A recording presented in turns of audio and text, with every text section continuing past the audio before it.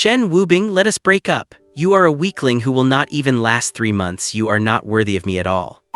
At the entrance of Ice City University, Su Qingqing leaned into the arms of a handsome, awakened man, looking at me with pure disgust. The surrounding classmates were all staring at me with mocking eyes. Everyone knows I suffer from over 30 terminal illnesses and struggle just to breathe. I am a complete and utter waste. But what they do not know is that Su Qingqing was originally suffering from late-stage leukemia. It was me who used my awakened ability, absorption, to transfer her leukemia onto myself, literally taking the blow of death for her. Is it just because he is an awakened? I looked at this woman whose life I had saved with my own. That is right, Qin Hao is a noble awakened and you are just a piece of trash who could die at any moment, Su Qingqing sneered. I looked at her rosy cheeks, the vibrant health I had bought with my own life. At that very moment, purple text I had just seen earlier at the hospital appeared before my eyes again, Bestow. I smiled. Dragging my body that felt like it was falling apart, I walked up to her step by step and gently patted her shoulder. Since we are breaking up, it is time to return everything that does not belong to you. The next second, Su Qingqing violently spat out a mouthful of blood. Her once healthy complexion turned paper-white in an instant as she collapsed to the ground in agony. And I, feeling the lightness of being rid of one terminal illness, looked down at her with cold indifference. But to understand all of this, we have to go back to my trip to the hospital a few hours ago. A few hours ago, in the specialist consultation room at the Ice City First Hospital. Doctor, how is my condition? 20-something Shen Wubing sat in the chair, his face deathly pale, his voice so weak he sounded like he could stop breathing at any moment.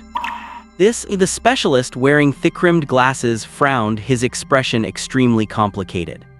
Cough, cough, Shen Wubing let out 2 sharp coughs and managed a strained smile. It is all right, doctor, just tell me straight, I can take it. The doctor squeezed the bridge of his nose firmly. Young man, I have been practicing medicine for over 30 years and this is the first time I have ever seen a physique like yours. So far, we have identified over 30 different illnesses in your body, and half of them are cancer.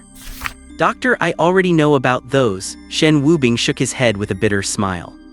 I just want to know, how much longer do I have to live? It is not a question of how much longer you have, but the fact that you are still alive at all is a medical miracle. The doctor flipped through the medical records repeatedly, looking completely stunned. With over 30 illnesses racking his body, most of them terminal, how had he even survived until now? Shen Wubing sighed and stood up to leave.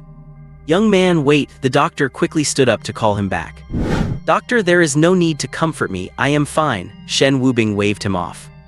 Everything that happened was his own choice, and he was perfectly willing to accept it. The doctor hesitated, though it might be a bit intrusive, I still have one question I would like to ask. Hearing the word intrusive, Shen Wubing knew exactly what it was, but it did not matter anymore. The doctor looked troubled. Young man, after you pass away, would you be willing to donate your remains? Shen Wubing was clearly taken aback. That was a bit harsh. My remains are still of any use. He did not have a single healthy organ left in his body. Do not misunderstand. With so many terminal cancers, you should have died long ago. The doctor adjusted his glasses. But since you can still move around freely, it is highly likely you have some kind of substance in your body that suppresses cancer cells, so... You want to use my body for research? Shen Wubing interrupted directly. Yes, the doctor knew it was a bit much to ask, but if they could understand how it worked, it would be a miracle for the medical world. All right, I agree, Shen Wubing nodded decisively. The doctor was stunned for a moment, then quickly said, it would be best to go home and discuss this with your family first. My family? Shen Wubing paused his steps and murmured, there is no one left at home. When I am nearing the end, I will come back to sign the papers. I have other things to do today. With that, he pushed the door open and left. Watching his frail figure walk away, the doctor looked complicated and shouted out, young man, if you feel unwell at any time, come to me. It will be free of charge. As soon as the words left his lips, the doctor sighed at his own foolishness. In his state, when would he ever feel well? My name is Shen Wubing, 21 years old, a sophomore at Ice City Institute of Technology. That was not my original name. I was sickly as a child, so my parents changed it for me. Shen Wubing, meaning to be without illness. As it turned out, changing my name was useless. Growing up, I caught every single epidemic that went around without exception. If there is a disease, I am there, and if I am there, I get the disease. At first, I got used to the pain. I was never going to die from it anyway. Until I was 12, when my mother was diagnosed with terminal lung cancer. I suddenly saw a faint purple glow radiating from her, with 2 large characters floating above it. Absorb. I did not know what it meant. Looking at my weak mother and my father who had aged years overnight, I could not help but say, "Dad, there is purple light on Mom and there are words." My father was stunned for a moment, thinking it was just childhood nonsense, and patted my head to tell me to go play. Driven by curiosity, I reached out and touched those 2 purple characters. The next second, it felt like a black hole had opened up inside me, forcibly extracting something from my mother. Half a minute later, my breathing became shallow, and I started coughing uncontrollably. Yet my mother on the hospital bed showed a visible improvement in her spirit. The next day, when we went back for a checkup, the doctor looked at the report and kept saying it was impossible. After repeated tests, it was a fact that my mother's lung cancer had been cured. That day, my parents took me out for a big meal, happily talking about how the heavens had opened their eyes. But a few days later, I collapsed, diagnosed with the same terminal lung cancer my mother had. That night, my mother sat by my hospital bed crying, saying she would trade her life for mine. But deep down, I had a hunch. I had traded my life for hers. The doctor swore I would not live past 3 months. But almost 10 years have passed, and although I have been sickly the whole time, I have never shown any sign of actually dying. Later, thinking my own days were numbered, I absorbed every illness from my parents I could, hoping they would be healthy for the rest of their lives. But while I could change my body, I could not change my fate. When I was 18, the parents I had so carefully protected died in a car accident. I became an orphan. Fortunately, I still had her. Su Qingqing, my girlfriend since high school, was one of the few people who knew I was a sickly weakling and still wanted to be near me. Until one day, those same 2 purple characters appeared on her. Absorb. I panicked and immediately forced her to get a checkup. The result, leukemia. How could I just sit back and watch her suffer? I chose to absorb again, at the cost of my body completely breaking down. Since then, I have just given up on myself. Since I will not live long, I might as well be a saint. For 2 years, I have helped countless people. This morning, after casually absorbing my roommate's hemorrhoids, I felt this body had finally reached its limit. Ding! The sound of the elevator door opening interrupted his thoughts, pulling him back to reality. As he looked up, a girl with stunning beauty but a deathly pale complexion walked in. She was extremely weak. The moment she stepped in, she stumbled and crashed straight into Shen Wubing. Cough, cough, cough. The girl was light, but Shen Wubing was even weaker. The collision sent him into a violent coughing fit. I am sorry, I did not mean to. The girl quickly stepped back, leaning against the elevator wall. When Shen Wubing looked at her again, his pupils shrank instantly. Floating above her were 4 characters he had never seen before. Absorb. Bestow. Absorb, bestow. Shen Wubing felt a jolt in his heart. If absorb can transfer someone else's illness to me, would not bestow be able to transfer my illness to someone else? Almost subconsciously, he was about to choose bestow. Are you Shen Wubing? The girl next to him spoke up suddenly, her expression filled with a hint of panic. Shen Wubing paused. Do you know me?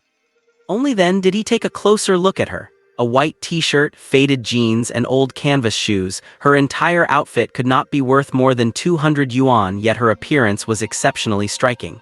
In his experience, the only person who could rival her beauty was Su Qingqing.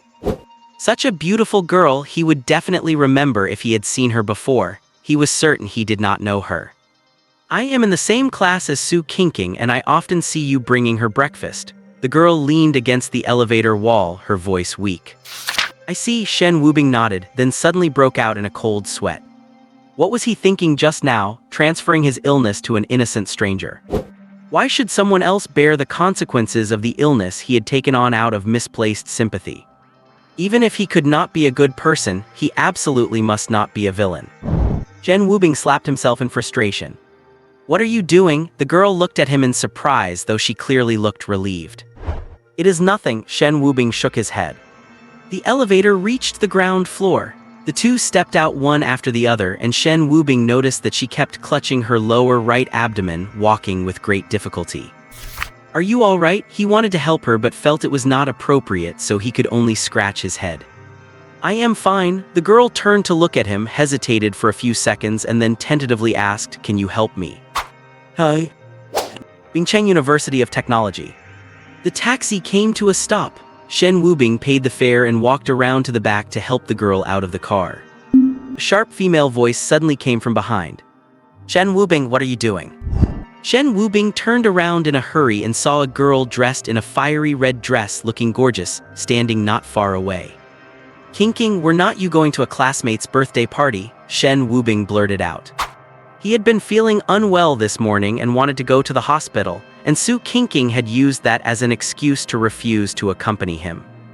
"You have the nerve to ask me?" Su Kinking darkened her face and pointed at the girl behind him, demanding, "Who is she?" Just as Shen Wubing was about to explain, the girl behind him stepped out. "Kinking, do not misunderstand. We just happened to run into each other at the hospital. I was not feeling well, so I asked him to help me back." Lin Man. Su Kinking looked surprised. Only then did Shen Wubing learn the girl's name. Lin Man. That name sounded a bit familiar. Just then, a sarcastic voice interjected from the side. "Kinking, is this your sickly boyfriend?" Only then did Shen Wubing notice a tall boy dressed in designer brands standing beside Su Kinking. He knew this person, or rather, there was not a single person at Bingcheng University of Technology who did not. Jin Hao, a junior and a student in the Dao class. 3 years ago, the first awakened person in the Xia Kingdom was revealed during a college basketball game when a video of a super long-range telekinetic shot went viral. Since then, awakened individuals have been emerging all over the world. Official research showed that 20 is the peak age for awakening. The earlier one awakens, the greater the potential. Because of this, the Xia Kingdom set up special Dao classes in major universities for intensive training. Qin Hao was a star student of the university's Dao class. He awakened the high-damage ability of blazing fire at 19, and with his tall, handsome looks and wealthy background, he sat firmly on the throne of the academy's heartthrob. Regarding the term sickly used by Qin Hao, Shen Wubing remained expressionless. Having been called that for over a decade, he was long used to it. Su Kinking's expression flickered, then she bit her lip, her eyes instantly reddening as she started to complain tearfully to Shen Wubing. "Shen Wubing, I have been so good to you. You have been sickly since you were little, and I have always taken care of you and accommodated you. Nobody else wanted to bother with you, only I stayed by your side. And now you are actually going behind my back to find another woman." Her tears flowed on command, her heartbroken, tear-streaked appearance inciting pity. "Kinking, eyes. Do not explain," Su Kinking interrupted him sharply, her face full of disappointment. "I rejected so many suitors for your sake, and you actually cheated on me." The commotion attracted many students to watch, and the crowd began pointing and whispering at Shen Wubing and Lin Man. "Who is that sickly guy?" "His name is Shen Wubing. I heard he has a terminal illness. The one crying is our department beauty, Su Kinking, his girlfriend." Su Kinking is so devoted, she does not mind his terminal illness and even turned down a bunch of suitors for him, yet this guy actually dares to cheat. Cheating on the department beauty, what a piece of trash. Hearing the whispers around her that favored her side, Su Kinking curled the corners of her lips, then quickly composed herself and resumed a look of grievance. Shen Wubing, standing opposite her, saw that flash of a triumphant smile with perfect clarity. In an instant, everything made sense to him. "Shen Wubing, since you are heartless to me, do not blame me for being unrighteous." Su Kinking wiped the corners of her eyes, turned to look at Qin Hao and said, "Senior Qin Hao, I was dedicated to him, but he let me down. Now I am willing to accept your pursuit." Qin Hao hesitated for 2 seconds, looking at Jiang Kinking with a smile that was not quite a smile. He knew exactly what kind of hypocritical games this woman was playing. But he did not care. A pretty face and a perfect figure were enough. It was just a relationship, so what did her character have to do with him? Qin Hao pulled Su Kinking into his arms and said affectionately, "Kinking, do not worry, I will never let you suffer any more harm." As he spoke, he cast a provocative glance at Shen Wubing. A bitter smile appeared on Shen Wubing's pale face. A talented youth from a prominent family, a devoted school beauty who had been let down, and now myself, the good-for-nothing villain and jerk. What a melodramatic soap opera. It is just a pity that I am not the protagonist.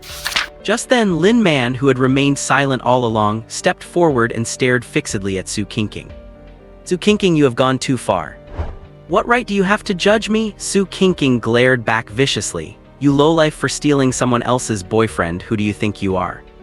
Lin Man let out a cold laugh. You claim you do not mind Shen Wubing's physical condition, but you have been taking his care for granted all this time. The reason you said you rejected countless suitors for him is simply because you are holding out for a higher price and look down on those people. If Qin Hao had appeared earlier, you would have dumped Shen Wubing long ago, right? Su Qingqing was stunned for a moment. The phrase holding out for a higher price struck a nerve deep in her heart. She usually would not even bother with girls from ordinary backgrounds like her, so how could this woman know her so well?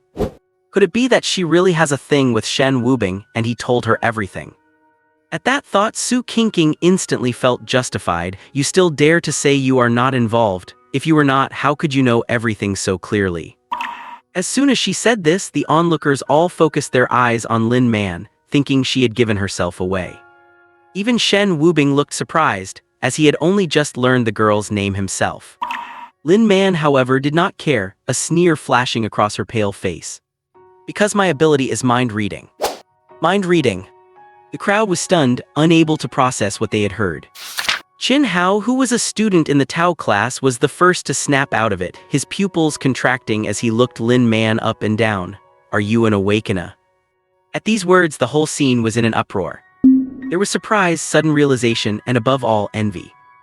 In the Xia Kingdom and across the globe, the status of awakeners is extremely high. Even if their abilities are mediocre, they are snatched up by major companies upon graduation with their futures secured.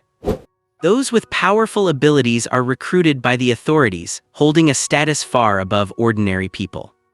Lin Man did not answer, she simply smiled. No, if you are an awakener, why are not you in the Tao class? Qin Hao asked with a frown. Because not everyone treats being an awakener as a status symbol to show off. Lin Man clutched her lower right abdomen, her expression slightly stiffening. She caught her breath and turned to Su Qingqing. There are many ways to break up, but you chose the one that hurts the most just to protect the good reputation you have worked so hard to build. I did not. Su Qingqing's eyes darted away, not daring to look at her. Do not bother hiding, Lin Man shook her head. I can see through your thoughts with just a glance. You did not leave Shen Wubing all these years because first, he could meet your material needs, and second, being seen as loyal and inseparable earned you a good reputation. This is a bonus for when you want to attach yourself to someone else in the future, is not it? Su Qingqing opened her mouth, but the thought of the other's mind-reading ability forced her to swallow her words. In the face of this ability, she had no secrets. Any defense would be pale and powerless. Enough, Qin Hao glared at Lin Man and said coldly, I do not care if you are an awakener or not. Su Qingqing is my woman now, and it is not your place to interfere. With that, he spread one hand, and a ball of scorching flames instantly erupted from his palm. The crowd of onlookers quickly retreated. It was not clear how strong mind reading was, but the destructive power of fire was plain for all to see. No one dared to provoke an enraged Qin Hao. Lin Man's voice faltered. Although mind reading could reveal the hearts of others, it had no combat capability. Because it was so easy to pry into privacy, she had been rejected by the Tao class instructors and was left isolated and marginalized. Facing the unreasonable Qin Hao, she was at a loss. Seeing this, Su Qingqing regained her confidence, stepped forward to hook her arm into Qin Hao's and pointed at Lin Man viciously. Senior Qin Hao, she is just spouting nonsense, you have to teach her a lesson for me. As she spoke, she deliberately rubbed her chest against his arm. Feeling the touch on his arm, Qin Hao curled his lips into a wicked smile and looked at Lin Man. I guess it is just your bad luck today. Wait, Shen Wubing stepped forward and blocked Lin Man. Lin Man had gotten into trouble for his sake. He could not just stand by and watch her suffer an unprovoked disaster. Sickly, what are you doing again, trying to stand up for her? Qin Hao held the flame in his palm, looking at him with utter contempt. It is just a breakup, there is no need to make it so ugly. Shen Wubing managed a faint smile on his pale face. He walked up to Su Qingqing. Since we are broken up, it is time for some things that originally belonged to you to be returned. As he said this, he reached out and patted Su Qingqing on the shoulder. "Get your dirty hands off me." Su Qingqing slapped Shen Wubing's hand away. In front of Qin Hao, she had to show absolute disgust. The next second, Su Qingqing suddenly felt a wave of dizziness, and an intense sense of fatigue washed over her. Shen Wubing's expression, however, softened significantly. This was Shen Wubing's first attempt at bestowing. In the brief moment of contact just now, he had successfully returned the leukemia that originally belonged to her. Shen Wubing smiled, then reached out to pat Qin Hao on the shoulder, saying with deep meaning, "You really have to take good care of Qingqing." But the moment he finished, Qin Hao felt a sudden tightening in his rear, accompanied by a vague sense of discomfort. He stood there with his legs involuntarily clamped together, looking rather ridiculous. For a moment, he had no time to control his ability, and the flames in his palms extinguished accordingly. Seeing his strange posture, Su Qingqing was confused for a moment. She wanted to step forward to support him, but before she could even touch him, everything went black and she collapsed to the ground. Watching this scene, Lin Man looked completely bewildered. She truly could not understand how the two people who had been acting so arrogant just a moment ago had suddenly ended up in this state. Shen Wubing did not look back at the two again. He simply pushed through the crowd and left the scene. Lin Man looked at his retreating figure, hesitated for a few seconds, and then followed him. Shen Wubing, Lin Man called out toward his back. Shen Wubing paused, turned his head to look at her, but said nothing. "Shen Wubing, what exactly did you do to them just now?" Lin Man was still clutching her abdomen, but a happy smile hung on her face. It was clear that what had just happened was quite satisfying for her. "Nothing." Shen Wubing shook his head. He originally did not want to explain, but thinking about how she had offended Qin Hao and Su Qingqing for his sake, he decided to say it was just returning what originally belonged to Su Qingqing back to her. "As for Qin Hao, I just gave him a little welcome gift. It will not be life-threatening." "Will not be life-threatening?" Lin Man was stunned upon hearing this. The amount of information in that sentence was clearly quite significant. If Qin Hao's case is not life-threatening, does that mean Su Qingqing's might be? Thinking of this, Lin Man subconsciously looked up to meet Shen Wubing's eyes, but he turned his head away and said coolly, "Lin Man, thank you for speaking up for me today. As a reward, I can help you once, but do not pry into my thoughts." Hearing this, Su Man quickly withdrew her gaze. "I am sorry, I did not mean to. It is just a habit." "You should probably break that habit," Shen Wubing said calmly. "Otherwise, given your awakened ability combined with your curiosity, it will very likely bring you trouble." "I understand," Lin Man whispered with her head lowered. She knew that Shen Wubing was right, as this ability had already caused her a lot of distress. Ever since she awakened her mind reading, she could not help but pry into the inner thoughts of others. But human hearts cannot be pried into because everyone's heart has some dark corners. This resulted in her having no friends, as she was always seeing the ugly sides of everyone's inner self. This led her to deliberately distance herself from others, but where in the world can one find perfect people? Seeing her bleak expression, Shen Wubing did not pursue the topic further, though he still deliberately avoided her gaze. "Lin Man, what kind of illness do you have?" Although Shen Wubing could see the word absorb on her, it did not reveal the specific nature of her illness. Through his research over the years, he had roughly categorized illnesses into 4 levels. They are white, green, blue, and purple. White is a common cold or fever, the kind that might heal even without medication. Green refers to illnesses that require injections or medicine or even hospitalization, but generally do not have much impact. What Lin Man had was currently green. Blue represents more serious conditions that require surgery, which could be life-threatening if not handled properly. For instance, early-stage curable cancers or difficult diseases that are hard to treat but not necessarily fatal. As for purple, the illnesses Shen Wubing had absorbed the most were purple ones. His mother's late-stage lung cancer, Su Qingqing's leukemia, and the conditions of those he helped when his sympathy got the better of him were all purple-level diseases. Lin Man kept holding her right lower abdomen and hesitated for a few seconds before saying, "Appendicitis." Shen Wubing was full of question marks. "If it is appendicitis, why have not you been hospitalized for surgery?" Lin Man hesitated again before gritting her teeth and saying, "I do not have the money." Upon hearing this, Shen Wubing looked her up and down again at her simple attire, thought for a moment, and then stepped forward to pat her on the shoulder. Absorb. Following that, the black hole within his body manifested once more. Within just a few seconds, Shen Wubing felt a wave of intense pain erupt in his abdomen. Even for someone who had been tormented by illnesses for years, it was almost unbearable. However, he adapted to this pain quite quickly. If you said his body was healthy, he had dozens of diseases, looking sickly every day as if he could die at any moment. But if you said his body was unhealthy, he had managed to live for nearly a decade while bearing these pains, which were like daily routines to him. Feeling the change in her body, Lin Man was clearly startled. She instinctively wanted to look up at Shen Wubing's eyes. Since awakening her mind-reading ability, she had grown accustomed to not asking people questions, but rather prying directly into their hearts because people can lie, but hearts cannot. Lin Man, I already told you, do not pry into my thoughts. Shen Wubing's slightly cold voice rang out at the right moment. Hearing this, Lin Man quickly lowered her head. I am sorry, I did not mean to, I just... All right, no need to say more, Shen Wubing interrupted her, then said, you helped me today and I helped you, we are now even. Shen Wubing's meaning was clear. He did not want any further interaction with Lin Man. I do not think anyone would want to be around someone who could read their every secret at any time, and Shen Wubing was no exception. What is more, his secrets were far more numerous than the average person's.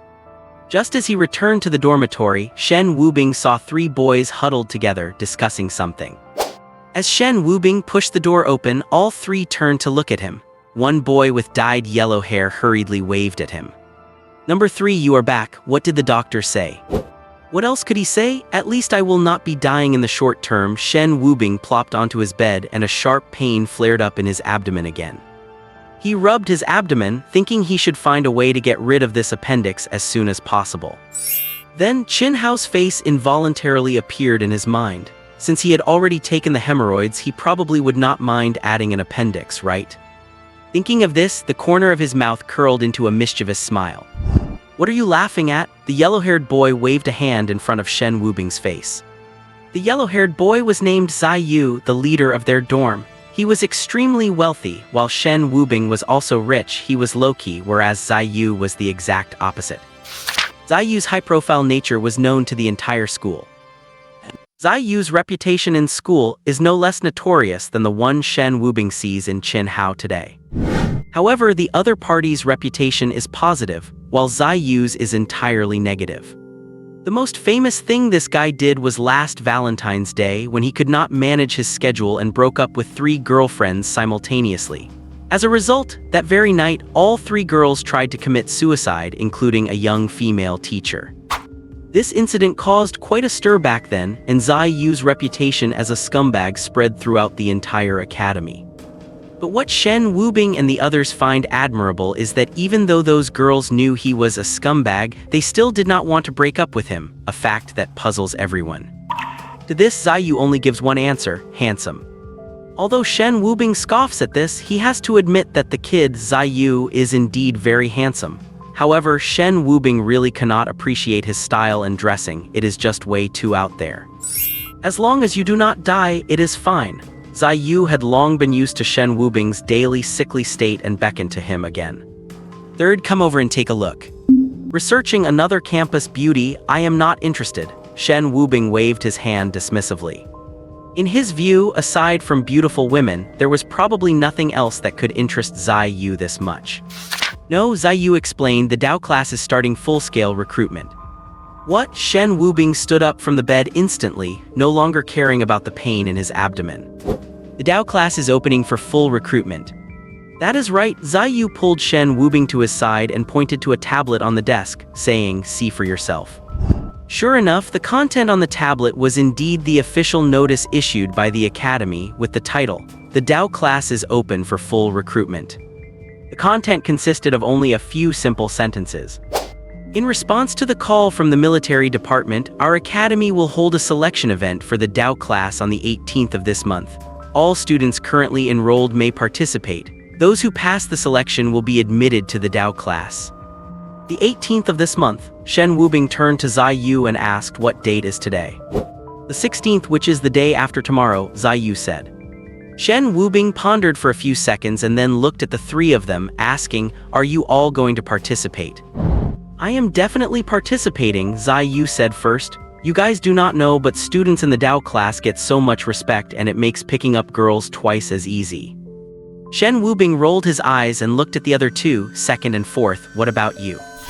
"I want to participate too. They all say that Dao class students have an easier time finding jobs and make more money." The one speaking was the second oldest in the dorm, Kaiyan Meng, who came from a village near Ice City. He is a full 1.9 meters tall and has a sturdy build. It is said that because he did farm work since childhood, he has real muscles that are much tougher than those built by lifting weights and eating protein powder.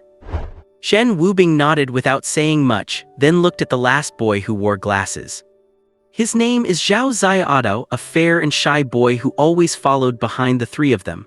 Whatever they did, he followed, and he rarely had his own ideas. "Third brother, are you going?" Zhao Xiaodo asked. "Well," Shen Wubing mused for a few seconds and then smiled bitterly. "I will still go and try, but you know my health. There is a high chance I will not pass the physical check." "If you go, I will go," Zhao Xiaodo nodded firmly. "Hey, fourth, I am not happy to hear that." Zai Yu reached out and tapped Zhao Xiaodo on the head.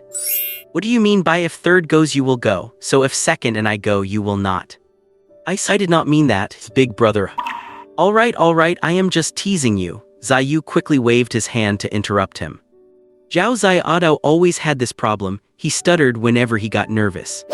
Just then, Shen Wubing's phone rang. He pulled it out, took a glance at the caller ID, walked into the bathroom, closed the door and pressed the answer button. "Old man Lin." "Little Shen, you have seen the notice from your academy, have not you?" A hoarse and majestic voice came from the other end of the line. "I saw it. I was just about to ask you, is it true that the military department initiated this?" Shen Wubing asked. "That is right. It was an order issued directly by the Kyoto military department. Even I only heard the news today," the person on the other end said. "Little Shen, this is an opportunity, you must seize it." "I will," Shen Wubing said. "By the way, the other party seemed to have thought of something and then changed the subject. Little Shen, we have found 2 more reclusive master physicians recently. Take some time to come over." "Old man Lin, maybe it is not needed anymore," Shen Wubing said. "What?" Hearing this, the other person's voice clearly rose. "Did something go wrong with your health again? Are you at the academy now? I will send someone to pick you up right away." No, as soon as Shen Wubing heard this, he knew the other party had misunderstood and quickly explained, "Old man Lin, listen to me first. It is not that my health is failing, but that I feel like I might not need to die." Not need to die," the other party was clearly surprised.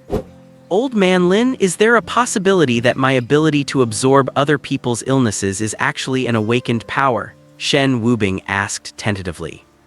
Upon hearing this, the other end of the line was silent for a full 10 seconds. Just as Shen Wubing thought the call had been cut off, old man Lin's slightly helpless sigh slowly came through the phone. "Sigh, little Shen, have you recently absorbed some kind of mental illness?" "Huh?" Shen Wubing was slightly stunned but immediately understood that the other party thought his mental state had collapsed. Before he could explain, old man Lin continued, "Little Shen, although awakened abilities come in many different forms, they are all, without exception, beneficial to the user. As for your ability..." The old man did not finish, but the meaning was clear. Shen Wubing's absorption, aside from burdening him with a bunch of illnesses and making him die faster, offered no benefits at all.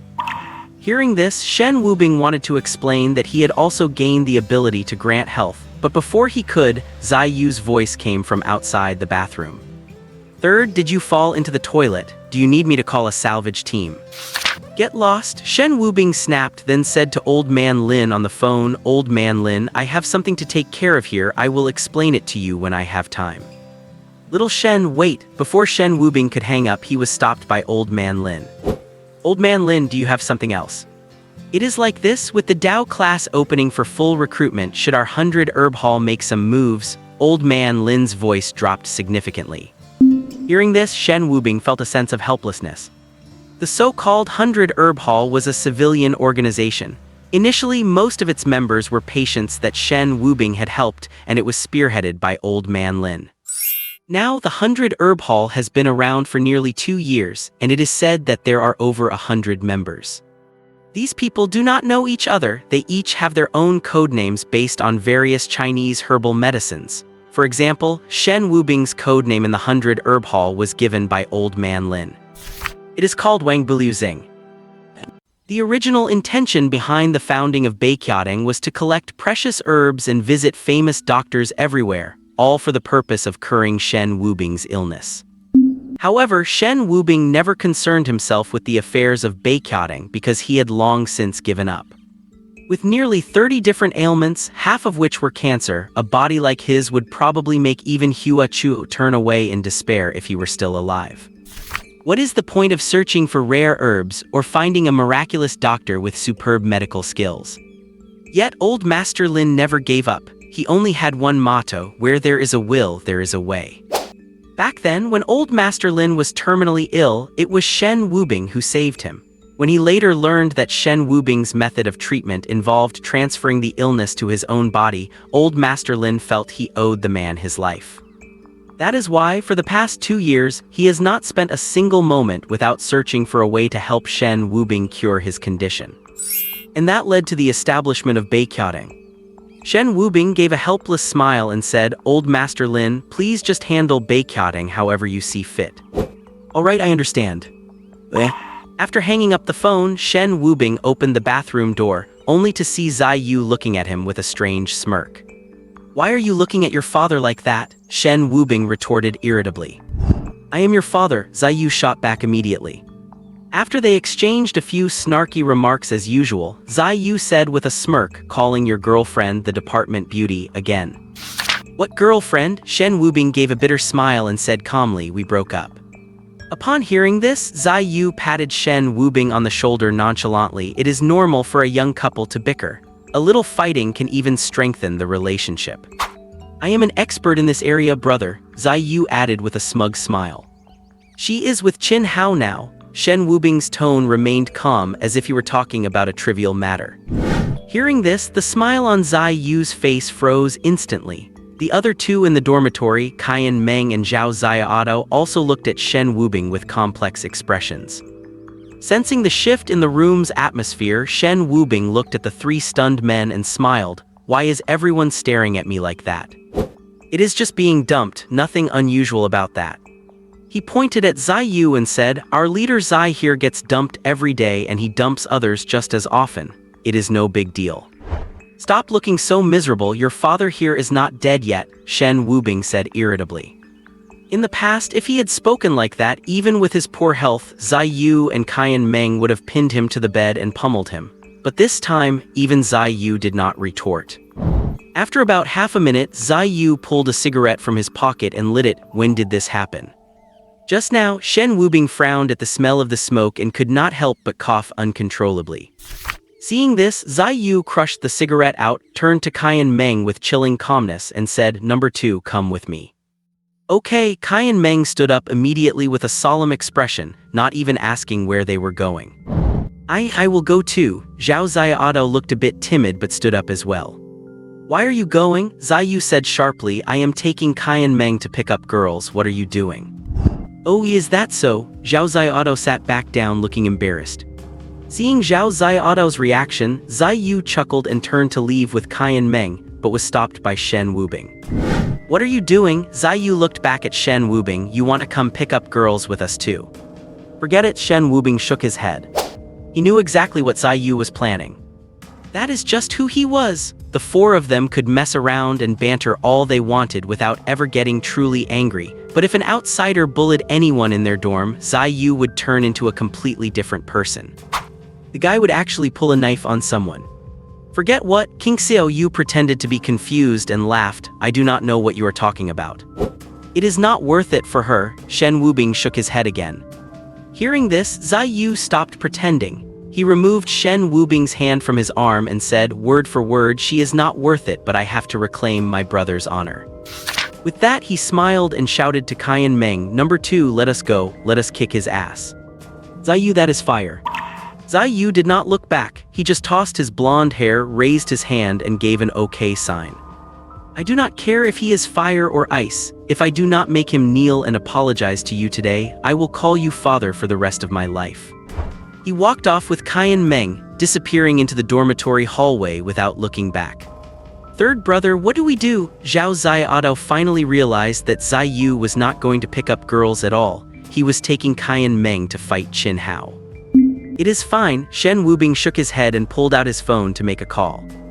After a long while, no one picked up on the other end. Shen Wubing frowned, turned to Zhao Xiaodo and said, Xiaodo, go to the fighting gym and find Yi Qing. Tell him I am looking for him and ask him to go straight to Qin Hao's dorm. Yi Qing from the Dao class, Zhao Xiaodo asked, looking puzzled. Third brother, you know Yi Qing. Do not ask so many questions, just do as I say. Oh okay, Zhao Xiaodo nodded and hurried out of the dorm. Watching him leave, Shen Wubing was still uneasy. He dialed another number and before the other party could speak, he said bluntly, Old Master Lin, I have got a bit of trouble at school. After a moment of thought, he added, it might involve breaking a leg of a Dao class student. Students in the Dao class were cherished everywhere. There had been cases where Dao class students beat others half to death outside of school yet faced no consequences. To touch a student from the Dao class was to poke a giant hornet's nest. On the other end of the line, Old Master Lin did not hesitate for a second. Go ahead and do what you need to do. I am sending people over immediately. Good, Shen Wubing nodded, hung up and walked out of the dorm. Meanwhile, inside Qin Hao's dormitory, 3 shirtless boys were playing cards around a table. Boom, I have got a bomb. One boy with a cigarette in his mouth slapped 4 kings onto the table. The next second, the dorm door was kicked open violently. Oh my god, the 3 of them jumped in fright and stood up, looking toward the door.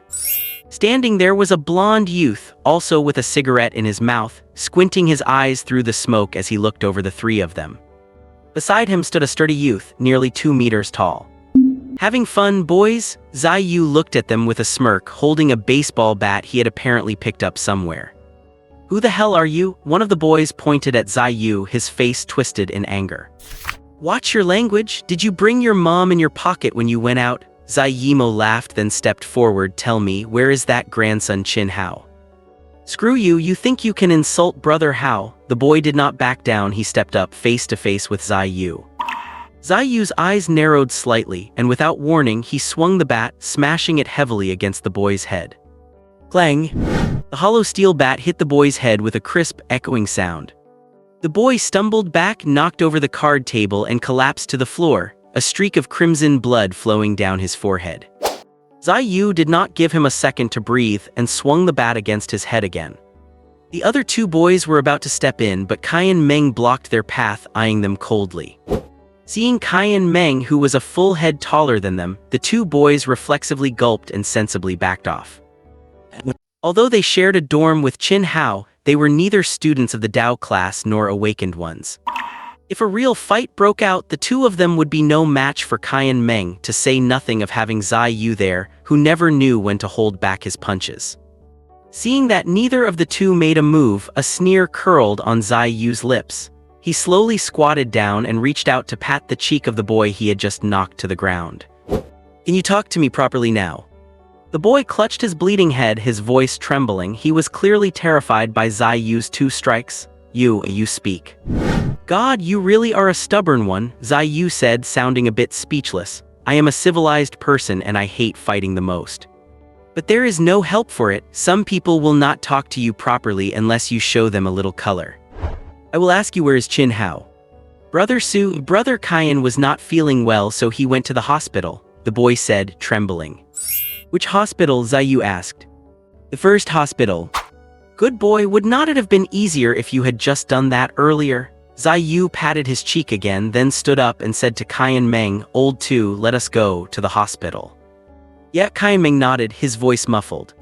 Just as they reached the dormitory door, Zai Yu seemed to think of something. He stopped in his tracks and turned to look at the other 2.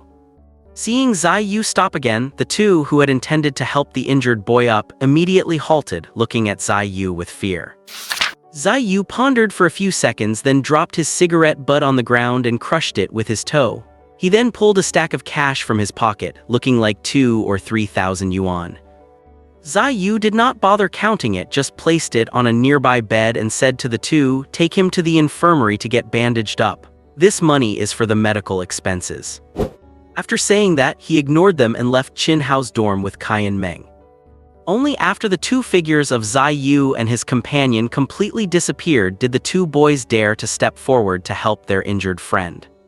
"Brother Hai, are you okay?" The beaten boy reached up to touch his head, then thrust his bloody hand in front of the other guy and snapped, "Do I look like I am okay?" Damn it, he snatched some tissues from a box nearby and while wiping the blood from his head said viciously, "I will get revenge for this sooner or later."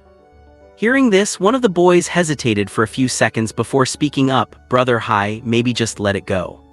"What did you say?" Brother Hai frowned, looking at the guy with displeasure. "You say let it go, since when have I ever taken such a loss?" "Brother Hai, his name is Zai Yu," the boy said abruptly. "I do not care what his name is, I have to take him down," Brother Kaienjun spat hard. "The Zai from 5th Master Zai," the boy added again. "Zai, 5th Master Zai?" Brother Hai clearly froze for a moment. He pulled out a few more tissues to wipe the blood on his head and was silent for a few seconds before he spoke again. "Actually, Zai Yu did not hit me that hard just now. It was just like friends messing around." As he spoke, he looked at the two and asked, "Right?" Now it was their turn to be stunned, but they quickly nodded in agreement. Yes, he was just playing around with you." "A City First Hospital. You have leukemia." Chin Hao looked at Su Qingqing beside him in shock. "Senior Chin Hao, I did have leukemia before, but I was cured. I do not know what happened this time." Su Qingqing's pale face was full of panic. As she spoke, she seemed to recall something. She remembered it was Shen Wubing who told her to get checked at the hospital back then, which was how she found out she had leukemia. Later, Shen Wubing told her he would find a way to help her. Not long after that, her leukemia was cured, and now she had just broken up with Shen Wubing and the leukemia had relapsed. Thinking of this, she quickly said, "It is Shen Wubing. It must be Shen Wubing." "What are you talking nonsense about?" Chin Hao looked at her displeased. He was not feeling very well either. A sudden case of hemorrhoids made it hard to sit still, and his mood was extremely irritable. "Senior Chin Hao, our illnesses must be Shen Wubing's doing." Su Qingqing grabbed Chin Hao's arm and said through gritted teeth. "Senior Chin Hao, do not you remember? We were both perfectly fine. It was only after Shen Wubing touched us that we both started having medical issues." Hearing Su Qingqing's words, Chin Hao fell into a moment of contemplation. As an awakened one, his physical condition was naturally much better than that of an ordinary person. While he was not immune to everything, it was true that he should not easily suffer from minor ailments like hemorrhoids. And it was indeed after Shen Wubing touched him that he felt the physical discomfort. But on second thought, if Shen Wubing had such an ability, why had he been so sickly all these years? And if that were true, Shen Wubing would have long since entered the Dao class. He would not be a nobody. Thinking of this, he looked at Su Qingqing again. This woman was very scheming. She must be using Shen Wubing as a shield because she was afraid of being dumped. After all, her Su family was just a small, mediocre clan, and treating leukemia required ongoing chemotherapy, which was not a small amount of money, and even then, whether it could be cured was an unknown. Thinking this, he was even more certain that it was just Su Qingqing's conspiracy, so he impatiently shook off her hand. "Enough, stop making a scene. I have things to do, I am leaving." "Senior Chin Hao, what about me?" Su Qingqing panicked. All these years, she was able to wear designer clothes and carry luxury bags because she had Shen Wubing as her personal ATM. But now, she had broken up with him. Now that Chin Hao did not want her either, what was she supposed to do? Thinking of this, she quickly grabbed Chin Hao's arm, saying in an almost pleading tone, "Senior Chin Hao, you cannot just abandon me." Chin Hao frowned slightly. "Why cannot I abandon you? We have not even been together for 2 hours. Do you think I am responsible for you?" Hearing Chin Hao's words, the color drained completely from Su Qingqing's already pale face. She knew Chin Hao was not planning to look after her anymore. Actually, she knew very well that all Chin Hao cared about was her youth and beauty, but she did not care because she thought she would stay beautiful forever. But now, her leukemia had relapsed without warning, and her only advantage was about to be wiped out. Looking at Chin Hao's cold, emotionless gaze, Su Qingqing panicked. Just then, a flippant voice reached their ears. "Yo, I hope I did not interrupt your illicit affair, you two partners in crime." "Boss Zai, I do not think those words are used like that," Kaiyan Meng reminded him from the side. "Never mind that." Zai Yu turned to look at Manju Meng and said, "Do you really think your boss is not cultured?" I will use classical Chinese to curse them for you right now.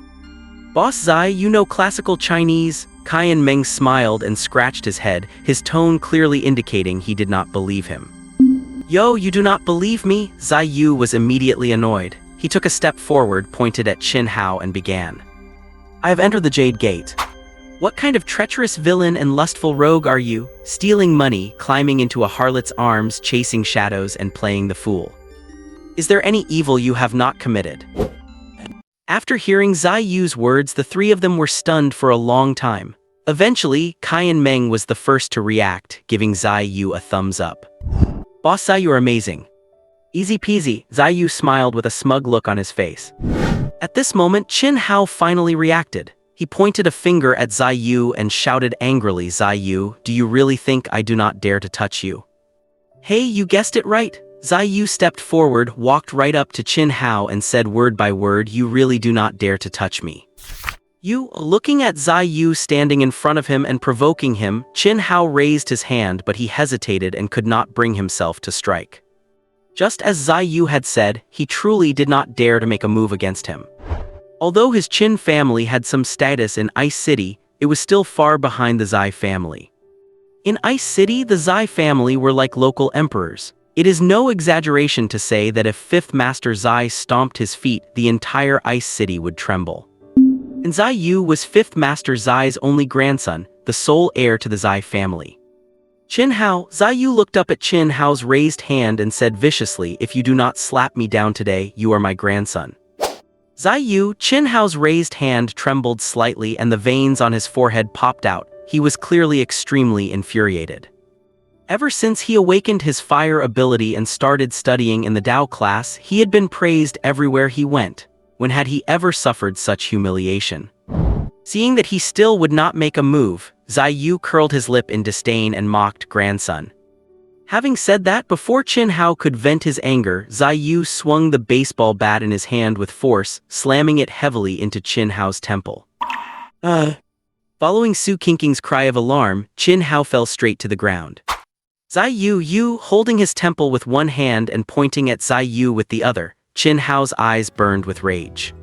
He did not dare to hit Zai Yu, but he never expected that Zai Yu would attack him without any regard for the Qin family or his status as a Dao class student. Do not point your finger at me, or I am afraid I will not be able to resist breaking it. Zai Yu weighed the baseball bat in his hand and said, Qin Hao, if you go and kneel to apologize to my brother before dark today, I will not hold this against you. Your brother, Qin Hao, was a bit confused. At this point, Su Qinking realized what was happening, quickly stepped forward to support Qin Hao and whispered he is roommates with Shen Wubing. Shen Wubing? Only then did Qin Hao understand that Zai Yu had come to settle scores for Shen Wubing.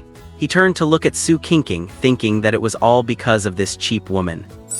With that thought, he shoved Su Qinking aside, stood up, looked at Zai Yu and said coldly, Zai Yu, you are dreaming if you think I will apologize to Shen Wubing.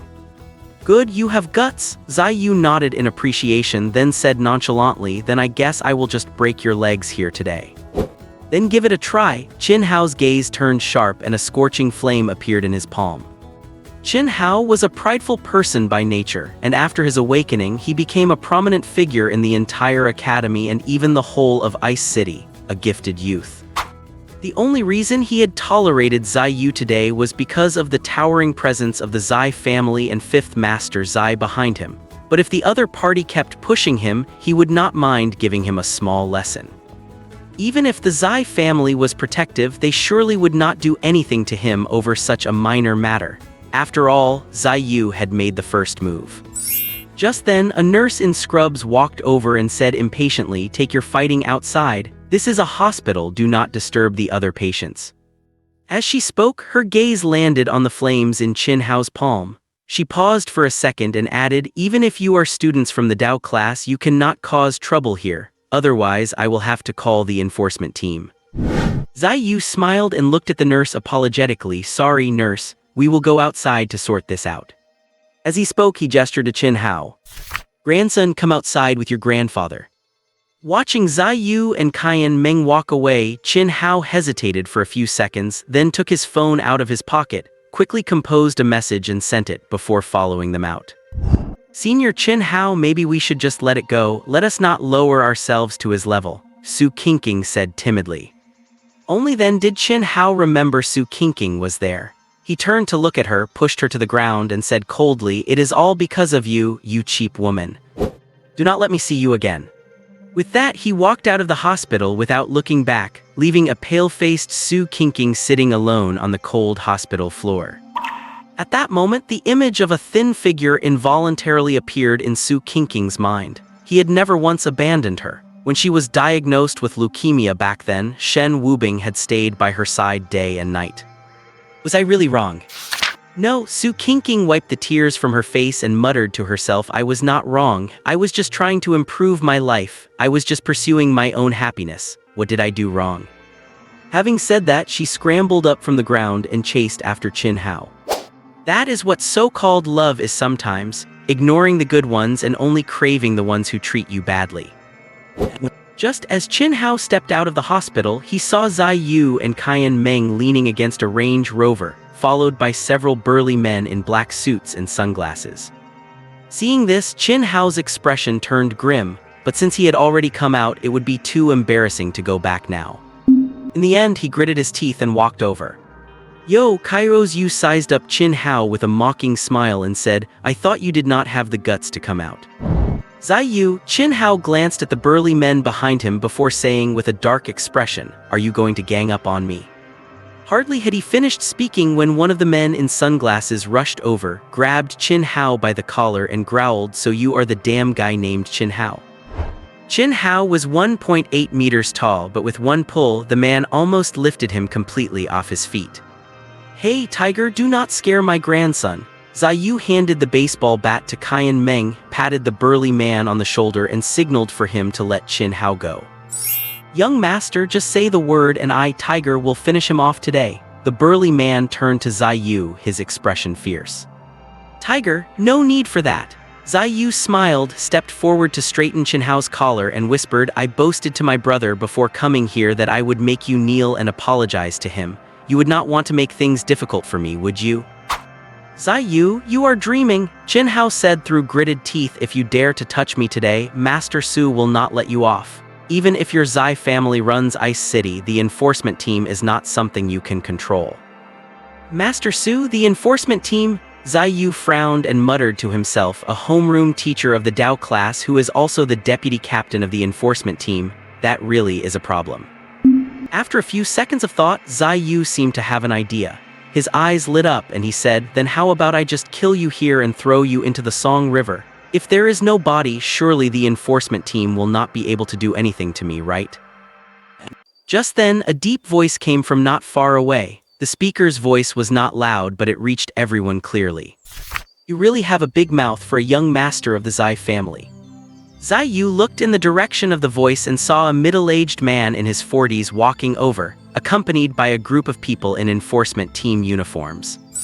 "Master Su," Chin Hao called out. He walked toward the man and pointed at Zai Yu, saying, "Master Su, you heard it all just now. He wants to kill me and throw me into the Songjiang River." "It does not matter." Master Su turned his head to look at the injury on Chin Hao's head, then said indifferently, "Since the young master of the Zai family wants to throw you into the Songjiang River, then let him. I also want to see just how lawless the Zai family really is in Ice City." With that, he shot a cold glance at Zai Yu and continued in a deep voice, "Do you have no regard even for the enforcement team or the Daoban unit established by order of the military department?" "Oh, come on," Zai Yu waved his hand dismissively upon hearing this. "Master Su, you talk like that, but my Zai family are just ordinary citizens. Please do not try to scare me with the enforcement team or the military. I am faint of heart." The Zai family could indeed cover the sky with one hand in Ice City, and they even had many of their own people planted within the enforcement team, but there was one department the Zai family absolutely dared not offend: the military department. The Xia Kingdom Military Department is the most powerful armed organization in the entire country. With its headquarters in the capital city, it establishes branches in every city to maintain security across the Xia Kingdom.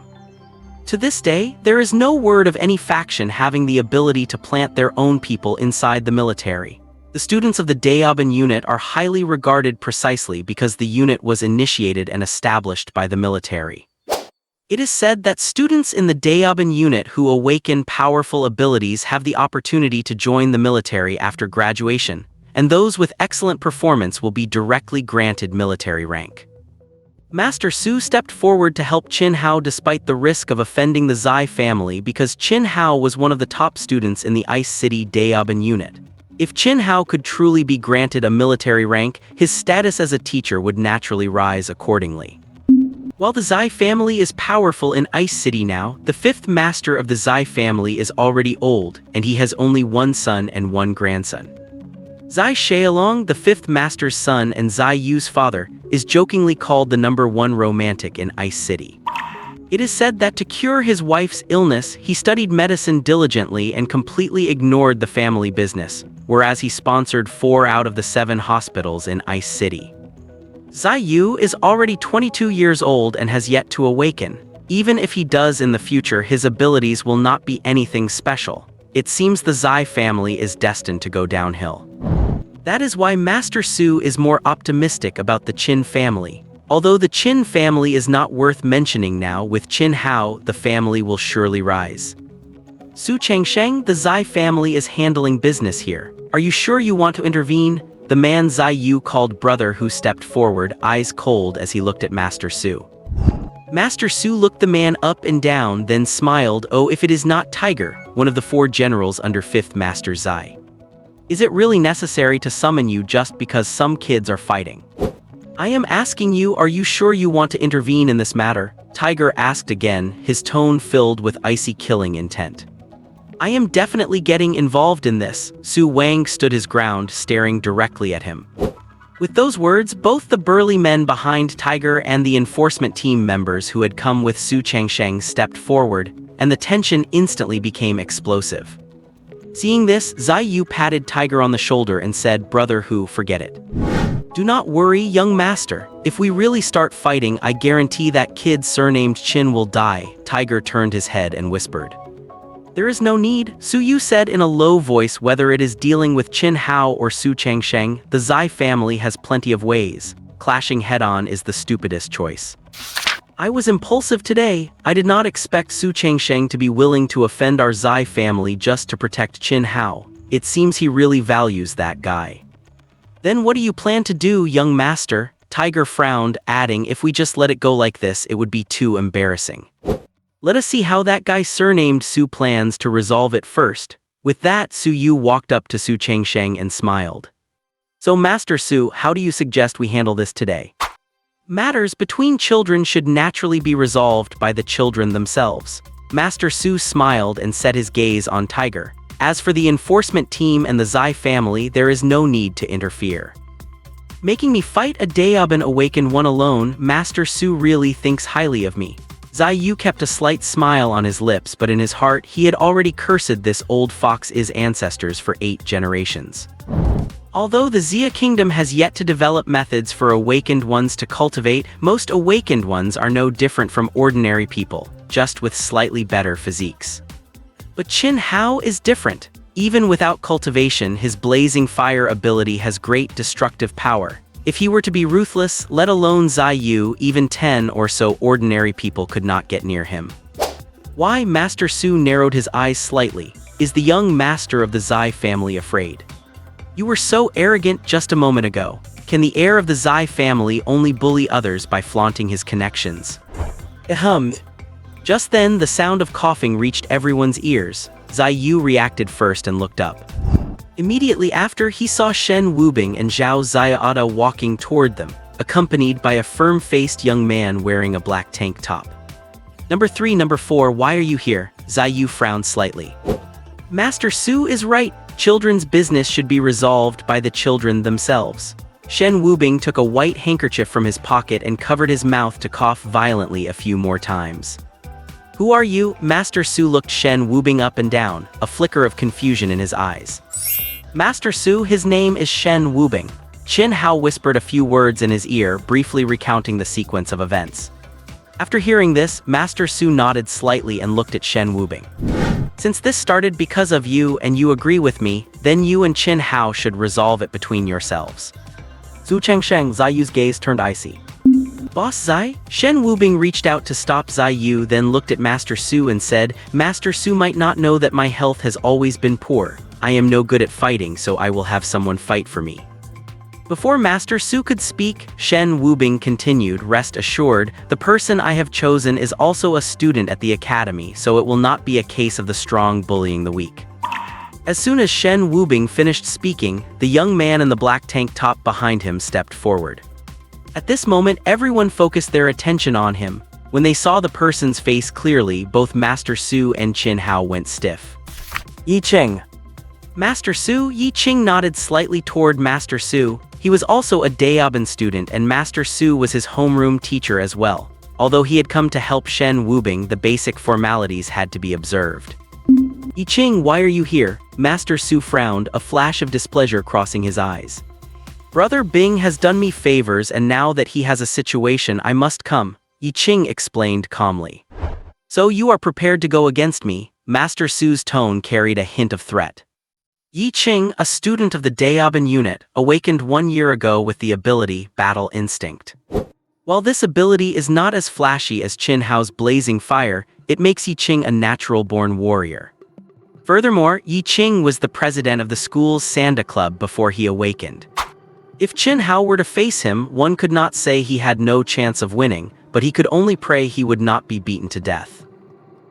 Yi Qing, do you really want to get involved in this? Su naturally knew that Qin Hao was no match for his opponent, so he continued to threaten him, even at the risk of offending me, the entire Dao class and the law enforcement team.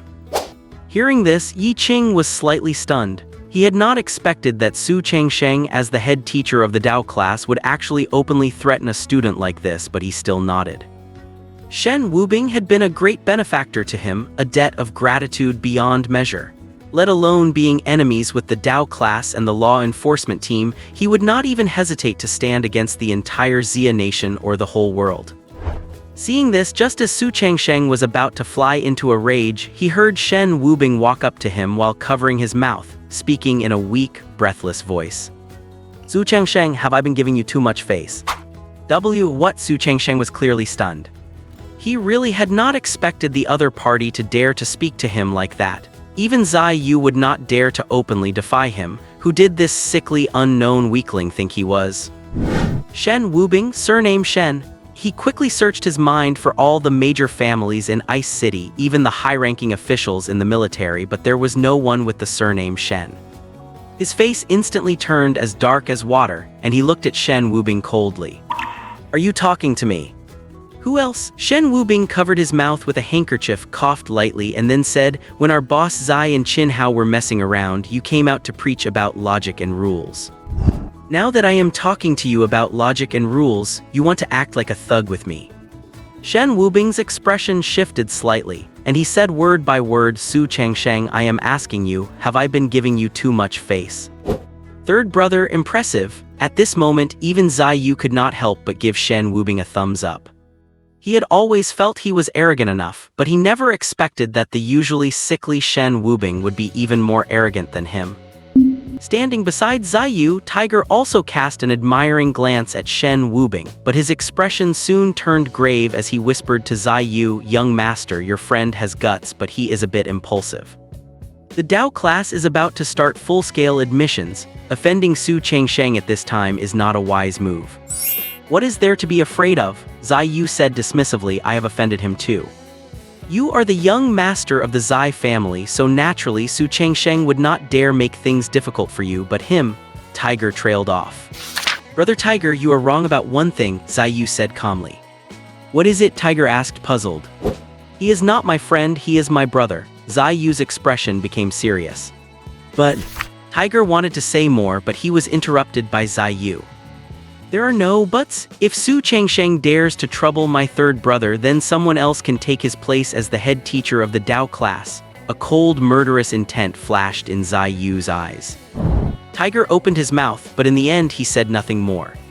If the Zai family wanted to move against Su Changsheng, they certainly could, but it would require pulling strings and calling in favors. However, if Zai Yu insisted, given how much the fifth master doted on his grandson, he might actually go after this man named Su. At this moment, Su Changsheng was not thinking that far ahead. He had never been threatened by a student before, let alone a nobody with no background. Su Changsheng slowly stepped forward, walked up to Shen Wubing and whispered into his ear, "Kid, do you believe that I could end you right now? Even the Zai family could not protect you." "I do not." Shen Wubing shook his head slightly, reached out to push him back and said with a smile, "Teacher Su, stay away from me. I am sick, be careful not to catch it." Su Changsheng wanted to say more, but a sharp sound of screeching brakes suddenly cut through the air. Immediately after, a jeep pulled up directly at the entrance of the hospital. Everyone's eyes immediately turned to the jeep, because the license plate clearly featured the character for military right at the front. As the jeep door opened, a woman dressed in a tight camouflage combat uniform stepped out. She wore her hair in a simple ponytail, and the tight camo uniform outlined the perfect curves of her figure. On her back was a rectangular black leather case, and in the holster at her waist was a silver-white Desert Eagle pistol. The woman scanned the crowd, her gaze eventually landing on the sickly-looking Shen Wubing, who was still covering his mouth with a handkerchief. "You must be Shen Wubing, right?" Yes, Shen Wubing nodded calmly. "Hello, my name is Jiang Anki." She stepped forward and extended her hand towards Shen Wubing. Shen Wubing looked at this stunningly beautiful girl, who carried a heroic spirit in her features, and stretched out his own hand to shake hers. "Hello." "All right, let us get to business." Jiang Anki swept her eyes across the crowd and asked, "I heard you wanted to break the leg of a Dao class student. Have you done it yet?" "I ran into a bit of an obstacle, have not done it yet." Shen Wubing smiled helplessly. An obstacle? Jiang Anki's gaze circled the group, lingering on Tiger and Su Changsheng for a few seconds. "May I ask, are you with the military?" Su Changsheng, hearing the conversation between her and Shen Wubing, felt a surge of panic and took the initiative to speak. "I am Su Changsheng, deputy captain of the Ice City Law Enforcement Team and head teacher of the Dao class at the University of Science and Technology." Jiang Anki glanced at him indifferently, ignored him, and turned back to Shen Wubing to ask, "Is this who you meant by an obstacle?" "That is right," Shen Wubing nodded. "Military business?" Jiang Anki looked at Su Changsheng and said expressionlessly, "Take your men and step aside." Su Changsheng looked conflicted. From start to finish, she had not revealed her rank or even shown any identification to prove her identity. Just because of a jeep with a military plate, she wanted him to abandon Qin Hao. He was clearly unwilling. Seeing that he had not moved back, Jiang Anki frowned slightly and said, "Did you not hear what I said?" "Might I see your credentials?" Su Changsheng asked tentatively. The next second, something happened that stunned everyone. Hearing Su Changsheng's words, Jiang Anki did not hesitate for a moment and reached out to draw the silver-white pistol at her waist. Bang! A tongue of fire erupted from the silver-white muzzle, and the high-velocity bullet whistled past, barely grazing Su Changsheng's scalp. He could even feel the scorching heat caused by the bullet as it sliced through his hair. At this moment, everyone was dumbfounded, looking at Jiang Anki in complete shock. Even Shen Wubing was taken aback. What kind of person had old man Lin sent over? Opening fire in front of a hospital, even someone from the military would likely be held accountable, right? As for Su Changsheng, his legs were shaking like a sieve, and his face was even paler than Shen Wubing's, who suffered from over 30 illnesses. He had never felt death so close. If her hand had trembled just a little, he would be a corpse right now. Or perhaps did she mean to kill him, and he only managed to dodge it by sheer luck? At that thought, his legs gave out and he collapsed to the ground. "That is it." Jiang Anki cast a disdainful glance at him and said, "With a person like this as a Dao class teacher, what kind of decent students could he possibly train?" "Damn, that is cool." Zai Yu looked Jiang Anki up and down and could not help but stroke his chin. "Young master, you can date as many girlfriends as you want, but this woman is someone you absolutely must not provoke." Tiger's voice was very low, but unusually and incredibly serious. "Brother Tiger, do you know her?" Zai Yu asked. "I have not met her, but it must be her," Tiger said with a grave expression. "Young master, have you heard of the 3 untouchables of the Hanju 3 provinces?" Zai Yu pondered for a few seconds, then said, "I do not recall clearly, but I know there is Brother Wild Wolf." Tiger took a deep breath and spoke slowly. Badgy fist, the wild wolf's blade, the angel's bullet, no one can escape. If I am not mistaken, she is the angel's bullet. The obstruction is cleared, you can go ahead and break whoever's leg you want now. Jiang Anki holstered her pistol and turned to look at Shen Wubing. Only then did Shen Wubing snap out of it. The woman before him was incredibly violent, but when dealing with someone like Su Changsheng, violence was indeed the simplest and most direct way to handle things. Shen Wubing lowered the handkerchief he was holding over his mouth and said to Yi Qing beside him, "It is in your hands." "Brother Bing, this is what I should do," Yi Qing said with a serious look, then stepped forward. "Qin Hao, come out." Qin Hao's eyes were filled with panic. Just a moment ago, Su Changsheng, whom he had viewed as his pillar of support, had nearly been blown away by a single shot, and now the other side was going to break his leg. Not to mention whether he could beat Yi Qing. Even if he could, what about Zai Yu and his group, or that crazy woman from the military department who would open fire at the slightest disagreement? Thinking about it, he could no longer see any way to save his leg. "Qin Hao, do not make me look down on you," Yi Qing spoke again. Qin Hao glanced at Su Changsheng, who had just been helped up by the law enforcement officers, but the fear on the man's face was no less than his own. At this moment, he knew there was no way to avoid this, so he gritted his teeth and stepped out. He looked at Yi Qing with a solemn face and said in a deep voice, "If I lose, I am willing to sacrifice a leg, but what if you lose?" "I will give you one of my legs too," Yi Qing replied without hesitation. "What would I want your leg for?" Qin Hao felt that this Yi Qing was simply an idiot with strong limbs but a simple mind. "Then what do you want?" Yi Qing asked. "Let me leave and we will consider this matter settled." Although Qin Hao was talking to Yi Qing, his eyes were glancing intentionally or unintentionally at Shen Wubing on the side. This time Yi Qing did not answer but instead looked back at Shen Wubing. "Cough, cough, cough." Shen Wubing coughed heavily twice, then smiled and said, "You are in no position to negotiate with me right now." Shen Wubing is not at all because of a woman. Qin Hao pointed at Su Qingqing, who had followed out of the hospital, and explained, "I have not been with her for more than 2 hours and nothing happened between us. Now I am giving her back to you, let us call it even, how about that?" "Senior Qin Hao, what are you saying?" Su Qingqing could hardly believe her ears. Qin Hao, who was the center of attention at school, was actually bowing his head to Shen Wubing, that complete nobody. "Shut your mouth," Qin Hao fiercely interrupted Su Qingqing. "It is all because of you, you bitch." Truly pathetic, Shen Wubing's face showed a look of mockery, though it was unclear whether he was talking about Su Qingqing or Qin Hao. Finally, he looked at Qin Hao for a moment, then turned his gaze to Yi Qing. "I trust you." Hearing this, Qin Hao's eyes lit up. "Shen Wubing, did you agree?" Shen Wubing did not answer, because he knew that Yi Qing would not lose. "Let us begin." Yi Qing gave Shen Wubing a deep look, then clenched his fists, his expression becoming serious. At those words, a ball of flames instantly ignited in Qin Hao's palms. Blazing fire, Jiang Anki pulled a lollipop from out of nowhere, stuffed it into her mouth and said indistinctly, "Elemental awakening, interesting." As she spoke, another lollipop appeared in her hand, and she reached out to offer it to Shen Wubing. "Want a candy?" "Thanks." Shen Wubing shook his head and refused, "But I have diabetes." "Jiang Anki." At that moment, Qin Hao waved his hand violently, and a fire snake as thick as an arm surged from his palm directly toward Yi Qing's face. However, to everyone's surprise, Yi Qing seemed to have guessed the opponent's move and had begun to dodge in advance. Qin Hao cursed under his breath at the opponent's luck, then waved his hand again. This time he did not release a fire snake but small fireballs. In terms of lethality, fireballs were far inferior to the surging fire snake, but in terms of speed, they far exceeded it. This was a combat method that Qin Hao had researched under the guidance of Su Changsheng.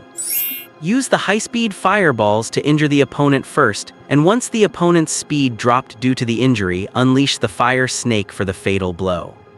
However, to Qin Hao's surprise, the second before he released the fireball, Yi Qing moved again. It felt as if Yi Qing had moved his body first, and Qin Hao was releasing his attack toward the spot where he had originally been. Is this Qin Hao lagging in his connection? Zai Yu could not help but tease. It must be said that Zai Yu's metaphor was very fitting.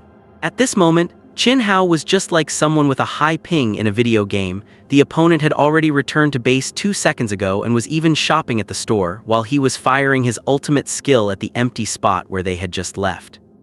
No, it is not Qin Hao's problem. Tiger shook his head and said, it is Yi Qing. He predicted the landing point of Qin Hao's attack and dodged in advance. Battle instinct, is it? Jiang Anqi cast an appreciative look at Yi Qing. This is a promising talent. Then who do you think will win? Shen Wubing asked. This was a battle without any suspense from the start. Yi Qing's ability can be said to perfectly counter Qin Hao's ability. As long as he gets close, Qin Hao loses. Shen Wubing nodded without saying a word. As if to verify Jiang Anqi's words, after dodging 3 of Qin Hao's fireballs in a row, Yi Qing finally arrived in front of Qin Hao. Immediately after, he placed his fist behind him, generated power starting from his lower legs, moved it through his waist to his shoulder, and finally gathered all the strength of his body into his right fist and struck violently. Greg. A crisp sound of bone shattering echoed as his fist made contact with the bridge of the nose. The next second, Qin Hao was sent flying 5 meters away and collapsed heavily to the ground. Nice, Zai Yu punched the air, looking excited as if it were he himself, not Yi Qing, who had taken down Qin Hao. At this moment, fine beads of sweat appeared on Yi Qing's forehead. Apparently, the frequent use of battle instinct had taken a significant toll on him. He wiped away the sweat and turned to look at Shen Wubing. Brother Bing, mission accomplished. Good work. Shen Wubing nodded slightly, then said indifferently, break one of his legs and we will leave it at that. All right, Yi Qing nodded heavily without any hesitation. At that moment, Zai Yu suddenly spoke up to stop Yi Qing. Wait, leave this to me. I love beating a dog when it is down. Saying this, he took the baseball bat from Qian Meng's hand and walked toward the fallen Qin Hao, a wicked smile curling at the corners of his mouth. That kid is not bad. Jiang Anqi gave Zai Yu a long look, then said to Shen Wubing, he is afraid that the Dao class and the law enforcement team will retaliate against you later, so he wants to shoulder this responsibility for you. Shen Wubing naturally understood Zai Yu's intentions, but he did not stop him, only smiling as he said, he is my brother. Zai Yu, do not do anything rash. Qin Hao, his face covered in blood, slurred his words, if you dare to lay a hand on me, the Qin family will not let you off. Yo, Zai Yu hoisted the baseball bat, leaned over to look at Qin Hao and chuckled, I think you have been beaten stupid, have not you? The Qin family will not let me off, you must be delusional. Without another word to Qin Hao's nonsensical rambling, Zai Yu gripped the bat with both hands, raised it high, and smashed it down onto the other man's right leg. Qin Hao's agonizing scream rang clearly in everyone's ears. Not far away, Su Qingqing's pretty face had drained of all color. She covered her mouth with her hands, not daring to make a sound, terrified that Shen Wubing might notice her. If he had already taken revenge on Qin Hao, would she be next? But Shen Wubing did not even glance at her, only saying to Zai Yu, Boss Zai, let us go. Laowilu, it is on me. Third brother is feeling generous today. I will have to make sure to order the most expensive items. Zai Yu tossed the baseball bat aside and said to Tiger, Brother Tiger, I will leave the rest to you. Rest assured, young master, Tiger nodded respectfully. Since there is nothing else, I will be going now. Jiang Anqi gave Shen Wubing a faint look. If you do not mind, why do not you join us for a meal? Shen Wubing said, just to be polite. Sure, Jiang Anqi nodded without hesitation, as if she had been waiting for that exact invitation. Laowilu, the biggest hotel in Bingcheng, also known as the gathering place for the city's elite. A meal here would not cost any less than 80 or 100,000. Young Master Zai, you have arrived. A waiter approached the group as they walked in, hurrying to greet Zai Yu. Hey, Zai Yu waved his hand, then pointed to Shen Wubing beside him, saying, Shen Wubing, my brother, he is the host today, no need to pay attention to me. Hello, Mr. Shen, the waiter nodded respectfully. Shen Wubing nodded as well, then said, please help me arrange a larger private room. Following the waiter's guidance, the group arrived in a sumptuously decorated private room equipped with every possible amenity. Shen Wubing sat in the main seat with Zai Yu and Jiang Anqi on either side, followed by Yi Qing, the second brother Qian Meng, and the fourth, Zhao Xiaodo. Just as they were chatting, Jiang Anqi's phone rang with an urgent, sharp ringtone. I say again because it had been ringing the entire time they were on their way there. Jiang Anki checked the caller ID and pressed the answer button with some impatience, and as if anticipating what was coming, she held the receiver far away from her ear. A roar erupted from the other end of the line. Jiang Anki, what kind of crazy stunt are you pulling again? Firing shots in a busy downtown area and at members of the enforcement team at that, I need an explanation from you right now. Following orders, Jiang Anki said indifferently. That is nonsense, the voice on the other end roared again. Whose orders are you following? Who would tell you to open fire in the middle of the street? No comment, Jiang Anki said again, her expression remaining entirely unchanged. A fine no comment, Jiang Xinjus, I am officially informing you that you have been demoted. Cannot demote me anymore. Jiang Anki picked up the teapot and poured herself a cup of tea, then said dismissively, you already demoted me to second lieutenant 3 days ago, which is already the lowest rank for an awakened one in the military department. You, come back here immediately. The person on the other end was clearly furious. Cannot do that, I am eating. I am at Laowilu, do you want to come over? Jiang Anki said, with my salary I can only afford a meal like this once every 3 months. You're still eating at Laowilu, you. Alright, if that is all, I am hanging up. The food's about to be served. Jiang Anki hung up impatiently, then switched off her phone and set it aside. Only after the call ended did Shen Wubing speak up, feeling a bit embarrassed. It seems I have caused you trouble. Trouble? Jiang Anki was stunned, then quickly waved her hand, saying, no trouble at all. It is like this every time I go on a mission and they do not even provide meals. If you have something like this again next time, call me anytime. Once the dishes were all served, Jiang Anki did not speak another word and began to swing her chopsticks with a whirlwind intensity. Shen Wubing and the others could not help but wonder if the food at the military department really was that bad. Meanwhile, the rest of them chatted idly. Zai Yu looked at Yi Qing and said, Brother Yi Qing, you are a student of the Dao class. Do you know anything about the comprehensive recruitment happening the day after tomorrow? I am not privy to that. Yi Qing shook his head and said, it seems this matter is under the full jurisdiction of the military department. As he spoke, his gaze naturally fell on Jiang Anki, who was buried in her effort to finish a fish head. Feeling everyone's gaze, Jiang Anki licked her fingers without any regard for decorum and said somewhat unfulfilled, that is indeed handled by the military department. And the screening criteria are quite simple. First, they test whether you are an awakened one. If you have already awakened, you will be exempted from the subsequent assessments and enter the Dao class directly. With that, she poured herself another cup of tea and downed it in one gulp. If you are not an awakened one, they will test whether your constitution is suitable for practicing the Dao arts. If you are, you will also be selected for the Dao class. Dao arts, everyone was slightly stunned, and even Yi Qing, as a student of the Dao class, had a look of confusion on his face. It is a type of cultivation technique researched by the predecessors. It was developed a year ago, but back then it was not perfect enough, so it was only circulated and tested within the military department. After a year of finding and fixing flaws, the Dao arts have been perfected. That is why the Dao class is opening up to general enrollment. Perhaps because she felt indebted for the meal, Jiang Anki explained patiently. I see. Zai Yu nodded thoughtfully and then asked again, does that mean if someone has not awakened and is not suited to practice that technique, they cannot join the Dao class?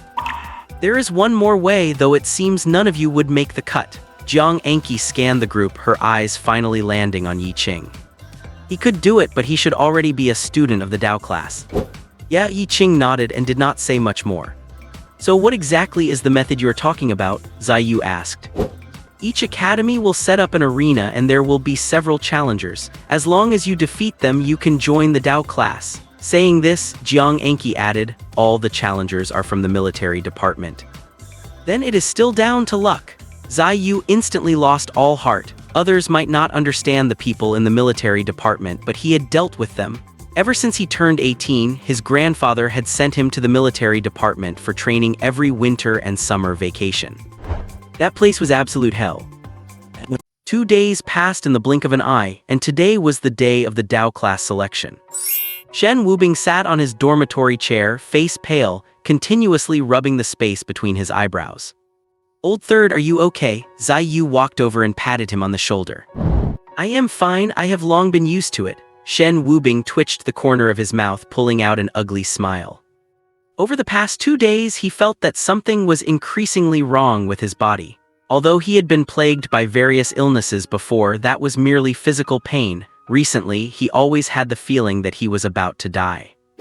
This feeling first appeared when he drained Zai Yu's hemorrhoids. Later, when he returned Su Qingqing's leukemia and bestowed the hemorrhoids upon Qin Hao, that feeling had disappeared along with them. However, after he later drained Lin Man's appendicitis, that near-death feeling returned. He felt his body might have reached its limit, and perhaps he needed to bestow these illnesses onto someone else as soon as possible. Shen Wubing pondered for a moment, his mind made up. Once the Dao class selection ended, he would have Elder Lin help him find a prisoner on death row to whom he could bestow all the illnesses within his body. Thinking of this, Shen Wubing smiled and said to Zai Yu, "It is all right, I will be better soon." As he spoke, he looked at Qian Meng and Zhao Zaiotto. "Let us go, the selection is about to start." Shen Wubing had guessed that quite a few people would participate in the selection, but he never expected there would be so many. Wait, does our academy really have this many people? Zai Yu looked at the sea of heads on the sports field, feeling quite surprised. Boss Zai, this is not just our academy. Students from several neighboring universities have also come over. Because their schools are too small, they do not have a Dao class and naturally lack an admissions point, explained Zhao Zaiotto. So that is how it is. Zai Yu stroked his chin and said, "How long will this take to line up? Follow me, I will take you to cut in line." As he said this, he waved his hand, led the others to the front of the queue and looked at a few boys, saying, "Guys, we are in a hurry, can you do us a favor?" "Are you the only ones in a hurry? We have been queuing all morning, why should we do you a favor?" the boy retorted irritably. Zai Yu did not respond to the other person, but instead pulled a stack of banknotes from his pocket and quickly counted out 5 bills to hand over. 500 yuan to buy your spot deal. Seeing this, the boy was clearly stunned for a moment, then hurriedly reached out to take the money, flashing a fawning smile. "Come on, brother, you stand here, I will go to the back and line up again." Zai Yu then gave the other 3 people behind him 500 yuan each, and just like that, the 4 of them from the dormitory stood at the front of the queue. At this moment, Shen Wubing's gaze remained fixed on the very front of the line where 3 people stood dressed in military camouflage combat uniforms, exactly like the attire Jiang Anki had worn before. One of them was sitting at a desk with a piece of paper on it, though nothing was written on the paper. He sat with his legs crossed, spinning a pen between his fingertips as if it were dancing. There was also a man wearing glasses. His lenses were very thick and he had a bit of baby fat. He stood there, scanning every student who approached him. After scanning them, he would remain silent, simply shaking his head slightly to signal for the next person to come forward, repeating the process. The last person stood bolt upright behind the other 2, eyes resolute. At this point, Shen Wubing noticed a familiar figure, none other than Lin Man, whom he had met once before. She was standing right in front of Zai Yu. Hey, old third." Zai Yu turned his head to look at Shen Wubing, pointed at Lin Man in front and whispered, "Look who this is." "Do you know her?" Shen Wubing asked. "My god," Zai Yu whispered, "it is Lin Man, the goddess of the management department. If it were not for her dislike of dressing up, your ex-girlfriend Su Qingqing might not have been able to outshine her. I even chased after her at one point, have you forgotten?" Hearing this, Shen Wubing finally realized. No wonder he felt the name Lin Man was so familiar when he heard it. Zai Yu was always talking about her in the dorm. At this moment, Lin Man seemed to vaguely hear her name, turned around to glance and met Shen Wubing's eyes directly. A flash of surprise crossed her eyes, then as if recalling something, she lowered her head and said, "What a coincidence." "What a coincidence," Shen Wubing replied indifferently. "Hello, beautiful." Zai Yu also waved at Lin Man, blocking the 2 of them from each other's view. Lin Man looked up, caught Zai Yu's eyes, then turned away with a look of disgust, ignoring him entirely. "Wait," Zai Yu turned to look at Shen Wubing, baffled. "Why is this? Am I that annoying?" Maybe. Shen Wubing shrugged. Listening to their conversation, Lin Man remained silent. She had seen this guy named Zai Yu many times. He used to always harass her. Every time she looked into his eyes, she felt disgusted because she could only see 3 words in them. "I want to sleep with you." Just then, the student in front of Lin Man walked away dejectedly. When the bespectacled military man saw Lin Man, he was slightly stunned, then said, "It is mind reading." Hearing this, the man with his legs crossed stopped spinning his pen abruptly and looked up at Lin Man. "Beautiful, what is your name?" "My name is Lin Man." "Age?" the man asked again. 20, Lin Man said truthfully. "All right, stand behind us first," the man said, pointing behind him. Immediately after, Shen Wubing saw him write the first lines on the white paper. Name Lin Man. Age 20. Ability mind reading. Rating B. Lin Man walked behind them and it was Zai Yu's turn. He stepped forward to stand in front of the bespectacled man. The man just glanced at him casually and shook his head. "Hey, what do you mean by shaking your head?" Zai Yu said, somewhat dissatisfied. "You have not awakened," the bespectacled man said succinctly. "Could you look again carefully?" Zai Yu said, unwilling to give up. "Is it possible that my awakened ability is too powerful for you to notice?" Upon hearing this, the man actually hesitated for a second, looked Zai Yu over again, and finally said with absolute certainty, "You just have not awakened." Fine, I get it. I have not awakened, you do not need to say it twice," he said, walking to the side. The bespectacled man was left dumbfounded, thinking, "Did you not just tell me to look again?" However, he quickly withdrew his gaze. When he set his eyes on Shen Wubing, his eyes widened instantly. "This and what is this?" "What is it, fatty?" the man with his legs crossed frowned and asked. He had known the guy for a long time. There was no ability the man had not seen before, yet this was the first time he had seen him so rattled. Plagued by disease, the bespectacled man looked down at the man with his legs crossed and asked, "Does this count as awakening?" "Plagued by disease." "Fatty, are you sure this is an awakening?" The man uncrossed his legs, sat up straight, and his expression turned serious. I do not know." The chubby man took off his glasses, rubbed his eyes hard, and looked at Shen Wubing again. This time his eyes narrowed into slits and a sharp light flickered within them. After staring at Shen Wubing for a full half-minute, he put his glasses back on and said to the man sitting down, a thick cluster of black mist, finally condensing into 4 words, "Pathogen possession." "So is this an awakening that has never appeared before?" The man's expression grew solemn. "That should be the case," the fatty nodded and said. "In that case," the man pondered for a few seconds, then turned his head to the stern man standing behind him and said, "Zaya Ocean, take him to see Colonel Zhou." "Yes," the stern man replied with a serious face, then looked at Shen Wubing and said, "Follow me." "Wait," Zai Yu, who was on the side, grabbed Shen Wubing and whispered, "Old third, is everything all right?" "Do not worry, it will be fine." A smile appeared on Shen Wubing's pale face.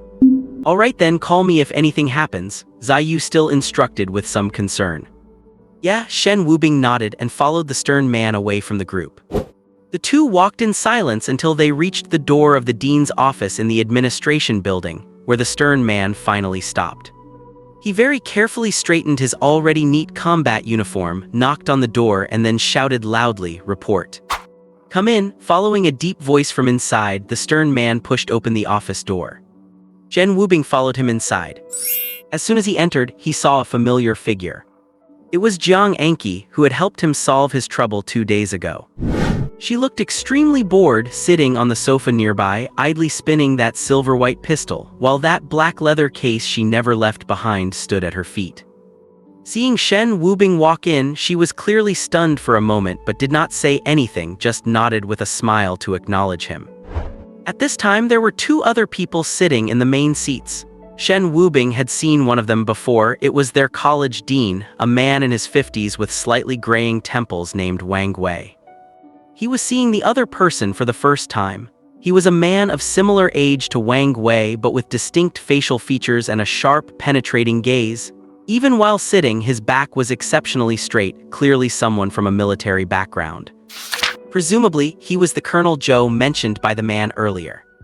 The stern man first gave a standard military salute to Colonel Zhou and Jiang Anqi, then spoke, "Report, Colonel, he is a newly discovered awakened individual. Second Lieutenant Tang Song could not make up his mind, so he had me bring him to see you." Tang Song could not make up his mind? Colonel Zhou frowned slightly. He sized up the pale, sickly-looking Shen Wubing from head to toe before asking, what ability did he awaken? Second Lieutenant Zhu Qing says it is pathogen possession, the stern man hesitated noticeably. Pathogen possession? Colonel Zhou looked at Shen Wubing again. Although he did not know what this ability was, he felt the 4 words were quite fitting for the young man in front of him. All right, I understand. Colonel Zhou glanced at the stern man and said, "You can go now." Yes, the stern man saluted again, then turned and left the dean's office. Now only Dean Wangwei, Colonel Zhou, Jiang Enki, and Shen Wubing remained in the room. "Young man, are you aware of your awakening?" Colonel Zhou asked. "I am not aware," Shen Wubing shook his head. "Then have you felt any physical abnormalities lately?" Abnormalities? Shen Wubing pondered for a few seconds, then seemed to think of something, looked up at Colonel Zhou and said, "I have felt like I am about to die recently. Does that count as an abnormality?" About to die? At this, not only Colonel Zhou but Dean Wangwei also stiffened. Jiang Enki on the side burst out laughing. Seeing this, Shen Wubing awkwardly scratched his head and explained, "I had a physical checkup at the hospital a few days ago. I currently suffer from nearly 30 different illnesses, half of which are cancers. So when I say I feel like I am about to die, it should be true that I really am going to die." This, Colonel Zhou and Dean Wang exchanged glances, both seeing confusion in each other's eyes. Nearly 30 illnesses. Half of them are cancers. How has he lived until now? Suddenly he seemed to think of something and quickly said, "Young man, sit down first." He was genuinely afraid that Shen Wubing might drop dead right in the office, which would be impossible to explain. "Thank you." Jiang Enki moved to the side just in time and patted the spot next to her, signaling for Shen Wubing to sit down. She had a decent impression of Shen Wubing, mainly because he had treated her to a meal at Laoilu. At the very least, this person was quite generous. Shen Wubing did not stand on ceremony and sat down directly. Colonel Zhou continued to ask, "Besides that feeling of dying, are there any other irregularities?" Logically, after awakening, an awakened person would show some physical abnormalities. For example, after Qin Hao awakened fire, his body became unusually hot. His family thought he had a high fever and took him to the hospital. And in the hospital, searing flames suddenly erupted from his entire body. It is said that several medical staff were injured at that time. In Colonel Zhou's view, if Shen Wubing had awakened an ability, it would not just manifest as feeling like he was about to die. Shen Wubing was silent for a few seconds, then instinctively looked at Jiang Enki next to him. Sensing Shen Wubing's gaze, Jiang Enki was stunned for a moment, then seemed to think of something. She pulled out her phone, rapidly typed a line, and handed it to Shen Wubing. "If you trust old Master Lin, then you can trust him." Seeing the two acting so blatantly right in front of him, Colonel Zhou could not help but laugh despite himself, but he did not say anything and just waited quietly for Shen Wubing's answer. Seeing the words on Jiang Enki's phone, Shen Wubing did not hesitate anymore. He trusted old Master Lin unconditionally because over the years, the old man had been very kind to him, even treating him like a son. Since old Master Lin could send Jiang Enki to help him solve his trouble, it meant she was trustworthy, and since she said Colonel Zhou could be trusted, he had no reason to hide anything. So he said, "I can extract illnesses from other people." Extract? Colonel Zhou and Dean Wang were both slightly stunned. "Is the extraction you mentioned what I think it means?" "That should be it." Shen Wubing nodded and explained, "I can extract the illnesses from other people's bodies into my own." Hearing this, Colonel Zhou was stunned for a moment, then seemed to realize something and asked with an unnatural expression, "So all those illnesses in your body did not belong to you originally but were all extracted from others?" "Yes." Shen Wubing smiled bitterly. Hearing this answer, Colonel Zhou was instantly filled with respect. Even the way Jiang Enki looked at Shen Wubing became somewhat complex. At this moment, Colonel Zhou stood up abruptly and gave a solemn military salute to Shen Wubing. Seeing this, Shen Wubing hurriedly stood up, panicked for a moment, and returned a clumsy, standard military salute in a fluster. "Colonel Zhou, what are you doing?" "Young man, what is your name?" Colonel Zhou asked, ignoring the question. "My name is Shen Wubing." "Shen Wubing? Shen Wubing." Colonel Zhou repeated his name twice, his expression growing more complicated, and then said meaningfully, "Although my position and military rank are higher than yours, your actions and your sense of justice are greater than mine by an entire Kunlun. You deserve this salute." After saying this, he saluted Shen Wubing once more. And Jiang Anki, who was on the side, stood up as well. With a rare, solemn expression, she also gave Shen Wubing a standard military salute. Colonel Zhou, you think too highly of me. Shen Wubing curled his lips into a bitter smile.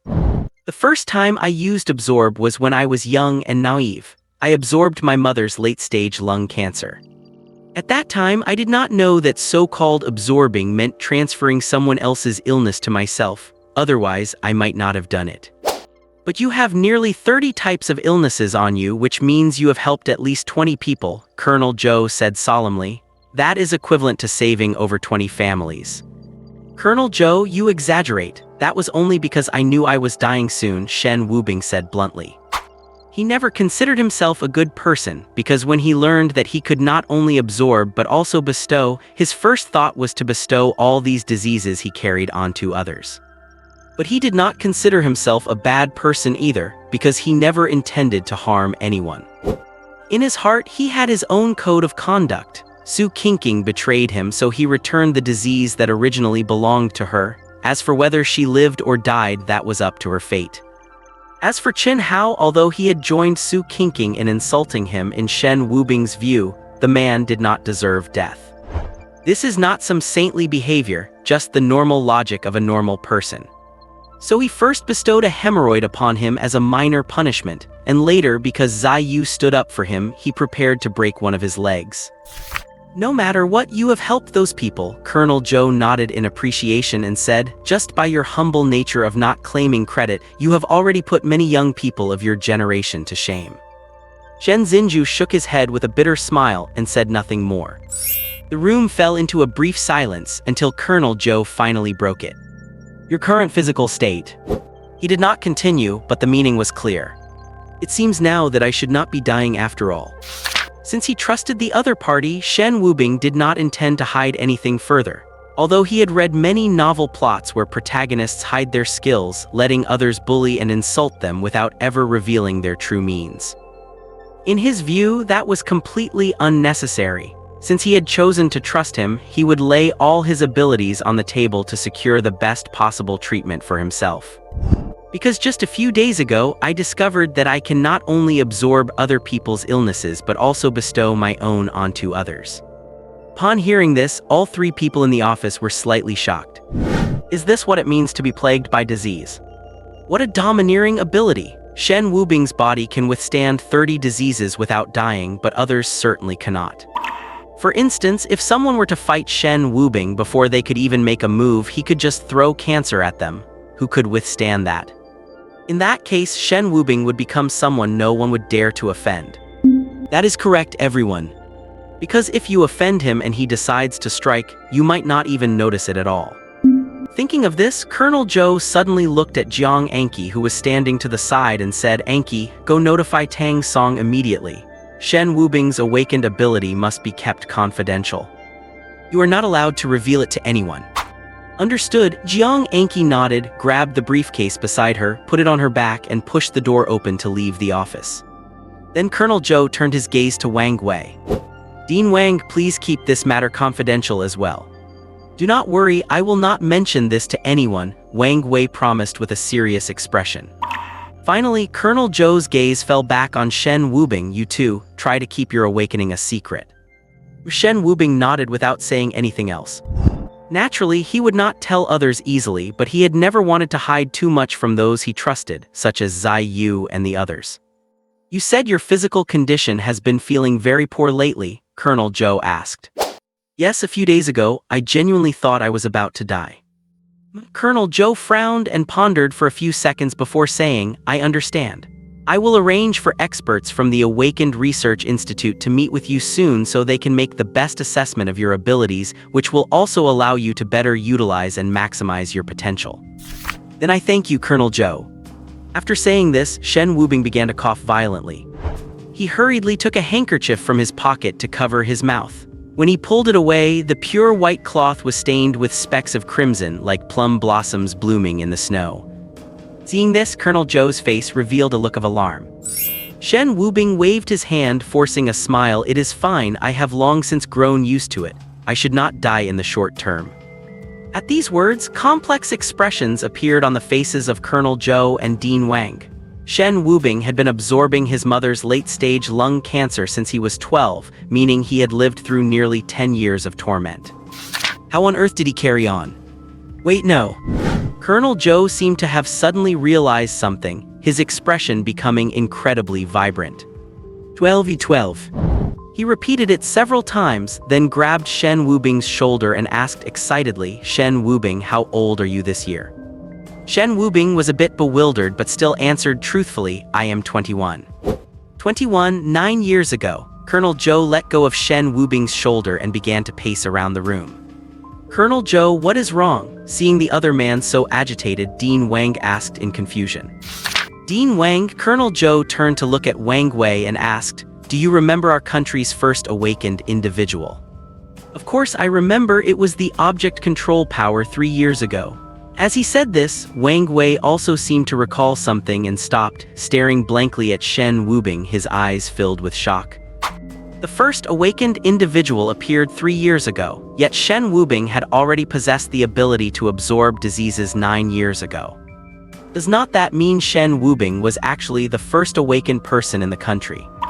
Not only that, according to the experts, 20 is the most common age for awakening, and the earlier one awakens, the stronger their ability is. Then, having awakened at 12, is not Shen Wubing an unprecedented genius in our nation?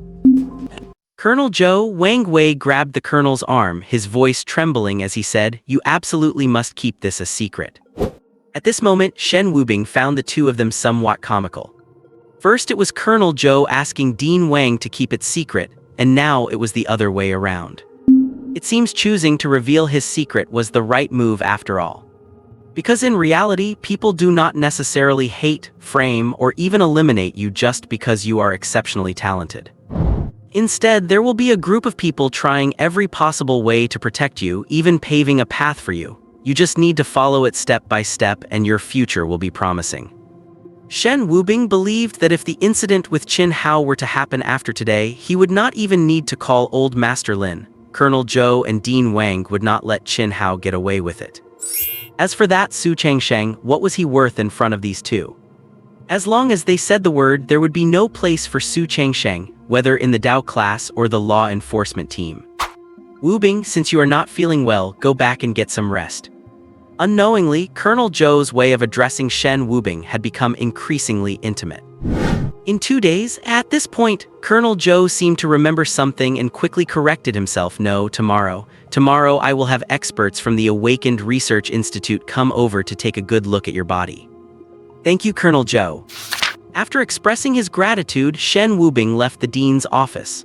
Upon returning to the dormitory, he found that Zai Yu and the other two had already returned and they were excitedly discussing something. Seeing Shen Wubing return, all three stood up. Third brother, where did they take you? Zai Yu asked. I met the dean and a colonel. Shen Wubing did not hide anything and took the initiative to tell them about his awakening. However, he still had not figured out what was going on with his own body, so he just briefly explained that he could absorb and bestow diseases. Even so, the three of them listened in stunned silence. So when I had hemorrhoids that day, you did not cure me, you just transferred them to yourself, Zai Yu said, glancing at Shen Wubing's backside with an expression that was very affectionate. Do not look at your father with that look. Shen Wubing felt goosebumps all over his body, then added, also, I have already bestowed your hemorrhoids upon Qin Hao. If you want them back, go find him. Hearing this, Zai Yu paused for a moment before clicking his tongue. Getting my hemorrhoids is quite an honor for Qin Hao. I hope he takes good care of them. The dormitory erupted in laughter at these words. After a while, Shen Wubing restrained his smile and looked at the three, asking, how about you guys? Did you get into the Dao class?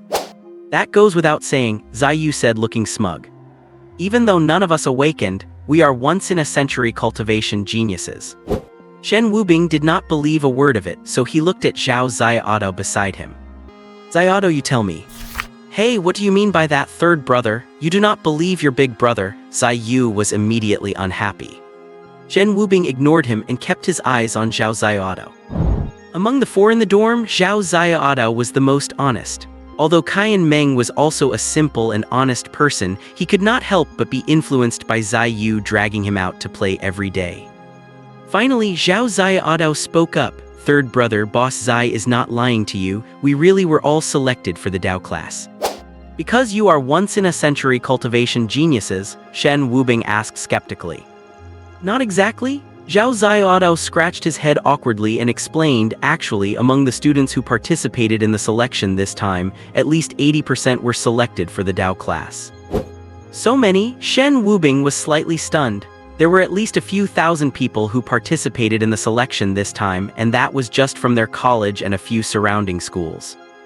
At this rate, how many Dao class students must there be in the entire Ice City? What about the 3 Hanju provinces? What about the entire Xia nation? If that is the case, does not it mean only 20% of university students in the Xia nation are studying normally? If everyone is cultivating, who will do the work in the future? How will the country function? Shen Wubing felt it was becoming absurd. Noticing Shen Wubing's incredulous expression, Zhao Ziaodao continued to explain, "But not all Dao class students receive the same treatment." "What do you mean?" Shen Wubing asked. "That is simple," Zai Yu interrupted and said snarkily. "It means that there are levels to being a Dao class student. Did not that girl Jiang Anki say it that day? There are 3 ways to get into the Dao class." As he spoke, Zai Yu held up 3 fingers. "First is being an awakened, second is being suitable for practicing the Dao technique, and third is challenging the military's gatekeeper." "Yes, I remember," Shen Wubing nodded thoughtfully. Zai Yu took a cigarette out of his pocket, then looked at Shen Wubing and silently snapped it in half, throwing it into the trash can nearby. "The awakened do not even need to be mentioned. They have always been treated like treasures," Zai Yu said with dissatisfaction, "but the so-called suitability for the Dao technique is total nonsense. Third brother, do you know, out of 10 people, almost 8 are suitable for the Dao technique. I seriously suspect that just about anyone can cultivate it." "Boss Zai, why are you insulting people?" Kaiyan Meng, standing to the side, suddenly said, his tone sounding a bit aggrieved. "Huh?" Zai Yu was stunned for a moment, then quickly reached out to pat his shoulder, smiling awkwardly. "I am really sorry, brother, I forgot about you." Hearing this, Shen Wubing frowned. Old Second was not selected for the Dao class. "Hey, let me tell you, third brother." When it came to this, Zai Yu became interested again, putting his arm around Shen Wubing's shoulder and giving Kaiyan Meng a thumbs up, proudly saying, "Our second brother is awesome." "What happened exactly?" Shen Wubing was confused. "Did not Jiang Anki mention 3 ways to join the Dao class? You were the first way and I and the 4th brother were the second." Zai Yu looked at Kaiyan Meng significantly. Kaiyan Meng scratched his head, looking embarrassed. Shen Wubing realized what happened without Zai Yu needing to explain further. Kaiyan Meng defeated the military's gatekeeper. "That is right, you have no idea how fierce this guy was at the time." Zai Yu gave Kaiyan Meng a hard pat on the shoulder. Only then did Shen Wubing notice the bruise on the corner of Kaiyan Meng's mouth and some abrasions on his face. The gatekeepers sent by the military would not be particularly strong soldiers, as that would be an impossible goal for a student and would be meaningless. But they would not be too weak either, as that would lose the military's face and dignity. But even the lowest-ranking private in the military, if you pick any one of them, is someone that 3 or 4 ordinary people could not get close to. Yet, Kaiyan Meng beat him. You have to know that he has not undergone professional training. He defeated a soldier from the military solely with brute force. If Kaiyan Meng awakens in the future, how terrifying will he be? That night, to celebrate all 4 of them being accepted into the Dao class, Zai Yu booked a private room at the Laowilu restaurant. The 4 of them drank until late before they finally got ready to head back to the dormitory. Of course, Zai Yu and Kaiyan Meng were drinking alcohol, while Shen Wubing and Zhao Ziaodao were drinking fruit juice. Zhao Ziaodao simply could not hold his liquor.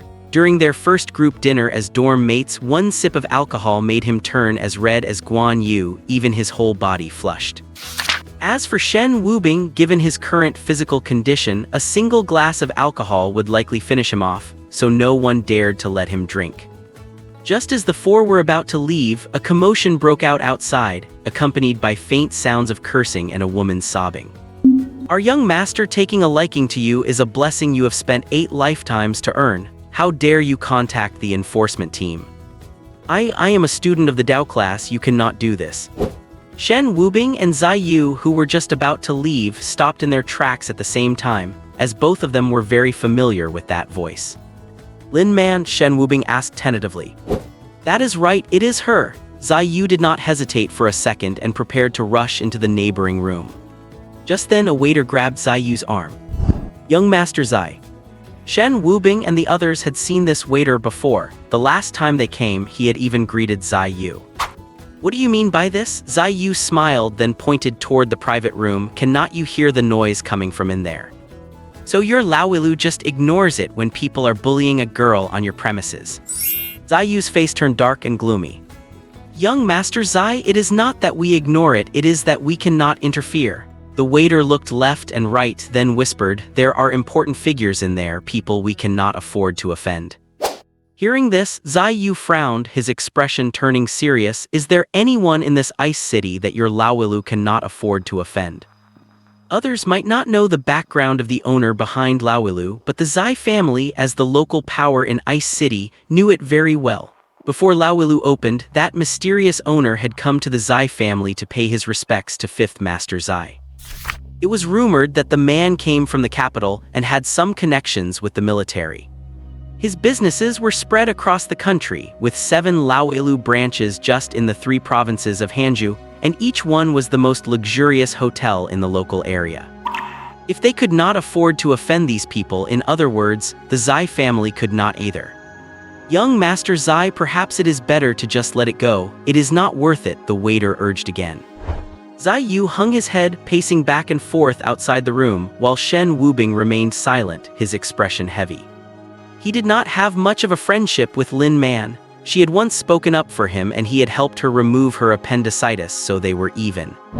If it were a minor favor, Shen Wubing might have helped, but according to the waiter, even the owner of Laowilu could not offend these people, meaning it would likely be troublesome even for Elder Lin to deal with.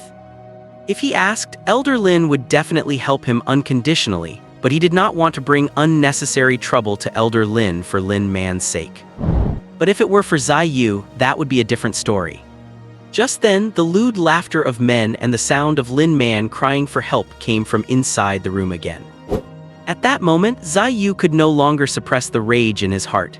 His anger, or perhaps his true self, finally overcame his reason and calculation. To hell with these important figures. With a curse, he shook off the waiter's hand and delivered a fierce kick to the door of the private room. Bang! As the door flew open, Shen Wubing and the others finally saw the situation inside. The food on the round table was scattered all over the floor. Lin Man, her clothes in disarray, was being pinned to the table by 3 men, while another young man in a white shirt was stroking his chin, appraising Lin Man's curvaceous figure. The loud crash startled the 4 people in the room. They immediately turned their eyes toward the door, their expressions filled with fury. Lin Man seized the opportunity to break free, clutched her chest, and stumbled toward Shen Wubing and the others. Who the hell are you lot? One man stepped forward and cursed, I advise you not to meddle in other people's business. Zai Yu ignored him, taking off his jacket and draping it over Lin Man. Suppressing his rage, he made his tone as gentle as possible. Are you okay? Lin Man looked up into Zai Yu's eyes and then she froze. She had never liked Zai Yu before and had even despised him. The way he looked at her was always full of lecherous thoughts, not even bothering to hide them. Even an ordinary person could see his impure intentions at a glance, let alone someone like her who could use mind reading. But at this moment, despite her disheveled appearance, there was not a hint of lechery in his eyes. There was only heartache and fury toward those men. In that moment, she read a thought in Zai Yu's eyes so intense that it had suppressed all his other internal motives. Even with her mind reading, she could not see any other thoughts in him. Because this thought was simply too overwhelming. He wanted to kill. Zai Yu, forget it. Lin Man was afraid. She had been working part-time at Laowilu for quite a while, and although she did not know the owner's full background, she knew they were an important figure. Even the local dignitaries of Ice City had to follow the rules here. But the 4 men in front of them were doing things like this here, and even the staff at Laowilu were too afraid to intervene, which clearly showed that these people were far more powerful than the owner of the hotel. If Zai Yu provoked them, it could very well lead to a monumental disaster for him. Hearing her words, Zai Yu hesitated for a moment, then a smirk curled on his lips. As long as you are safe. He turned to look at Shen Wubing and Zhao Xiaodo, saying, Old 3, Old 4, take her back to school. I will handle things here. Shen Wubing pondered for a few seconds, then said to Zhao Xiaodo, go on, take Lin Man back. Zhao Xiaodo, who usually obeyed Zai Yu and Shen Wubing without question, stubbornly shook his head this time. I am not leaving. Old 4 Zai Yu's expression grew unhappy. He was not even sure if he could handle this properly himself. He did not want to implicate anyone. He had already planned out Cayenne Meng's future. The kid's family situation was not great and he was not the sharpest tool in the shed, but his one strength was that he could fight. So he had decided to keep Cayenne Meng by his side after graduation, and hanging out with him meant eventually seeing things like this. But Shen Wubing and Zhao Xiaodo were different. They were not meant for this path, so he did not want to drag them into it. Looking at Zhao Xiaodo standing there stubbornly with his head down and saying nothing, Shen Wubing sighed helplessly. All right, Zai boss. He finally has a mind of his own, let him stay. Eventually, under Zai Yu's signal, the waiter led Lin Man out of the room. Kid, do you have any idea what you are doing? The young man in the white shirt smiled, pulled up a chair and sat down, studying Zai Yu with a mocking gaze. Do you want to die? Are you talking to me? Zai Yu pointed at his own nose, then laughed. In all my life, you are the first person who has dared to speak to me like that. Kid, you probably do not understand that there is always someone better out there. The man in the shirt straightened his collar and said, do you believe that you will be handing that woman back to me obediently in a little while? Have you lost your mind? Zai Yu asked with feigned surprise. Heh, the man in the shirt let out a cold laugh, pulled his phone from his pocket, dialed a number and pressed the speaker button. 2 seconds later, a slightly fawning voice came from the other end of the line. Young Master Yang, what are your orders for calling me? Hearing this voice, Zai Yu frowned slightly. Although the other party's tone was completely different from usual, he still recognized the voice. Luo Yan, the head of the Bingcheng law enforcement team.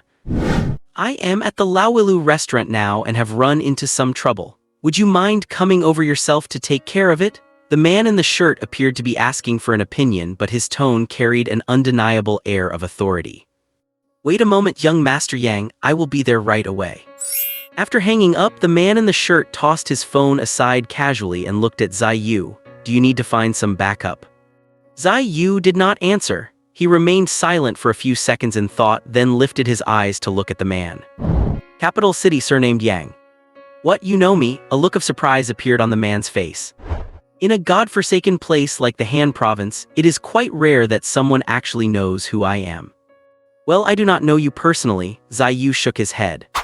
But I have heard of the Yang family in the capital, the family with 3 major generals. Hearing this, a shadow of gloom clearly flashed across the eyes of the man referred to as young Master Yang. Zai Yu did not care in the slightest and continued, but the Yang family also has a notorious playboy who always likes to rely on the prestige of his 3 older brothers to run amok. As he spoke, Zai Yu walked up to him, looked at the man's livid face and asked in a low voice, you are not that good-for-nothing from the Yang family, are you? Hearing this, the young man surnamed Yang could no longer hold back. He raised his fist and smashed it toward Zai Yu's face. However, Zai Yu, who had been sent to the military by his grandfather since childhood for training, might not have been a match for Cayenne Meng, but dealing with a rich kid whose body was hollowed out by booze and women was more than enough. As if he had anticipated the attack, he bent down the moment the other man threw the punch and landed a heavy hook to his abdomen. With just one punch, the young man surnamed Yang hunched over and collapsed to the ground, curled up like a shrimp, muttering in pain.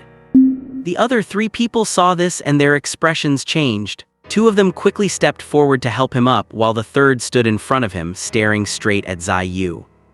Supported by the 2 men, the young man surnamed Yang slowly stood up. It took him several seconds to recover. He stared fiercely at Zai Yu, his eyes filled with nearly insane killing intent. He, who acted with complete impunity across the entire capital, had been beaten in a small place like Bingcheng.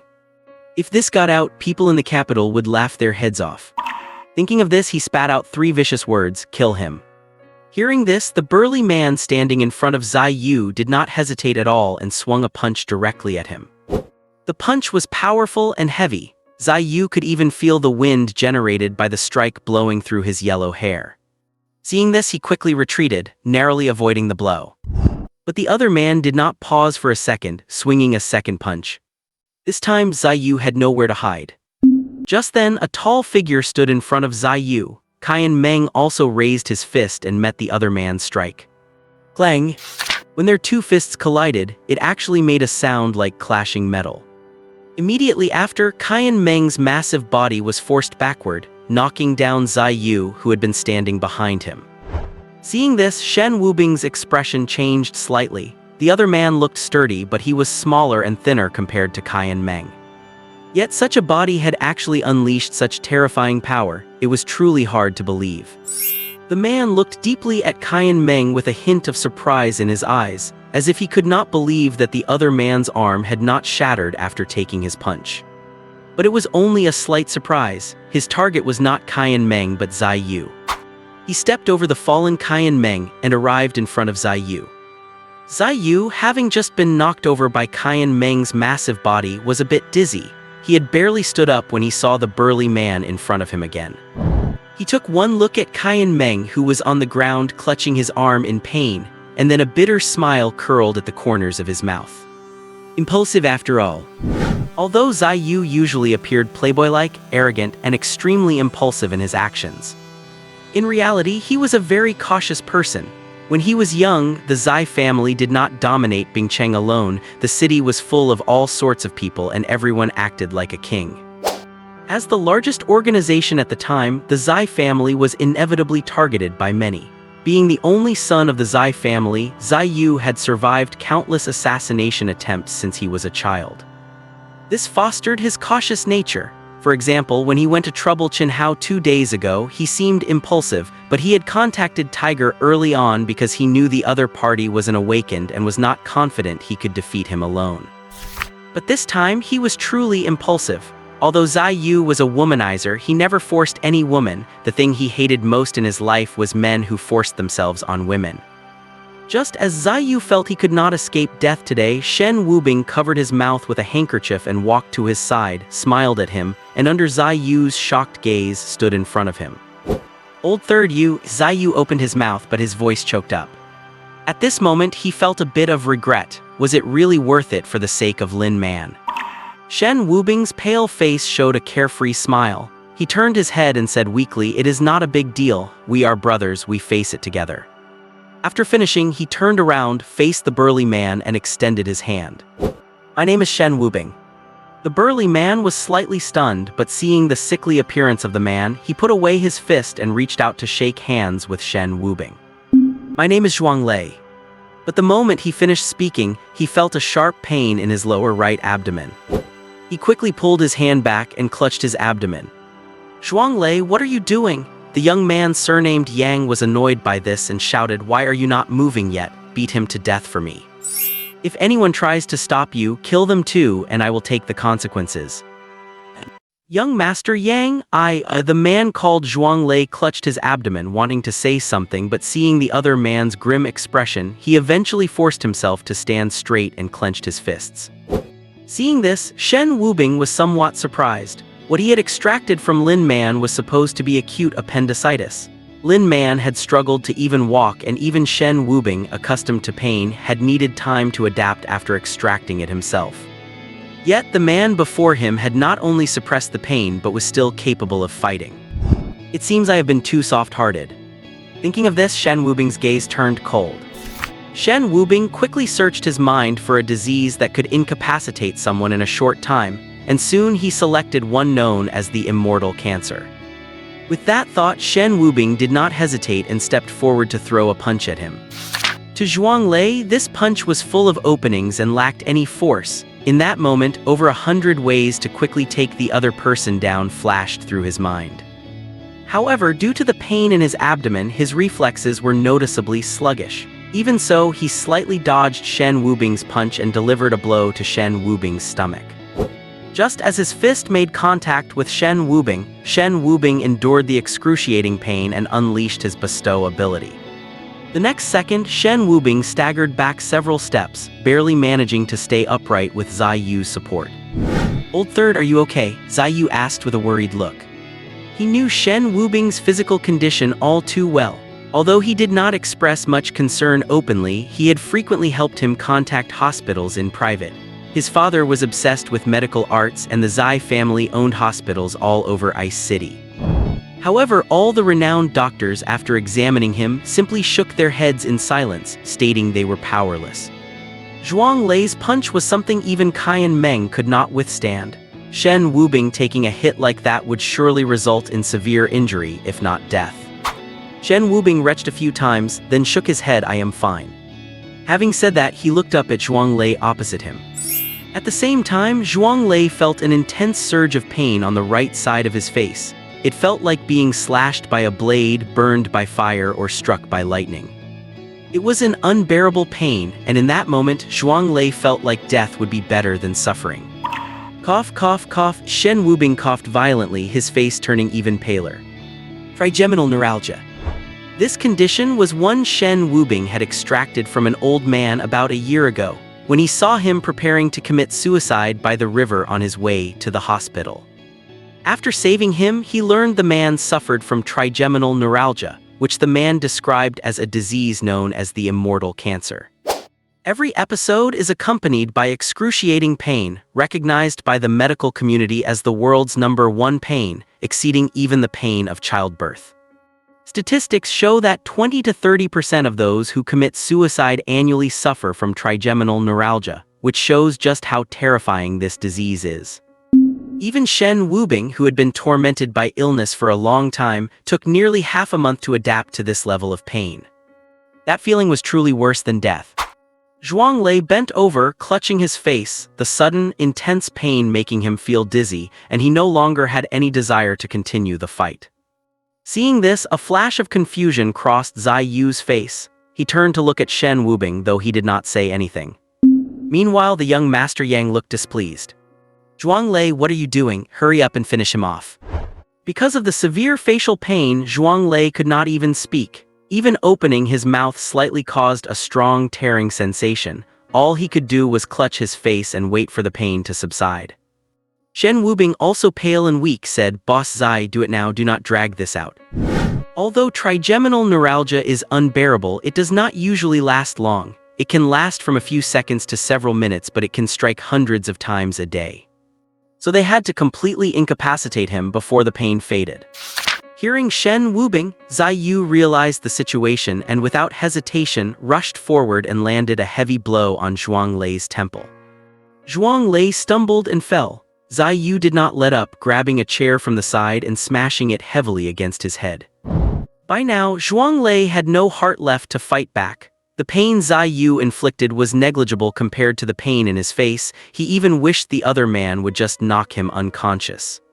Seeing Zai Yu smash the chair again and again onto Zhuang Lei's head, young Master Yang and the other two men instinctively backed away. He had only brought Zhuang Lei as an enforcer on this trip. As for the other two, they were good for eating, drinking, and sucking up to him, but they were likely even worse than he was when it came to fighting. In truth, it was not young Master Yang's negligence, because with his status, he was treated as an honored guest wherever he went. With the prestige of the Yang family, few in the Xia country dared to offend him.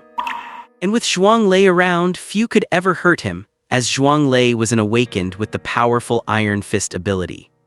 But today, who knows what was wrong with Zhuang Lei, as he was beaten to this state by a few young men.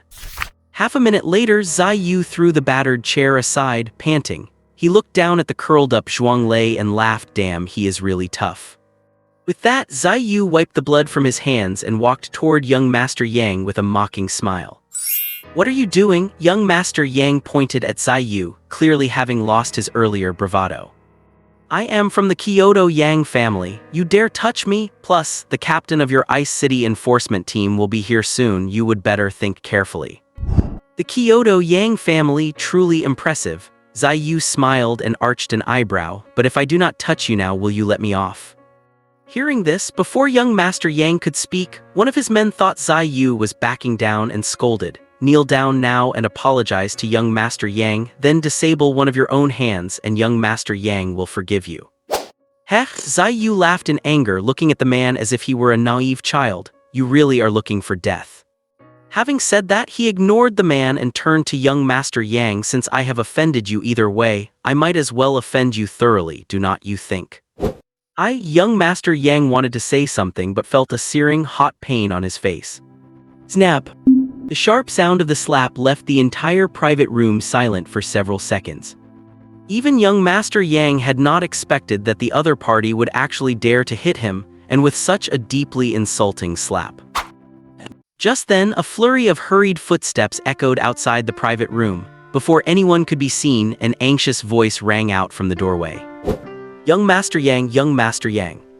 Upon hearing this, a flash of malice crossed the originally panicked look in young Master Yang's eyes. He stared daggers at Zai Yu, gritting his teeth as he squeezed out 3 words, "You are finished."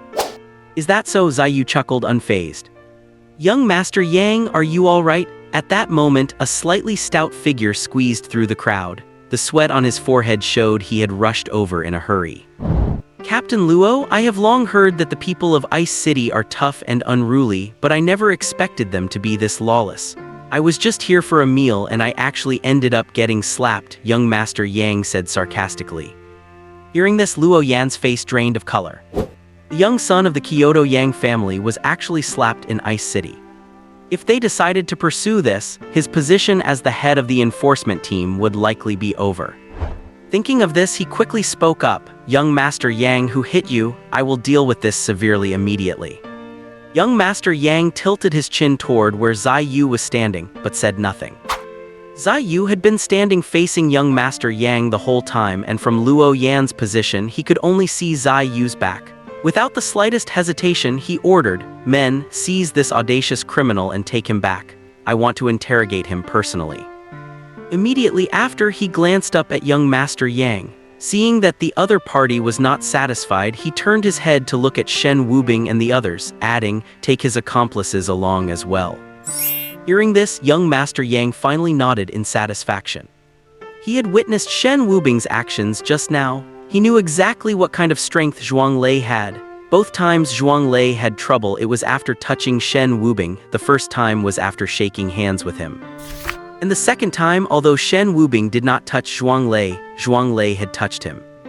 He saw it clearly from the sidelines. After Zhuang Lei's fist struck him, although the other party was injured, it was clearly Zhuang Lei who was in more agony, looking almost like he was wishing for death.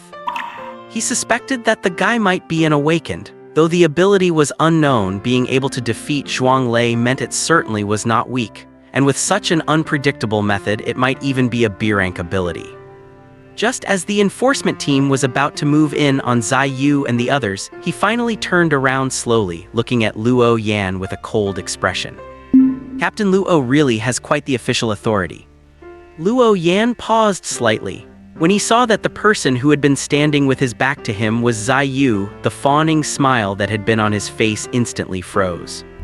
"Zai, little young Master Zai," Luo Yan swallowed subconsciously, then asked tentatively, "Are you the one who hit young Master Yang?" "Is there a problem with that?" Zai Yu asked. This, Luo Yan did not know how to answer.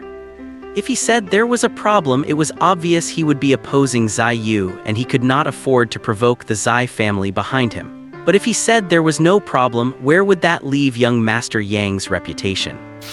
Zai Yu realized the question was too difficult, so he did not make it harder for him and said, "Captain Luo, are you going to take us back to the team headquarters without even asking for the facts?" "How could I, little young Master Zai?" Luo Yan forced a bitter smile, then quickly looked toward young Master Yang. "Young Master Yang, I believe there must be some misunderstanding here. How about this, my treat today, right here at the Laowilu restaurant? You two can clear up any misunderstandings." "Cannot I afford to eat at Laowilu?" Young Master Yang's face turned cold as he said sternly, "Captain Luo, my man is still lying on the floor." He gestured toward Zhuang Lei, who was curled up on the ground, and said angrily, "Is it possible that in Ice City you do not need to bring someone to the enforcement headquarters for questioning after they have assaulted someone? Is this how you enforce the law? Do you even deserve the uniform you are wearing?" With such a heavy accusation laid upon him, even if Luo Yan did not want to offend the Zai family, he had no way to brush this matter aside. "Little young Master Zai, what do you think?" Luo Yan looked at Zai Yu with a troubled expression. My conscience is clear. I am not afraid to go anywhere. As he spoke, he seemed to remember something and added, but I did this all by myself. Let my friends leave. Let us do as little young Master Zai says. Luo Yan quickly agreed with a smile. That Shi Yu was willing to go back to the headquarters with him was already a huge favor. This minor request was nothing. But just then, young Master Yang spoke up to object again. You were not the only one who laid a hand on him, were you, Zai Yu? Do not push your luck. Zai Yu stepped forward, grabbed him by the collar and snarled, if you keep nagging, believe me, I will not let you leave Ice City alive. Seeing this, a flippant smile curled on young Master Yang's lips. He raised both hands in a gesture of surrender and looked toward Luo Yan. Captain Luo, he is committing assault right in front of you. Just then, Shen Wubing came to Zai Yu's side, tugged his arm and whispered, Boss Zai, let us just go together. After saying that, he looked at young Master Yang. To his surprise, the man smiled at him and gave a slight nod as if greeting him. But why would he greet me? 20 minutes later, on the way to the enforcement headquarters, the car contained only the driver and the 4 roommates from Shen Wubing's dorm. Boss Zai, that guy surnamed Yang is not right. Shen Wubing lowered his voice. Zai Yu paused for a moment and asked, what is wrong with him? He is just a second-generation military brat from Kyoto. I am afraid it is not that simple. Shen Wubing shook his head, seeing Luo Yan's attitude toward you. He did not show the slightest bit of surprise. Moreover, none of us ever mentioned your name, yet he knew your name accurately. Hearing this, Zai Yu's brows furrowed instantly. The people in his dorm were used to calling him Boss Zai and would never call him by his full name, while Luo Yan had addressed him as little young Master Zai from beginning to end. But how would that guy know his name? After a brief moment of thought, Zai Yu realized that this was likely not just a coincidence. This is a setup. Zai Yu turned to look at Shen Wubing, asking tentatively, targeted at me. Maybe not just you, Shen Wubing shook his head and said quietly, but at your Zai family. Hearing this, Zai Yu took a deep breath and said, unable to believe it. Does that spoiled brat really have such devious intentions? Although I do not know the Yang family, it is clear their family is not simple. Having lived in such a prominent family for so many years, unless you are a complete idiot, you are bound to have some level of cunning. Of course, that is just my guess. It depends on what he does next, Shen Wubing added. Got it, I will be careful when dealing with him later, Zai Yu nodded quite seriously. Soon after, Zai Yu and Shen Wubing both made phone calls. Zai Yu naturally called his grandfather, the legendary 5th Master Zai, who had dominated Ice City for many years. Shen Wubing, however, did not call Elder Lin. Instead, he called Jiang Anki and asked her to convey the situation to Colonel Zhou Dao. In truth, offending the Yang family was no small matter. Logically, it would have been safer for Shen Wubing to contact Elder Lin, but he wanted to use this incident to see just how far this Colonel Zhou would go for his sake. This would determine how much he could trust him in the future. About 20 minutes later, the car slowed to a stop, and the group was brought to the headquarters of the Ice City Law Enforcement Team. It would be more accurate to say they were invited rather than brought. After all, in Luo Yan's eyes, neither the Zai family, the local tyrant, nor the Yang family, the powerful newcomer, were people he could afford to offend. He had to handle this matter with extreme caution to satisfy both sides. If he offended either side, his days ahead would not be easy. Upon arriving at the headquarters and obtaining permission from both Zai Yu and young Master Yang, Luo Yan followed procedure and had everyone taken to separate interrogation rooms. However, Shen Wubing and the others were taken to actual interrogation rooms, while Zai Yu and young Master Yang were escorted to 2 separate offices. This was Shen Wubing's first time at the law enforcement headquarters, so he could not help but look around with some curiosity. It was a dim room. He sat on a chair in the center, but thanks to instructions from Luo Yan, the officers in charge of the interrogation did not put him in handcuffs. Before long, a male and female officer walked in. The woman held a cup of hot tea which she placed in front of Shen Wubing. Thank you, Shen Wubing nodded slightly. Do not mention it, you will probably be fine, the woman said as she returned to her seat. The outcome of this matter depends on the attitude of the Zai family and that big shot. You were likely just brought here as a formality. Shen Wubing smiled without saying much. The matter might be far more complex than it appeared on the surface.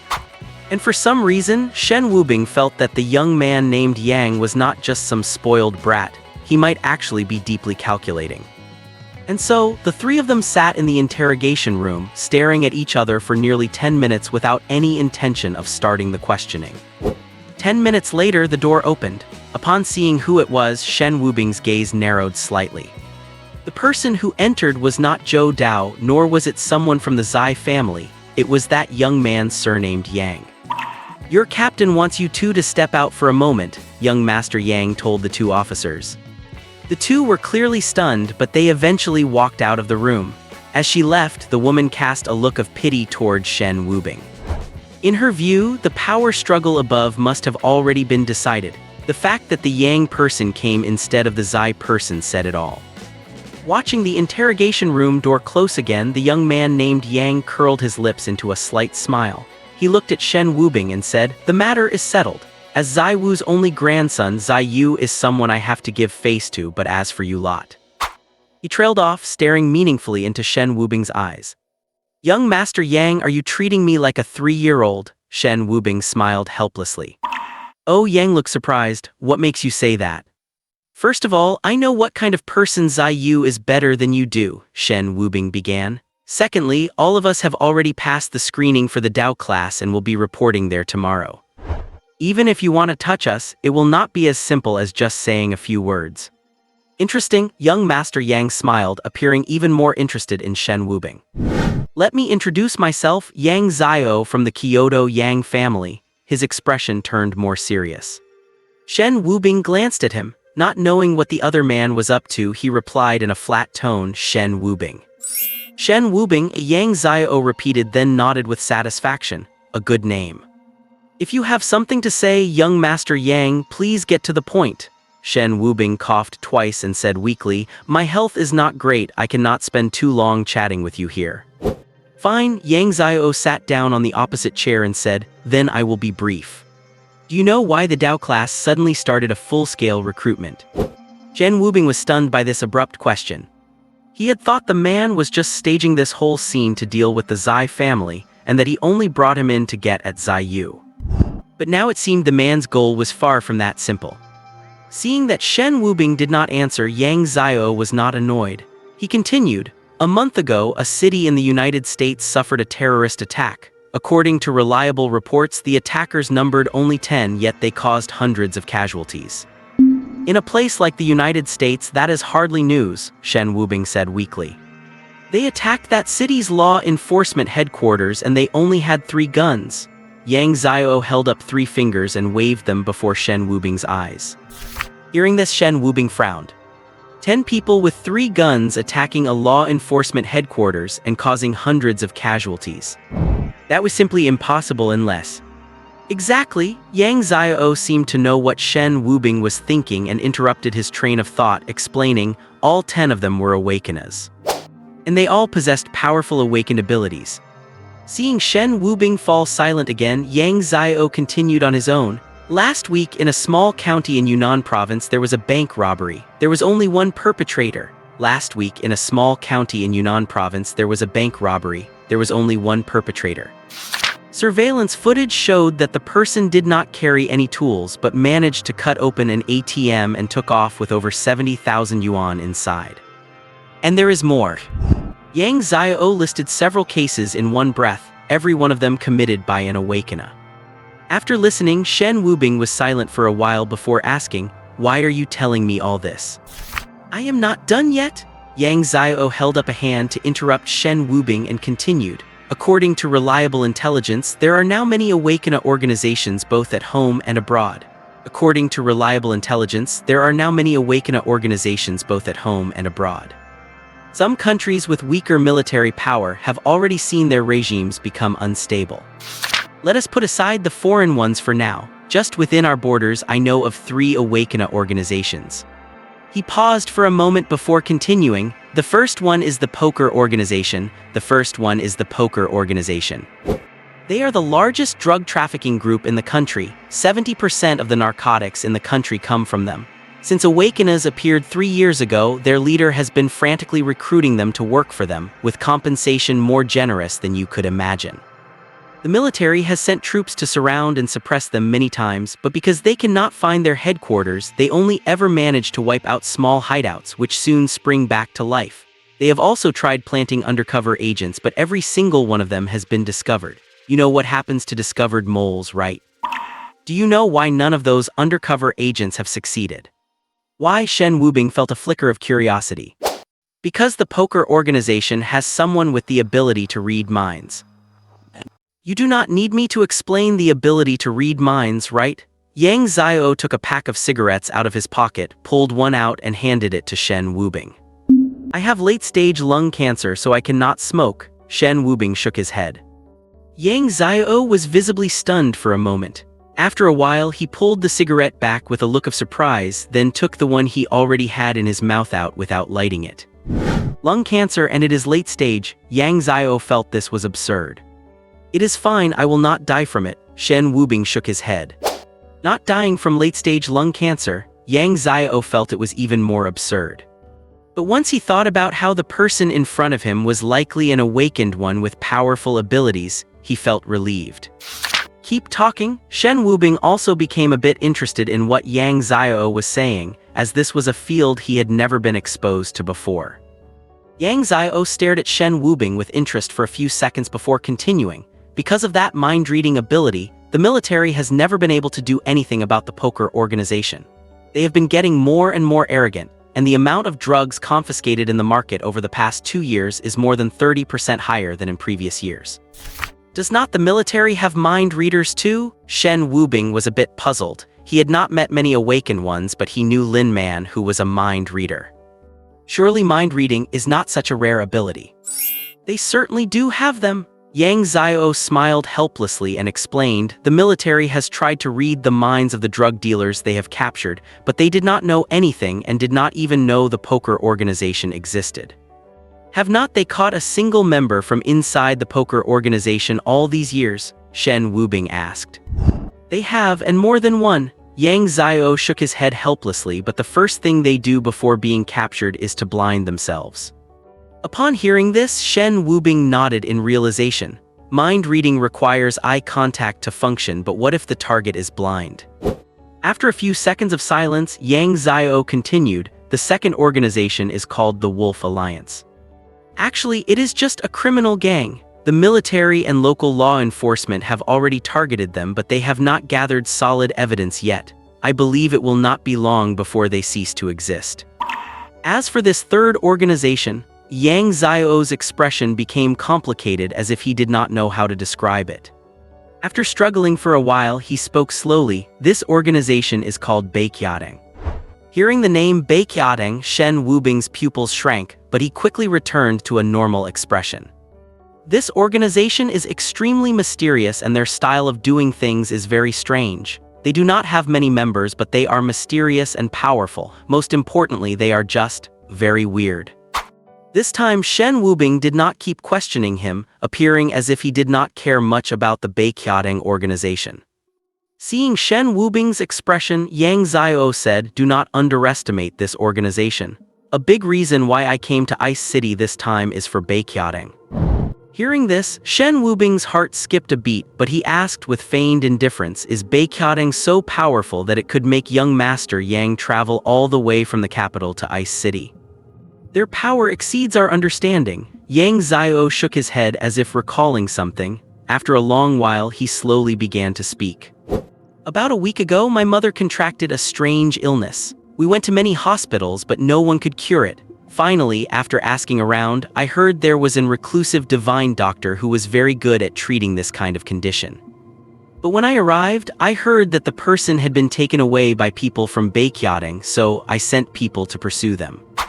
At this point, his expression became complicated. He was silent for even longer this time, about 2 minutes, before he let out a sigh and said, I did not follow them at the time. It was said to be an old man wearing long robes with an ethereal air, and he carried a long sword on his back. With just a slight movement of his fingers, the long sword flew out of its scabbard on its own and, in the blink of an eye, severed the rifles in the hands of 12 military personnel. What? Shen Wubing's face changed. Is that still an awakened one? That is practically a god on earth from a fantasy novel. Although I did not see it with my own eyes, I inspected their rifles afterward. They were cut with perfectly clean edges. One could tell at a glance they were cut by a sharp blade, Yang Xiao said with a complex look. Is it object manipulation? Shen Wubing asked.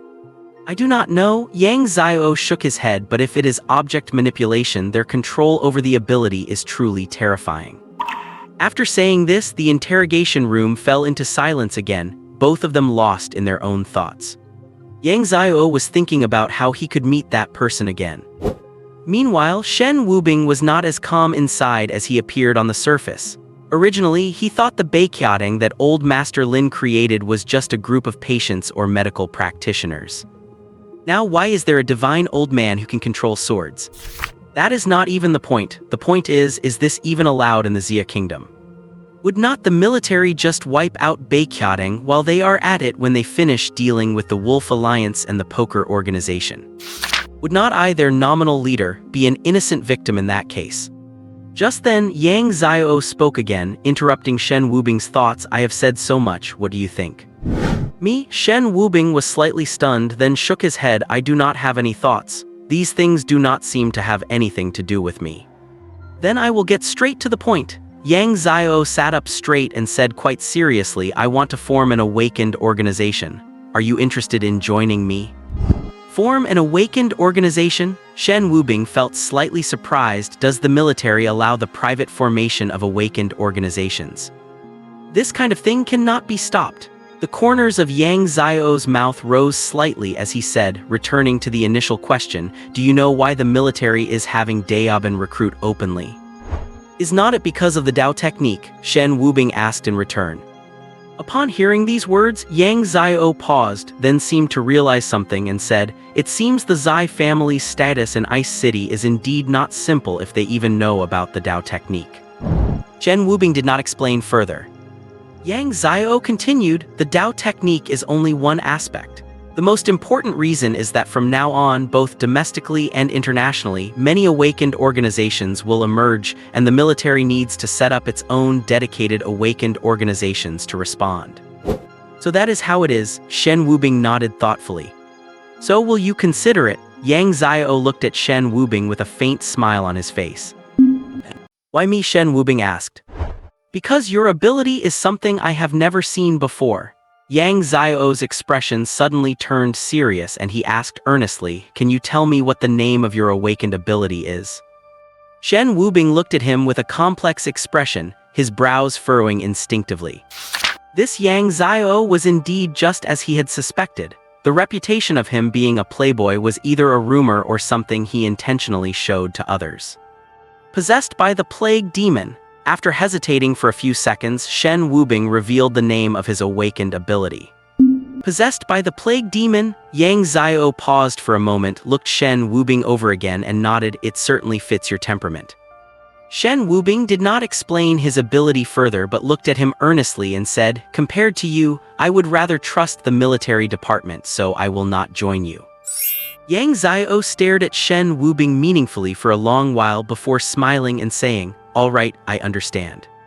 I will inform Luo Yan shortly, and you will be free to go soon. As he spoke, he stood up to leave, but Shen Wubing called out to stop him. Wait. Yang Xiao stopped in his tracks, turned his head toward Shen Wubing and asked, is there something else? Regarding Xiyu. You should not meddle in the affairs of the Zai family, that is between them and me. Yang Xiao interrupted him directly. At this point, he seemed to recall something and added with a smile, the purpose of my visit to Ice City this time was the beiqiaoteng, but I have been here for days and have not had a single lead. But since I am already here, I cannot return empty-handed. However, Yang Xiao changed the subject. If you are willing to join me, I might consider letting the Zai family go. After all, in my view, the entire Zai family is not necessarily worth as much as you are. Hearing this, Shen Wubing was slightly taken aback. He did not expect the other party to think so highly of him. Considering there were plenty of awakened individuals in the Xia Kingdom, and he did not even know what his own ability was, the fact that Yang Xiao was willing to give up the entire Zai family for him was surprising. This level of daring and his way of winning people over were proof enough that he was far from a simple playboy. Yang Xiao stood at the door for a moment, and seeing that Shen Wubing said nothing, he left the interrogation room looking slightly disappointed. Not long after he left, the two law enforcement officers from before walked back in. The woman said, "Shen Wubing, you can go now." "Where's my phone?" Shen Wubing asked. "Here." The woman picked up his phone from the table nearby and returned it to him. After taking the phone, Shen Wubing walked straight out of the interrogation room without even saying thank you. Before he could dial a number, the phone started ringing. He checked the caller ID and pressed the answer button. "Wubing, I have already arrived at the entrance of the law enforcement office. Where are you?" "I will come to find you now," Shen Wubing replied casually, hung up the phone and walked toward the entrance. As soon as he stepped outside, he saw a jeep with military plates parked on the side of the road. Shen Wubing walked over. "Shen Wubing, get in." Just then, the passenger window rolled down, revealing Jiang Anqi's breathtakingly beautiful face. She reached out and beckoned him. Shen Wubing opened the door and found 3 people inside, all of whom he knew. There was Jiang Anqi in the passenger seat and Colonel Zhou Dao sitting in the back. As for the driver, Shen Wubing had seen him before. He was the young man who had been sitting with his legs crossed during the Dao class selection, who seemed to be named Tang Song. "Wubing, what exactly happened?" Zhou Dao turned to look at Shen Wubing and asked. "Colonel Zhou, do you know Yang Xiao?" Shen Wubing got straight to the point.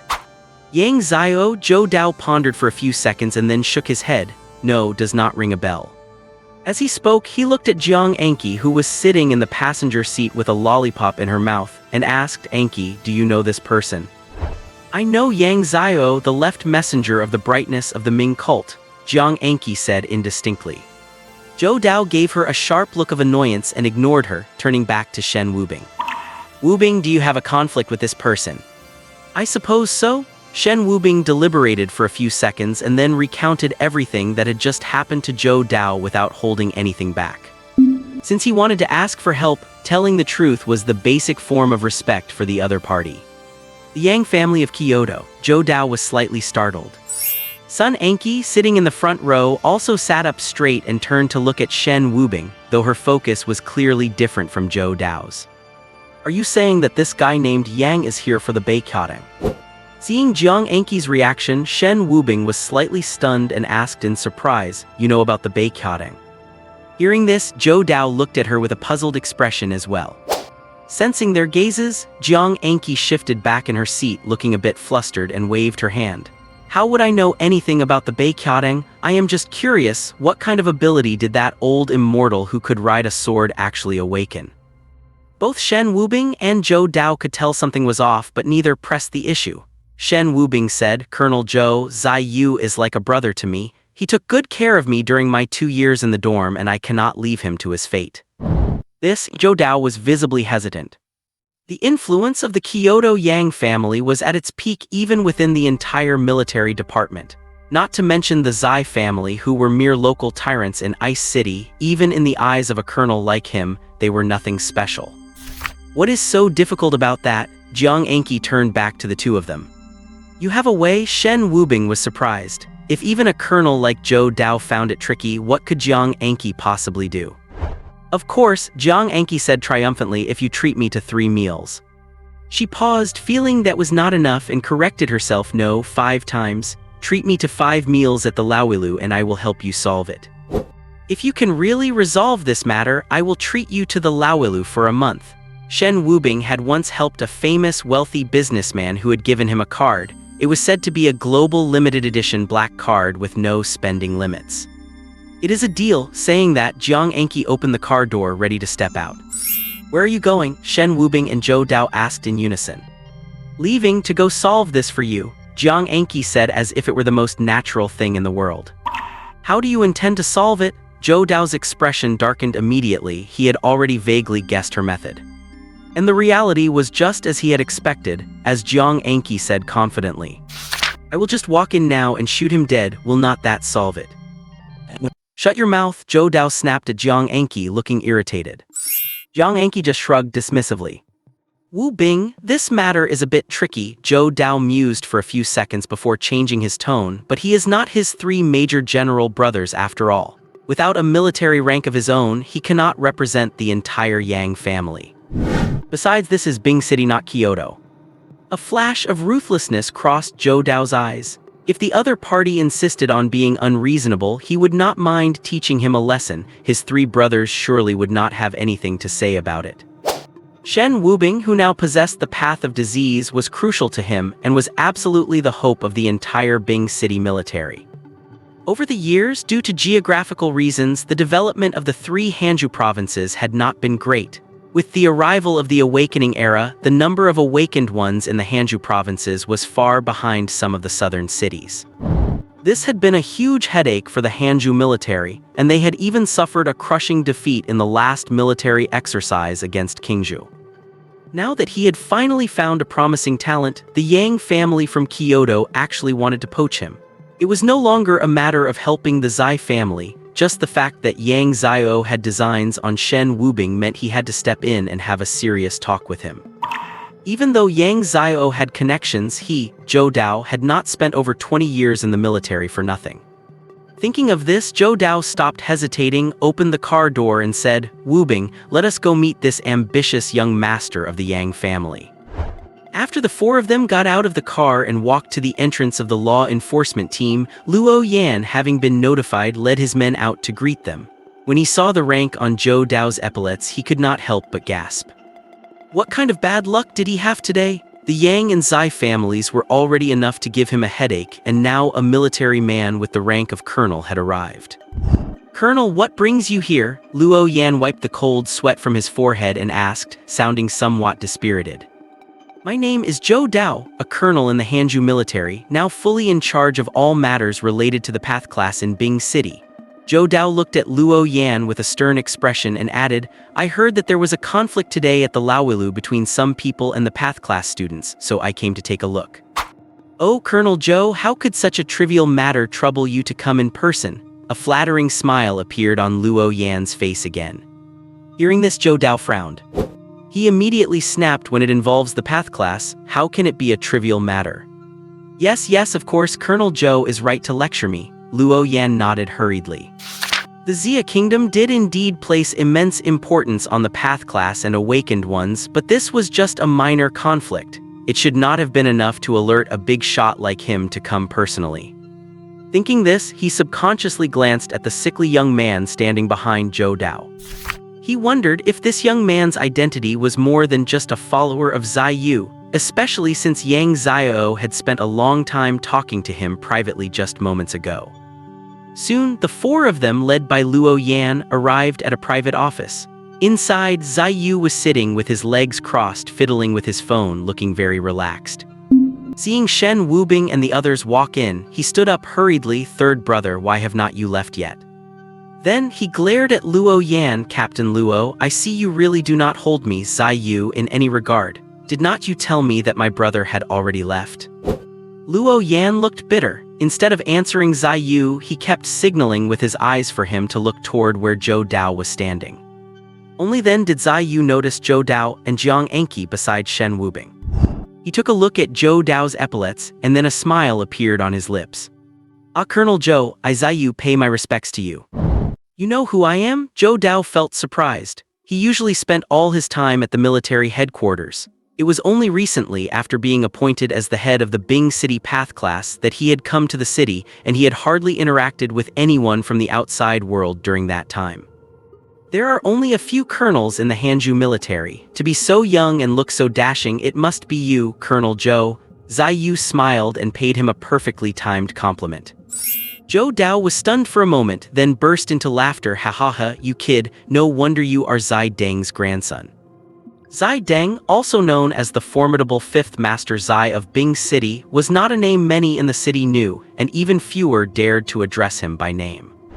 "Colonel Zhou is too kind," Zai Yu smiled again. Listening to the two exchanging pleasantries, Jiang Enki rolled her eyes and said irritably, "You guys go ahead and talk, I am going to look around." This, Luo Yan looked embarrassed. Was the law enforcement team a place to just walk around? However, seeing that Zhou Dao did not say anything, Luo Yan realized that the girl's identity might also be unusual and decided it was better not to offend her, so he chose to keep his mouth shut. After leaving the office, Jiang Enki unwrapped a lollipop, looked around, then stood in a blind spot of the surveillance cameras. She took out her phone, dialed a number, and as soon as it connected, she said straight to the point. The Yang family is targeting the 100 Herbs Hall. They are after the Yeh grass. 2 minutes later, Jiang Enki hung up and wandered around the law enforcement team with the lollipop in her mouth. As she passed by an office, she paused, stepped back, peered through the gap in the door, a smirk appeared on her face, and she pushed the door open to walk in. Yang Xiao was sitting in his chair, contemplating how to use this incident to bring the Zai family under his wing. He had originally come to Bing City for the old man at the 100 Herbs Hall who could command swords, but after several days he had gained nothing, and his status in the family was becoming increasingly precarious. His 3 older brothers were already major generals in the military. In this era of peace without war, their career paths were considered to have peaked. No matter how talented he was, if he entered the military, he would never surpass his 3 brothers. Because having 3 major generals from one family was the limit the military could accept, and they would absolutely never allow the Yang family to have a 4th. Therefore, if he wanted to achieve something, he had to take another path. The military was definitely out. Later, he set his sights on the Awakened Ones. If he could control a group of powerful Awakened Ones, then even within the Yang family, no one would dare look down on him, and he could finally shed the label of a spoiled playboy. When he saw the gun barrels of his men that had been cleanly sliced off, he decided that he must recruit that old man. But after several days, not only did he fail to gather any information about the old man, but there was also no trace of the organization called the 100 Herbs Hall. Helpless, he had to settle for second best and focus his target on the Zai family. So he set up a trap specially designed for Zai Yu. His original plan was to have Zhuang Lei teach Zai Yu a lesson, and then, under the pretext that Zai Yu had offended him, coerce the Zai family into working for him. But who would have thought that Shen Wubing would appear out of nowhere, defeat Zhuang Lei using some unknown method, and leave Zhuang Lei in such a miserable state? Just then the office door was suddenly pushed open. What met Yang Xiao's eyes was a girl in a camouflage tactical suit. Her flawless, jade-like face instantly captivated his gaze. She had a delicate appearance, yet her brows held a sense of heroic spirit not found in ordinary girls, making one crave to conquer her with just a single glance. "You are Yang Jiang," Jiang Enki asked with a smile. "Beautiful lady, you know me." Yang Xiao looked slightly surprised. "You are looking for the 100 Herbs Hall." Jiang Enki did not answer his question and asked instead. Upon hearing this, Yang Xiao's pupils constricted slightly. He then sat up straight and stared fixedly at Jiang Enki, his voice dropping to a deeply somber tone. "You know about the Bestow?" "Not only do I know of it, I am a member of the Bestow," Jiang Enki said with a beaming smile. "What?" This time, Yang Xiao stood up from his chair and scanned Jiang Enki again. After a long moment, he said with visible excitement, "Good, very good. Heaven does not disappoint those who seek. I have finally found it." With that, he grabbed Jiang Enki by the shoulders, his breathing becoming rapid. "Take me to see your leader." Jiang Enki glanced at the hands resting on her shoulders and frowned, though she did not pull away. Instead, she said coldly, "Members of the Beqiaoding do not know each other's true identities, and as for our hall master, even I have never met them." "Then how can I get in touch with them?" Yang Xiao pressed. Jiang Enki shook her head in silence. Yang Xiao frowned and said in a deep voice, "Since you came to see me and revealed your identity, it means that your Beqiaoding is also interested in collaborating with me." His expression shifted as he added coldly, "Is this the attitude your Beqiaoding takes toward cooperation?" "Cooperation?" Jiang Enki was slightly stunned, then laughed. "I think you have misunderstood. We have no intention of collaborating with you." Jiang Enki shook her head and explained with a smile, "The only reason I told you all this is so you would die knowing the truth." "What did you say?" Yang Xiao's face changed drastically. "Also, my codename in the Beqiaoding is Nanling Ryahua." Jiang Enki leaned forward slightly and whispered into his ear. Nanling Ryahua, also known as the Wixstromia indica, is a Chinese herbal medicine that can treat over a dozen illnesses, but the entire plant is poisonous. Not only the fruit, but the roots and stems are also highly toxic. Its language of flowers is redemption.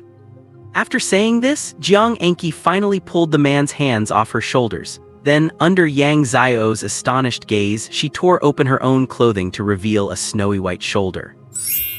What are you doing? Yang Zio had no mind to admire the seductive scene, sensing that the other party definitely had a scheme in mind. Jiang Anki just smiled and said, "You are molesting me." What Yang Zio did not react in time. But the next second, Jiang Anki had already drawn the silver-white pistol from her holster and aimed the icy muzzle at his forehead. Before Yang Zio could say anything, the gun fired. Bang! The muffled gunshot rang out through the law enforcement team's quarters, startling everyone. In the office, Zhou Dao stood up abruptly upon hearing the gunshot. His first reaction was to look around before turning to Tang Song and asking, "Where is Jiang Anki?" Tang Song was also stunned, then as if remembering something, he quickly said, "She said she was going out for a walk." It is trouble. Zhou Dao no longer worried about anything else. He strode to the office door and headed toward the direction of the shot.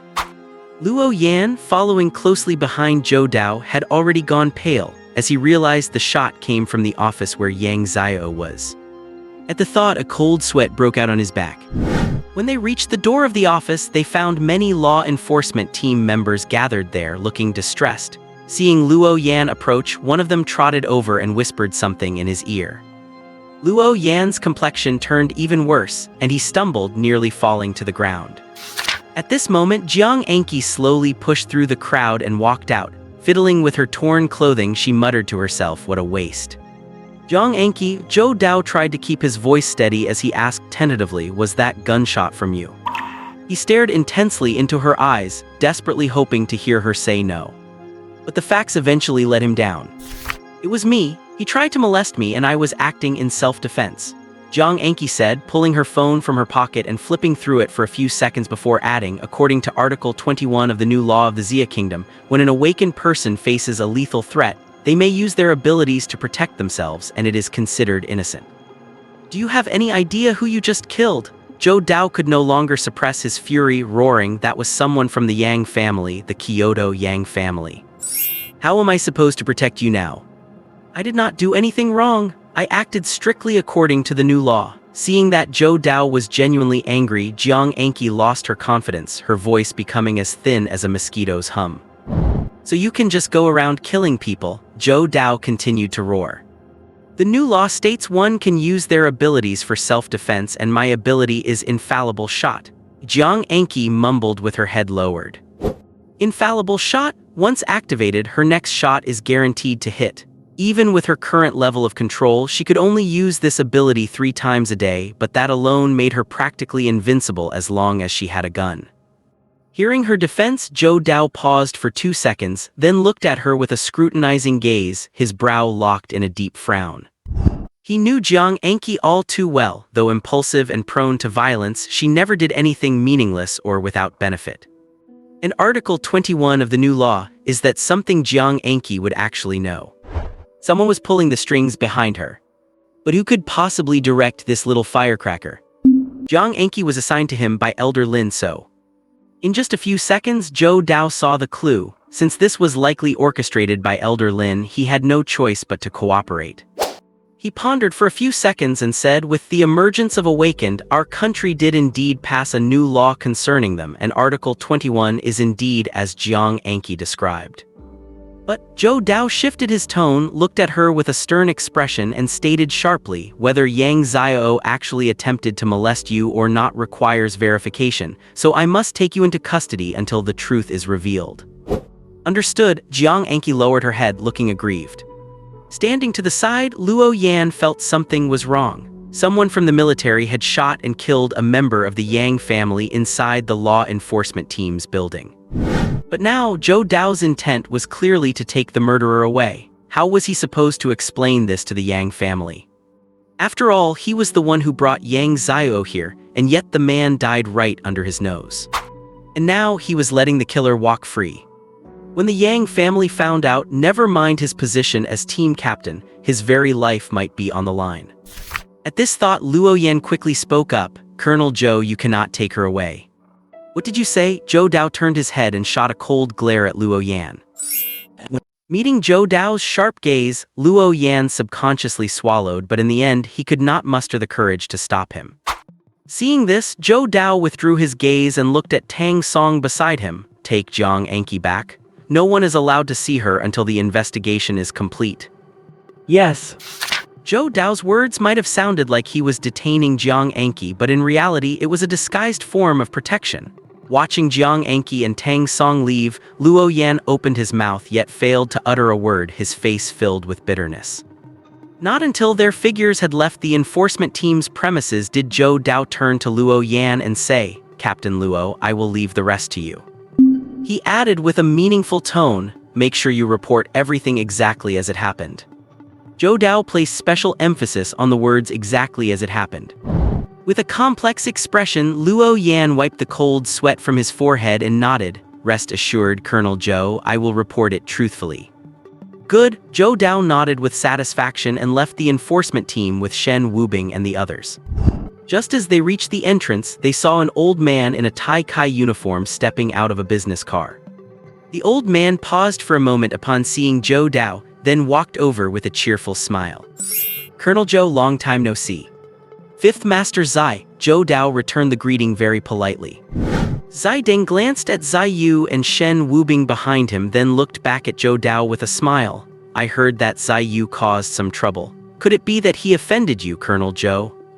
"No," Zhou Dao waved his hand and looked at Shen Wubing beside him. "Wubing is the one who asked me to come."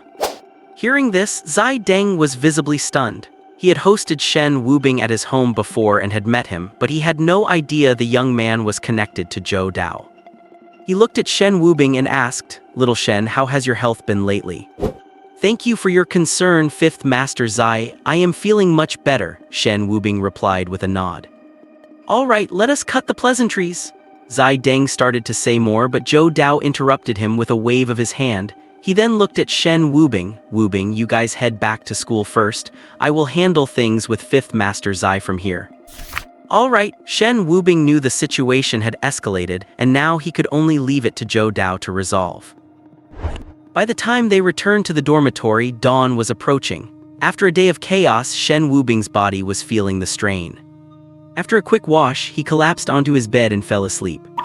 The next morning, Shen Wubing was jolted awake by the insistent ringing of his phone. Seeing who was calling, he sat up and answered. "Old Master Lin, is there something you need so early in the morning?" "Little Shen, it was I who asked Anqi to do what happened yesterday," Old Master Lin said straight to the point. Hearing this, all of Shen Wubing's sleepiness vanished instantly. Before he could fully digest the news, Old Master Lin continued, "Anqi is also a member of the Beiqiaodang. Her code name is Nanling Reahua." Shen Wubing had never paid much attention to Beiqiaodang before, thinking it was just an organization Old Master Lin set up to prolong his own life. But after yesterday's incident with Yang Xiao, he realized it was far more complex than that. Whether it was the immortal who could command swords or the unerring Jiang Anqi, both were powerful awakened. It seemed Old Master Lin was planning to create a mysterious organization composed entirely of awakened individuals. "Little Shen," Old Master Lin continued before Shen Wubing could ask, "I know you have many questions, but this is not something that can be explained in a few words. How about this? I will have someone pick you up in 3 days and I will explain everything to you in person." "All right," Shen Wubing was silent for a few seconds before replying. "Also, Zhou Dao and Zai Deng will take care of yesterday's affairs. Yang Xiao was only an insignificant pawn in the Yang family. They will not make a major scene over him. You do not have to worry about that." "Thank you for the trouble, Old Master Lin." As he said this, Shen Wubing could not stop himself from coughing again. Hearing his cough, Old Master Lin seemed to recall something. "By the way, Zhou Dao will arrange for you to meet with the people from the Awakened Research Institute today. Since your absorption ability is an awakened power, they surely have a way to resolve it." "I understand, Old Master Lin. I will go see them in a while." Shen Wubing checked the time, exchanged a few more brief pleasantries, and hung up. After waking up Zai Yu and the others, they finished washing, had a quick breakfast, and headed to their class to report in. However, the 3 of them were not assigned to the same class. Shen Wubing was assigned to a separate class, while Zai Yu and the others were together in another. Upon entering his classroom, Shen Wubing noticed it was already packed with students, at least 40 of them. Among them were a few familiar faces. Qin Hao, who was limping on one leg along with Yi Qing and Lin Man. Seeing Shen Wubing walk in, Yi Qing waved at him, "Brother Bing, over here." Shen Wubing smiled and went to sit in the empty seat next to Yi Qing. "I never knew our academy had so many awakened students," Shen Wubing remarked, surveying the room. There were originally 33 students in the class. Apparently, awakened ones from several nearby academies have been moved here as well. Adding you and Lin Man, the newly discovered ones, there are 42 of us now, Yi Qing explained. "I see," Shen Wubing nodded. They chatted for a few more minutes, and once every seat in the classroom was filled, a man in a suit with a very upright posture walked in. Shen Wubing recognized him instantly. It was Tang Song, whom he had met twice before. He walked up to the podium and tapped the blackboard to signal for everyone to be quiet. He scanned the room, and upon seeing Shen Wubing, he gave a slight nod as a greeting. "Hello, students, I am your new homeroom teacher." He then turned around and wrote his name on the blackboard with chalk. "My name is Tang Song, like the Tang and Song dynasties. I do not care what your previous teachers taught you, but starting from today, everything begins anew." His gaze swept over them again as he asked, "Now I will ask you a question. What exactly is an awakened?" At this, the students began whispering, mostly speculating about where their former teacher Su Changsheng had gone. Then Tang Song pointed at one of the boys. "You come answer that. What is an awakened?" The boy was taken aback, but he stood up and hesitated for a long while before cautiously saying, "Superman." "Superman?" Tang Song pondered for a few seconds, then nodded silently. "That is not a bad answer. Everyone here possesses a supernatural ability that science cannot explain, so calling you Superman is not an exaggeration." "Teacher Tang, does that mean we will have to save the world in the future?" a student asked in a teasing tone. After saying that, he could not help but laugh, and many students followed suit. "Pretty much," Tang Song nodded quite seriously. Seeing his reaction, the students laughed even louder. "Save the world? Are you kidding?" Today, the Xia Kingdom has long since become a top global power, and war is something they only see on the news, restricted to unstable remote countries. "What are you laughing at?" Tang Song frowned and asked, "Is it that funny?" "Teacher, do not you think you are being a bit dramatic?" a girl with a lip ring and smoky makeup asked with a laugh. "Dramatic?" Tang Song was stunned. He reached up and scratched his short hair. "Do not you understand the principle that with great power comes great responsibility?" As soon as he said this, the students burst into laughter. The girl with smoky makeup spoke again. "Teacher, that line is ancient. Please do not use it to brainwash us, okay?" Ancient brainwash? Tang Song found himself at a loss for words. He had joined the military at 18, and 10 years had passed since then. Although he looked young, he was actually approaching 30. These years of military life had left him almost completely disconnected from society. The phrase, "with great power comes great responsibility," which he had always held as his life motto, was seen as ancient nonsense in their eyes. Can faith go out of style? Tang Song took a deep breath and looked at the crowd below. Finally, his gaze landed on Shen Wubing, one of the few who was not laughing and the only person Tang Song recognized. "Shen Wubing, come up and give me a hand." Shen Wubing was slightly startled but still stood up and walked to the podium. Tang Song took his phone out of his pocket, searched through it, and pointed to a few files and photos on the screen. "Can you help me display these on the projector?" Shen Wubing glanced casually at the content of the files and drew a sharp intake of breath. Immediately, Shen Wubing pulled down the projector screen and mirrored Tang Song's phone. Soon, the first file appeared on the screen. Tang Song watched the file on the screen, his expression becoming complicated. His voice was slightly hoarse as he spoke. On 16 July 2021, the first incident involving a superhuman causing harm occurred in Qingcheng. The ability awakened by that person was fire. As soon as he said this, everyone's eyes turned to Qin Hao. "Why are you looking at me? It was not me," Qin Hao said irritably. Tang Song ignored them and continued to speak to himself. "At that time, we did not know much about superhumans and did not even know they were superhumans. My squad received orders to go to Qingcheng to assist the law enforcement team in arresting criminals."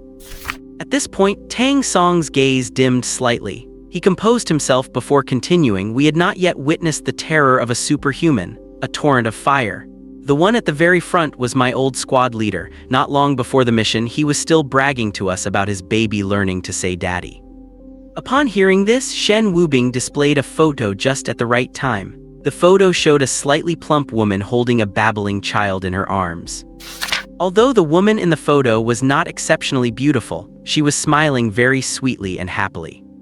But in the days to come, she might never be able to show such a genuine smile again. All those smiles stopped on 16th July 2021. Looking at the photo on the screen, even a man as tough as Tang Song felt his eyes turn red and his voice became even hoarser.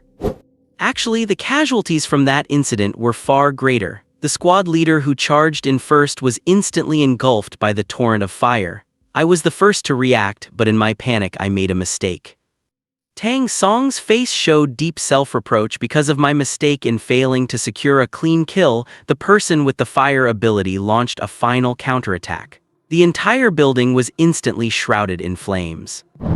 In that operation, excluding the initial victims, a total of 7 people were sacrificed, including 2 from the military, 3 from the law enforcement team, and 2 firefighters who arrived later.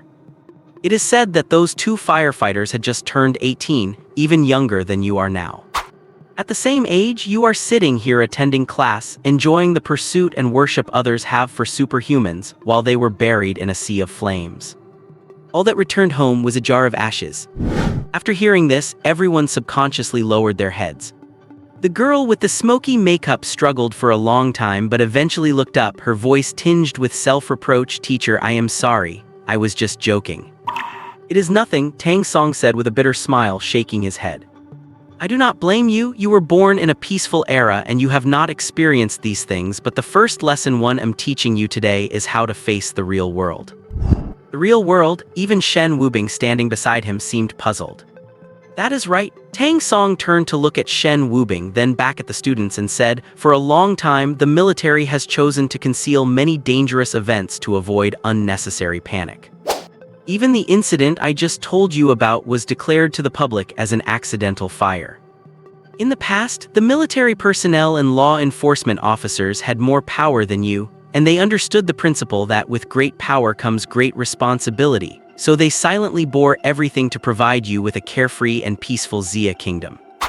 At this, Tang Song changed the tone of his conversation, "But each of you sitting here is a superhuman now. Your abilities have surpassed those of most soldiers and law enforcement officers. It is time for you to see the true dangers of this world, and it is time for you to take up the responsibilities they carried on their shoulders. Are you willing?" "We are." The 42 students below answered in unison. Seeing this, Tang Song nodded slightly. However, he knew clearly that this was just the beginning. He understood that while some people's passion remains cool for a lifetime, most people's passion lasts only 3 minutes just for that moment of impulse. When they encounter real danger, when they witness those cruel and bloody scenes, many of them will shrink back and soon forget the "I am willing" they shouted so passionately just now. But he also knew that this matter could not be rushed, and the military had enough time to wait for them to grow up and stand on their own. Next, Tang Song shared many more cases of crimes committed by awakened individuals with the group, each one accompanied by sacrifice, blood, and tears. The atmosphere in the classroom grew increasingly solemn. The look in everyone's eyes when they gazed at Tang Song was no longer characterized by the previous levity and mockery, but only by respect and admiration. When Su Changsheng was their homeroom teacher, although he would explain how to use awakened abilities, he never instilled a proper outlook on life in them. He only ever told them that the stronger they were, the higher their status and the better the treatment they would receive in the future. While this method of education could stir up students' desires and motivate them more, their life values were also quietly going astray. The values Tang Song established for them were that when the world undergoes drastic changes, faith is the first-tier weapon to combat unknown disasters. Feeling the shift in everyone's mindset, Tang Song nodded with satisfaction, though he silently grumbled to himself that being a teacher to these students was even tougher than fighting a war against those awakened beings. Truly, no profession is easy. Alright, next, I am going to explain to you how the Dao technique helps with your awakenings. The Dao technique is, at its core, a form of spiritual cultivation practiced by cultivators in ancient times. Spiritual cultivation? You mean the kind where you can soar through the skies, dive into the earth, and move mountains and seas after training? A student asked, looking excited. Read less fantasy fiction? Tang Song retorted impatiently. The so-called cultivation technique can only serve to strengthen the body and keep you healthy. You might reach a high level where you can shatter stones with your bare hands or leap over walls, but do not even think about flying to the sky or diving into the earth. Then what are we cultivating it for? The student muttered quietly. Good question. Tang Song did not scold him, but instead gave him an appreciative look, then explained. For students in regular Dao classes, cultivating the Dao technique indeed only serves to strengthen the body, but for you, it is different. You are all awakened individuals and you must all share a common trait. You feel physically exhausted after frequent use of your abilities, and in severe cases, you might even pass out. Hearing this, everyone nodded in agreement. When Yi Qing fought Chen Hao, he had frequently activated battle instinct, and even with his physical constitution, he ended up pale. If it were anyone else, they might not have been able to handle it at all. Cultivating the Dao technique can perfectly solve this problem. Once you reach a certain level, you might be able to use your abilities without restrictions. Hearing this, every student in the room saw their eyes light up. Yi Qing, sitting next to Shen Wubing, also straightened his posture. If he could use battle instinct for longer periods, his strength would definitely reach a new level. Not only that, Tang Song said, feigning mystery. The students were anxious, saying, "Teacher Tang, please stop keeping us in suspense. What other effects does the Dao technique have?" The Dao technique not only allows you to use your abilities frequently, but it can even make your abilities stronger. You could also understand it as an evolution of your abilities. As Tang Song finished his sentence, the classroom fell into a brief silence. Immediately after, there was an uproar. Tang Song pressed his hands down to signal for silence and continued, "You might not understand what I mean by this, so let me give you an example." He turned his head to look at the file on the projector and began, "Let us use blaze as an example. Initially, an awakened blaze can only fire off a few fireballs, and those with slightly better talent can only release a fire snake no longer than 10 meters. Although such an ability seems powerful to ordinary people, it is actually quite mediocre in real combat because the military has many weapons capable of the same thing." Hearing this, everyone's eyes turned to Chen Hao. He had always been groomed by Su Changsheng as the genius of the Dao class, but now Tang Song was saying his ability was mediocre. Noticing this, Tang Song realized Chen Hao must be the Blaze Awakener in the class, so he added, "But now, an evolved version of Blaze has appeared in the Qingzhou military." Hearing this, Chen Hao's eyes lit up again, his face full of anticipation, and he asked excitedly, "Teacher Tang, is the evolved Blaze powerful?" Tang Song nodded seriously as if recalling something terrifying. A trace of fear flashed in his eyes, and only after a while did he say, "It was during a live-fire exercise between the Hanzhou military and the Qingzhou military. I witnessed the horror of an evolved blaze with my own eyes." "How terrifying is it?" Chen Hao asked urgently, looking excited. "His blaze cannot be extinguished." A trace of undetectable anger flashed in Tang Song's eyes before he continued. This incident even caused an accident during the exercise, and 2 soldiers from the Hanzhou military lost their lives to that fire. Yes. As soon as he said this, all the students could not help but gasp. A fire that cannot be extinguished, would not that mean once you are hit, you are just waiting to die? But Chen Hao, upon hearing this, waved his fist in excitement, looking very pumped up. Seeing his reaction, Tang Song was a bit displeased and said, "Do not be too happy just yet. It is not that easy to evolve. Even though the Dao technique can cause an ability to evolve, it is a matter of probability and the odds are not very high." Yet Chen Hao did not care. He believed his talent was no worse than anyone else's. If other Blaze Awakeners could evolve, he could too. Following that, Tang Song passed the Dao technique's practice method to everyone and let them try circulating it within their bodies. Shen Wubing felt that the so-called Dao technique was like a type of qi cultivation method. After circulating it once, he felt much more relaxed all over, though that was all, there were no other sensations. But Yi Qing, sitting beside him, was different. Shen Wubing could visibly see faint gas fluctuations around him, and the air around him had undergone subtle changes. Tang Song also keenly noticed this and asked Yi Qing, "You have discovered the gas vortex inside you. Gas vortex? Yi Qing looked confused and said, I just feel like there is a black hole inside me, and all the gas generated by circulating the Tao technique is being absorbed by it. Hearing this, Tang Song nodded with satisfaction. Very good, you have great talent. As he spoke, he looked at the group and explained, in fact, we all have gas vortexes inside our bodies, which is exactly the black hole this student just mentioned. It is usually very difficult for us to detect them, but once you practice the Tao technique, you will discover their existence. And everyone does not just have one, they have 7. As for why there are 7 energy vortices, that is a question we have been asked before, so let me explain it to you all once more. Tang Song stood with his hands behind his back, pretending to be profound as he spoke slowly. The Tao gives birth to 1, 1 gives birth to 2, 2 gives birth to 3, and 3 gives birth to all things. And once 3 gives birth to all things, everything must undergo a transformation upon reaching 7. The idea of 3 giving birth to all things is easy to understand. 1 is the origin, the Taiji, 2 is yin and yang, which can also be understood as male and female, 3 is the offspring born from yin and yang. All things are composed of countless yin and yang and their descendants, which is what we mean by 3 giving birth to all things. Then what does it mean that everything must change upon reaching 7? The girl with the smoky makeup from before asked. Initially, she was very resistant to Tang Song, feeling that he was just there to brainwash them and instill the idea that the country is greater than everything else. But after seeing those shocking cases and those gruesome, bloody photos, she suddenly felt that as awakened ones, as supermen in the eyes of others, they truly should do something.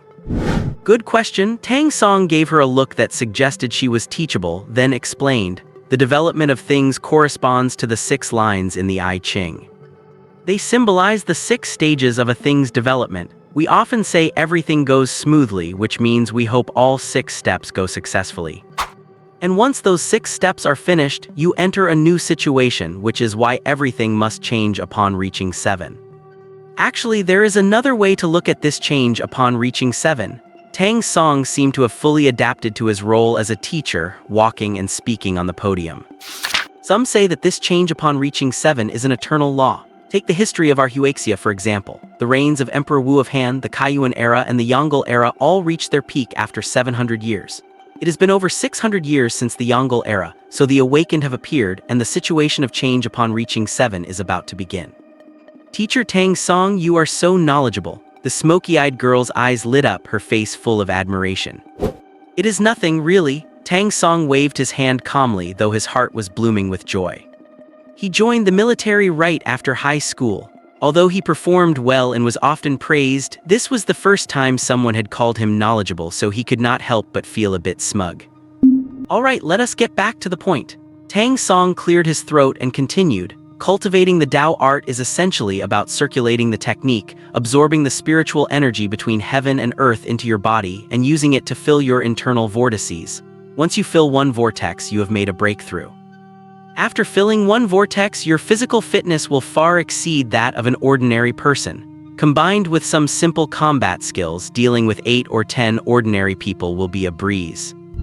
Teacher Tang Song, how many vortices do you need to fill for an ability upgrade? Qin Hao asked. This was his biggest concern. He longed for the fierce fire that could not be extinguished by anyone. Tang Song looked at him and explained, generally speaking, after filling 3 vortices, you have a chance for your ability to upgrade with each breakthrough. But as I said, it is a matter of probability. Some upgrade after filling 3 vortices, while others may never be able to upgrade in their lifetime. Teacher Tang Song, at this moment the smoky-eyed girl raised her hand. Go ahead, Tang Song nodded. I want to know what happens if all 7 vortices are filled. Hearing this, Tang Song almost laughed out loud. You are truly fearless in your ignorance. So far, the highest level anyone in our Xia kingdom has reached in cultivating the Tao art is filling 5 vortices, and even then their strength is already unfathomable. If you truly fill all 7 vortices, perhaps you can trigger the transformation and achieve immortality, who knows? Tang Song said, half jokingly and half seriously. After speaking, Tang Song raised his hand to check the time and said, all right, that is all for today. You can go back and practice the Tao art on your own. Goodbye, Teacher Tang Song. The girl waved her hand and even winked at him, leaving Tang Song unable to laugh or cry. When Shen Wubing got up and walked near the podium, Tang Song called him over. Shen Wubing, stay behind. I am going to introduce you to two people. Hearing this, Shen Wubing realized immediately. Zhou Dao had told him yesterday that he would arrange for people from the Awakened Research Institute to meet him today. It seemed they had already arrived at the academy. Shen Wubing followed Tang Song to a separate office. As soon as he pushed the door open, he saw two people sitting inside, a young man wearing glasses and an elderly man with gray hair but a spirited look. A laptop was placed on the table in front of them and they were talking about something. Seeing Shen Wubing and Tang Song enter, they stopped their conversation and turned their eyes to Shen Wubing. Professor He, this is Shen Wubing. Tang Song pointed at Shen Wubing as he introduced him. The white-haired old man looked Shen Wubing up and down, then nodded to Tang Song and said, "Very good, you may go out first." Tang Song turned to look at Shen Wubing and instructed, "Colonel Zhou could not come today because he has to deal with the Yang family's affairs. He asked me to tell you that you can discuss any questions you have with these two." "I understand, thank you, Teacher Tang Song," Shen Wubing said with a smile. "You kid," Tang Song said with a smile, then turned and left the office. After Tang Song left and closed the door, the white-haired professor smiled and said, "Shen Wubing, right, have a seat." Shen Wubing nodded and sat down in the chair opposite them. "My name is He Yang and I am an academician at the Awakened Research Institute." As he spoke, he pointed to the man in glasses beside him. "This is my student, Tian Wen." "Hello, Professor He, hello, Academician Tian." Shen Wubing greeted them both respectively. Professor He kept a smiling expression, looking as kind as a neighborhood grandfather, while the young man named Tian Wen had a dull expression on his face. "Little Shen, let us get straight to the point." Professor He looked him up and down again and said, "Colonel Zhou has told us about your general situation. We held an overnight discussion meeting and finally reached a conclusion regarding your problem." "What is the conclusion?" Shen Wubing asked. "Your ability is undoubtedly powerful, but you feel like you are about to die. That is the problem." Professor He paused for a few seconds and then continued. "Based on our understanding of awakened abilities, you might not be dying, but rather your ability is about to upgrade." "Upgrade?" Shen Wubing was slightly stunned. "Is not it said that one only has a chance to upgrade if they practice the Tao art and fill 3 energy vortices? That is usually the case, but there are always special people and special abilities." Professor He explained, "Even before the Tao art was popularized, some people had already upgraded their abilities, so your case is not unprecedented." "Then what should I do next?" Shen Wubing asked again. "Continue to draw diseases from others," Professor He said straightforwardly. Upon hearing this, Shen Wubing pondered for a few seconds and then asked tentatively, "Are you sure I will not die?" "I am not sure." Shen Wubing. Sensing the change in Shen Wubing's expression, Professor He gave an embarrassed smile and added, "However, I am 80% sure about this, so you can rest easy." Although the man was saying that Shen Wubing should feel at ease, Shen Wubing did not feel at ease at all. He kept feeling that this seemingly kind old man actually had a belly full of bad ideas. "Little Shen, I am a professor at the Research Institute. My words carry a lot of authority at the Awakening Research Institute, you have to believe me." As he said this, Professor He looked at Tian Wen to the side and asked, "Tell him, do not my words carry a lot of authority?" Tian Wen nodded woodenly, but his eyes were drifting. Shen Wubing strongly suspected that this guy had not heard what Professor He had asked at all. "What are you humming about?" Professor He gave him a push in annoyance and said, "Little Shen still has some concerns, you try to persuade him." "All right." Tian Wen turned to look at Shen Wubing, falling silent for a long time as if pondering how to comfort him. After a long while he finally spoke, "Do not worry, you will definitely be fine unless you are not." Shen Wubing was suddenly filled with question marks. That was like saying nothing at all. Tian Wen also felt that what he said was nonsense, so he quickly changed his tune. "What I mean is, you can boldly give it a try. After all, before you die, you are definitely still alive." Shen Wubing felt a headache coming on. Enough, you would better stop talking."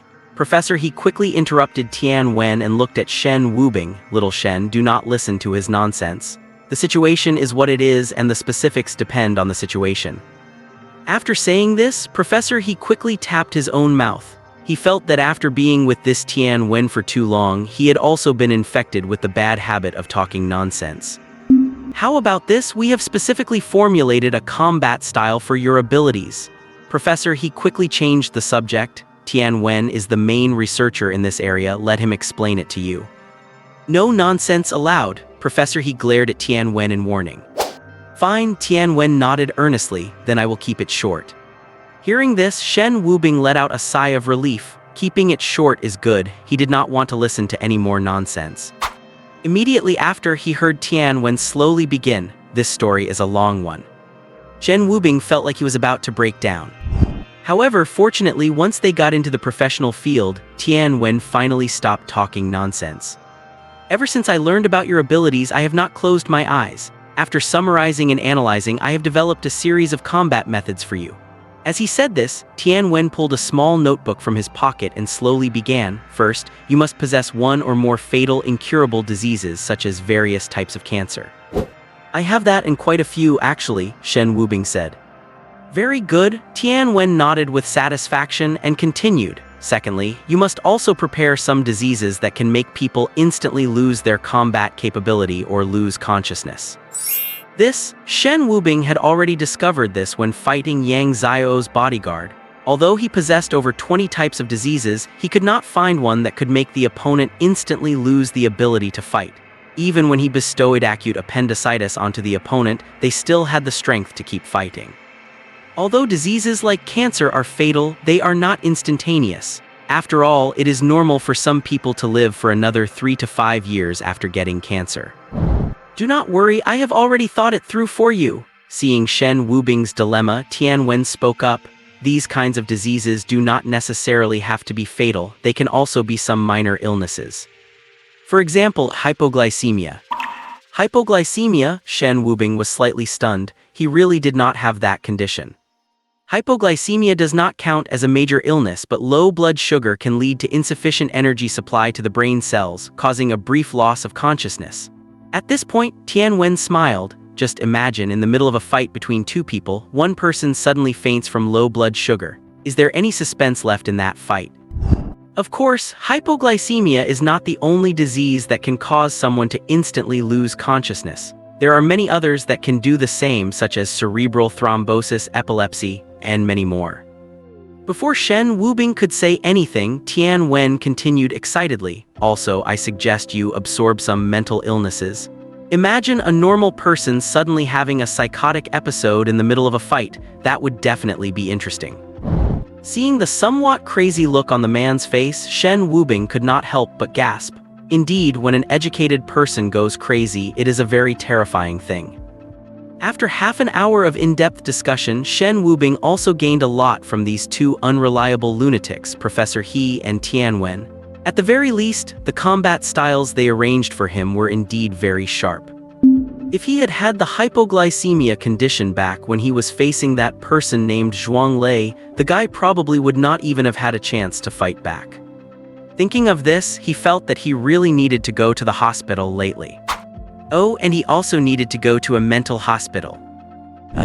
After returning to the dormitory, Shen Wubing found that Zai Yu and the others were not there, so he called them.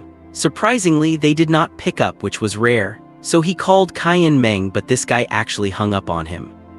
Shen Wubing frowned. They had been in the same dorm for so long that no matter when he called, even if they were in class or sleeping, they would never hang up on him. After hesitating for a few seconds, he dialed Zhao Xiaodao's number. After a full 10 seconds or more, the call was finally picked up. Immediately, Shen Wubing heard Zai Yu's reprimanding voice. Old for you damn. Zai boss I. Hearing this, Shen Wubing's brow furrowed even tighter. Old for, where are you guys? The other end of the line was silent for a few seconds, then Zhao Xiaodao's voice sounded again. Th. Third brother W, we are in class. Zhao Xiaodao was stuttering. He only stuttered when he was nervous. Shen Wubing immediately heard that he was lying, so he stopped talking to Zhao Xiaodao and shouted into the phone, Zai Yu, so you have something you are keeping from me now, is that it? The other end was silent again. 10 seconds later, Zai Yu's slightly hoarse voice came through. We are at the Bingcheng Second Hospital. Hearing this, Shen Wubing hung up the phone directly. More than 40 minutes later, Shen Wubing appeared at the entrance of the Bingcheng Second Hospital. The Bingcheng Second Hospital was one of the 4 hospitals sponsored by Zai Yu's father, Zai Shaolong. Arriving at the triage desk, Shen Wubing did not call Zai Yu but asked a nurse directly, "Which room is Zai Yu in?" "Huh," the nurse was clearly stunned. "You are looking for the young master." "Yes, I am his friend," Shen Wubing nodded. "The young master is in the special care ward. I will take you there." The nurse gestured for Shen Wubing to follow her. 3 minutes later, Shen Wubing arrived at a very quiet floor. The entire floor was devoid of patients. There were only medical staff walking back and forth, all with anxious expressions, but not a single one speaking a word. At the very end of this floor, there was an independent ward. At this moment, Zai Yu and the other 3 were pacing back and forth anxiously outside. Seeing Shen Wubing arrive, Zai Yu's expression changed, but he still walked over to greet him. However, Shen Wubing did not even look at him. He went straight to the hospital room door and looked at a middle-aged man with a weary face, saying, "Uncle Zai, I might be able to help the auntie." Wubing, although Zai Shaolong rarely returned to the Zai family residence due to his wife's illness, Zai Yu would often bring Wubing to the hospital for checkups. Because of this, Zai Shaolong was quite familiar with him. "What did you just say? You can save Mengru?" Zai Shaolong looked at him in disbelief. For the sake of his wife's condition, he had turned from martial arts to medicine, even giving up his status as the heir to the Zai family, dedicating his entire life to the medical field just to find a way to save her. "I think I can," Shen Wubing nodded with a pale face. He had rushed to the hospital earlier, and having jogged part of the way to catch a taxi was already a significant burden on his current physical state. How is this possible? Zai Shaolong still found it hard to believe. For his wife Meng Ru's illness, he had not only devoted himself to medicine but had also sponsored 4 hospitals and 2 medical research institutes. Yet even so, he remained helpless against her condition. Until today, Meng Ru's body could finally no longer hold on. That was why Zai Shaolong had called Zai Yu over. If anything happened to her, he wanted her to see their son one last time. "Uncle Zai, I have awakened," Shen Wubing explained. Awakened, Zai Shaolong still did not understand. What does awakening have to do with Meng Ru's illness? "It is hard to explain in a short time. Let me see Aunt Meng Ru first," Shen Wubing urged. But Zai Shaolong hesitated. He knew his wife's condition better than anyone. He had invited all the world's most famous hospitals and renowned masters of traditional medicine, but let alone curing her, not a single person had even seen such a disease before. "Dad, if Wubing says he can, he certainly can." Zai Yu looked at Shen Wubing with a complex expression before saying in a low voice. He had learned about Shen Wubing's awakening a few days ago, but Shen Wubing had also mentioned that his own body had been feeling strange lately. In his own words, he felt as if he were dying. If something were to happen to Shen Wubing because he tried to drain his mother's illness, he would surely feel guilty for the rest of his life. That was why he had kept silent, even hiding it from Shen Wubing until today. Fine, Zai Shaolong looked at Zai Yu and gritted his teeth. He had no better options left now, so he could only treat a dead horse as if it were still alive. When the door to the intensive care unit was opened, Shen Wubing stood there stunned because there was no one on the hospital bed save for a single arm resting upon it. And what shocked Shen Wubing most was that on that pale white arm, 2 large golden characters had emerged. Extraction. This was the first time Shen Wubing had ever seen a golden extraction. Over the years, he had helped many people with various difficult and complicated conditions, even terminal illnesses, but even those had only ever been purple. This had led Shen Wubing to believe that the most severe illnesses in the world were purple. But now, these 2 large golden characters left him absolutely shocked. "Wubing, you see it now. This is Meng Ru's condition," Zai Shaolong said with a bitter smile, his eyes reddening slightly. "At first, when we discovered her illness, only her left hand started to fade, but it would reappear after a few minutes. Later, it spread to her body. Until now, the periods of her body being faded have become longer and longer, and now she can no longer recover. Since yesterday, her upper body has remained in a faded state and she cannot even eat. Many doctors have said that once her right hand also fades completely, she will disappear from this world entirely, leaving nothing behind." At this point, Zai Shaolong could no longer hold back, and 2 streams of tears flowed from his weary eyes. Zai Shaolong wiped the corners of his eyes, then looked at Shen Wubing and said, "Wubing, see if there is anything you can do. If you can save Mengru, my life will be yours from now on. Even if it fails, your uncle will not blame you. This is Mengru's fate and it is my fate as well." Zai Shaolong's voice grew softer and softer, until eventually it could only be heard by himself. Aunt Mengru's condition is indeed unheard of. After saying this, Shen Wubing began to cough violently. "It is okay, I have long been used to it."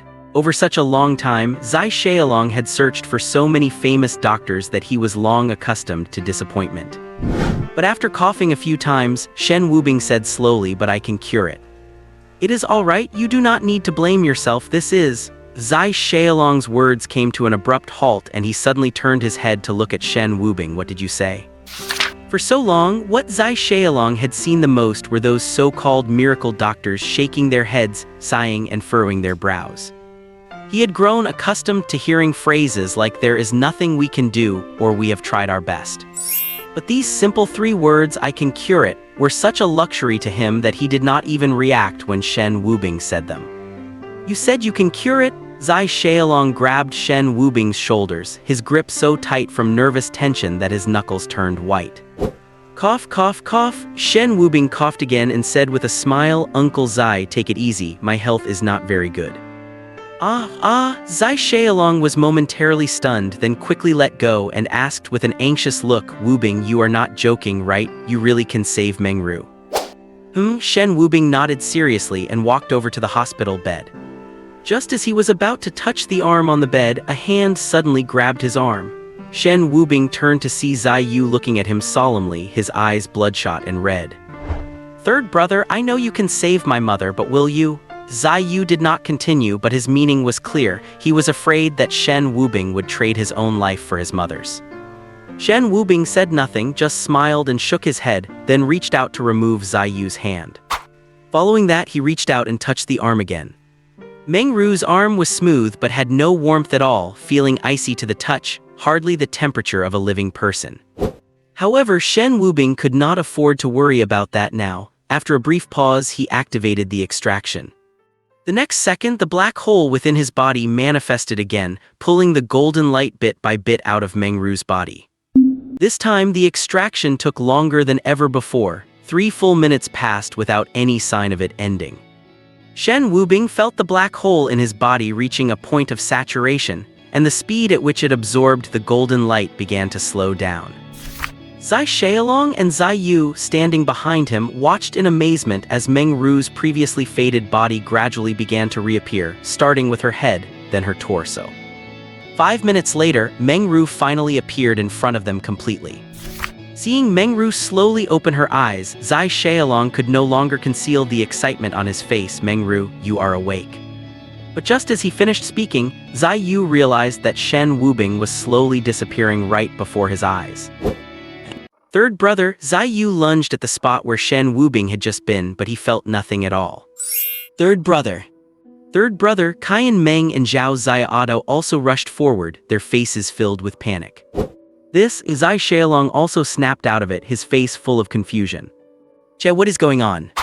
Before Zai Yu could answer, Shen Wubing's figure reappeared, though it looked somewhat blurred, giving the impression that he might vanish again at any moment. "Third brother, are you okay?" Zai Yu grabbed Shen Wubing's wrist, as if afraid he would disappear from his side again. Shen Wubing opened his mouth to say something, but he felt the arm Zai Yu was holding dissolve into nothingness once more. Zai Yu noticed this as well and looked at Shen Wubing in horror, then quickly said, "Third brother, hurry and transfer this disease to me." "No need," Shen Wubing waved his hand and managed to squeeze out a faint smile. "Boss Zai, although my health is poor when it comes to the ability to adapt to diseases, no one dares to claim the first spot if I am second. And..." At this point, Shen Wubing paused, a look of confusion appearing on his face. "And what?" Zai Yu asked insistently. "And this disease does not seem to be something I can bestow." Shen Wubing frowned, deep in thought. "What do you mean by bestow?" Zai Shaolong looked dazed, glancing between Zai Yu and Shen Wubing before finally asking, "What exactly are you talking about? Why did Mengru's illness appear on Wubing?" Shen Wubing was about to explain when he realized his body was starting to turn translucent again, so he said helplessly, "Boss Zai, you explain it to Uncle Zai." Zai Yu gave Shen Wubing a deep look, then after a moment, briefly explained Shen Wubing's awakened ability to Zai Shaolong. After hearing Zai Yu's explanation, Zai Shaolong's expression shifted slightly, and his voice sounded somewhat unnatural as he said, "So, Wubing absorbed your mother's illness into his own body."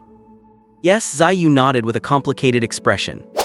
"Wubing you," Zai Shaolong opened his mouth but did not know what to say. For such a profound favor, any words would seem pale and weak. Just then, Meng Ru, who was lying on the bed, regained consciousness. Hearing their conversation, she looked up at Shen Wubing and said weakly, "Child, how can I be at peace with myself after you have done this?" "Aunt Meng Ru, Zai Yu is my brother and his mother is my mother. Besides, I have a special constitution and I will not die." Shen Wubing shook his head with a smile. In the short time they spoke, Shen Wubing's body turned translucent several more times. Seeing this, Zai Shaolong immediately arranged for a private ward so Shen Wubing could rest. This time, Shen Wubing did not refuse as he was truly exhausted. This extraction was unlike anything in the past, consuming too much of his physical strength, and the sensation of fullness from the black hole made him feel the threat of death once again. Before long, he fell into a deep sleep. Zai Yu's family of 3 stayed by Shen Wubing's bedside, refusing to leave for even a moment. Even the newly recovered Meng Ru insisted on staying by his side, ignoring all attempts to persuade her otherwise. Tell me about Wubing." Meng Ru sat by Shen Wubing's bed and reached out to brush away the hair that had fallen over his eyes. Okay, Zai Yu nodded and told them everything he knew about Shen Wubing's past. After hearing Zai Yu's story, Meng Ru could no longer hold back, and 2 lines of hot tears flowed down. "How much has this child suffered? To think there are nearly 30 kinds of diseases, how did he manage to pull through it all?" When Shen Wubing woke up again, the sky had already dimmed. He had slept for a full 6 hours.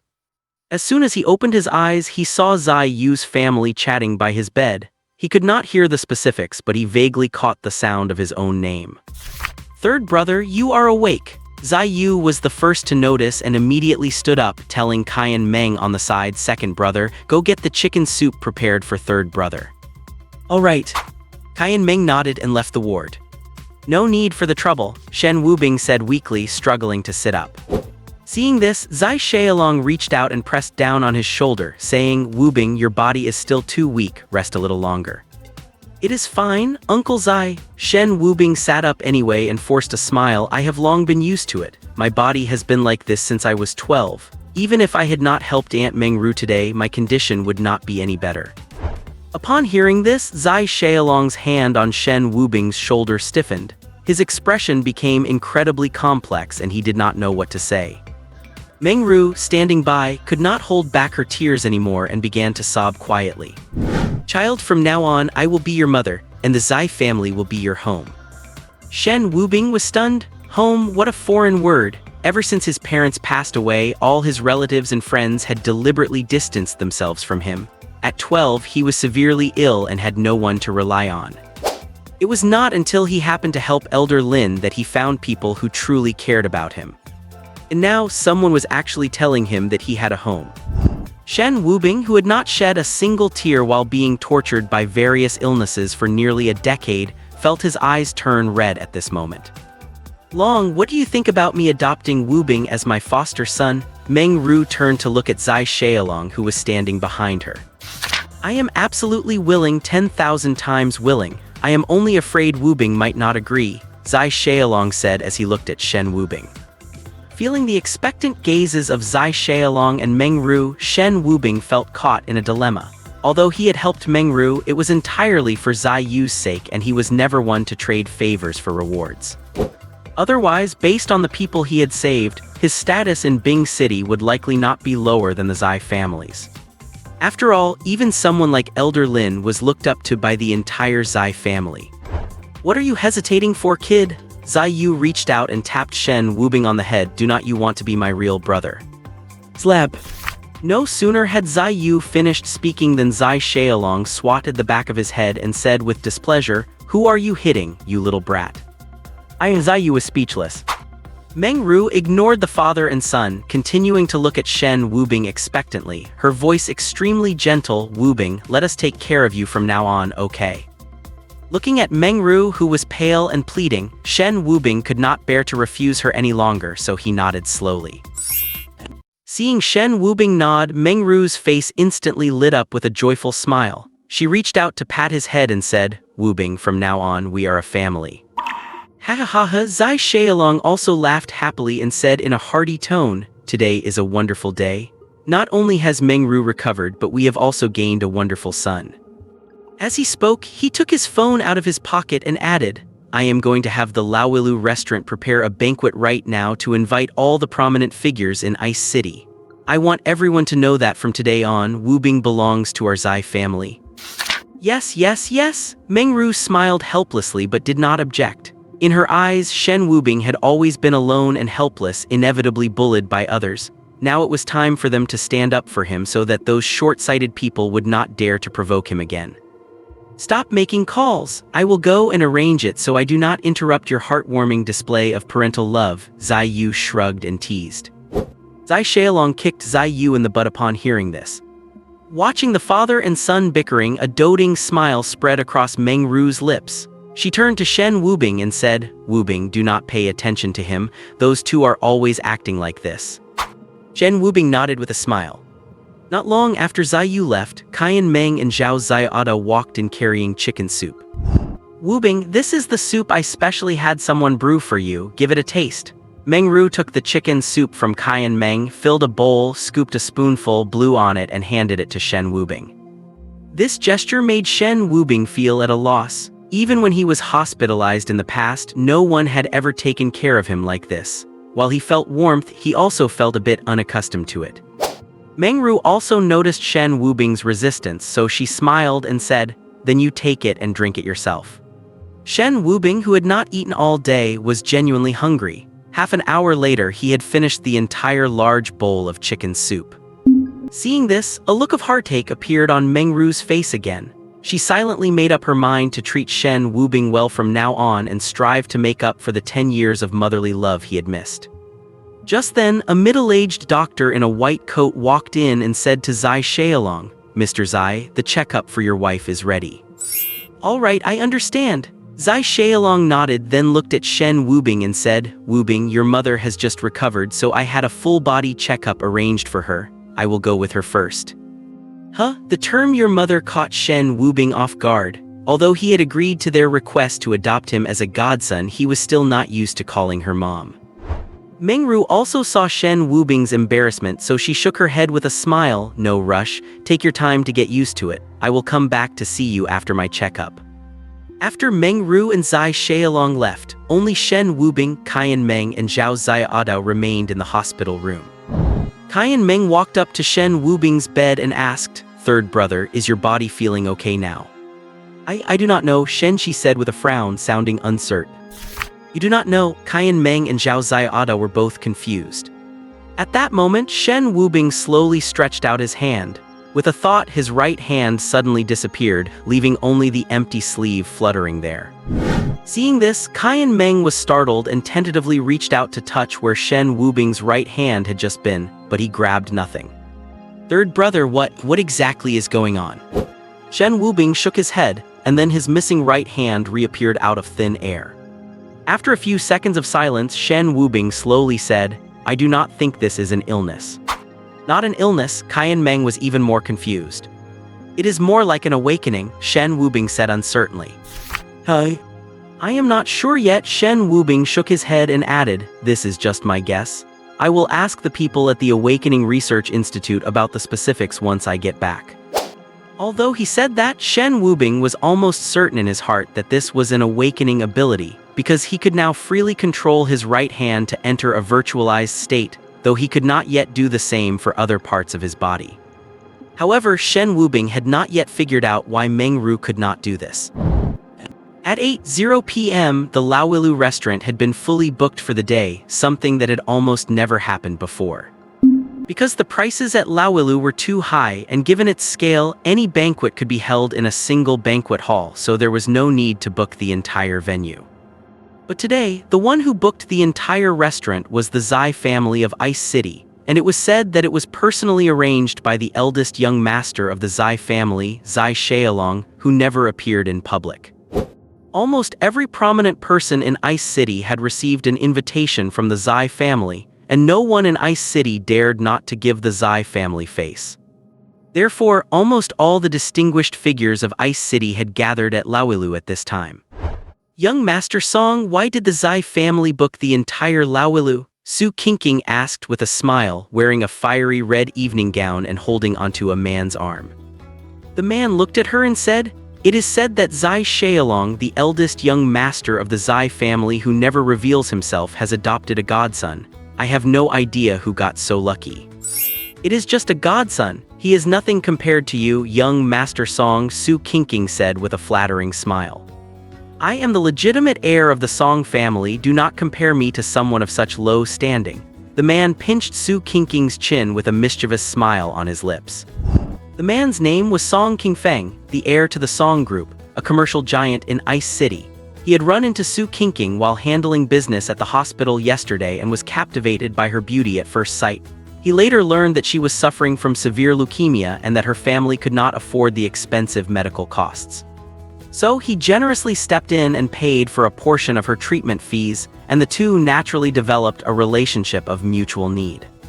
As a business giant in Ice City, the Song Group naturally received an invitation from the Zai family. The head of the Song family, in order to cultivate his heir, Song Qingfeng, sent him to attend the banquet to get to know some big shots in Ice City and build connections for when he would take over the business. And Song Qingfeng brought Su Qingqing along. Just then, Shen Wubing, Qian Meng, and Zhao Ziaotto also arrived at the banquet hall. Looking at everyone in suits and formal wear, the three who were dressed quite casually looked at each other, all feeling the embarrassment in each other's eyes. At that moment, Su Qingqing spotted Shen Wubing, and a look of malice flashed in her eyes. In her view, her current state was entirely caused by Shen Wubing. If it were not for him, Qin Hao would not have dumped her, her leukemia would not have relapsed, and she would not have been reduced to using her own body to pay for medical bills. Thinking of this, she leaned over to Song Qingfeng's ear and whispered a few words. After hearing what she said, a playful smile appeared on Song Qingfeng's face, and he slowly walked towards the three of them. Zhao Ziaotto was the first to spot Su Qingqing and her companion, so he gave Shen Wubing's arm a gentle nudge. Following Zhao Ziaotto's gaze, Shen Wubing saw Su Qingqing arm in arm with a man walking towards them with a smug look on her face. He frowned slightly, but instead of paying her much mind, he took out his phone to call Zai Yu. Just then, Su Qingqing's somewhat shrill voice rang out at the perfect moment. "Shen Wubing, what are you doing here?" "None of your damn business," Shen Wubing retorted irritably, then continued searching for Zai Yu's number on his phone. "My friend, is not it a bit ungentlemanly to talk to a beauty like that?" Song Qingfeng reached out to stop Shen Wubing, who was about to make the call. Shen Wubing looked up at him, knitted his brows slightly, and said dismissively, "Also none of your damn business." "Are you talking to me?" Song Qingfeng raised an eyebrow and looked at him with an incredulous gaze. Given the Song family's status in Bingcheng over the past 2 years, Song Qingfeng could essentially do as he pleased. Everyone around him, whether friends or business associates, treated him with nothing but flattery and sycophancy. No one had ever dared to speak to him like this, let alone a complete nobody like him. "If your hearing is bad, go see a doctor. I know someone at the hospital I can refer you to." Shen Wubing brushed off Song Qingfeng's hand and spoke in a flat, indifferent tone. "Ha!" Song Qingfeng let out a cold laugh, straightened his collar, and said quite smugly, "You probably do not know who I am. Let me introduce myself, Song Qingfeng of the Song family." As he spoke, he reached out his hand to Shen Wubing. Shen Wubing pondered for a few seconds, then looked up at him. "I am sick, did not she tell you?" With that, Shen Wubing pointed at Su Qingqing. "What?" Song Qingfeng was left bewildered by this nonsensical remark. "I said I am sick. I have about 30 different diseases and quite a few of them are contagious," Shen Wubing explained quite earnestly. Upon hearing this, Song Qingfeng hurriedly pulled back his hand. "Yeah." Seeing the man's reaction, Qian Meng could not help but laugh out loud. "You?" Song Qingfeng pointed at Shen Wubing, his face turning red with anger, yet he did not know how to lash out at him. At this, Su Qingqing hurriedly stepped forward, pointed at Shen Wubing's nose and cursed, "Shen Wubing, you sickly wretch. With all those diseases, how dare you come here? If you infect someone, can you even take responsibility for it?" Su Qingqing purposely raised her voice, drawing the attention of many people around.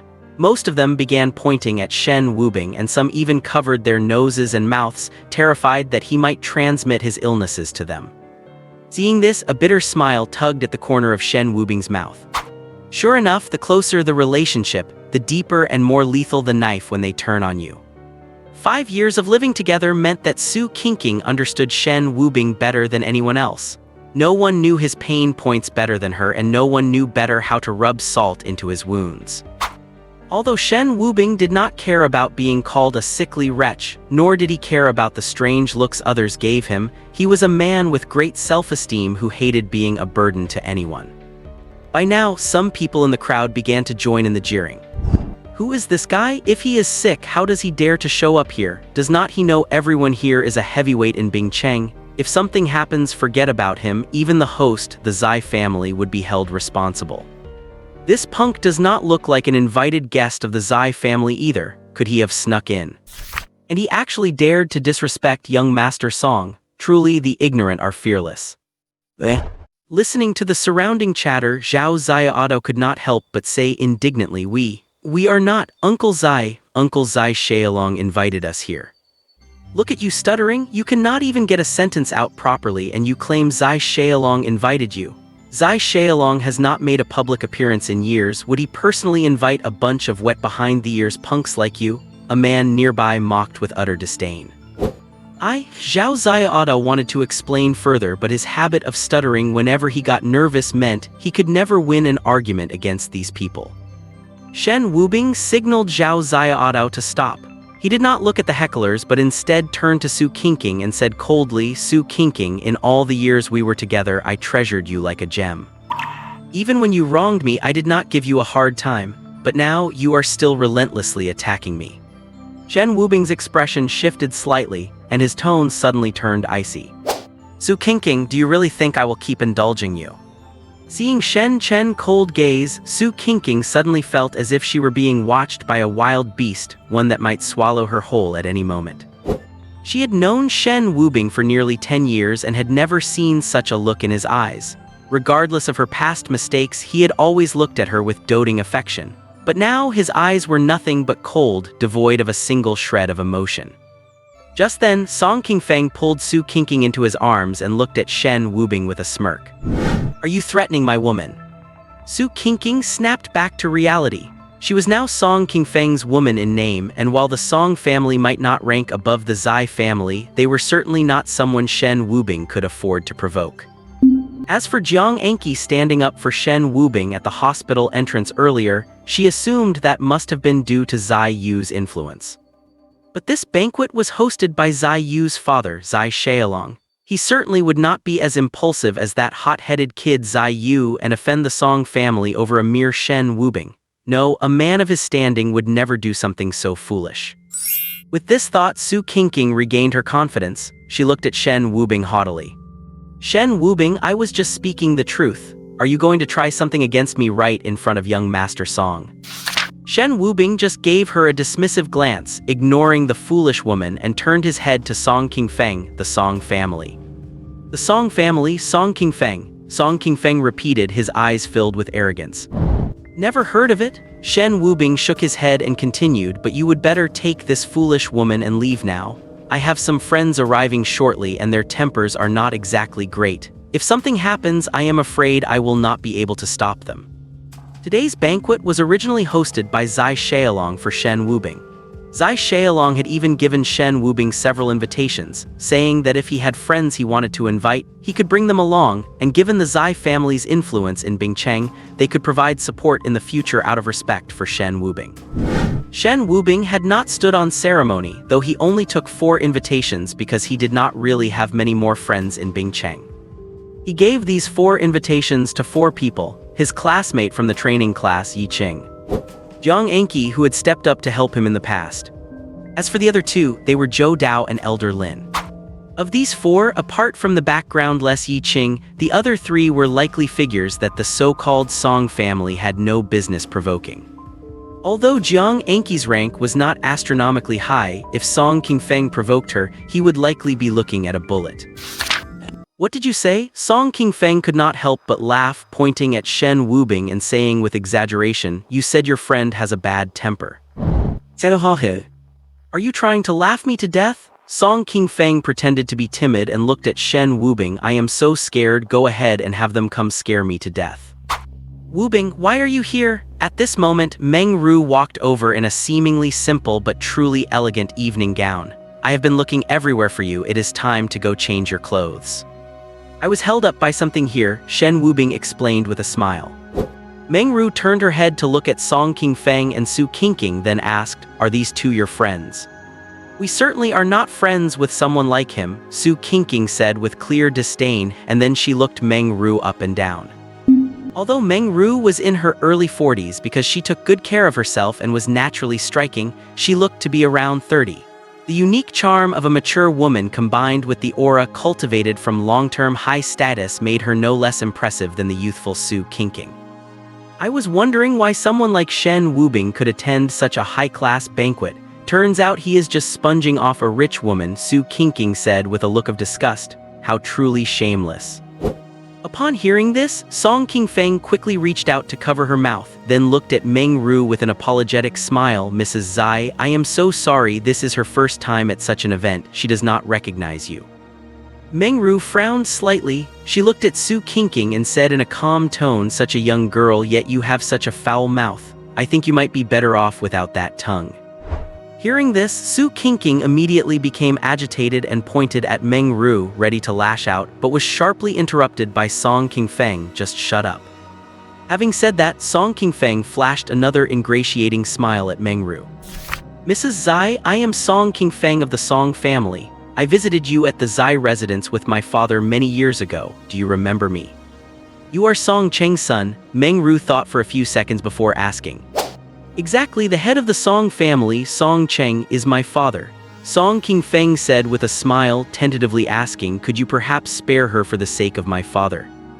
"No," Meng Ru replied firmly, without a moment of hesitation.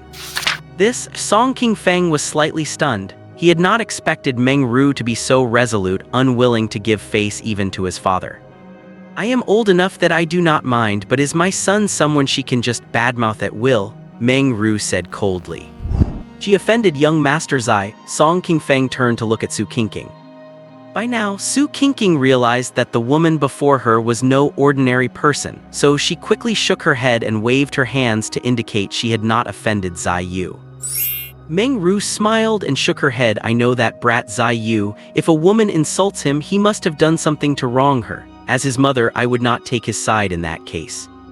At this point, Meng Ru turned to look at Shen Wubing with kindness in her eyes, but when she turned back to Su Qingqing, her gaze became ice cold. "But you maliciously slandered Wubing, that means you were just looking for trouble." "What, he is your son?" Song Qingfeng pointed at Shen Wubing, his eyes full of disbelief. Su Qingqing also finally realized that the Zai family was holding this banquet because young Master Zai Long was adopting a foster son. Now it was clear that this whole event was held specifically for Shen Wubing. At that moment, Su Qingqing finally panicked. She clung tightly to Song Qingfeng's arm and trembled. "Young Master Song, please save me." Song Qingfeng looked at Su Qingqing. Although she had offended the Zai family, her face and her skills in bed made it hard for him to let her go. He gritted his teeth and spoke up again. "Mrs. Zai, this was Qingqing's fault, but it was all a misunderstanding. I will have her apologize to Shen Wubing, and my Song family will send a formal gift soon. However, you cannot touch Su Qingqing." Upon hearing this, Meng Ru smiled slightly and looked at Song Qingfeng. "The Song family has actually produced someone with a backbone." "Mrs. Zai is too kind." Song Qingfeng started to offer a modest reply, but he was choked off by Meng Ru's next words, and the smile on his face instantly froze. "After tonight, the Song family will go bankrupt," Meng Ru said in a calm tone, as if she were talking about a trivial matter. But this sentence was like a thunderclap, plunging the entire banquet hall into a dead silence. Idle gossips had ranked the four great families of Bingcheng as the Zai, Lin, Song, and Qin families. The Zai family started out in the underworld and later cleaned up their act. Even though they had not been doing very well in business recently, they remained the top family in Bingcheng with a very deep foundation. The Lin family was involved in politics, with many family members serving as government officials and in the military. However, they rarely appeared in public and stayed out of conflicts, so they were ranked second. But in Bingcheng, no one dared to provoke them, not even the Zai family. As for the Song and Qin families, they were commercial families that had only risen in the last 2 years, taking advantage of the Zai family's business troubles. While they lacked deep roots, their wealth was substantial, especially the Song family, which was even known as the richest in Bingcheng. But now, for Meng Ru to claim she could bankrupt the Song family overnight was truly shocking. Some people felt Meng Ru was just talking big, considering the Song family had been consistently outperforming the Zai family in business lately, and their influence in Bingcheng was growing. Song Qingfeng was stunned at first, but after a moment he gave a faint smile. "Mrs. Zai, you are joking. While our Song family has always respected the Zai family, that does not mean we are truly afraid of you." At this, Song Qingfeng seemed to remember something, grinned, and said with disdain, "If the Zai family wants to play those dirty games from the past, the Song family is more than happy to see it through to the end." Because of their immense wealth over the last 2 years, the Song family had connected with many powerful figures and even established ties with people in the military. With such support, they were not afraid even if the Zai family wanted to play dirty. "Oh," Meng Ru laughed with rage and shook her head helplessly. "I have not concerned myself with outside affairs for 2 years, and now the Song family has become this arrogant. Even the Zai family is beneath your notice. And tell me, can you, Song Qingfeng, represent the entire Song family?" Meng Ru's gaze turned sharp and the aura around her shifted. She transformed in an instant from a gentle matron into a queen holding absolute power. "Mrs. Zai, you might not know this, but in the last 2 years, nearly 50% of the business in Bingcheng is controlled by the Song family, while the Zai family has at most 20%. Song Qingfeng held up 2 fingers at Meng Ru and continued, "As for your question about whether I can represent the Song family, I can clearly tell you that I am the future heir, the sole heir of the Song family. So can I represent the Song family?" With that, he looked at Meng Ru with a mocking smile and countered, "As for you, I heard Zai Long has renounced his status as heir to the Zai family. So, can your words really represent the entire Zai family?" Representing the Zai family, Meng Ru could not help but chuckle, then said, "Do you really think the insignificant Song family is worth the Zai family going to such lengths? Though I may be a frail woman, I alone am enough to bankrupt your Song family. Mrs. Zai, I think you have been bedridden for too long and have lost your mind, have not you?" Song Qingfeng sneered. As soon as he said this, before Meng Ru could even speak, Shen Wubing, who was standing to the side, could not hold back anymore. He coughed into his hand a few times and said to Cayenne Meng next to him, disrespecting his elders, "Second brother, beat him up." "You got it, I have long found this punk an eyesore. I do not know what kind of act he is trying to pull here." With that, he stepped forward and kicked him right in the chest. Song Qingfeng never expected that someone would dare to make a move directly at such an occasion. Without even having time to react, he was sent flying 2 meters away by Cayenne Meng's kick. Cayenne Meng was someone who could hold the upper hand even when fighting against people from the military. Although he did not use his full strength, this kick was still more than Song Qingfeng could handle. He lay on the ground, retching incessantly. It took him a full half-minute to catch his breath. He stared viciously at Shen Wubing and Cayenne Meng, gritting his teeth, and said, "You actually dare to hit me, I am going to kill you." Still flapping your gums, Cayenne Meng started to step forward again but was stopped by Meng Ru. "Cayenne Meng, Wubing, there is no need to stoop to the level of someone like him. After tonight, there will be no room left for the Song family in Ice City." Meng Ru still wore a faint smile, but her tone was filled with incomparable confidence. After saying this, Meng Ru looked down at Song Qingfeng from a position of superiority and said, "The one I rely on has never been the Zai family, but rather." Here Meng Ru paused, then said word by word, "Do not call me Mrs. Zai, call me Ms. Meng. Of course you may also call me Mr. Meng." At these words, all the business titans present gasped in shock. When it came to Mr. Meng, he was simply a legend in the business world. No one had ever seen his true face, they only knew he rose to prominence during the Zai family's transition. Relying on his own strength, he successfully helped the Zai family clean up their image. In the Ice City business world of that time, almost everything was controlled by Mr. Meng. The Song family and Qin family of that day were nothing but minor players. However, 2 years ago, Mr. Meng suddenly disappeared and the Zai family's status in the business world plummeted. At the time, some speculated that because Mr. Meng's position had seriously threatened 5th Master Zai, he had been secretly eliminated. But looking at it now, that was all baseless talk. The so-called Mr. Meng was actually Zai Xiaolong's wife, Mengru. And the reason for her disappearance was not that she threatened 5th Master Zai's position, but that she had fallen ill. But it seems her health has now recovered. And since she is Mr. Meng, what she said just a moment ago, that the Song family would be bankrupt after tonight, was by no means an empty threat. The business world of Ice City is about to change. And with the words Mr. Meng spoken, Song Qingfeng no longer possessed his previous ferocity. He collapsed on the floor like a deflated ball. It is over. Everything is over. Although the Song family had vast financial resources, going up against the famous Mr. Meng was like throwing an egg against a rock. And the massive wealth the Song family prided themselves on was nothing in front of Mr. Meng. Suddenly, as if recalling something, Song Qingfeng blurted out, "You cannot touch our Song family." "That is right, you cannot." Oh, Mingru smiled and asked, "Why is that?" Captain Wang is on good terms with our Song family and we have a deep relationship. If you dare to touch our Song family, Captain Wang will not let you off, Song Qingfeng said, once again gritting his teeth. Upon hearing this, Mengru could not help but frown. Although the Zai family is called the Underground Emperor of Ice City, there is one department they absolutely dare not offend, and that is the military. Ever since the Zai family began their transition, 5th Master Zai had been trying to find ways to build a connection with the military. However, the Zai family's background was not entirely clean. People in the military looked down on those who started in the underworld the most, so the Zai family had never managed to build any relations with the military. Logically speaking, a mere captain is nothing in the military. But as long as that person wears a military rank on their shoulder, the Zai family cannot touch them and would not dare to. Seeing Mengru silent, Song Qingfeng regained his confidence. With Su Qingqing's help, he stood up and said triumphantly, "Originally, I intended to give your Zai family some face, but since you insist on pushing me, then I no longer need to care about your dignity. Today, no one is going to touch my woman."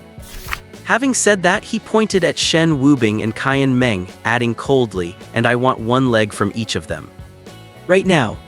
"Are you dreaming?" A look of sarcasm appeared on Mengru's face. She then looked coldly at Su Qingqing. She maliciously slandered Wubing, "No one can save her now." "Mrs. Zai, are you really willing to offend the military just to stand up for that brat?" Song Qingfeng's voice rose in pitch. "That has nothing to do with you." Mengru's expression grew grim. Originally, she had planned to finish off the Song family as well, but now that they had the military as a backer, dealing with the Song family would require careful planning. However, for a woman like Su Qingqing to insult Shen Wubing on such an occasion, she must have her tongue pulled out. Just then, Shen Wubing, who had not spoken for a while, coughed twice and walked over to Mengru's side. "Auntie Mengru, there is no rush to handle this." Mengru turned her head to look at him, nodded, and said, "Very well. Then let me take you to change your clothes first." Saying this, she looked at Su Qingqing again and said, "Rest assured, anyone who has bullied you, I will not let them off." "Yeah," Shen Wubing nodded with a smile, then took out his phone to check the time and said to Mengru, "Auntie Mengru, I have a few friends coming over. Looking at the time, they should be here soon. I will wait for them here." "Since they are your friends, I will wait with you." Mengru smiled and took Shen Wubing's hand. In this moment, Shen Wubing felt a special and long-lost sensation. When he was young, his mother also loved to hold his hand like this. But ever since his mother passed away, he had never experienced this feeling of being cared for and being cherished again. Meanwhile, Su Qingqing hugged Song Qingfeng's arm tightly and said with some fear, "Young Master Song, perhaps we should leave this place." "What are you afraid of?" Song Qingfeng chuckled lightly, then looked at Mengru's back with a venomous glare, saying coldly, "Do not worry, the Zai family would not dare to offend the military." Just then, the grand doors of the banquet hall slowly opened, and 4 figures appeared at the entrance. The corners of Shen Wubing's mouth curled into a smile. And Mengru, standing beside him, widened her eyes in shock. Seeing the 4 people walking toward her, Mengru could hardly believe her eyes, especially the man in the lead. He was an elderly man in a Zhongshan suit with a full head of white hair. Although a warm smile played on his face, his brows and eyes carried an overwhelming sense of dignity and pressure, a stifling kind of pressure that felt even more intense than the one she felt when facing Fifth Master Zai. Few people present had ever seen this elder, but Meng Ru was fortunate enough to have met him once. Lin Tianrong, Old Master Lin, the only full general in the military for the entire Ice City and even the 3 provinces of Hanzhou. One of the 10 great generals of the Xia Kingdom. And the man helping him was known to everyone present. It was Colonel Zhou Dao, who had just taken over the entire Ice City Security Division. Seeing this, everyone gasped in unison. Who is that old man, to think he could have Colonel Zhou escorting him personally? I do not recognize him, but judging by his aura, he must also be from the military, and his rank is likely higher than the colonel's. Higher than the colonel, then that would make him at least a major general, right? I think I know who it is, someone whispered thoughtfully. Who is it? It must be the patriarch of the Lin family. The only major general in Ice City is Lin Beiwen of the Lin family, and he is just over 40. This old man is definitely not him, so there can only be one person. You mean Old Master Lin, General Lin? As the crowd speculated, Shen Wubing had already reached the 4 men. He glanced at Yi Qing, who was following behind Old Master Lin, and asked with some confusion, Old Master Lin, how did you end up coming here with Yi Qing? Ha ha ha, Old Master Lin let out a hearty laugh, then turned to look at Yi Qing and explained, we bumped into this young man downstairs. Anki said he was a friend of yours, so we just came up together. So that is how it is? Shen Wubing smiled and greeted Zhou Dao and Jiang Anki one by one, then turned to Meng Ru beside him and introduced, Old Master Lin, this is Aunt Meng Ru, and now. He paused, looking a bit embarrassed, and continued, she is my mother. Hearing the word mother, a bright smile spread across Meng Ru's face. He then continued to introduce to Meng Ru, this is Old Master Lin, an elder who has been very kind to me. Nice to meet you, Old Master Lin. I apologize for not welcoming you properly as I was unaware of your arrival. Meng Ru stepped forward and bowed respectfully. We are all family, no need to be so formal, Old Master Lin replied with a smile, not minding at all. Afterward, Shen Wubing introduced Zhou Dao, Jiang Anki, and Yi Qing to Meng Ru. The group nodded to each other, acknowledging the introduction. Just then, Fifth Master Zai received the news and rushed over. He might have ignored others, but with Old Master Lin here, he could not afford to sit still. Old Master Lin, what a pleasant surprise to have you here. Please forgive my failure to greet you properly. It is truly my fault, Fifth Master Zai said as he walked up to the old man, his face full of smiles. Fifth Master Zai, you are too kind. I received an invitation from Wubing today and came to attend the banquet, Old Master Lin replied with a smile. What, Fifth Master Zai? That is just what people outside call me. Please just call me Zai Deng, Old Master Lin, Fifth Master Zai said, looking truly flattered. As he spoke, he looked at Shen Wubing with some surprise and said, I never expected that you and the old master would be acquainted. It seems that my son Shaolong taking you as his foster son might have been a bit of an overreach on our part. Fifth Master Zai, you are too serious, Shen Wubing shook his head. After some more small talk, they took their seats. As the host, Fifth Master Zai sat at the head of the table in a state of nervous respect while Old Master Lin sat beside him. The two talked and laughed as if they were old friends of many years. Meanwhile, Shen Wubing went to a room with Meng Ru's family, where Meng Ru had prepared clothes for him in advance. When Shen Wubing walked out wearing the custom-made suit, the 3 of them lit up. It is true what they say, clothes make the man. Shen Wubing was not ugly by any means, he just did not dress up much and usually opted for comfortable sportswear. But now, in a tailored suit, his naturally pale, sickly complexion actually gave him a unique sense of aesthetic appeal. Third brother, I never realized it, but you are almost as handsome as I am, Zai Yu said, rubbing his chin as he sized Shen Wubing up. Meng Ru stepped forward, feeling very satisfied as she helped Shen Wubing straighten his suit, even bending down to adjust his trouser cuffs. This made Shen Wubing very uneasy and he moved to help her up, but Zai Shaolong stopped him with a hand. He looked at Shen Wubing earnestly and said, Wubing, do not worry about such formalities between mother and son. Shen Wubing paused for a few seconds, then finally nodded, silently savoring the maternal love he had not experienced for many years. After smoothing out every wrinkle, Meng Ru stood up straight and smiled with fulfillment. Zai Xiaolong, however, looked at Shen Wubing with a complex expression, as if he had something to say but was hesitant to bring it up, appearing quite conflicted. "Uncle Zai, is there something you want to say?" Shen Wubing noticed his anxiety and asked. Zai Xiaolong was silent for a few seconds before asking, "Wubing, you and old Master Lin are acquainted." Yes, Shen Wubing explained without hiding anything. He was suffering from a terminal illness back then. I happened to help him and he has provided me with a lot of support over these years. "So that is how it is?" Zai Xiaolong nodded in realization, then said with an unnatural expression, "Wubing, at first we really did not know about your connection to him. It seems clear now that our family was punching above our weight, but Aunt Mengru and I really did not have any ulterior motives. We just—" "Uncle Zai, what are you saying?" Shen Wubing interrupted him with a bitter smile and said, "Though I have helped the old master and our relationship is good, I am still just a student without power or status. If anything, it is I who was the one reaching out to the Zai family. Besides, back before I had even helped Aunt Mengru, you had already checked my health for free many times and specifically hired famous doctors for me. I have always kept that in my heart." But Zai Xiaolong wanted to say something more, but Mengru reached out and interrupted him. "All right, why are you two grown men being so sentimental?" Mengru grabbed Shen Wubing's hand with one of hers and held Zai Xiaolong's hand with the other, saying gently, "Family affection cannot be measured by status or position. No matter who Wubing is, I only know that he is my son. Even if he had nothing at all, I would not allow anyone to bully him. And even if he holds a high position in the future, if he makes a mistake, I will still teach him a lesson." Hearing this, Zai Xiaolong froze for a moment before a look of relief appeared on his face. "I suppose I was being too sentimental."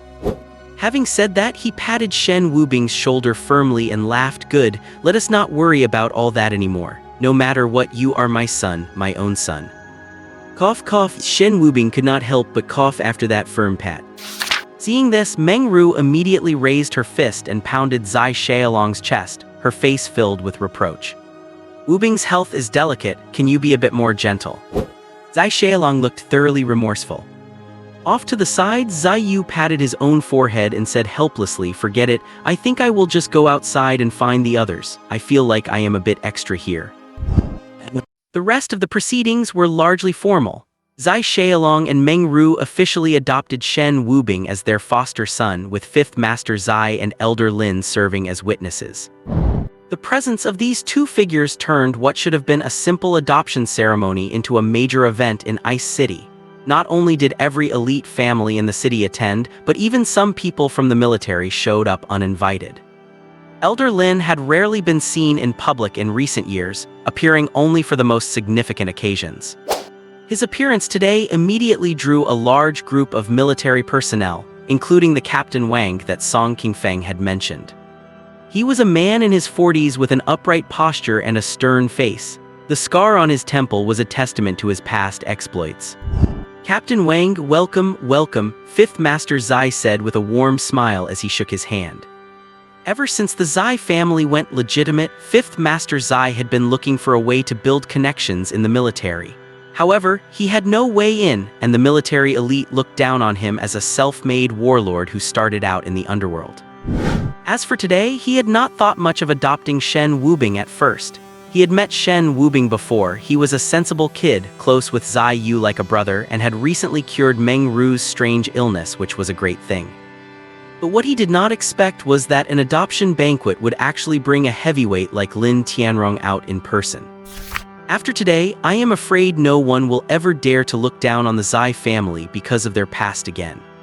5th Master Zai, congratulations to the Zai family on gaining such a brilliant son. I hope you will forgive me for crashing the party, Captain Wang said with a smile. Captain Wang, you are too kind. It is an honor for the Zai family that you could make it. After a brief exchange of pleasantries, 5th Master Zai brought Captain Wang to where Shen Wubing and Mengru were sitting to introduce them. But when they heard the man's name, both Mengru and Shen Wubing's expressions shifted slightly. Mengru quickly recovered, smiling as she began to chat with him. Shen Wubing, however, remained expressionless. He asked abruptly, Captain Wang, are you on good terms with the Song family? Captain Wang had been chatting with Meng Ru and Fifth Master Zai, but his eyes kept drifting toward Elder Lin, looking for an excuse to go pay his respects. Caught off guard by Shen Wubing's question, he did not react immediately. "Excuse me. The heir to the Song family just said so himself," Shen Wubing replied. "Let us save these minor issues for later," Fifth Master Zai said, sensing the subtle shift in the atmosphere and trying to steer the conversation away. "No," Shen Wubing shook his head. He looked earnestly at Captain Wang and said word by word, "This is not a minor issue." By now, Captain Wang realized something was wrong with Shen Wubing's attitude toward him. He paused for 2 seconds and replied with a smile, "Song Cheng of the Song family and I have been friends since childhood. We are indeed quite close." "No wonder," Shen Wubing nodded. Then he looked at Song Qingfeng not far away and said, "Young Master Song's companion insulted me, and when my mother stood up for me, she was threatened by him. The reason he felt confident enough to threaten my mother is because of you, Captain Wang." Hearing this, Captain Wang's expression changed. He cast a cold look at Song Qingfeng and said, "That brat, he really does not know the height of the sky or the depth of the earth." He turned back to Shen Wubing and said with a smile, "Do not worry, I will definitely tell his father exactly what happened and make sure he gets a good lesson." "That will not be necessary," Shen Wubing waved a hand and turned to Meng Ru. "You said you could make the Song family go bankrupt overnight. Is that true?" "Yes," Meng Ru was startled at first but nodded seriously. "If the military does not intervene, I can make the Song family go completely bankrupt in one night." "Then please feel free to go ahead," Shen Wubing said, covering his mouth to cough twice. He then looked at Captain Wang and smiled. "I assume you will not be interfering in business matters, right, Captain Wang?" Captain Wang frowned, hesitated for a few seconds, and then said in a deep voice, "Is not it a bit extreme to ruin someone's life over such a trivial matter?" "No," Shen Wubing shook his head again, repeating, "I said before, this is not a trivial matter. I have been called a sickly child since I was young and I am used to the insults, but threatening my mother is a massive issue. Bankrupting his family is a light punishment, all things considered." Meanwhile, sitting not far away, Elder Xia had been silently observing everything. He turned to Zhou Dao beside him, looking Kaiao. The boy has finally stopped being so timid. But being too hot-headed at his age is not necessarily a good thing, Zhou Dao said with some concern. "You do not know him?" Elder Lin shook his head and smiled. "Ice City is nothing. With his ability, he could walk freely across the entire Hanzhou province." "That is true," Zhou Dao agreed. "With you backing him up, there is naturally nothing to worry about." "You still do not understand him. He does not need me to back him up at all," Elder Lin said, brushing off the topic. He turned to Jiang Enki behind him and ordered, "Go take a look. If there is any trouble, help him out." "Got it," Jiang Enki said, popping a piece of pastry into her mouth before standing up and heading towards Shen Wubing. Seeing Jiang Enki approach, Captain Wang felt a tremor in his heart. Outsiders might not know her, but being in the military himself, he knew just how insane this woman who looked harmless truly was. Badgy Fist, the Evil Wolf Blade, and the Angel's Bullet, no one escapes. Although those three were known as the three people not to be messed with in Hanzhou, he felt the first two did not even compare to this Angel's Bullet. She was someone who would open fire at the slightest provocation without a second thought for your status or background. "I heard she just shot the young master of the Yang family from the capital 2 days ago." "Captain Jiang," Captain Wang said cautiously, looking at her.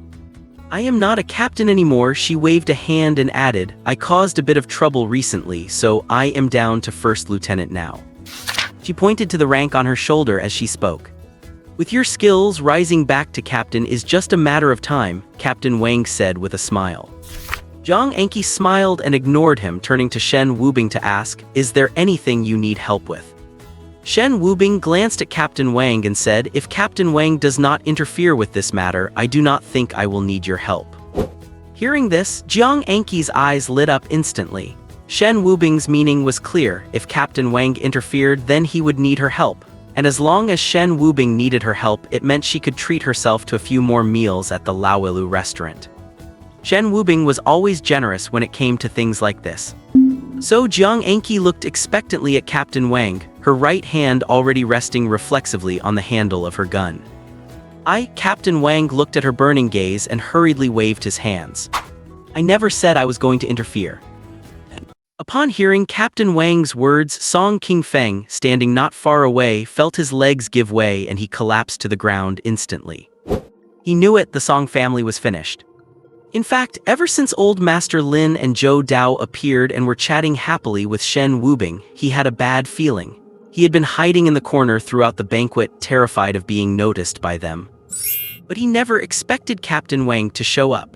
Her arrival made Shen Wubing recall the earlier incident, and now, let alone old Master Lin and Zhou Dao, even Captain Wang, a woman holding the rank of second lieutenant, was someone the Song family could not afford to offend. How could he possibly protect his family? And on their own, how could the Song family stand up to the legendary figure of the business world, Mr. Meng?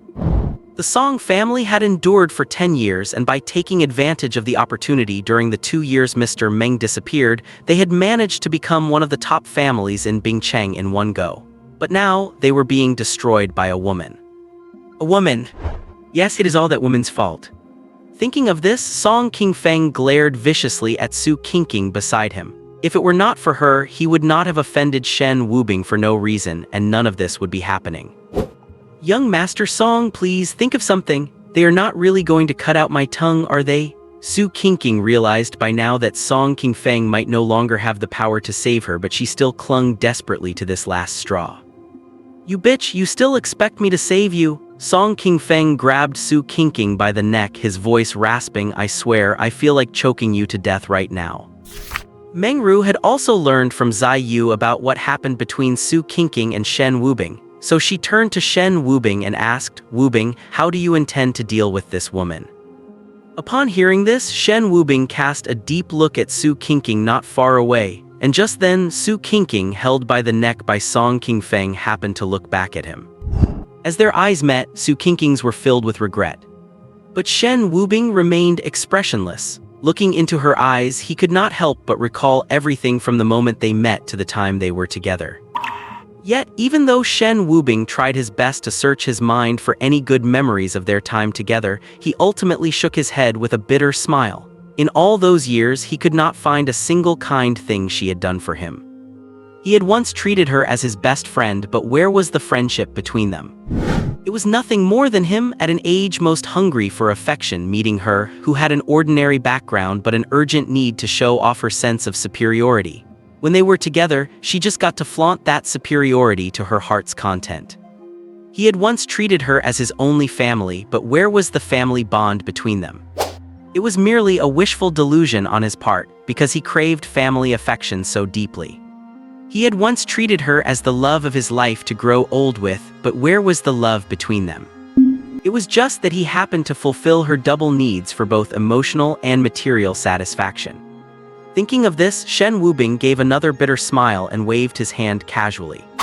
You handle it however you see fit. Hearing this, Meng Ru and Zai Shaolong nodded with satisfaction. Then, Zai Shaolong patted Shen Wubing on the shoulder and said, Wubing, well done. Who has not encountered a few toxic women in their youth? A man needs to be able to let go of what needs to be let go. As soon as he said this, Meng Ru's face changed instantly. She turned to Zai Shaolong and asked, did not you say I was your first love? Ah well, Zai Shaolong chuckled dryly, then said righteously, I was just comforting Wubing. I have never met any toxic women, you are absolutely my first love. Meng Ru pondered for a few seconds, then asked again, then why did the old master say the kid Zai Yu looks like you? Huh? Zai Shaolong immediately shot a look of distress to 5th Master Zai for help. 5th Master Zai was stunned for a moment, then quickly waved his hands. I am not getting involved in you two's business. I still have to go keep old Master Lin company. You two work it out yourselves. Having said that, he turned and left. Hey Dad, you. Dad, what Dad? Start talking. Meng Ru reached out and grabbed Zai Shaolong's ear. Wait, Zai Shaolong said while holding his ear, give me a chance, I can explain. Then hurry up and explain. Meng Ru let go, looking at him pouting. Zai Shaolong thought for a few seconds, then said righteously, who is Zai Yu? I do not know him, is not our son Wubing. Hearing this, Meng Ru also thought for a few seconds, then suddenly burst into laughter. You know, you actually make a good point. Saying this, she walked up and took Zai Shaolong's arm, and the two left chatting and laughing, leaving Shen Wubing and his group behind. Shen Wubing turned to glance at Zai Yu. Zai Yu shrugged nonchalantly and said, "Why are you looking at me? You guys are so bad luck." After the banquet ended, Su Qingqing was dragged out of the restaurant by two men in black suits. She kept crying out Shen Wubing's name, but he never looked at her again from start to finish. That one glance they shared might just have been their final goodbye. By this time, Old Master Lin and a slightly tipsy Fifth Master Zai walked out.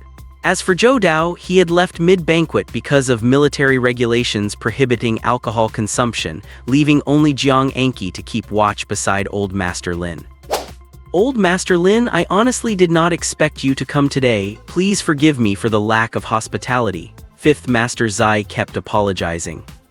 "Do not talk about hospitality. I have long heard that Fifth Master Zai is a generous man and have wanted to visit for a long time. Seeing you today, it truly proves that hearing about someone is not as good as meeting them in person," Old Master Lin said with a smile.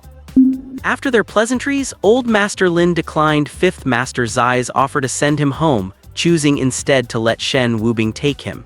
Fifth Master Zai had no objections to this, though his gaze toward Shen Wubing became much more meaningful. Watching Old Master Lin's car gradually disappear down the street, Fifth Master Zai turned to look at Zai Xiaolong and said, "Xiaolong, you did a good job with this matter. Dad, we adopted Wubing as our godson because we truly like him as a couple and care for this child. It has nothing to do with any interests." Zai Xiaolong understood what he meant and stated clearly. "Did I say you had other motives?" Fifth Master Zai was immediately displeased, but his expression soon turned serious again. He said in a deep voice, "However, your unintentional act might just extend the glory of the Zai family for 100 years. Inside Old Master Lin's car, a man in a black suit and sunglasses was driving.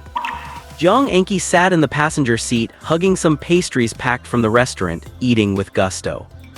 Old Master Lin smiled helplessly at her back, then turned to Shen Wubing beside him. "Wubing, I had intended to tell you in a few days, but since we have this opportunity today, I will tell you now." "Are you talking about the beiqiaoteng matter?" Shen Wubing asked. Upon hearing the words beiqiaoteng, Jiang Anqi immediately turned to look at them, while the driver taking the wheel pulled a pair of earphones from his pocket and put them on. "That is right," Old Master Lin nodded, then looked at Jiang Anqi and said, "Anqi, you listen too." Old Master Lin's gaze wavered slightly. It took him a full half-minute to collect his thoughts before he slowly began to speak. The original purpose of founding the Bestow Hall was to find miracle doctors and remedies to save Wubing's life, but the appearance of one particular person completely changed my mind. Shen Wubing felt as if he were about to learn the inner workings of an organization founded in his own name. Jiang Anqi, meanwhile, snacked on desserts while listening intently, neither of them interrupting the old man. "His name is Yun Yu. He was originally a soldier in my son Beiweng's unit. Later, when Beiweng discovered his awakened ability was quite unique, he brought him to see me." "What was his awakened ability?" Shen Wubing asked. He had a hunch that the man's ability might have a great deal to do with the current direction of the Bestow Hall. Old Master Lin glanced at the two of them and said, enunciating each word clearly, "His ability is called Soul Transfer." Soul Transfer? Jiang Anqi was slightly stunned. Shen Wubing, however, looked rather blank. He had only just joined the Dao class and understood very little about awakened abilities. So far, the only awakened abilities he knew were Qin Hao's Blazing Fire, Yi Qing's Battle Instinct, Lin Man's Mind Reading, and the one Jiang Anqi had declared to the enforcement team herself, Sure Shot.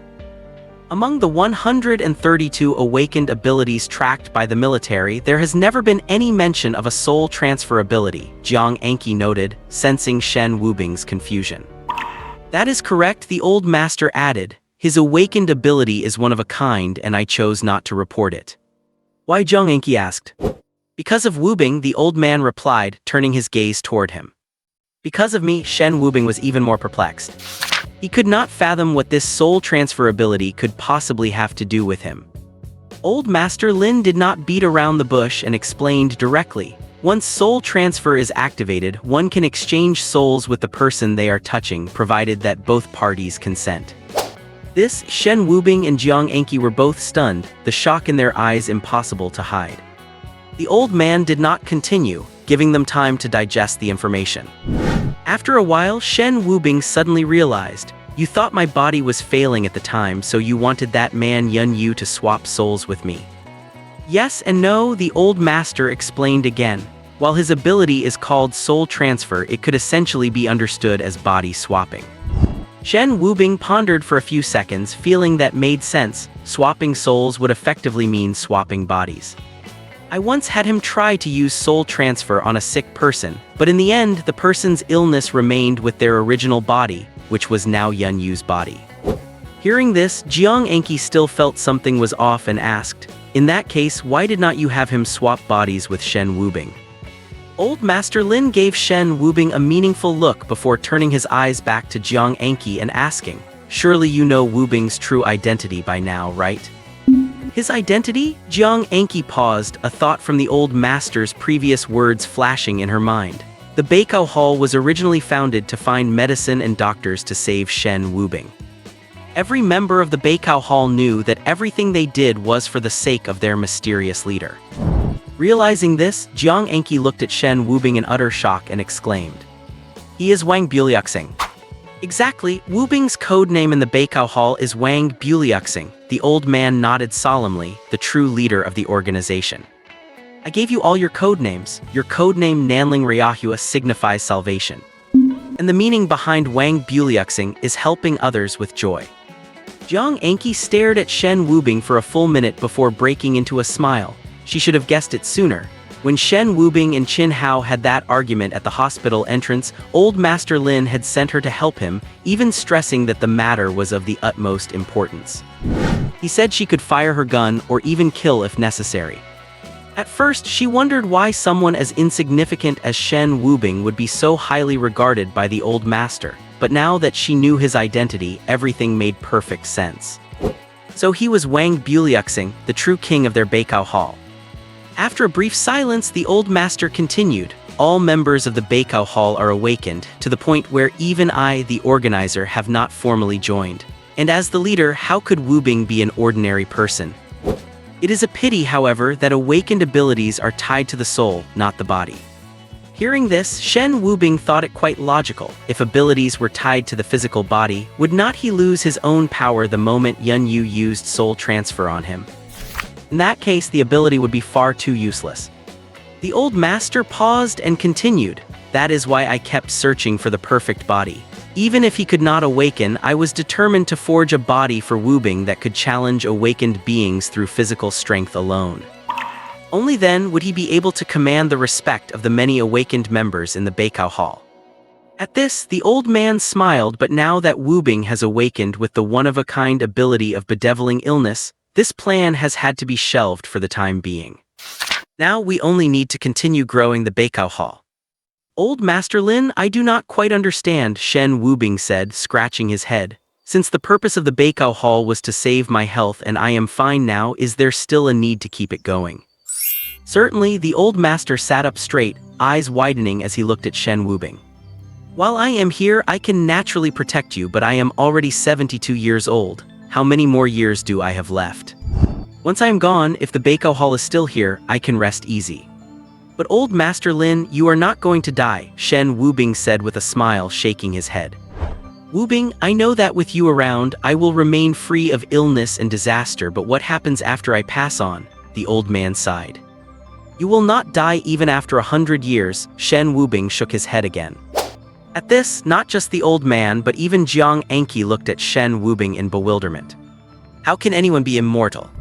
Even staying perfectly healthy and free of disease, living to 100 is the human limit. Yet Shen Wubing just smiled nonchalantly and said, "As long as soul transfer does not die, you will not die either." Upon hearing Shen Wubing's words, both Elder Lin and Jiang Enki were stunned for a moment. But soon, they seemed to realize something and their expressions turned peculiar. Was this really the true way to utilize soul transfer? According to Shen Wubing, it would be entirely feasible to have Yun Yu perform a soul transfer into a healthy, young body when Elder Lin was nearing his end, and then perform another soul transfer into the young body from Elder Lin.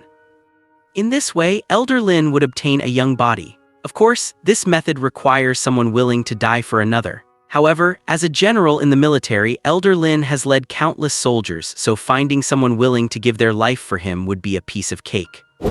Elder Lin pondered for a few seconds, then shook his head. This approach is somewhat inhumane. I have lived to such a ripe old age, how could I let my subordinates die for me?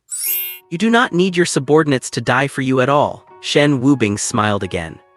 Finding a death row inmate or someone suffering from a terminal illness with little time left and offering some benefits to their families, I believe many would be willing.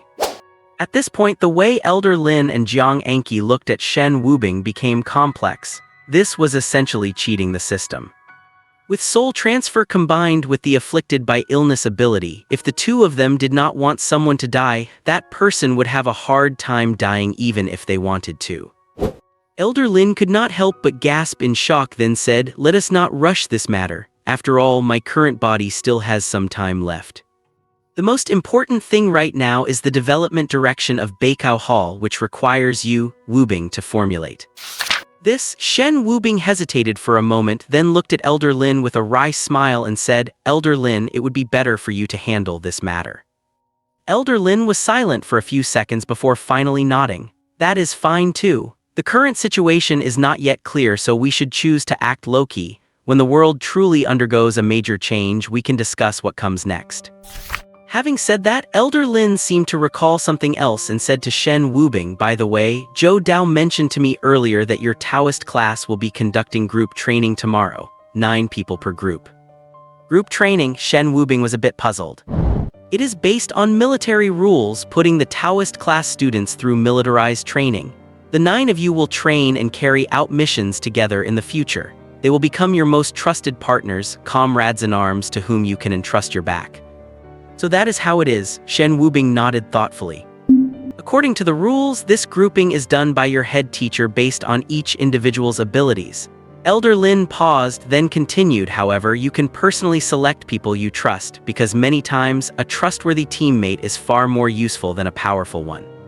You only need to submit the list to me, and I will have Zhou Dao arrange the rest." Shen Wubing lowered his head and thought for a few seconds before asking, "Can people from other classes be included?"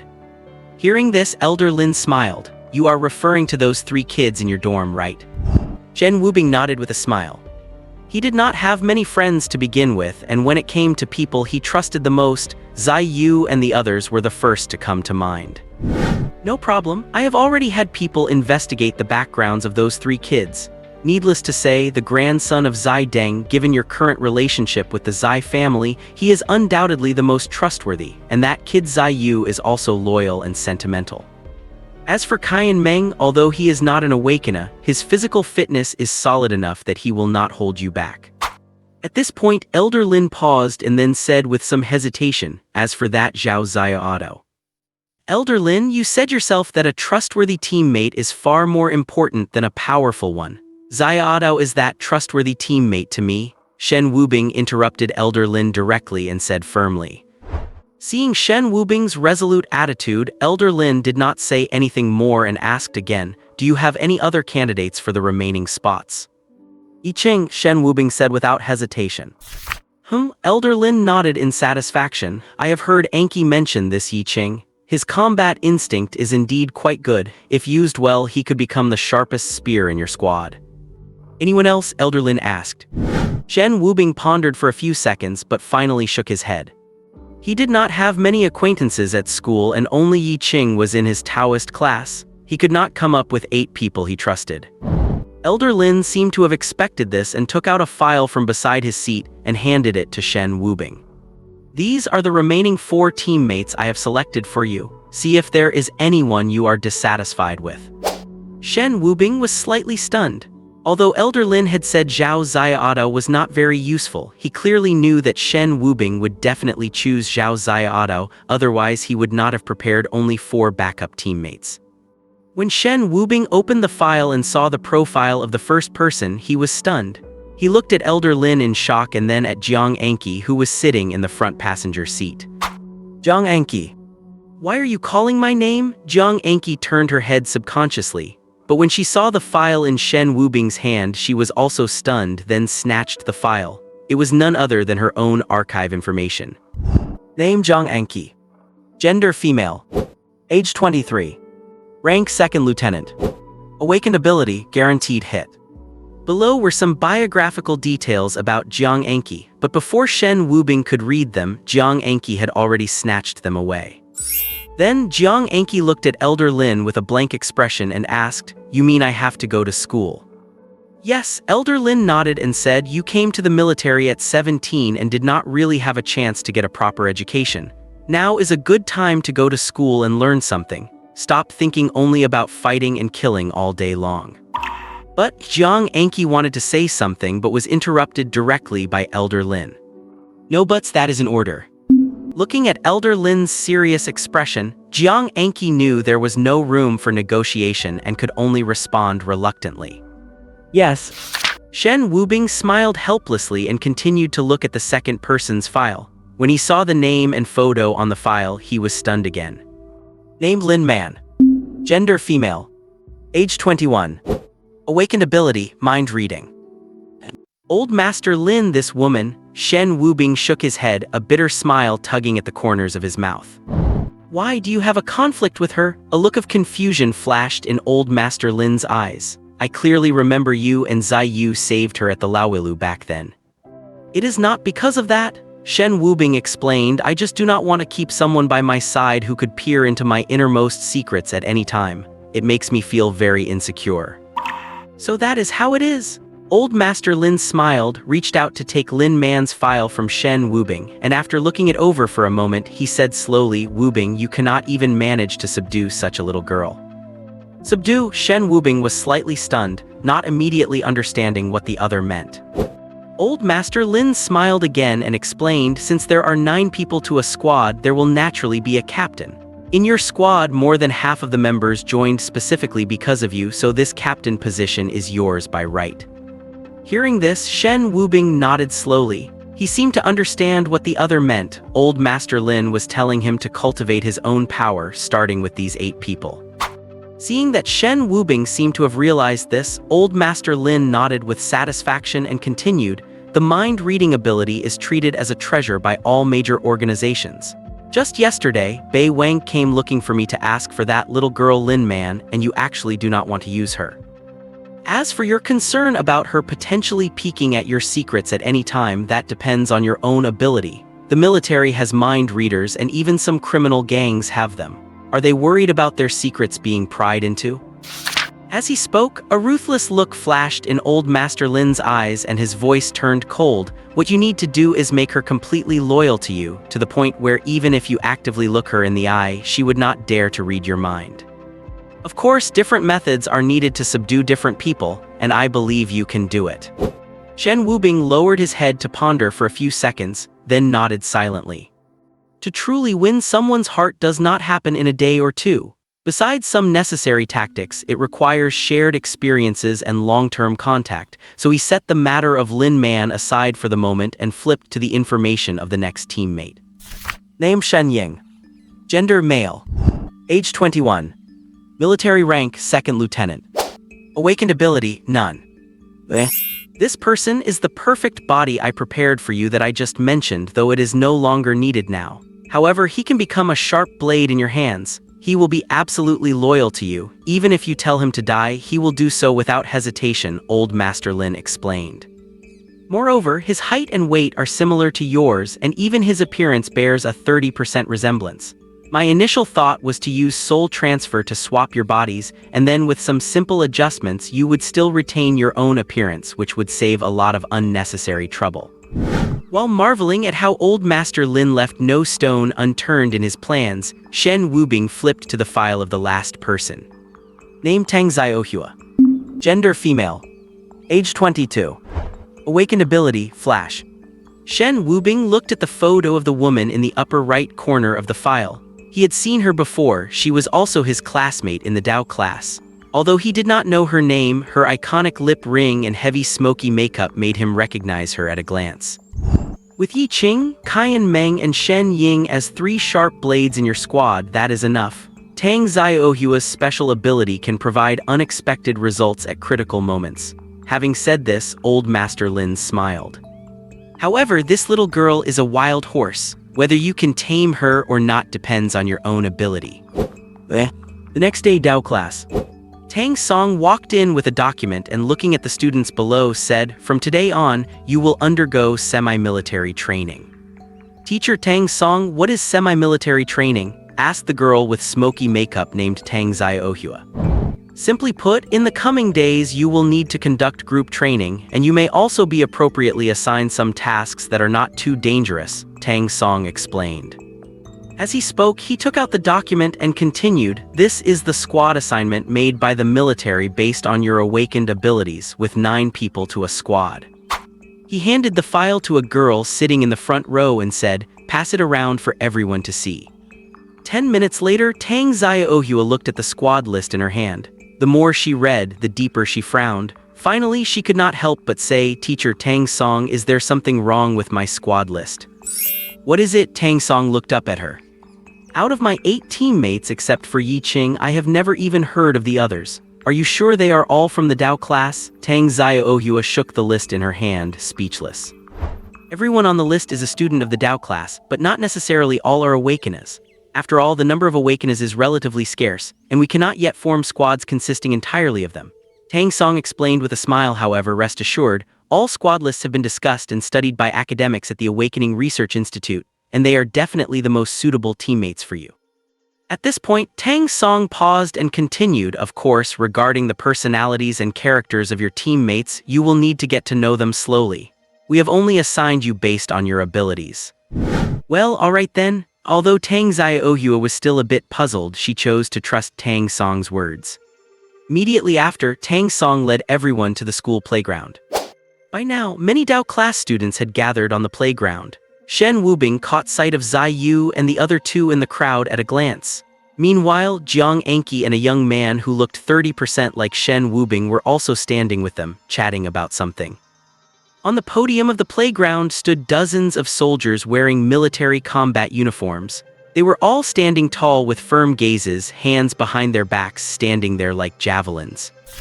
Tang Song looked at the Dao class students he had brought out and said, "Those people up there are the most outstanding soldiers in the military, and they will be in charge of your practical training from now on." In a moment, the students who are called out should stand behind their respective instructors. "Understood, Teacher Tang Song," the students replied somewhat lazily. Seeing this, Tang Song did not say much but thought to himself that these sheltered flowers were about to have a hard time. Thinking of this, Tang Song's gaze fell on the instructors on the podium. When he saw the first person on the left, he could not help but shake his head and smile bitterly. He had long known that Zhou Dao thought highly of Shen Wubing, but he did not expect him to move this living Yama over to be his instructor. He seriously doubted whether Shen Wubing's sickly body could withstand the ravages of this person. Soon, all the Dao class students had assembled, and the dozens of instructors on the stage began to call names in turn. The first to speak was the person at the far left. He swept his cold gaze over the students below and called out the first name in a booming voice. "Shen Wubing." Hearing his own name, Shen Wubing raised his hand and walked toward the other person. The instructor frowned, but he did not say anything more and simply continued calling out names. When he reached the name Jiang Anki, his expression became visibly complex, but he still chose to shout the name out loud. "Here." Jiang Anki was wearing comfortable sportswear today, looking just like an ordinary college student. But as soon as she opened her mouth, an inexplicable aura instantly radiated from her, one that even surpassed the instructors on the stage. Jiang Anki's appearance instantly caught the attention of all the students in the class. "Is this beauty from our school? How come I have never seen her before?" "I have not seen her either. She must be from one of the neighboring schools. I really want to be in the same squad as her." "Stop dreaming, do not you see her squad already has 9 people? Damn it, what kind of lucky streak did those guys hit to have 3 great beauties in one squad?" As each squad was assigned, the instructors led their respective students away from the parade ground. "Instructor, where are we going?" Zai Yu asked lazily. "I have not had breakfast yet. How about we grab something to eat first?" "Lawalu, my treat." "Sure, that sounds good." Hearing this, Jiang Anki spoke almost subconsciously. After saying that, she quickly covered her mouth and glanced toward the straight back in front of her with some trepidation. Sure enough, hearing their words, the instructor stopped in his tracks and Tang Xiaohua, the girl with smoky makeup following closely behind him, bumped straight into his back. "Damn it, at least give a heads up before braking," Tang Xiaohua said with an annoyed look. After the words left her mouth, Tang Xiaohua realized something was off and shrank her neck. The instructor felt that Colonel Zhou had handed him a huge headache. In the past, it was enough to give them a headache if there was one troublemaker in a class, but this 9-person squad seemed to have 3, Jiang Anqi, Ziyu, and Tang Xiaohua. Thinking of this, he turned his head to look at Shen Wubing and Lin Man, thinking that at least these few seemed well-behaved for now. Immediately, his cold gaze swept over Ziyu and the others, finally landing on Ziyu, and he asked coldly, "You want to eat?" Seeing the instructor's sharp, knife-like gaze, Ziyu lost some confidence and muttered quietly, "It is not like I am particularly hungry. It is fine if we do not eat." Hearing Ziyu's response, he turned his gaze to Jiang Anqi. "Once you leave the military headquarters, you are no longer a soldier." Jiang Anqi did not answer. She simply straightened her posture instantly and looked ahead without blinking. Seeing this, the instructor took a long, deep look at her, withdrew his gaze, and finally turned toward Tang Xiaohua. Before he could say anything, Tang Xiaohua spoke up first. "Sorry, I was wrong. I will not swear at you again next time." Looking at her sincere expression, he did not say anything more and turned to continue walking forward. "Beauty Jiang, what is this instructor's deal?" Ziyu leaned over to Jiang Anqi and whispered, "Even you are afraid of him." Jiang Anqi took a deep look at the instructor's back and lowered her voice as well, saying, "His name is Huo Yan. Everyone calls him the living king of hell behind his back. He is extremely strict with training, but any soldier who comes out of his training becomes the most elite among the new recruits of their year. I do not know if it is your luck or your misfortune to encounter him the first time you enter the military for training." With that, she gave them a complex look and added, "Anyway, you are on your own." While they were talking, they arrived at the school gate. Dozens of military pickup trucks were lined up there, stretching as far as the eye could see, looking truly spectacular. "Get in," Huo Yan opened the rear cabin of a pickup truck, gesturing for them to climb in. Everyone looked at each other and got into the truck one by one. When Jiang Anqi prepared to get in, she was stopped by Huo Yan. "You drive." Jiang Anqi paused, then nodded. She knew he did not want her to help with the driving, but rather that he had something to ask her. As the truck slowly started moving, Huo Yan turned to look at Jiang Anqi. "Do not you have anything you want to tell me?" "Tell you what?" Jiang Anqi stared straight ahead at the road, feigning confusion. Still pretending, Huo Yan sneered and turned his head to face her. "Do you think I do not know who you are? The fact that they sent you out means that among those 8 little brats there is one incredibly important figure. Tell me, who is it?" Huo Yan stared intensely at Jiang Anqi. Jiang Anqi continued to stare at the road ahead. After a long while she sighed and said, "Instructor Huo, knowing too much is not necessarily a good thing. Since no one informed you, it means the higher-ups do not need you to know about this. All you need to do is focus on training them well and training them seriously." Huo Yan was slightly taken aback by her words and said nothing more.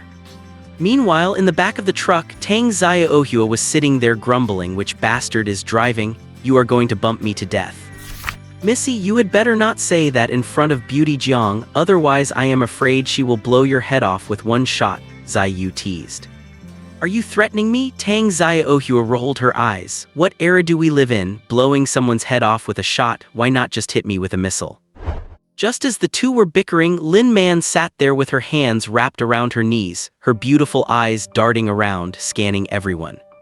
Shen Wubing also looked at everyone and suggested, "Since we have nothing else to do, why do not we get to know each other while we are at it?" In fact, apart from Shen Ying and Tang Xiaohua, everyone else present already knew each other, or at least knew each other's names. "That is a good suggestion."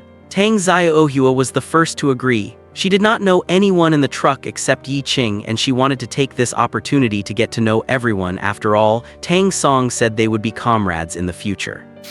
"I will go first." Ziyu raised his hand and looked at everyone, saying, "My name is Ziyu. I am 22 years old, young, wealthy, and in good health. Most importantly, I am handsome." After hearing him, Tang Xiaohua looked at him with utter disgust and asked, "What about your abilities?" Abilities? Ziyu was stunned for a moment, then seemed to recall something and said, "Did not I just say I am in good health? 7 times a night might be an exaggeration, but 3 to 5 times is no problem." After saying this, he tapped his chest with a proud look. "No way." Tang Ziohua's gaze toward Ziyu became even more disgusted. "You have such a perverted ability." "How is that perverted?" Ziyu retorted, clearly unhappy. "Is it a crime to be in good shape? Then tell me, what kind of ability do you have?" "Listen up," Tang Ziohua said, lifting her chin. "My name is Tang Ziohua, I am 22 and my ability is Blink." "Blink?" Ziyu laughed out loud, teasing her. "Should I say I have Ignite then?" "You do not know what you are talking about," Tang Ziohua snapped. At that moment, Shen Ying, who had been silent the whole time, suddenly spoke up. "How far is the range of your Blink?" Tang Ziohua looked up at him and replied truthfully, "Currently, it is only within 10 meters." Shen Ying nodded and said nothing more. Next, Qian Meng, Zhao Ziaotao and Shen Ying introduced themselves in turn. Upon learning that none of the three had awakened, a look of disappointment flickered in Tang Ziohua's eyes before she turned her attention to Shen Wubing.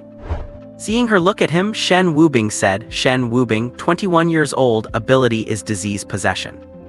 Disease Possession? Tang Ziohua looked puzzled. As one of the first students in the Dao class, she had studied and learned about many awakened abilities, but this was the first time she had heard of Disease Possession. Shen Wubing nodded and gave a brief description of his ability. After listening to his description, Tang Ziohua's mouth hung wide open. It took her a while before she softly uttered 3 words. "That is so ruthless." "It certainly is a ruthless ability," Shen Ying agreed from the side, "but it would have many drawbacks in real combat. It is only suitable for sneak attacks." Shen Wubing just smiled and did not argue. Whether it was suitable for real combat was something you would only know after trying. Besides, it seemed he did not have just one ability, but he was not planning to reveal that. He had to keep some cards up his sleeve. With Yi Qing also finishing his introduction, only Lin Man was left. Tang Ziohua looked at Lin Man, who was curled up in the corner, and asked, "Hey, it is your turn."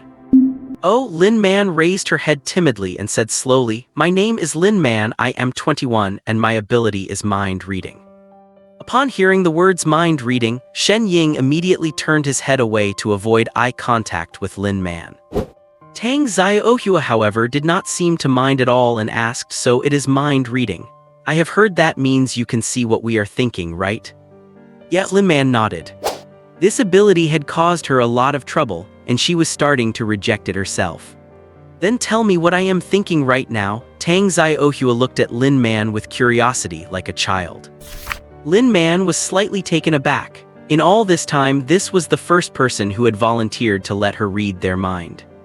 She raised her head to look into Tang Ziohua's eyes. Although the girl wore heavy smoky makeup and a lip ring looking like a delinquent, her eyes were clear, surprisingly clear. Because of her ability, Lin Man always subconsciously focused on people's eyes. Among all the eyes she had seen, apart from children's, few were as clear and pure as Tang Ziohua's. Her thoughts were also very simple. With just a glance, Lin Man read everything she was thinking at that moment. A few seconds later, Lin Man looked away. "Well, did you read it?" Tang Ziohua asked curiously. Yet Lin Man nodded. "Go on, tell me what I am thinking," Tang Ziohua urged. Lin Man looked up, stared deep into Tang Ziohua's eyes and said awkwardly, "Do you really want me to say it?" "Of course, go ahead and be open about it," Tang Ziohua said nonchalantly, looking perfectly relaxed.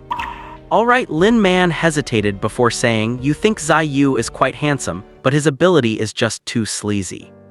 "What the?" Ziyu froze, unsure if that was a compliment or an insult.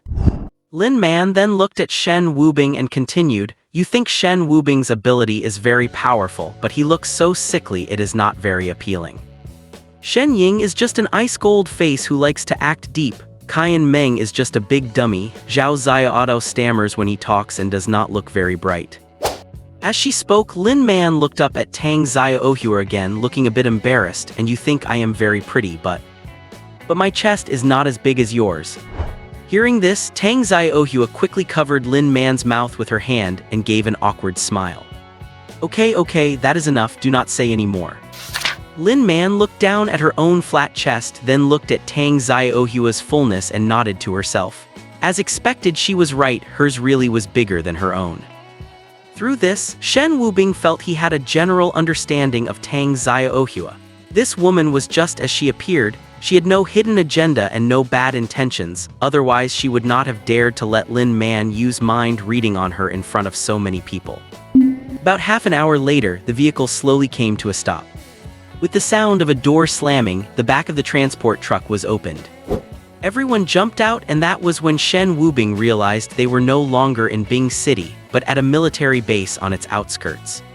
"For the next week, you will all spend your time here," Huo Yan said, looking at them with a stern gaze. "Now, each of you has 3 minutes to call home and explain the situation, after which all communication devices must be surrendered." "Only 3 minutes?" Zai Yu was stunned, then said, "I have 7 girlfriends, how is 3 minutes enough for that?" Huo Yan ignored Zai Yu and raised his wrist to check his watch. 2 minutes and 57 seconds left.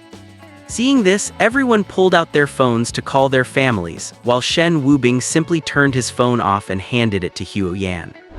Huo Yan was slightly surprised and asked, "You do not need to explain the situation to your family." "I have no family," Shen Wubing replied concisely. Hearing this, the way everyone looked at Shen Wubing became a bit complicated. Huo Yan hesitated for a few seconds before reaching out to take Shen Wubing's phone. 3 minutes later, Huo Yan said, "Time is up, everyone turn off your phones and hand them over." "Babe, I cannot talk to you anymore, but remember to tell the other 6 babes to miss me," Zai Yu said at top speed and did not forget to kiss the microphone before hanging up, totally ignoring everyone's strange looks. After collecting everyone's phones, Huo Yan led the group into the military base. While passing through the training grounds, Shen Wubing and the others were surprised to see cushions laid out.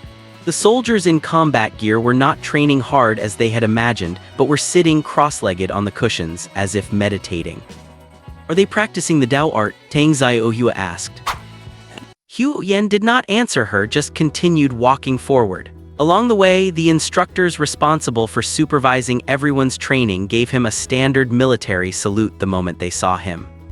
Seeing this, Zai Yu leaned over to Jiang Anqi and whispered, "I checked his rank, he is only a 2nd lieutenant. Why is everyone saluting him?" "Because many of the people here are soldiers trained by instructor Huo."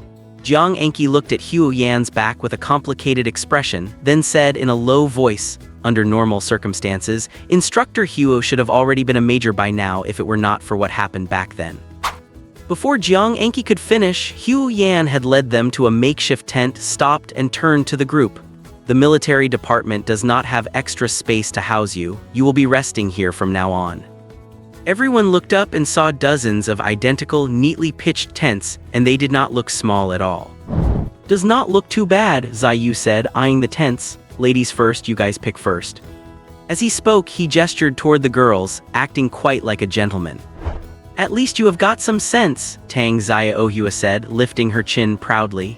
But before she could move forward, Huo Yan spoke up coldly from the side. "All 9 of you, 1 tent."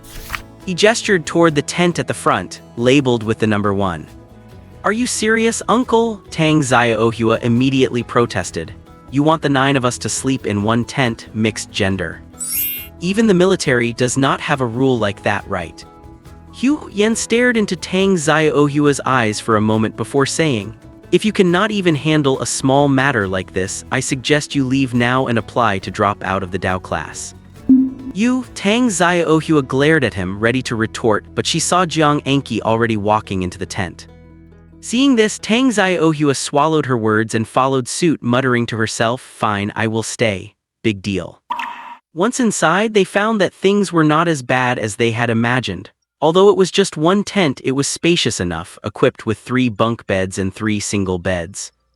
Moreover, the 3 single beds were separated from the bunk beds by a camouflage-colored cloth divider. It was clear those were meant for the 3 girls.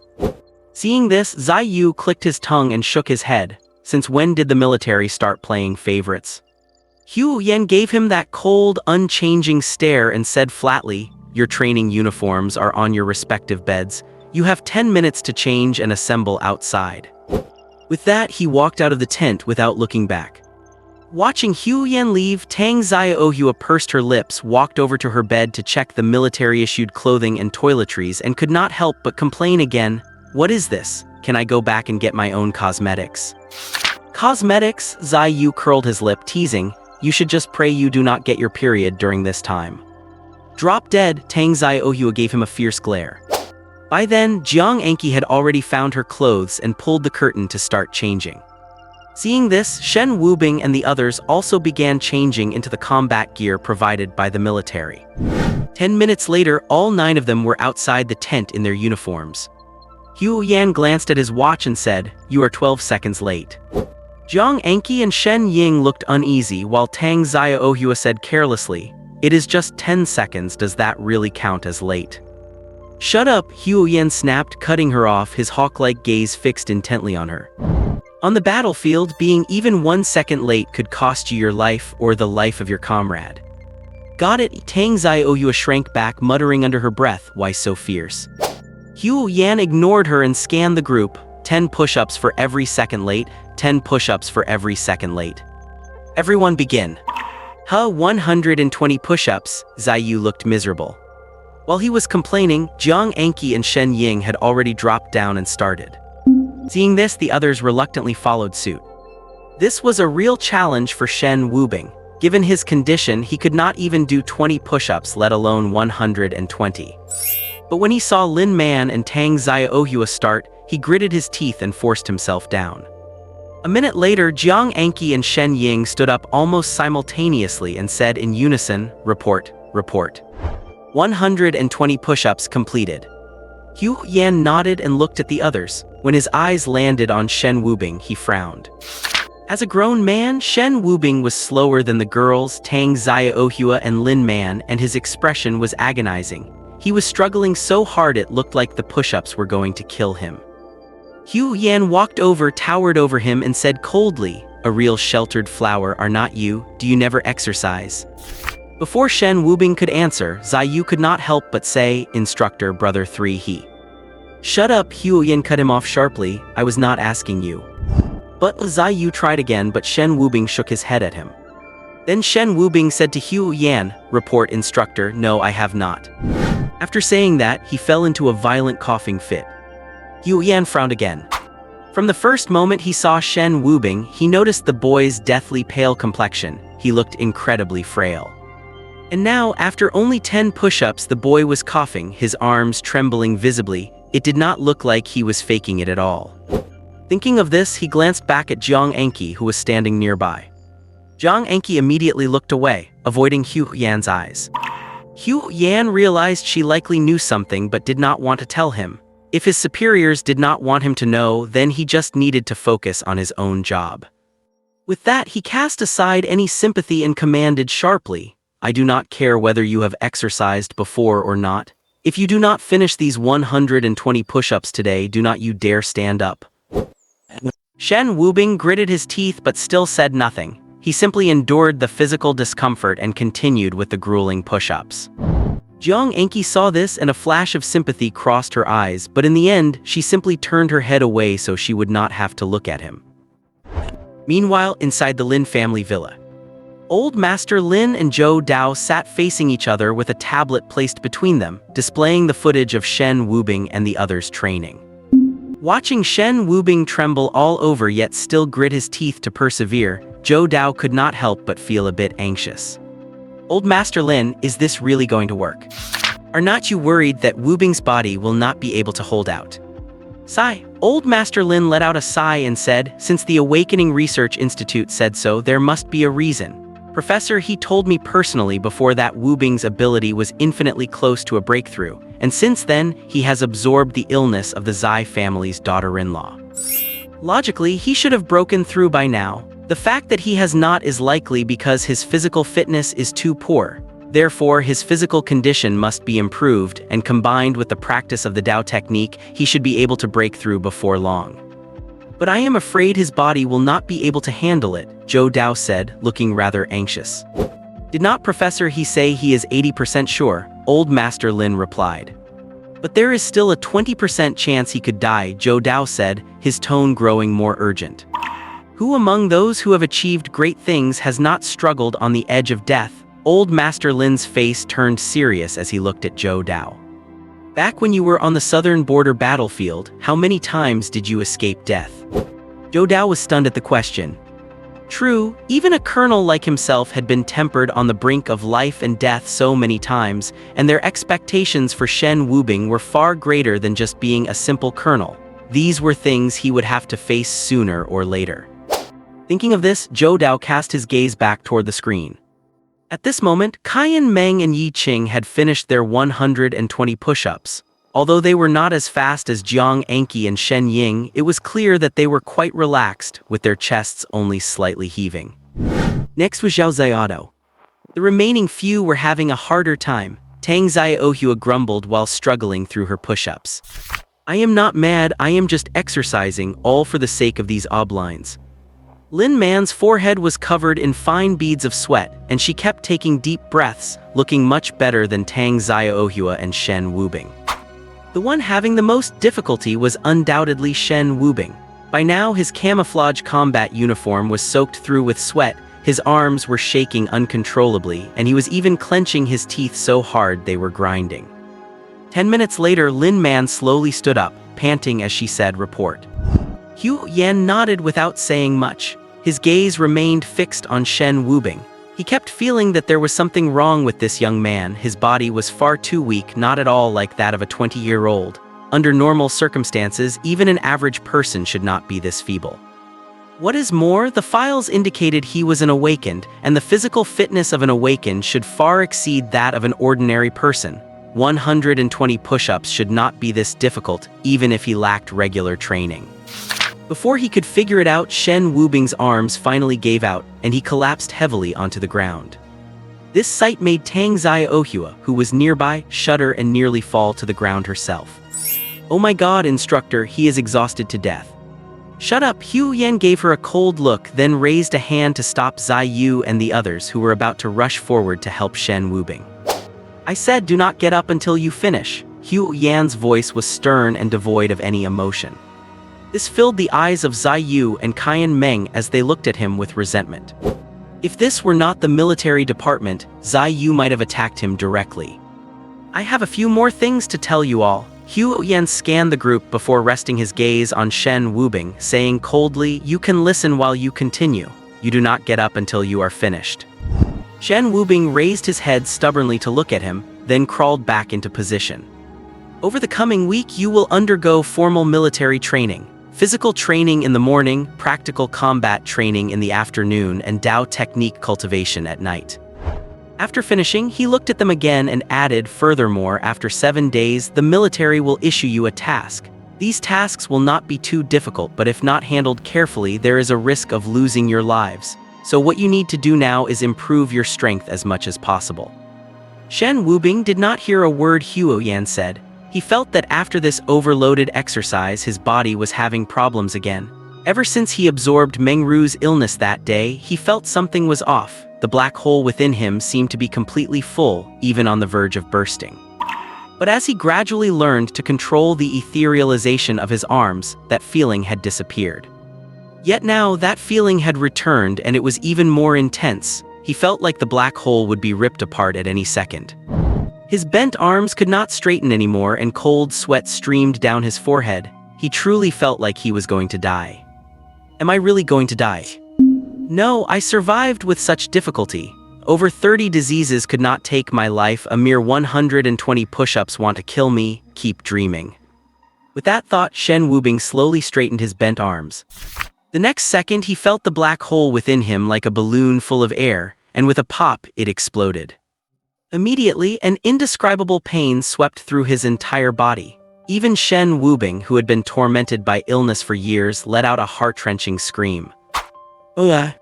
As the scream faded, Shen Wubing felt the exploded black hole produce countless tiny black particles which surged wildly throughout his limbs and bones. The others were drawn by his scream, and they only saw a layer of faint black mist emerge around Shen Wubing, which vanished in a flash. A few seconds later, those black particles seemed to have merged into Shen Wubing's flesh and blood, disappearing completely. He felt clearly that a new black hole had emerged within him, one far larger than the previous one. He then felt full of power, and as he started doing push-ups again, it felt as easy as lifting his hand. 30 seconds later, Shen Wubing finally stood up. Looking at a stunned Huo Yan, he shouted, "Report." Huo Yan did not speak. He just stared wide-eyed at Shen Wubing, his eyes filled with disbelief. "Is this rank 5? "Indeed, it is rank 5. Jiang Anqi looked Shen Wubing up and down, her expression somewhat complex. "How is this possible?" Huo Yan still could not believe what he had just witnessed. "No, wait," Ziyu walked over and asked, "What is this rank 5 you're talking about? Are you talking about third brother?" At this moment, not to mention Ziyu, even Shen Wubing himself was full of confusion.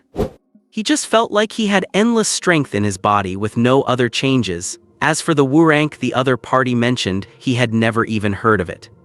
Huo Yan took a deep breath, adjusted his emotions, and said slowly, "This problem was originally supposed to be explained to you by your head instructor, but since you are not yet in contact with this, they probably did not tell you." Having said that, he paused for a moment and continued, "But since it has come up today, I will explain it to you on behalf of your instructor."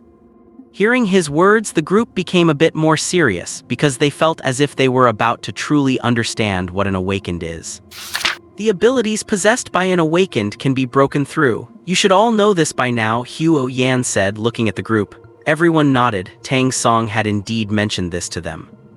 And every time an awakened makes a breakthrough, their strength will be significantly enhanced, including both improvements in physical fitness and the enhancement of their awakened abilities. And after an awakened makes a breakthrough, we call it Wu rank. Since there is a Wu rank, does that mean there are also Jia, Yi, Bing, and Ding ranks? Shen Wubing asked. Hearing this, Huo Yan cast an appreciative look at him. At this moment, the contempt and dissatisfaction he previously held for Shen Wubing had vanished, replaced by a sense of admiration and respect. "You are absolutely right. According to the research of the International Awakened Organization Institute, an awakened can break through a total of 5 times, corresponding to the Wu, Ding, Bing, Yi, and Jia ranks. Of course, internationally they are called A, B, C, D, and E ranks. Jia, Yi, Bing, Ding, and Wu are just our names in the Xia Kingdom." At this point, his gaze fell on Shen Wubing again, and he spoke with a complex expression, and Shen Wubing has already broken through to the Wu rank. Then, as if thinking of something, Huo Yan added with a serious face, "But I must remind you of one thing, unless it is a last resort, never try to break through on your own. It is best to find your teacher or a leader when you feel a breakthrough coming so they can assist you." Why? Tang Xiaoyu asked like a curious child. "Because during a breakthrough, your awakened ability will comprehensively transform your body in a short period of time, and that kind of pain is something an ordinary person simply cannot endure."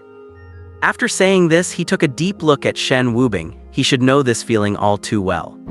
At this moment, everyone's gaze fell upon Shen Wubing. Shen Wubing gave a wry smile and said, "I have been plagued by various illnesses since I was a child, so I am already accustomed to all kinds of pain, but the suffering caused by this breakthrough was truly unbearable." Recalling the suffocating pain he felt just moments ago, Shen Wubing could not help but feel a lingering sense of fear. "Oh right," Huo Yan seemed to recall something. "Breakthroughs to the Wu rank must be reported to the military. I am going to report Shen Wubing's status now. Wait here for me for a moment." Huo Yan turned to leave but was stopped by Jiang Anqi. She said quite seriously, "Instructor Huo, Shen Wubing is not yet a member of the military. Even if it needs to be reported, it should be reported to his school, not the military." Huo Yan was stunned for a moment, feeling quite puzzled. Since an awakened strength increases dramatically upon reaching the Wu rank, and some powerful individuals could cause unimaginable harm to society if they lost control, the military had long issued a new law. Any awakened who breaks through to the Wu rank must report it to the local military immediately. As for whether a student should report to the school or the military, it was not clearly specified. Moreover, up to this point, Shen Wubing was likely the first student to break through to the Wu rank, leaving no precedent to follow. Huo Yan stared into Jiang Anqi's eyes for a few seconds, then silently nodded. At that moment, he seemed to realize something. Why was he sent to be an instructor for a group of students? Why was Jiang Anqi, a notorious troublemaker famous throughout the Hanzhou military region, sent to school? And that Shen Ying, although he did not know him from his words and actions, he could see at a glance that he must be a military man or, at the very least, someone who had undergone special training. All of this, surely, was because of the young man named Shen Wubing. Hugh Yan exhaled a long breath and turned to the others, saying, "In that case, let us continue with the training." At this time, other teams were arriving at the military camp one after another, led by their respective instructors to be assigned tents. Soon, everyone saw these students beginning to experience exactly what they had just gone through. First came the complaints about the tents, then the sluggishness leading to tardiness, and finally being forced by the instructors to do push-ups. Next to Shen Wubing's tent were the 9 students from Tent 2, among whom was someone Shen Wubing recognized. The blazing flame Qin Hao. Qin Hao was still limping, but he looked much better than before. With the financial power of the Qin family, his leg would surely recover completely before long.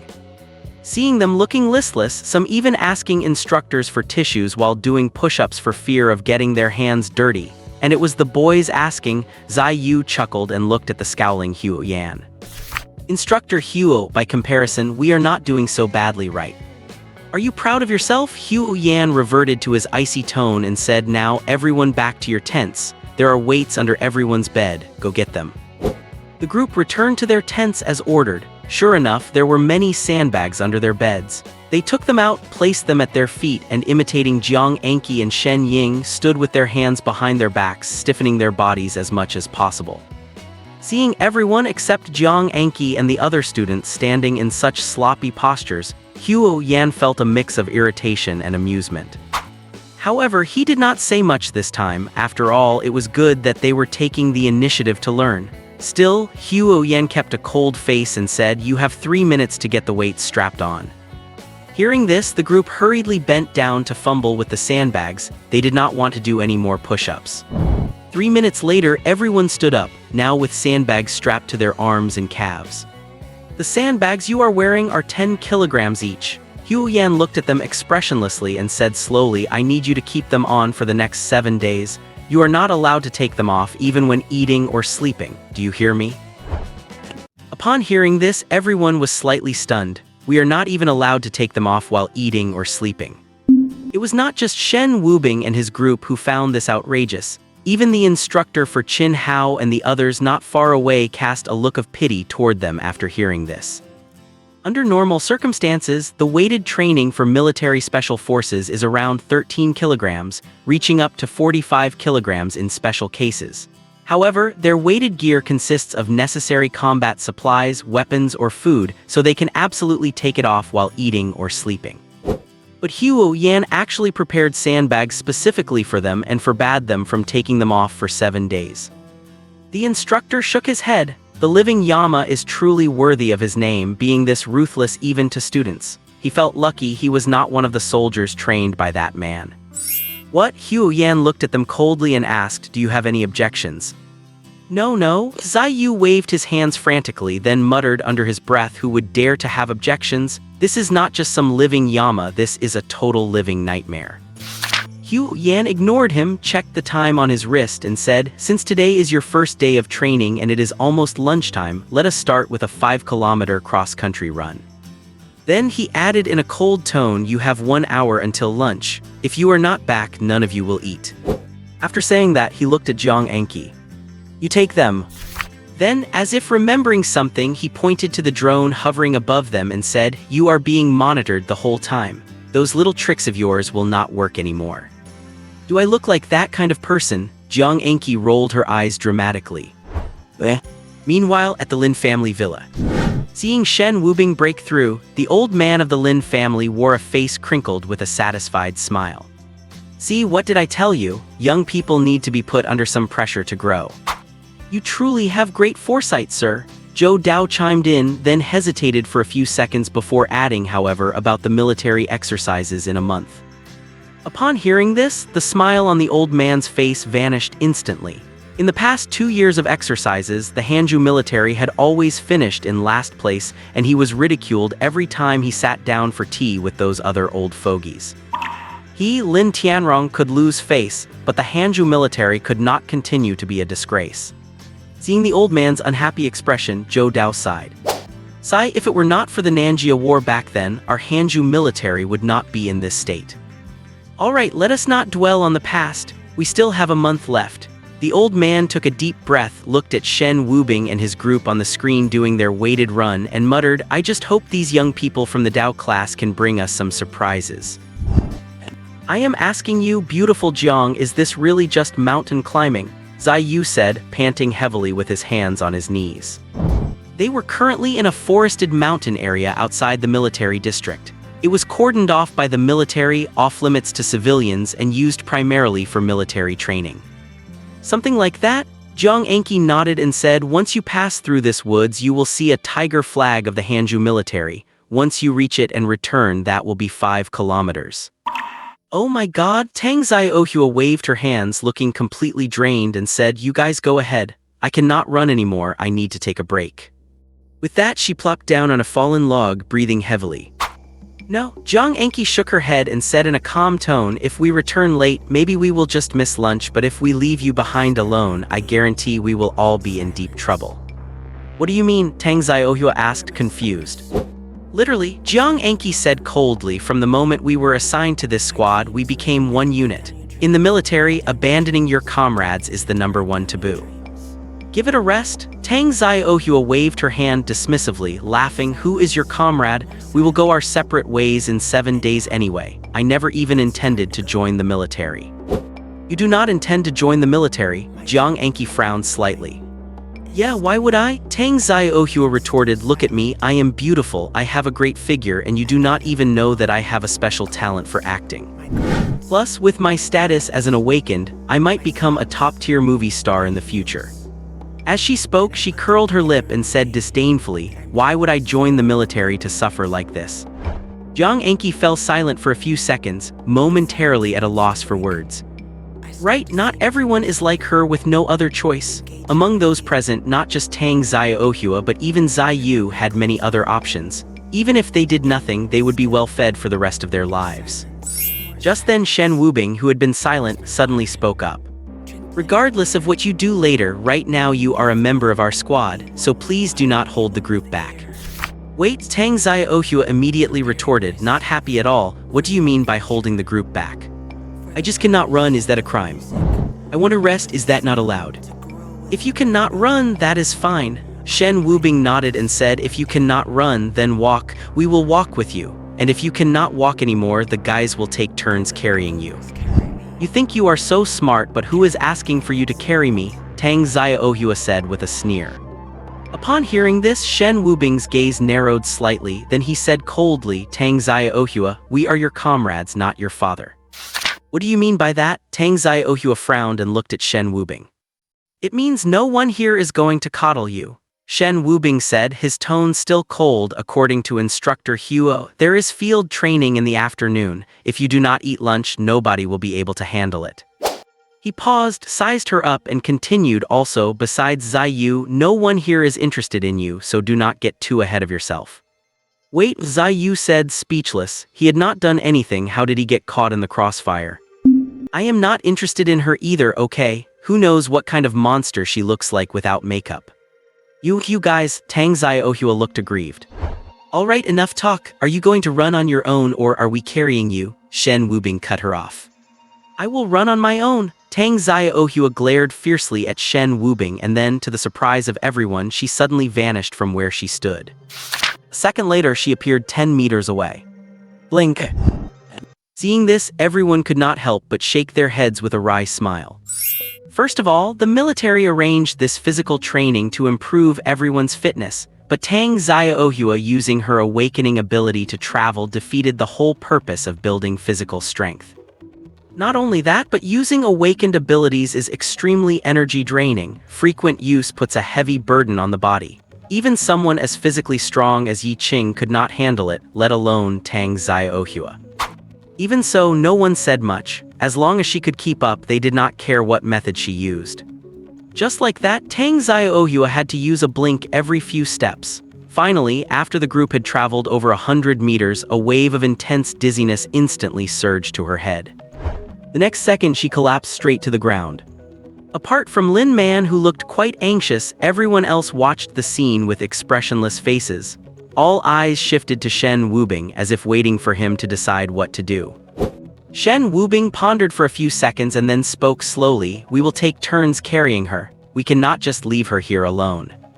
Hearing his words, Kaiyan Meng walked up directly. He wanted to carry Tang Xiaohua but did not know how to go about it, so he awkwardly scratched his head and looked at Shen Wubing again. Do not worry about that. Before Shen Wubing could speak, Jiang Anqi stepped in. On the battlefield, there are only comrades and enemies, not men and women. Kaiyan Meng was stunned for a moment, then turned his questioning gaze back to Shen Wubing. In his life, other than his parents, he only trusted two people, Zai Yu and Shen Wubing. Shen Wubing nodded, then bent down, grabbed the back of Tang Xiaohua's collar with one hand, and actually lifted her whole body up. Seeing this, Kaiyan Meng was slightly taken aback, then bent down with his back to Shen Wubing. Shen Wubing, showing no mercy, dumped her onto Kaiyan Meng's back and said, "Let us continue moving."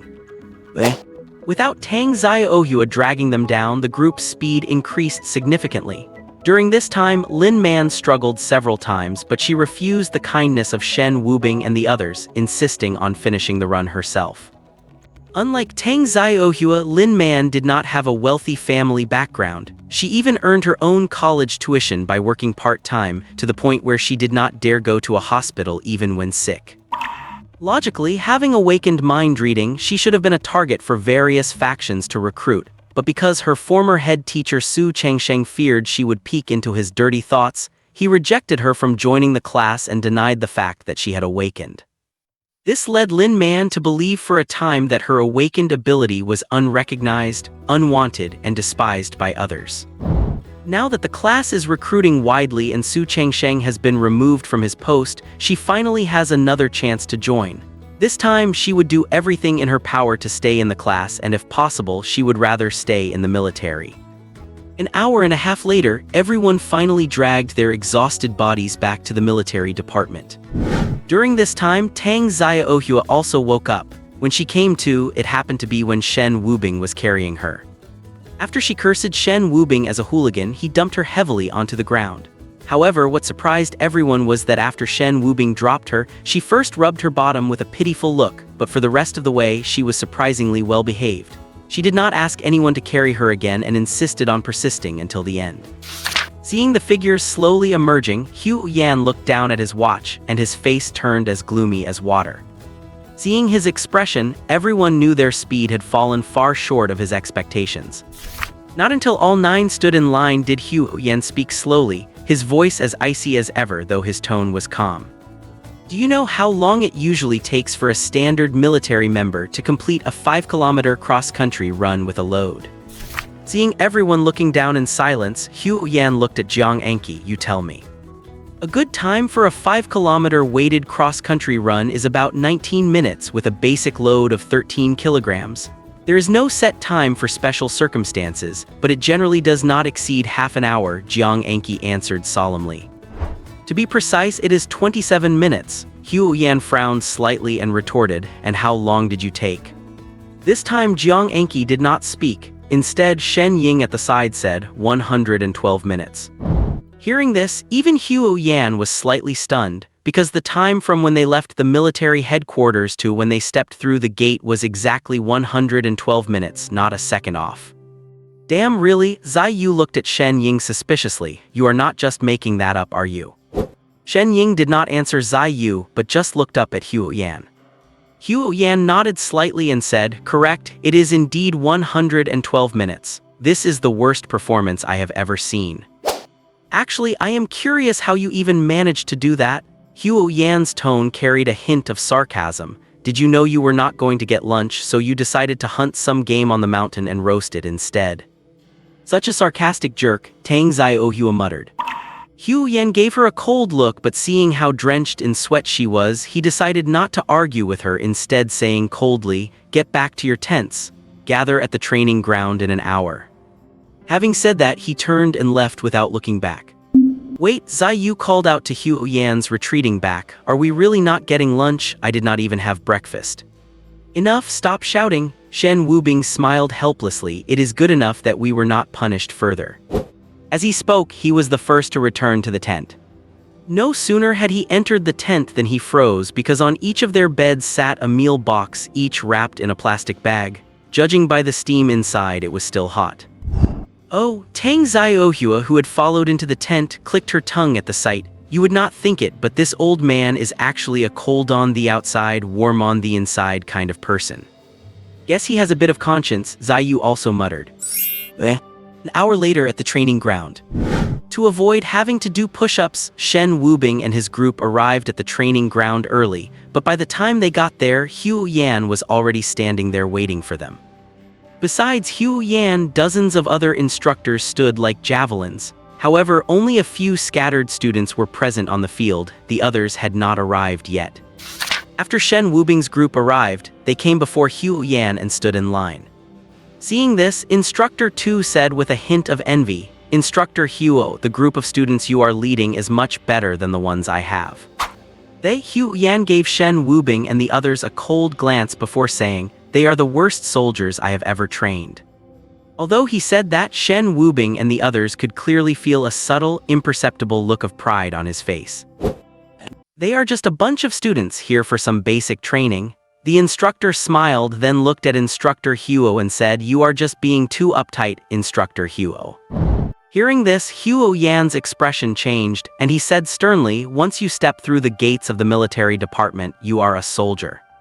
And as long as you are a soldier, you must undergo rigorous training. How can you be so slack about it? All right. The other instructor waved his hands dismissively and said with a smirk, I am not going to argue with you.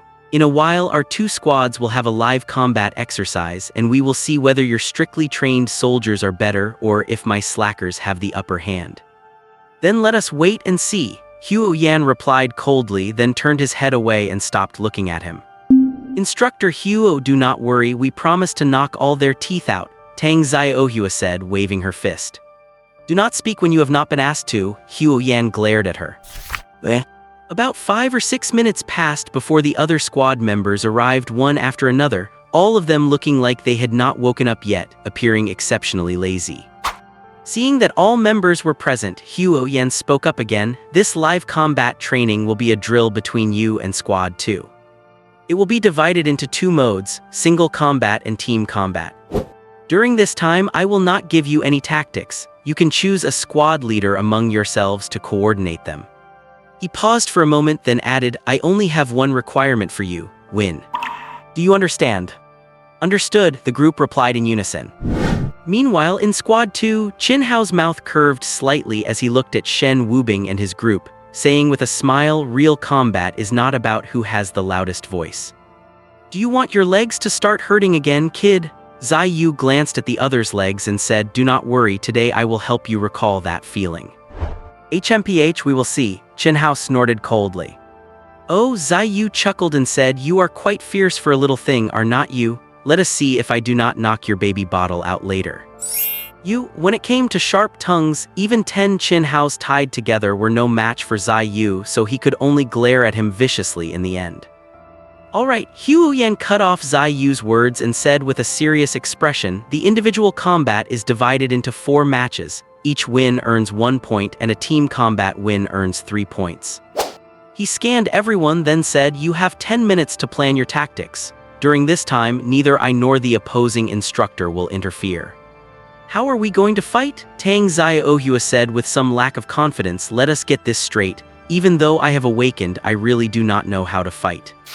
She thought for a moment and added, but I am good at trash talking. By the time she finished, her voice was as quiet as a mosquito's, perhaps realizing that trash talking would not be very useful in this situation.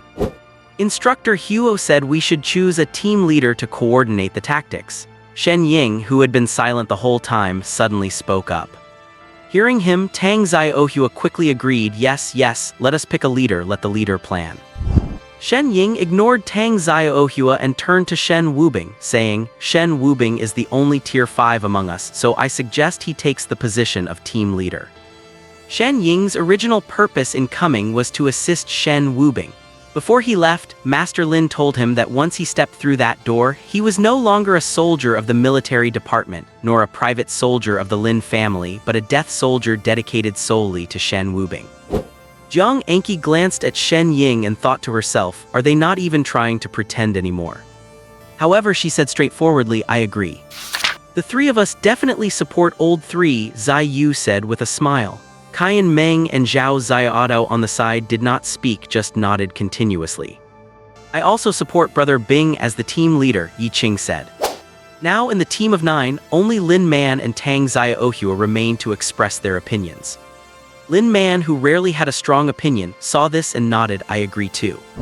Is it decided just like that? Do not we even need to discuss it? Tang Xiaohua felt bewildered. The minority obeys the majority. It does not matter if you have an opinion or not. Zai Yu waved his hand impatiently, then looked at Shen Wubing. Old 3, start planning the tactics. Time is running out. Good. Shen Wubing did not decline. This squad was tailor-made for him by Master Lin, and before the team was even formed, the leader position had already been decided. It could only be him. Shen Wubing first looked toward the direction of Qin Hao's team. They were also 9 people, 7 men and 2 women. The 2 girls looked soft and weak, not appearing capable of participating in individual combat. As for the 7 boys, besides Qin Hao, there was a bespectacled boy who looked gentle, while the others looked quite brawny. Shen Wubing could not get a read on them for the moment. After pondering for a few seconds, Shen Wubing said, in our team, Tang Xiaohua, Lin Man, and Xiaodo have almost no combat power. And the 2 girls on their side look like they do not have much either, so in team combat our strength should be evenly matched. To ensure we win this, we must try our best to keep a clean sweep in individual combat. The first match concerns our morale, so I believe their best fighter will go up first and we must take it. Saying this, Shen Wubing's gaze landed on Yi Qing and Shen Ying. Yi Qing's ability goes without saying. His strong physique combined with fighting instincts makes him hard to match among his peers.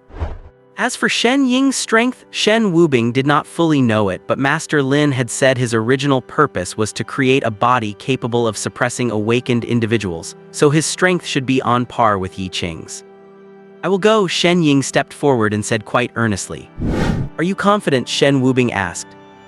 Shen Ying just nodded without saying much, but the confidence in his eyes was reassuring. Good. Shen Wubing also kept it brief and continued, then Qian Meng for the second match and Yi Qing for the third. No problem, the 2 answered in unison. As for the last match, Shen Wubing's gaze fell on Jiang Anqi. Feeling Shen Wubing's gaze, Jiang Anqi was startled, then quickly said, Why are you looking at me? I am a marksman and I do not have my gear yet. If you give me a gun, I could take them all out. Shen Wubing was speechless. In Shen Wubing's impression, Jiang Anqi's strength should be high. Even if she was not as good as Shen Ying or Yi Qing in a one-on-one, she should be on par with Qian Meng, but he did not expect that without a gun, she had almost no combat capability. Thinking of this, Shen Wubing felt a bit troubled and glanced back and forth among the others. Sensing Shen Wubing's gaze, Lin Man felt a bit flustered and said with a lack of confidence, I suppose I count as support. I am the healer, Tang Xiaohua puffed out her chest. Everyone was speechless. At this moment, Shen Ying suddenly said, Did you forget about yourself? Shen Wubing was slightly stunned. Yes, you are the only tier 5 among us and the only tier 5 among this batch of training students. If you go up, you should be able to secure a point easily. Clearly, Shen Wubing had not even realized he had reached grade E until someone pointed it out. However, his illnesses still lingered, leaving him looking just as frail and pale as ever. I do not have any combat experience, Shen Wubing said. You do not need experience. With your current strength, even if you just threw punches at random, few people could handle it, Shen Ying said in a calm tone. Alright, Shen Wubing looked down at his fists and added, Then I will take the final match. After that, the group briefly discussed their team battle tactics. No sooner had they finished than Huo Yan reminded them that time was up. Shortly after, Huo Yan and the instructor from Team 2 led them to a spacious drill field. It was usually where the military conducted combat training, and several referees were already there to record the match results. One of the referees saw Huo Yan and the other instructor approaching and walked up to them with a smile. Instructor Huo, Instructor Wang, are your 2 teams doing live combat training? That is right, Instructor Wang said with a smirk. Instructor Huo mentioned that I was training my soldiers half-heartedly, so he wanted to teach me a lesson. Huo Yan gave the other man a cold look, said nothing, and simply turned to the referee, saying, Start it. The referee nodded with a smile and looked at the 2 teams. Team leaders, step forward and hand over your rosters. Hearing this, Qin Hao and Shen Wubing stepped forward simultaneously to hand over their lists. Shen Wubing, this is the military. Your background and Zai Yu's count for nothing here. Only strength matters. Qin Hao leaned in close to Shen Wubing and whispered. Shen Wubing looked at him as if he were an idiot and said, "Once I knock that baby bottle right out of your mouth, you will learn to be quiet." You... Having failed in the banter once again, Qin Hao could only glare at Shen Wubing before returning to his team. The referee received the lists, checked both rosters and announced aloud. The first individual match, Team 1's Shen Ying against Team 2's Zhao Li. After speaking, he took a step back, leaving the arena to the two of them. Zhao Li was a rugged-looking boy who hardly seemed like a student. He was about the same height as Shen Ying, a bit over 1.80 m, but in terms of weight, they were not in the same league. He was at least a size broader than Shen Ying, and with almost no excess fat on him, his frame clearly packed explosive power. Seeing Shen Ying step forward, Instructor Wang could not help but smile, saying to Huo Yan, "Instructor Huo, we will be taking a quick victory for this first match." "Is that so?" Huo Yan gave a cold laugh. "You might not know this, but Zhao Li is an awakened one. And he awakened brute force, the strongest combat ability in the early stages," Instructor Wang whispered smugly. Hearing this, Huo Yan could not help but frown. While brute force is a common awakening and rated as a D-level talent by the Awakening Research Institute, before reaching a breakthrough, almost no other awakened abilities can stand against it. After all, their strength far exceeds the limits of an ordinary person. Even a world-class boxing champion would be no match for a brute force awakened. There was even a news report about a middle-aged man who got into an argument with a bus driver, and in a fit of rage, awakened brute force, subsequently flipping the bus over with his bare hands. Such strength is hard for even someone like Shen Ying to handle, despite his special training, because this simply was not a battle on the same level. As Huo Yan pondered this, the two stood opposite each other, and the battle was about to erupt. Heh, Zhao Li looked Shen Ying up and down, then grinned. "Kid, you would better just surrender. I am worried that with a scrawny build like yours, I might kill you with a single punch." Shen Ying ignored him and turned to the referee, asking, "Can we begin?" "As soon as I finished announcing the fighters, it had already begun," the referee replied, amused by Shen Ying's composure. To remain so calm when facing a brute force awakened, it seems this Shen Ying is no simple kid. And just as his words faded, Shen Ying moved. Without any wasted movement, he threw a simple straight punch, but it was so fast, so incredibly fast, that even the pupils of Huo Yan and Instructor Wang shrank. Their eyes could barely track the trajectory of the strike. Boom! A dull thud echoed through the air. Zhao Li felt a sharp pain in his neck, his brain went dark instantly, and he collapsed straight to the ground. Seeing this, Instructor Wang immediately stepped forward to check Zhao Li's pulse at the neck. "It is just a temporary loss of consciousness due to a strike on the neck nerves and blood vessels, restricting blood flow to the brain.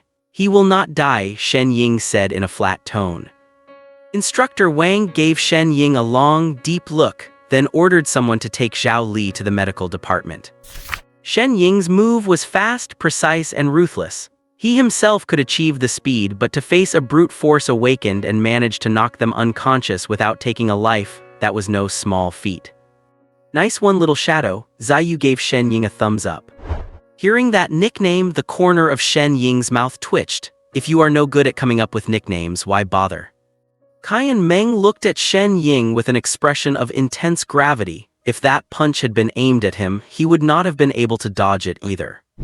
After this battle, everyone's gaze toward Shen Ying shifted. This young man, who usually kept a cold face and rarely spoke, was surprisingly strong. He had taken down a brute force awakened without the opponent even having a chance to strike back. As Shen Ying passed by Yi Qing suddenly spoke, "You are very strong."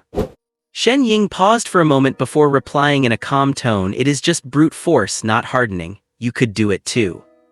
Yi Qing did not argue. He could do it, but certainly not with such clean, effortless precision. He would have to rely on his battle instincts to circle the opponent for a while before finding an opening. After this fight, Qin Hao's expression grew incredibly grim. Then the referee's voice rang out once again. The second individual match, Team 1's Qian Meng against Team 2's Jiang Wan. This choice of fighter caught Shen Wubing and his team off guard, as it was one of the two girls in the opponent's team who looked quite fragile. Qin Hao whispered a few words to the girl, then looked up at Shen Wubing, the corner of his mouth curving into a meaningful smile. Old third this, Qian Meng scratched his head looking troubled. Why is it a woman? Shen Wubing frowned, then looked at Qian Meng and said, did you forget what Jiang Anki said? On the battlefield there are only comrades and enemies, not men and women. Alright, I got it, Jiang Meng grunted in response, then walked toward that girl. Seeing Qian Meng walk up to her, the girl named Jiang Wan smiled and said, little brother, go easy on me in a moment, okay? That is truly impossible. Qian Meng scratched his head awkwardly and said, big sister, why do not you just surrender? Second, stop dawdling, this woman is not someone you can handle, finish this quickly, Zai Yu reminded from the side. Zai Yu could be considered to have seen countless women. After just a few glances at Jiang Wan, he knew this woman was not simple. Moreover, she looked strange because her hands were kept hidden in her sleeves. Understood, boss Zai. Hearing Zai Yu's words, Qian Meng's expression turned serious. Big sister, I am sorry. After saying that, Qian Meng fiercely threw a punch towards her face. Seeing this powerful strike, Jiang Wan's face also turned solemn and she quickly dodged the punch. The next second, she performed an unexpected move. She whipped her head and her waist-length hair lashed directly towards Qian Meng. Seeing this, Qian Meng frowned and subconsciously reached out to block it, and then everyone saw a mist of blood spray from Qian Meng's arm. His sleeve was completely shredded and his thick arm looked as if it had been slashed by countless sharp blades, leaving it a bloody mess. Qian Meng let out a muffled groan and subconsciously covered his arm with his hand. Just then, Jiang Wan had taken the opportunity to get close to him, and the hands she had been hiding in her sleeves were finally revealed for the first time. Her 10 fingers were like green onions, slender and fair, clearly well-maintained. And her next move made everyone unable to appreciate her slender fingers anymore. She curled her fingers like hooks and grabbed fiercely toward Qian Meng's shoulder. Immediately, fresh blood spurted out. Qian Meng's solid muscles were as soft as tofu before her fingers, instantly leaving 4 deep, bone-exposed wounds. Before Qian Meng could even react to the intense pain, her fingers had already clamped onto his throat. Stop! Hu Yan and Shen Wubing shouted almost simultaneously. Jiang Wan turned to look at them and gave a bright smile. Do not be so agitated, I am not going to kill anyone. As she spoke, she slowly moved her hand away from Qian Meng's throat. Although she said she would not kill, several bloodstains had already appeared on Qian Meng's neck. Jiang Wan turned to the referee and asked, I suppose I have one. Yeah, the referee's face looked rather unpleasant, but he still nodded. In the military, injuries during team combat training are common, but such ruthless behavior as Jiang Wan's had never happened before. After all, they were all on the same side and there was no need to fight to the death. Shen Wubing, Zai Yu, and Zhao Ziauto stepped forward to check on Qian Meng's injuries. But when they saw the extent of the wounds, raging fury burned in their eyes. At this moment, one of Qian Meng's arms looked as if it had been slashed hundreds of times by a fine blade. The flesh on his arm was a mangled mess like dumpling filling. And his shoulder had been gouged by Jiang Wan's fingers, leaving 4 deep, bone-revealing cuts. One must remember, this was not done with fingernails but with her actual fingers.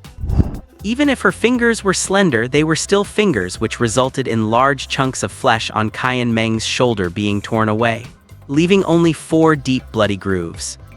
No, to be precise, they were not just scratches, they were blood channels. Shen Wubing took off his jacket and wrapped it around Qian Meng's shoulder, barely managing to stop the bleeding. Heh, Qian Meng smiled with a pale face. Boss Zai, old third, I have embarrassed you. Do not talk about that. Shen Wubing shook his head, then looked at Zhao Ziauto beside him and said, take second to the medical department, leave this to us. You bitch, I will. Zai Yu pointed at Jiang Wan not far away and cursed viciously.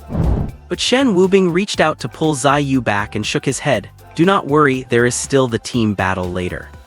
Shen Wubing's tone was calm, but a coldness that was hard to detect flashed in the depths of his eyes.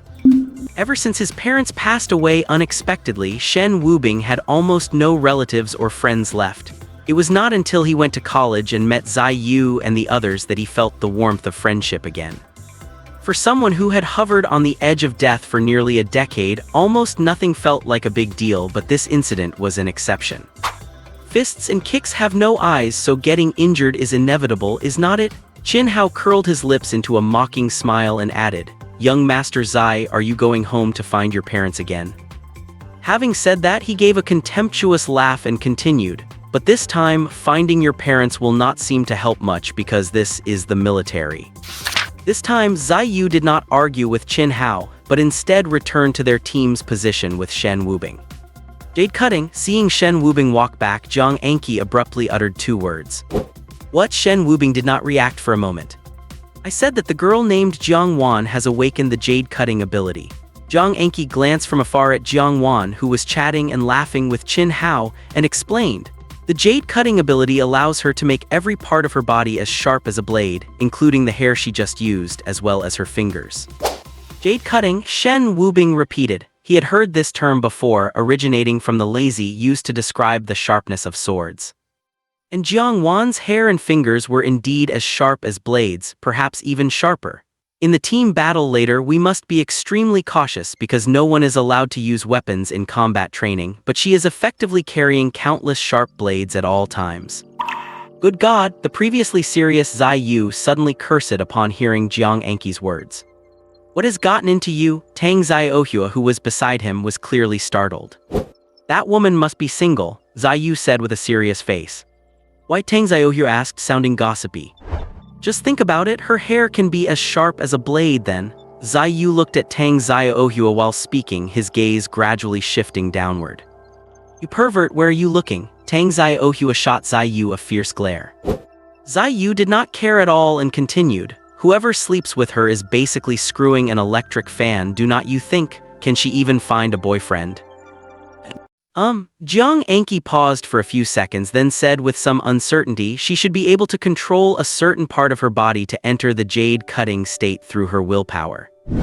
I see, Zai Yu nodded thoughtfully, then added, that will not work either. The risk is just too high and it is not worth it. Who knows if she will lose control of her ability the moment she gets emotional.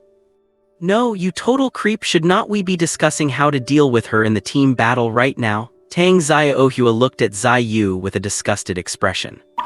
Fair point. Zai Yu scratched his head awkwardly, then shrugged and said, you guys discuss it then, I do not have any ideas, but I am definitely going to avenge number 2. Once we are out of the military department, I have plenty of ways to kill her. Are you really going to call in the adults for backup? Tang Xiaohua asked with some curiosity. Otherwise, what? Am I supposed to fight her one-on-one? Zai Yu retorted, what century is this? Who still does one-on-one fights? I will throw money at her until she is dead. Upon hearing about throwing money around, Jiang Anqi's eyes lit up instantly. She lowered her voice and said, 3 meals at Laowilu and I guarantee a kill with 1 shot.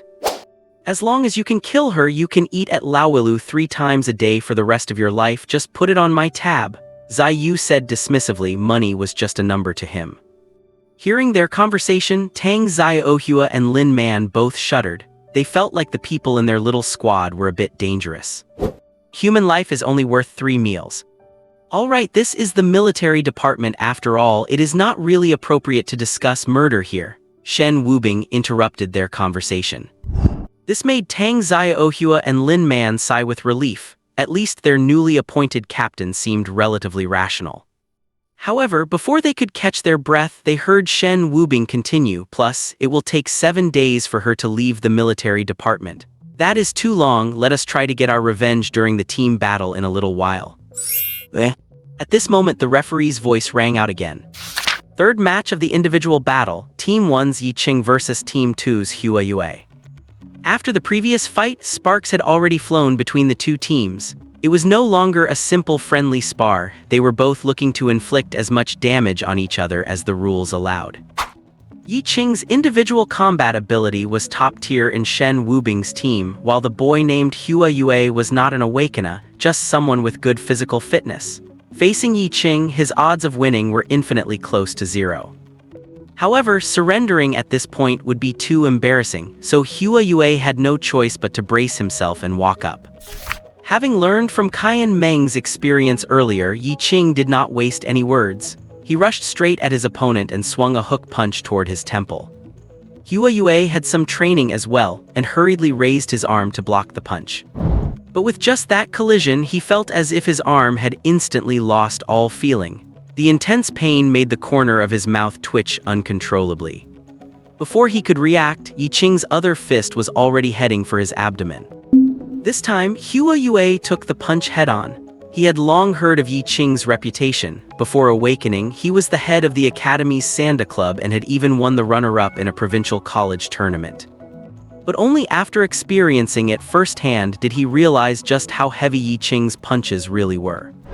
After taking that blow, Hua Yue's entire body folded into the shape of a bow. He felt his stomach churning violently. He wanted to concede, but when he opened his mouth, he only spat out a mouthful of bile.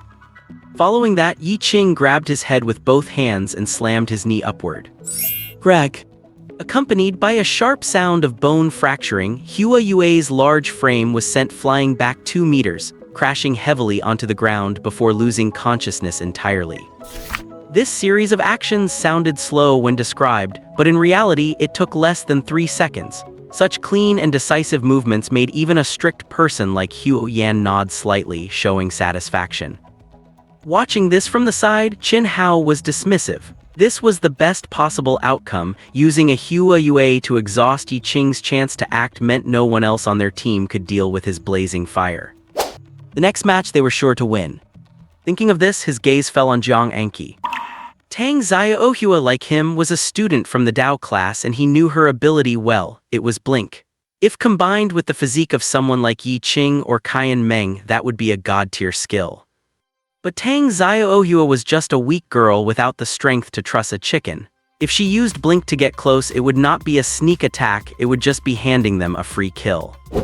As for Lin Man, she had once admitted herself that her ability was mind reading, which was even more useless in combat, and he had completely disregarded her. Among those remaining, only Jiang Anqi posed any slight threat to him.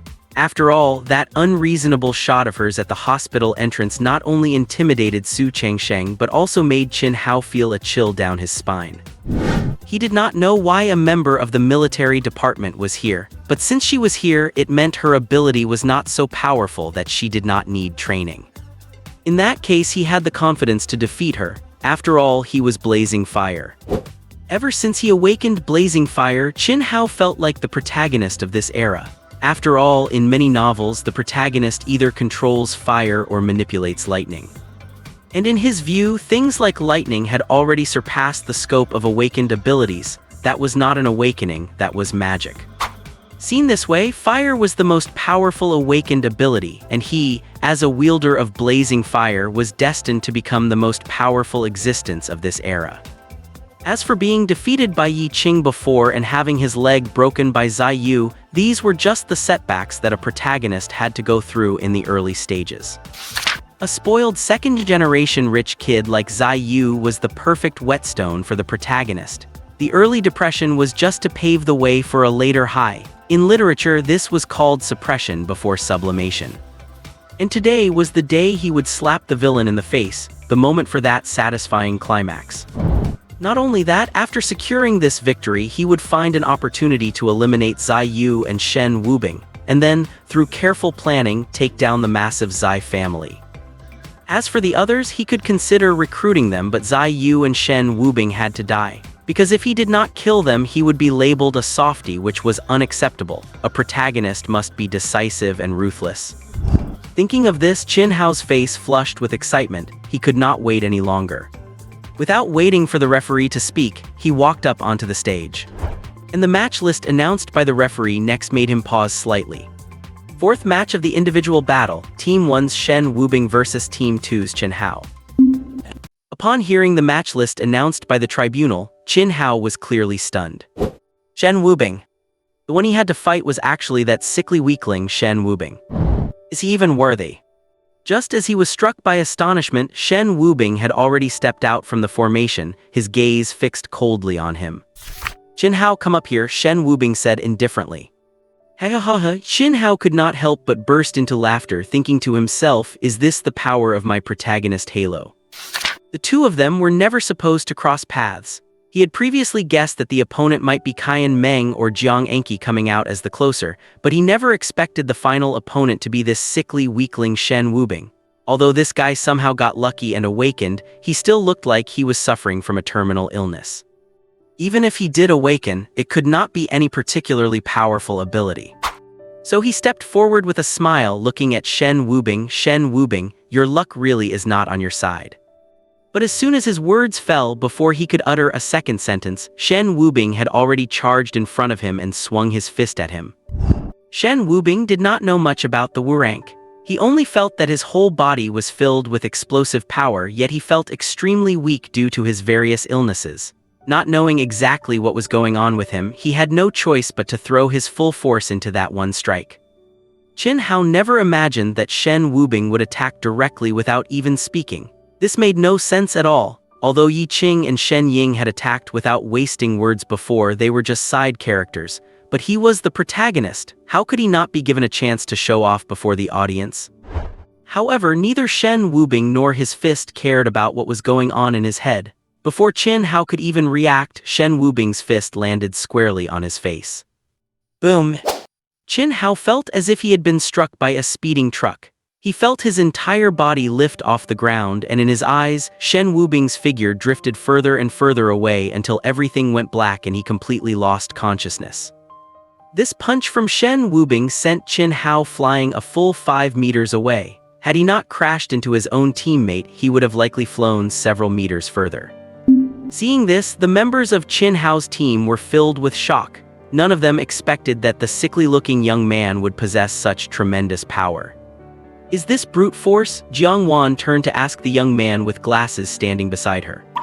It should be. I honestly cannot think of any other awakened ability that provides such immense power and pure physical power at that. The young man with glasses furrowed his brow, his forehead creasing into a deep frown. Your team actually has a brute force user too? Instructor Wang turned to Huo Yan, his gaze filled with a hint of doubt. Generally speaking, brute force awakeners are tall and robust individuals, but Shen Wubing clearly did not fit that description. Am I obligated to tell you? Huo Yan replied in a flat, indifferent tone. In truth, it was not that Huo Yan did not want to tell him, it was that Huo Yan himself did not know what awakened abilities his students possessed. The files only indicated whether they were awakened or not but did not specify the ability. So far, the Xia Kingdom Awakening Research Institute had published a total of 132 types of awakened abilities, and he had learned about most of them. He figured that once Shen Wubing truly unleashed his ability, he would be able to observe exactly which one it was. With Qin Hao unconscious, Team 2 had already lost 2 members to combat. Helpless, the referee had to announce that the group match would be delayed by half an hour. This gave everyone enough time to discuss their tactics. Half an hour later, Qin Hao and Zhao Li walked back together. Zhao Li looked to be in decent condition, though his expression was rather unpleasant.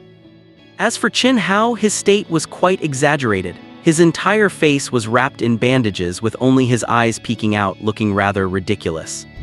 However, even with only his eyes visible, Shen Wubing and the others could still see his icy, hateful glare. The referee looked at the members of both teams and asked tentatively, "Are you sure you do not need a break?" At this point, Qian Meng's arm and shoulder were bandaged, yet fresh blood was still seeping through, dyeing the gauze a bright red. Qin Hao's condition looked even worse. In the referee's eyes, this group match could easily be postponed until tomorrow. Not necessary, Qin Hao said viciously.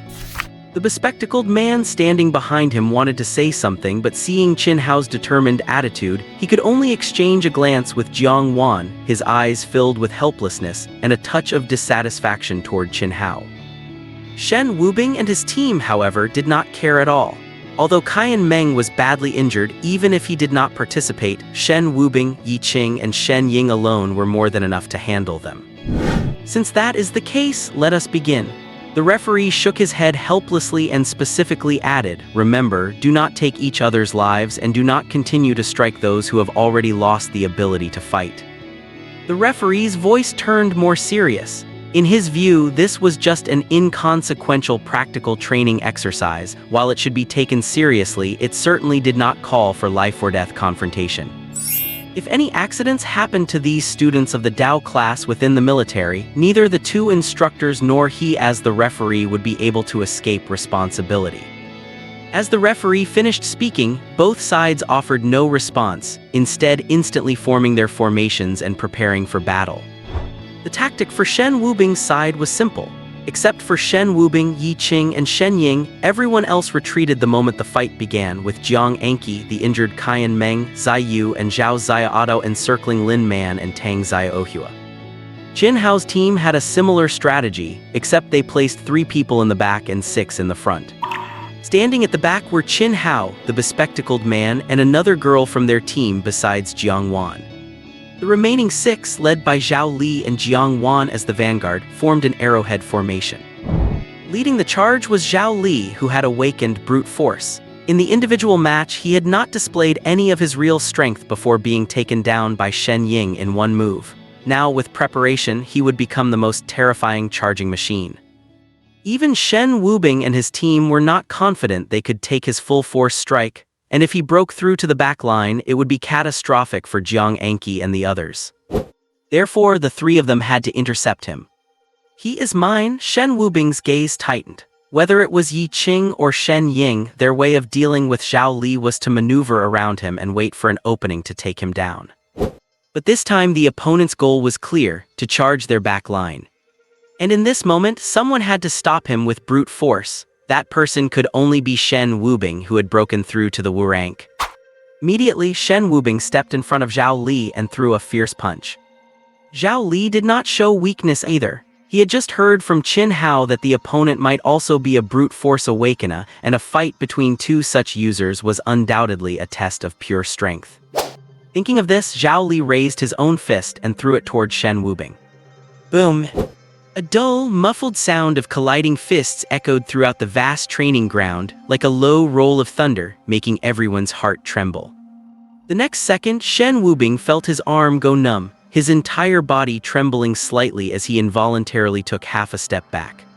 Conversely, Zhao Li retreated 3 steps, his face instantly turning pale.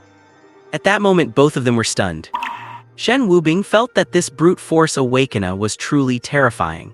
According to Shen Ying and the others, after his breakthrough to the Wu rank, his physical fitness was far beyond the limits of an ordinary human, yet his full-force strike had only made the opponent retreat 3 steps. Zhao Li was even more shocked. This was the first time he had fallen behind in a contest of pure strength. Meanwhile, Yi Qing was locked in battle with Jiang Wan. Because of Jiang Wan's ability to cut through jade, Yi Qing dared not face her head-on, opting instead to rely on his combat instincts to maneuver around her. If no one else intervened, the outcome of their duel was a foregone conclusion. With his combat instincts activated, Yi Qing would not be hit by any of Jiang Wan's attacks, but she had to be extremely cautious. Given her physical constitution, one solid hit from Yi Qing would mean she would never be able to stand again. Shen Ying had it the easiest. The 4 people he faced possessed no awakened abilities. Although their physical fitness looked decent, he took down 2 of them in a single encounter, defeating each with just 1 strike before they even had a chance to retaliate. Seeing this, Qin Hao, who was hiding in the back, waved his hand and hurled a scorching fireball toward Shen Ying. Shen Ying, currently tangled with his opponents, narrowed his eyes slightly. He dodged the incoming fireball with a quick shift and fixed his gaze on Qin Hao in the distance. One had to admit that the lethality of the fire was not to be ignored. If they let him continue firing off fireballs and fire snakes from the rear, their movements would inevitably be hindered. Thinking of this, Shen Ying kicked the burly boy named Hua Yue, then used the momentum to charge rapidly toward Qin Hao. Seeing this, Qin Hao's pupils constricted, while the bespectacled boy beside him curled his lips into a smile of satisfied calculation. Just as Shen Ying closed the distance, the boy in glasses stepped in front of Qin Hao and took off his spectacles. This gesture piqued Shen Ying's curiosity, and he could not help but look directly into the boy's eyes. At that moment, his eyes were veiled in a faint, eerie purple light.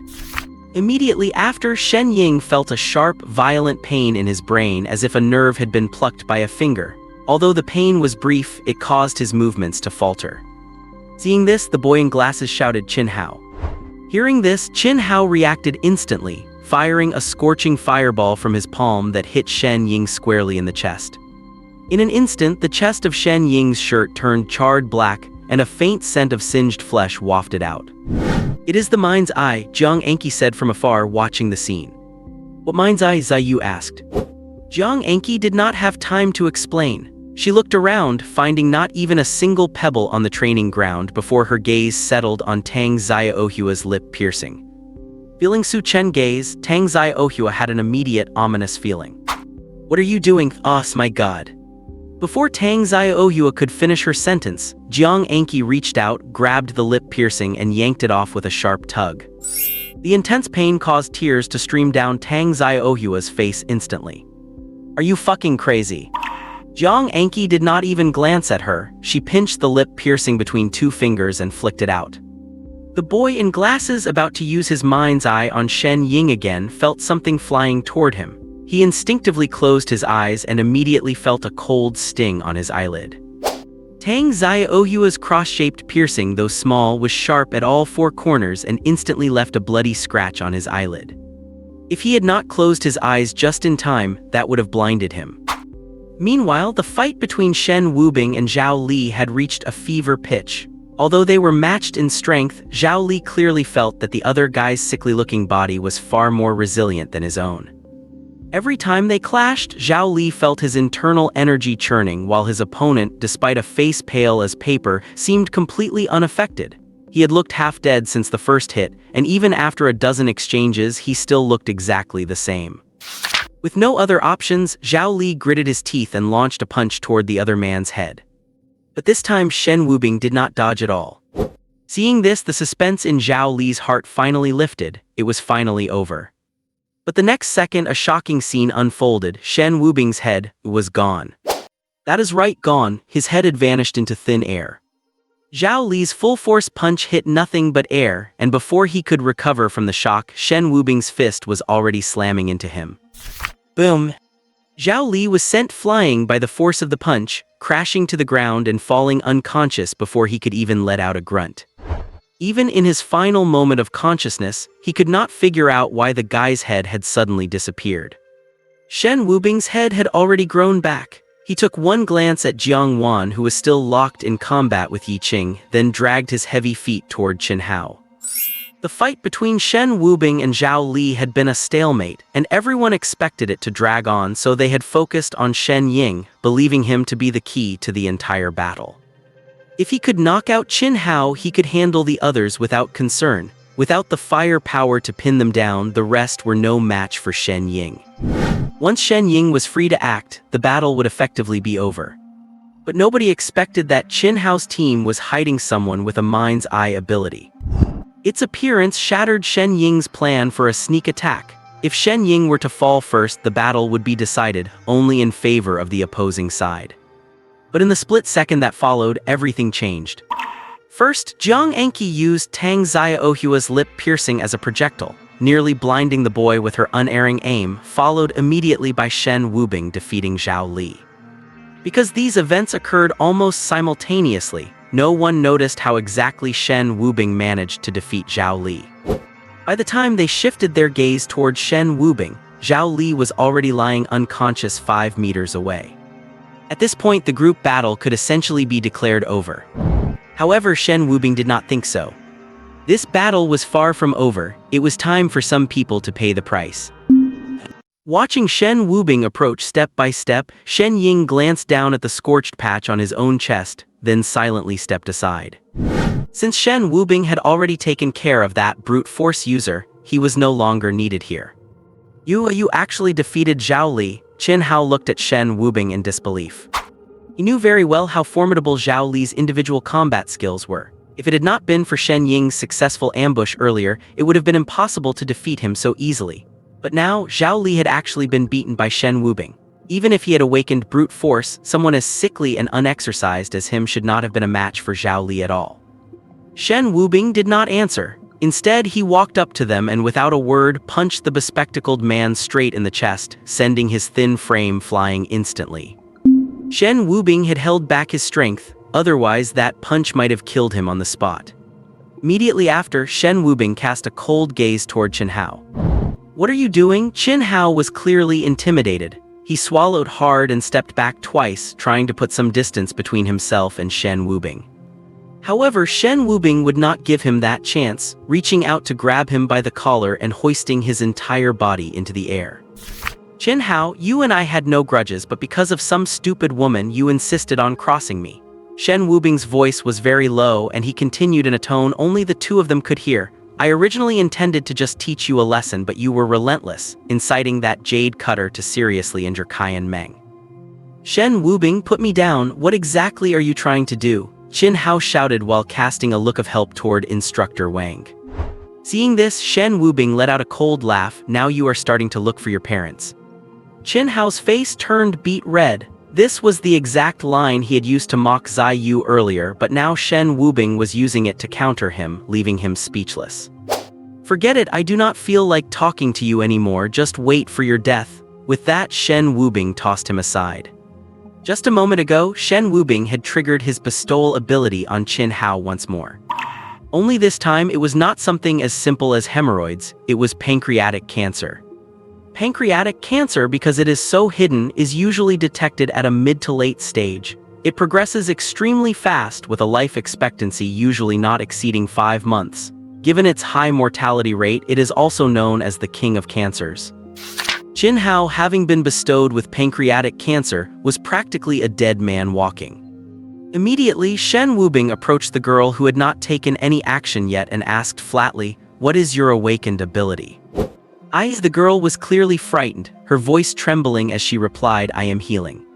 Healing? Shen Wubing frowned. But I can only heal basic superficial wounds right now, it is really not that useful. The girl waved her hands in a panic, fearing Shen Wubing might attack her. I see, Shen Wubing nodded, and before she could react, he delivered a sharp chop to the back of her neck. The girl's pupils dilated for an instant before she went limp and collapsed to the ground. Now, only Jiang Wan remained, who was locked in a struggle with Yi Qing.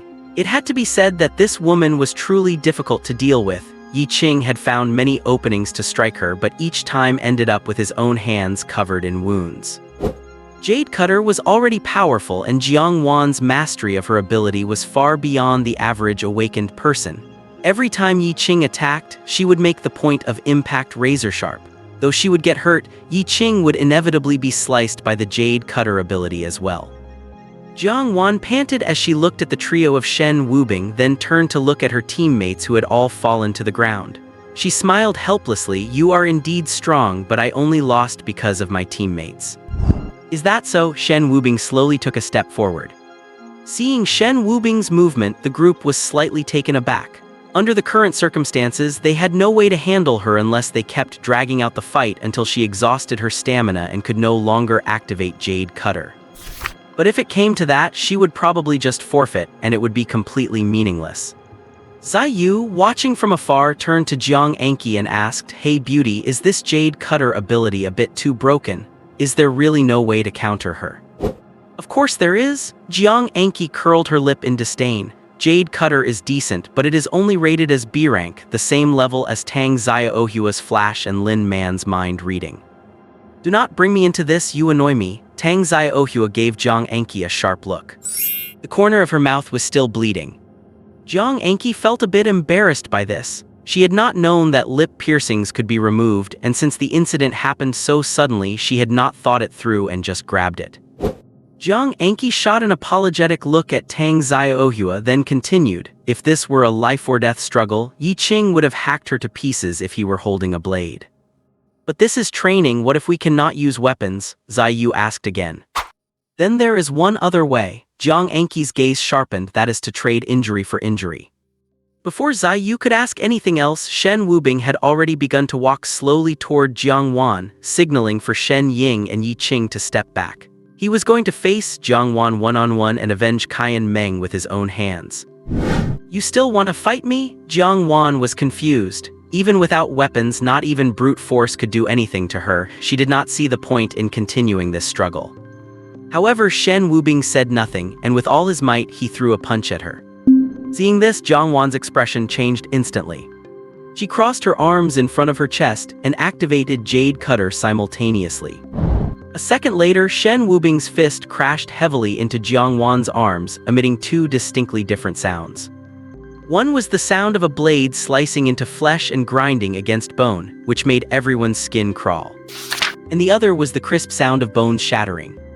As these two sounds intertwined and reached the ears of those present, they saw Jiang Wan go flying like a cannonball, traveling over 10 meters before slamming heavily onto the ground.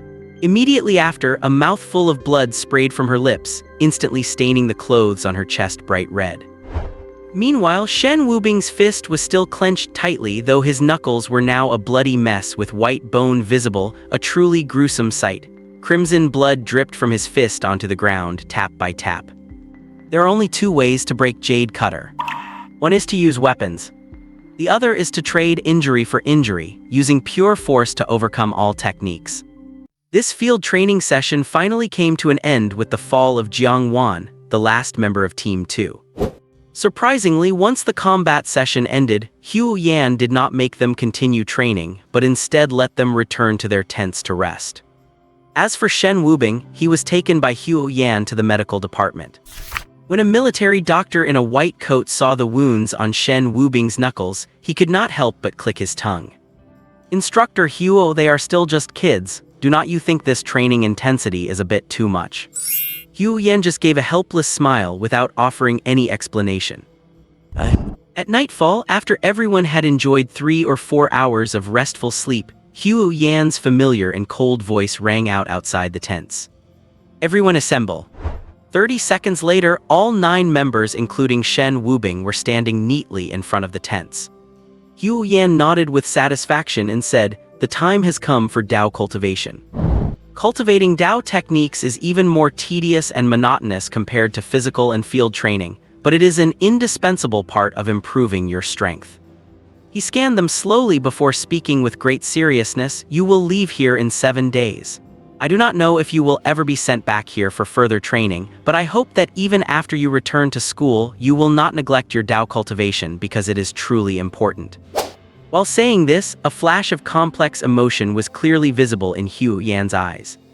However, he quickly gathered his composure and let out a long, heavy breath. "All right, follow me now. I will take you to your training ground." Before long, they arrived at a training site. It had no equipment and no training props, only meditation cushions scattered across the floor. "Find a spot wherever you like and begin your practice," Hu Yan said, pointing to the cushions. Everyone was well aware of the importance of Dao cultivation, as their respective homeroom teachers had emphasized it repeatedly. Consequently, they approached this practice with significantly more focus than their physical training. Even the usually lazy members of other squads were quick to find their spots and sit cross-legged this time. There is no time limit for Dao cultivation.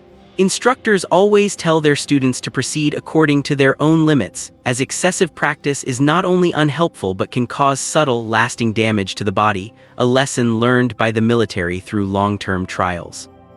As everyone began to circulate their Dao energy, the very air around the training ground seemed to undergo a subtle change. 2 hours later, the first student stood up from his cushion. He shook his slightly dizzy head and glanced at his instructor. The instructor said nothing, simply nodding to signal that he could leave. As that student left, others followed one by one, heading back to their tents. 2 hours is the baseline for Dao cultivation.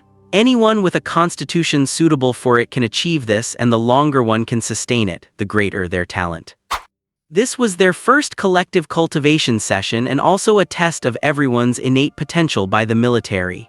Each instructor held a small notebook, recording the duration of their students' practice. Hu Yan watched the 9 people sitting cross-legged before him with a solemn expression. In his estimation, Shen Wubing should have the greatest talent among the 9, perhaps he could even reach the 5-hour limit every day.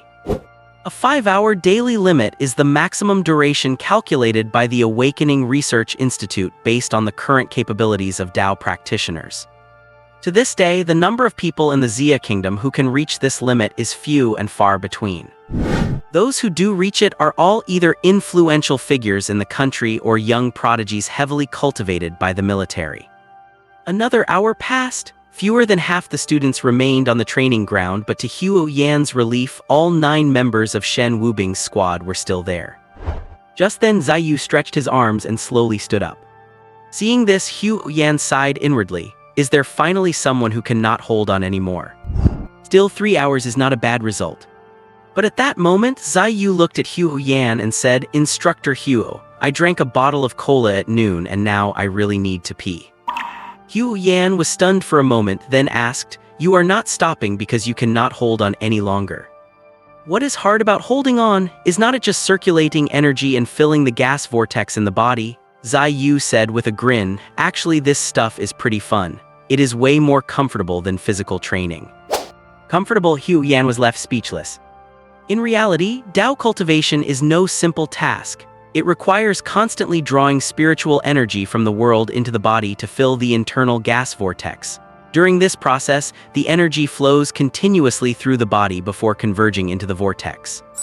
Some people's bodies simply cannot handle the circulation of spiritual energy. This is why some are unable to cultivate Tao techniques, a group that includes Hu Yan himself. Even for those who can, the constant circulation places a heavy burden on the body over time, causing symptoms like dizziness or nausea, or in severe cases, fainting, which can hinder future cultivation. For Zai Yu to appear so relaxed, it could only mean one thing: his body has a great affinity for spiritual energy. In other words, this kid is a genius at Tao cultivation. So can I go take a leak? Zai Yu asked tentatively. Oh, yeah, Hu Yan was momentarily dazed, then said, Go ahead, go on. Watching Zai Yu walk away, Hu Yan fell into deep self-doubt. When he first tried to cultivate, there were no means to test for aptitude. The military had simply selected a group of soldiers with elite physical fitness to experiment on, and he was among them. Hu Yan clearly remembered the indescribable agony as the spiritual energy coursed through his body, feeling as if countless ants were burrowing into his skin, crawling endlessly and gnawing at his flesh. Yet, as an elite of the military, seeing others endure it while he alone could not, he did not say a word. He gritted his teeth and pushed through until he collapsed on the training ground. After that incident, his body suffered permanent damage. Academicians at the Awakening Research Institute concluded that he might never awaken or be able to cultivate and would only ever be a common soldier. Since then, he had abandoned his own cultivation to focus entirely on training new recruits. He hoped that through his efforts, he could build an invincible force for the Hanju military. A year and a half had passed in the blink of an eye. While the soldiers he trained were among the best in the Hanju military, it still was not enough. They were nowhere near meeting his expectations. At this thought, his gaze returned to Shen Wubing and the others. Looking at these vibrant, energetic youths, he felt as though he had caught a glimmer of hope. 4 hours later, there were fewer than 30 students left on the training ground. What satisfied Hu Yan was that all 9 members of Shen Wubing's team remained, with no one dropping out. As for Squad 2 nearby, only 4 people were still holding on. Qin Hao, the bespectacled boy, the girl who awakened healing abilities, and Zhao Li, who possessed raw brute strength. As for that Jiang Wan, the one who cuts Jade, after taking a full-force blow from Shen Wubing, she suffered comminuted fractures in both arms and broke 3 ribs. She has already been sent to the military hospital for treatment and will be unable to continue the 7-day special training. No wonder the members of the first squad have such powerful combat capabilities, Instructor Wang remarked, glancing indifferently at Shen Wubing and the others, before adding with a hint of resentment, It turns out this squad is entirely made up of hand-picked genius youths. Sensing the sour tone in the other's voice, Hu Yan rarely showed a hint of a smile and teased, What are you jealous? HMPH, Instructor Wang snorted coldly, then turned his head away to avoid looking at the smug look on Hu Yan's face. However, he was genuinely happy for Hu Yan. He knew the other's background very well. Although he would not choose to be in his position, he respected him from the bottom of his heart. They were both fine men of the military, so there was no reason to hold grudges. Just then, Qin Hao, who was practicing the Tao technique, suddenly frowned tightly.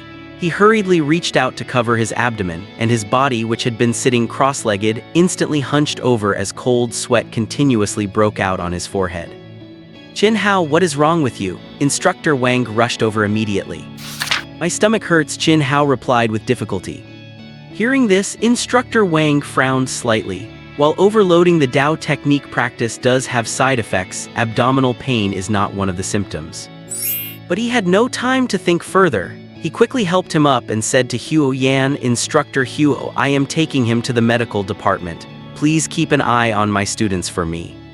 "Go ahead, I have got it covered here," Huo Yan said with a solemn nod. Meanwhile, Shen Wubing was completely unaware of everything happening outside. He was fully immersed in his inner world. According to what Tang Song had said earlier, every person has 7 energy vortexes in their body, and what they need to do is circulate the spiritual energy of heaven and earth to fill these vortexes one by one. Shen Wubing indeed felt the presence of 7 vortexes, but he also discovered that besides those 7, there was a massive black hole within him. The 7 vortexes orbited around this black hole, just like the Big Dipper circling the sun. The spiritual energy he circulated would only linger in the first vortex for a few seconds before being forcibly snatched away by the black hole. Just like that, 3 hours passed, and his first vortex remained empty without a single trace of spiritual energy. Shen Wubing refused to believe it. He continued to circulate the Tao technique, and spiritual energy was continuously absorbed into his body.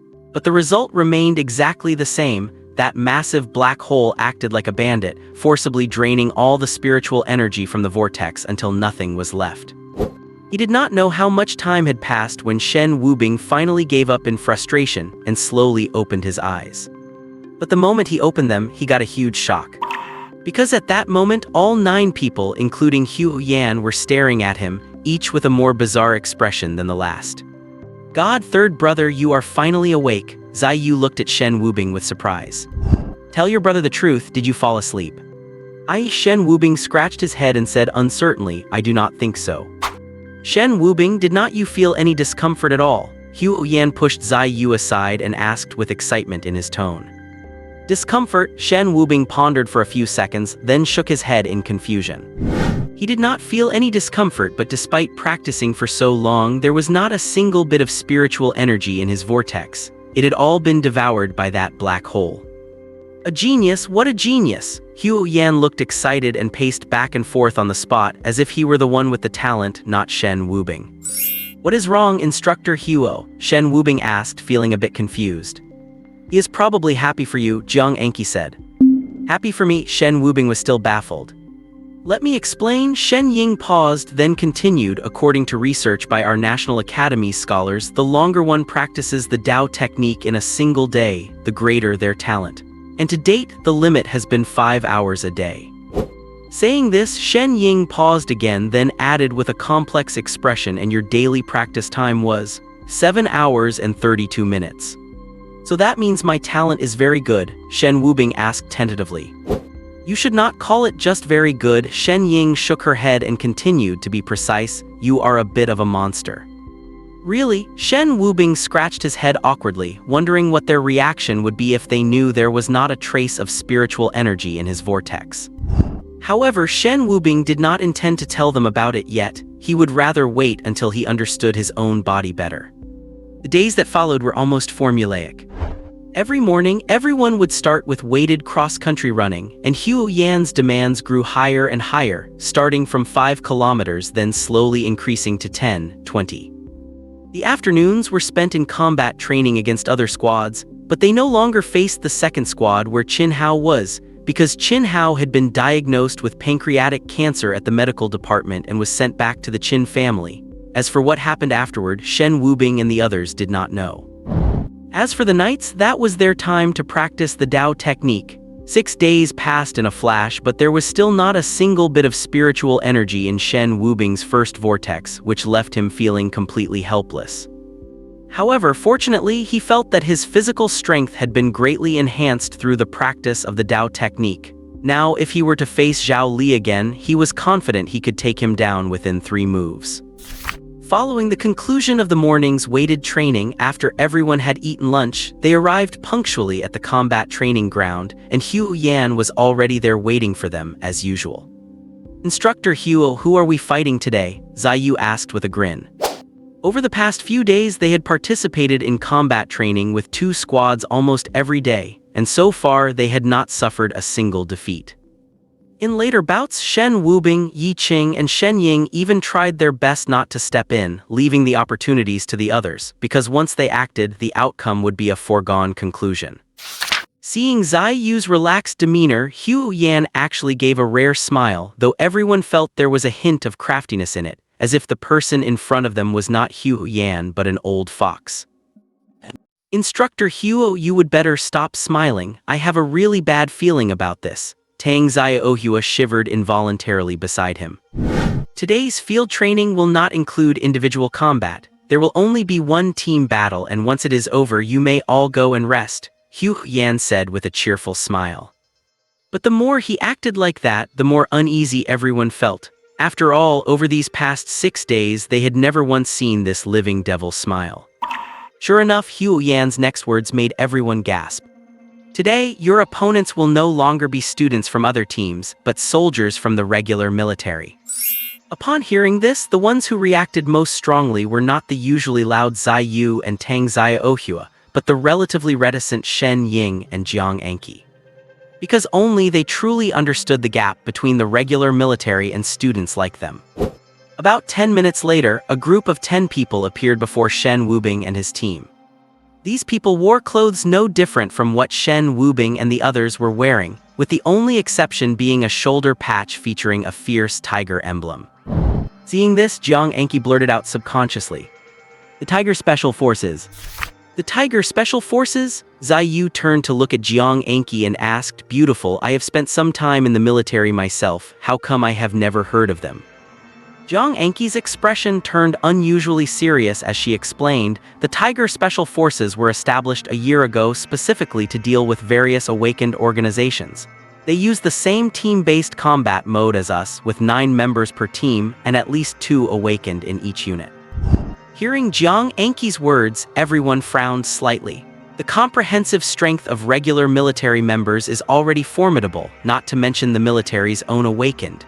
Even with the same abilities, ordinary people have no chance of winning against those from the military. Shen Wubing also looked up to size up the 10 people opposite them. The leader was a man in his early 30s, currently chatting and laughing with Hu Yan, while the 9 people behind him stood expressionless, their postures as straight as winter pines. There were 8 men and 1 woman, but even the woman showed no sign of the fragility expected of a lady. The heroic spirit she radiated was identical to the aura Jiang Anqi gave off, only she looked even more fierce. "Instructor Huo, I have brought you the people you asked for. How you arrange things is up to you." The lead man smiled at Huo Yan, then cast a complex look at Shen Wubing and his team. His gaze held a trace of pity and a glimmer of longing. Once upon a time, he had also been a soldier under Huo Yan. Back then, he too had 8 comrades who would never leave his side, but now he was the only one left. In the battle of the southern frontier, all 8 of his comrades had sacrificed their lives. He himself was riddled with old wounds. Since then, like Huo Yan, he had become a professional instructor, though the soldiers he led were the elite of the Hanju military, the Tiger Special Forces. After Huo Yan thanked him, the man left the training ground while the 9 members remained where they were. Hu Yan then swept his gaze over Shen Wubing and the others one by one and slowly began, "After today, you will be sent out to execute a mission. I have already read the mission details. It is not exactly overly dangerous, but it is definitely not foolproof. Therefore, I specifically invited the members of the Tiger Special Forces today to conduct a real-world field training exercise with you." As he spoke, he turned to the Tiger Special Forces members and said, "Residential search and clearing. You are in charge of defense." "Yes." The man standing at the front of the 9 replied. "You may go and set up now. In half an hour the field exercise will officially begin," Huo Yan added. The 9 members then left the training ground in an orderly fashion. "What is a residential search and clearing?" Tang Xiaohua asked. "It is a simulated search and capture operation in an urban environment." Huo Yan explained with a serious expression, "You will be the attacking force. You are allowed to use thermal weapons during this, but I would not advise it for anyone other than Jiang Anqi." He did not wait for anyone to speak and continued, "Thermal weapons might seem more practical for you now, but as your strength reaches a certain level and the enemies you face become more powerful, the utility of thermal weapons will diminish. As for Jiang Anki, because of her awakened ability, her use of thermal weapons may differ from the rest of you. Hu Yan glanced at his watch and looked at the group. Now come with me to collect your weapons and equipment, and then you will have 20 minutes to discuss your tactics. After speaking, he led the group to the warehouse where weapons were stored. Seeing the variety of weapons displayed before him, Zai Yu's eyes lit up. He hurried forward, grabbed a submachine gun and held it as if he could not bear to put it down. Put it down, Hu Yan said coolly. Except for Jiang Anki, everyone is only permitted to choose cold weapons. As he spoke, he pointed to a rack where the cold weapons were placed. 3 minutes later, everyone had finished selecting their weapons and left the armory. Shen Ying had casually taken a dagger just to carry on him, not even for combat but only for emergencies. He claimed his own body was his best weapon. And in fact, that was true. When Shen Ying's chest was hit by Qin Hao's flames, he did not even go to the infirmary, just bandaged it himself. Now, a week later, his wounds had already healed. Even Yi Qing and Qian Meng had to admit they were no match for such physical conditioning. Yi Qing chose a military knife, and Qian Meng chose a pair of brass knuckles. Zai Yu was a bit more over the top. The guy grabbed 3 daggers, 2 military knives, and slung a compound bow with a bag of arrows over his back, making him look like a walking armory. Shen Wubing, Lin Man, and Tang Xiaohua each chose only a single dagger, as he believed that without proper foundation, weapons could even become a burden. The most enviable one was undoubtedly Jiang Anki. Although she chose only 2 types of weapons, they made everyone else green with envy. Because in addition to a handgun, she had also chosen a sniper rifle over a meter long. The pitch-black muzzle brought an inexplicable sense of oppression. For ammunition, you are only allowed to use blanks. Hu Yan warned, anyone hit in a vital area by you will have to leave the field voluntarily. Understood, Jiang Anki nodded. Not long after, the group arrived at a residential area specifically used for training exercises. There were 3 buildings here, quite far apart, with some single-story houses interspersed between them. Hu Yan looked at the buildings from afar, then turned to everyone and said, "The field exercise officially begins." After saying this, Hu Yan fell silent and stepped aside. The group had already discussed the tactics for this field exercise, and as Hu Yan finished speaking, they immediately dispersed. Zai Yu, Jiang Anki, and Zhao Xiaodo formed a team heading straight for the tallest of the 3 buildings. For Jiang Anki, only by occupying the high ground could she maximize her utility. Zai Yu and Zhao Xiaodo were tasked with ensuring that Jiang Anki remained undisturbed. Shen Ying, Yi Qing, and Qian Meng were assigned to conduct a thorough search of the entire area, with orders to notify everyone via communication devices the moment they located the enemy. Shen Wubing took Lin Man and Tang Xiaohua with him. While the 2 women lacked combat capabilities, their actual value was immense. Tang Xiaohua's blink ability allowed her to pass through walls at will. Using her for reconnaissance not only created an element of surprise, but even if she encountered danger, no one could keep her contained. Though Lin Man's mind reading might seem useless right now, as long as they could capture a single member of the opposing team, she could extract their entire squad's defensive deployment information. In warfare, intelligence is often the most critical factor, which is why Elder Lin insisted on placing Lin Man in Shen Wubing's squad. Shen Wubing led the 2 women into a building. It was an ordinary, old-fashioned residential block without an elevator, 7 stories high with 3 rooms on each floor. Finding all 3 doors on the first floor open, the trio cautiously entered to investigate. After checking, they exchanged glances and shook their heads, indicating they had found nothing. Shen Wubing then gestured to the others, and the 3 continued up to the 2nd floor. They searched 4 floors in this manner but still found nothing. When they reached the 5th floor, all 3 narrowed their eyes. Because the door to room 501 was tightly shut. Shen Wubing glanced at the closed door and nodded at Tang Xiaohua. She understood immediately and instantly activated her blink, disappearing on the spot. At that exact moment, Shen Wubing felt a chill behind him. Instead of looking back, he grabbed Lin Man and dove to the side. Almost simultaneously, a figure appeared where they had just been standing and threw a punch directly into the door of 501. Boom! The immense force caused the entire door to cave in. Yo, the man clicked his tongue and eyed Shen Wubing with interest. Not bad, very sharp. You are a worthy soldier trained by the living Yama. He spoke while rubbing his fist and loosening his neck. But you guys are having a bit of bad luck. Really? Shen Wubing retorted, signaling Lin Man to head downstairs. Lin Man nodded and turned to head down. The residential hallway was narrow and Shen Wubing stood there, effectively blocking the stairs to prevent the man from pursuing. However, the man just smiled, showing no intention of chasing Lin Man. Seconds later, Lin Man slowly retreated back because standing in front of her now was a woman, the only female member of the Fierce Tiger Special Forces. Seeing this, Shen Wubing's gaze sharpened. He knew they had fallen into a trap. The man smiled and said nonchalantly, "This is your first lesson, poor surveillance. You searched every room, but did you check under the beds?" He then pointed upwards. "Did you check the ceiling?" Just then Tang Zai Ohua reappeared in the hallway. Shen Wubing, there is no one inside. She was only halfway through her sentence when she saw the man standing not far away and the woman blocking the stairs, and she froze. "Getting crowded here, should I head back inside?" she asked tentatively, pointing at the room behind her. Another blink. Interesting, the man chuckled and shrugged. "If you want to run, we cannot stop you. Go ahead. Then I will head back in, you guys have fun." Saying that, she caught the others off guard, grabbed Lin Man, and both of their figures vanished from the hallway. Shortly after, her ethereal voice drifted from afar. "Shen Wubing, take care of yourself. I cannot carry two people." Seeing this, the man was clearly stunned and clicked his tongue. To think a little girl could master her ability to this extent, she can even bring someone else along.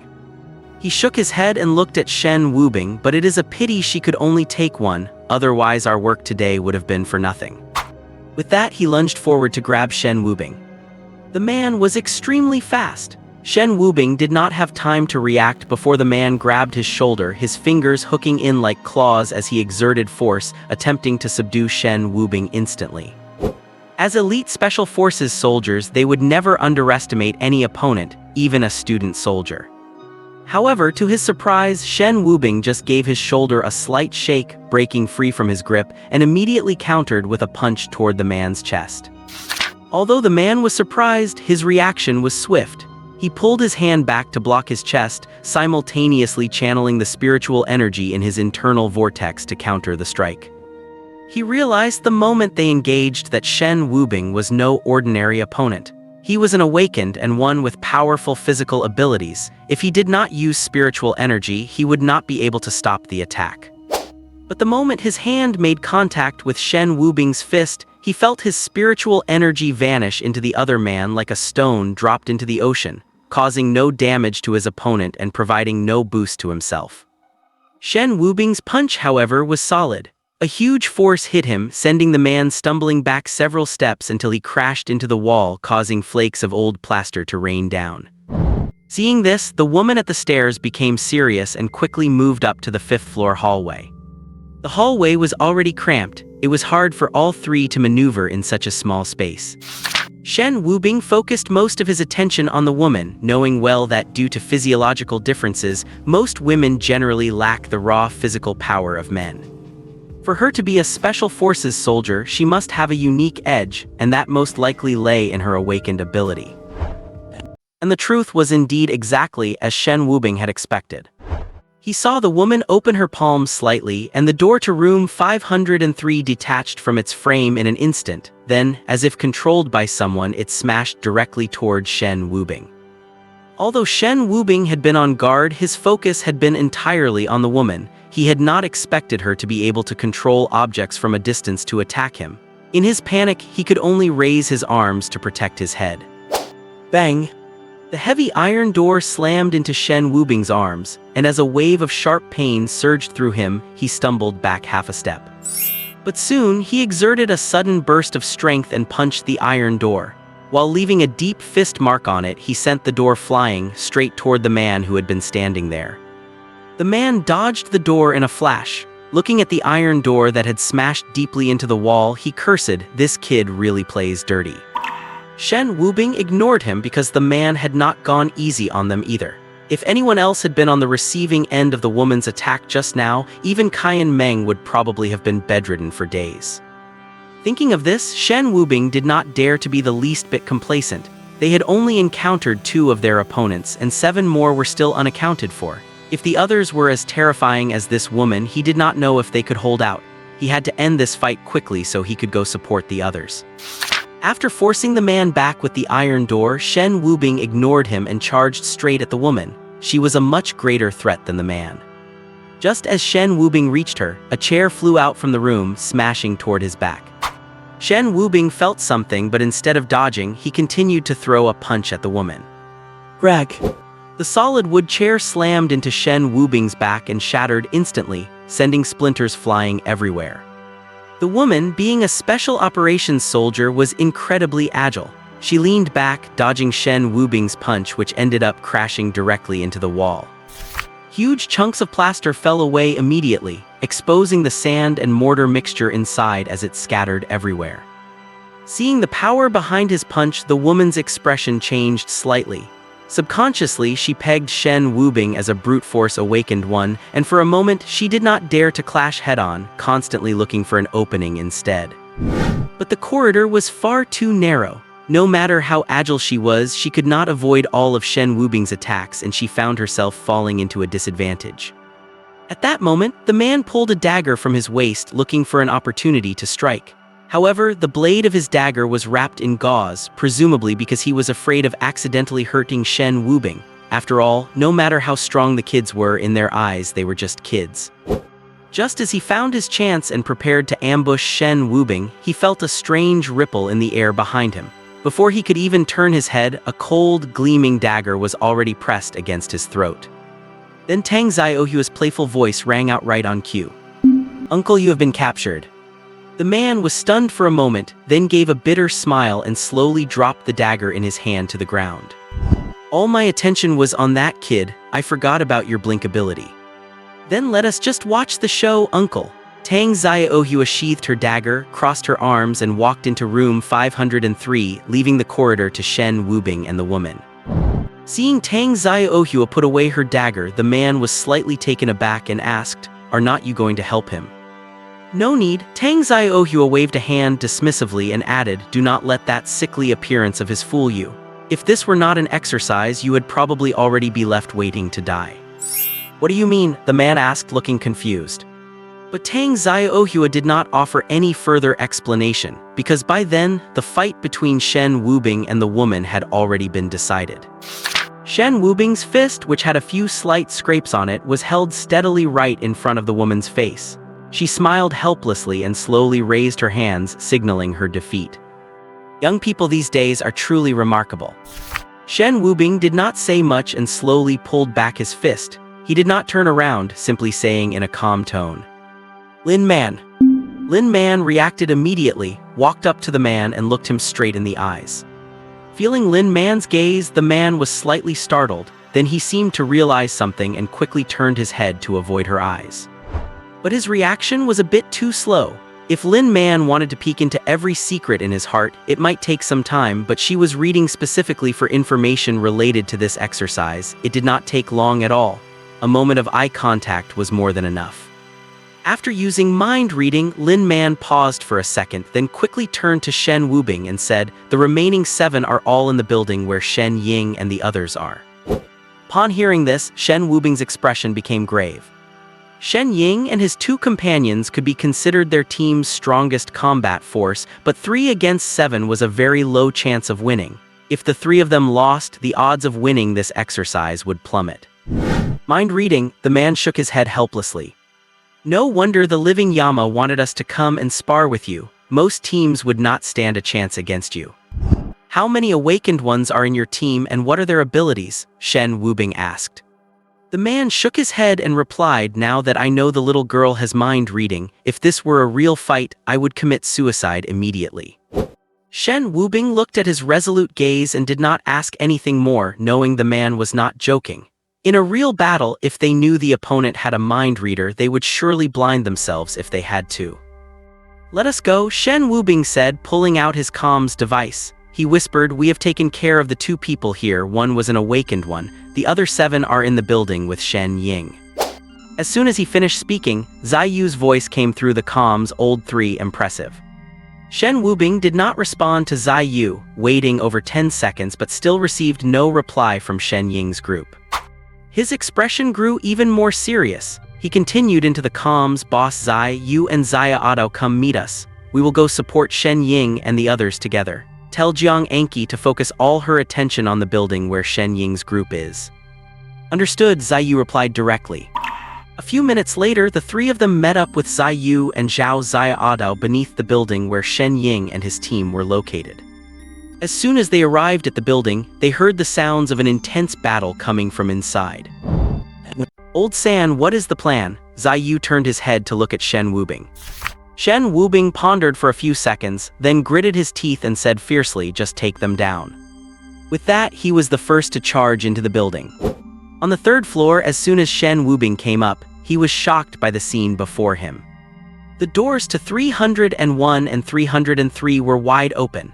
In room 301, Yi Qing was panting, facing off against two special operations team members with all three of them bearing some level of injuries.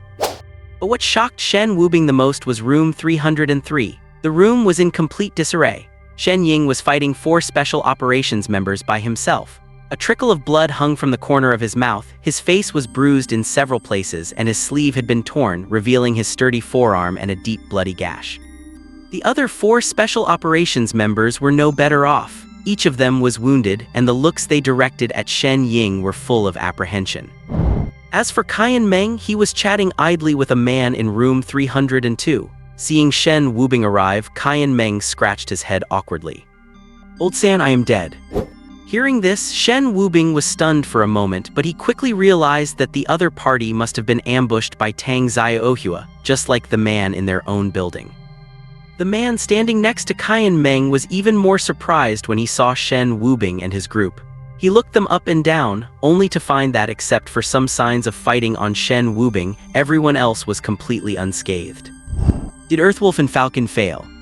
Shen Wubing realized that Earthwolf and Falcon must be the code names for the man and woman from the Special Operations team. However, he did not answer the man's question. Instead, he gave a look to Zai Yu and the others, signaling them to help Yi Qing while he walked into the room where Shen Ying was. Seeing Shen Wubing walk in, Shen Ying let out a long breath and said, "You are here." "Thanks for your hard work." Shen Wubing looked at him deeply. Shen Ying twitched the corner of his mouth, then pointed at a tall man among the opponents and said, "This one has the hardening ability. He is yours." "All right," Shen Wubing stepped forward, clenching his fists. During his time at the military department, he had learned about various awakened abilities. Hardening was not particularly rare, but it was extremely difficult to deal with because the user could make every inch of their skin incredibly tough, making it hard for ordinary attacks to cause any damage. But if he was facing Shen Wubing, he would not stand a chance.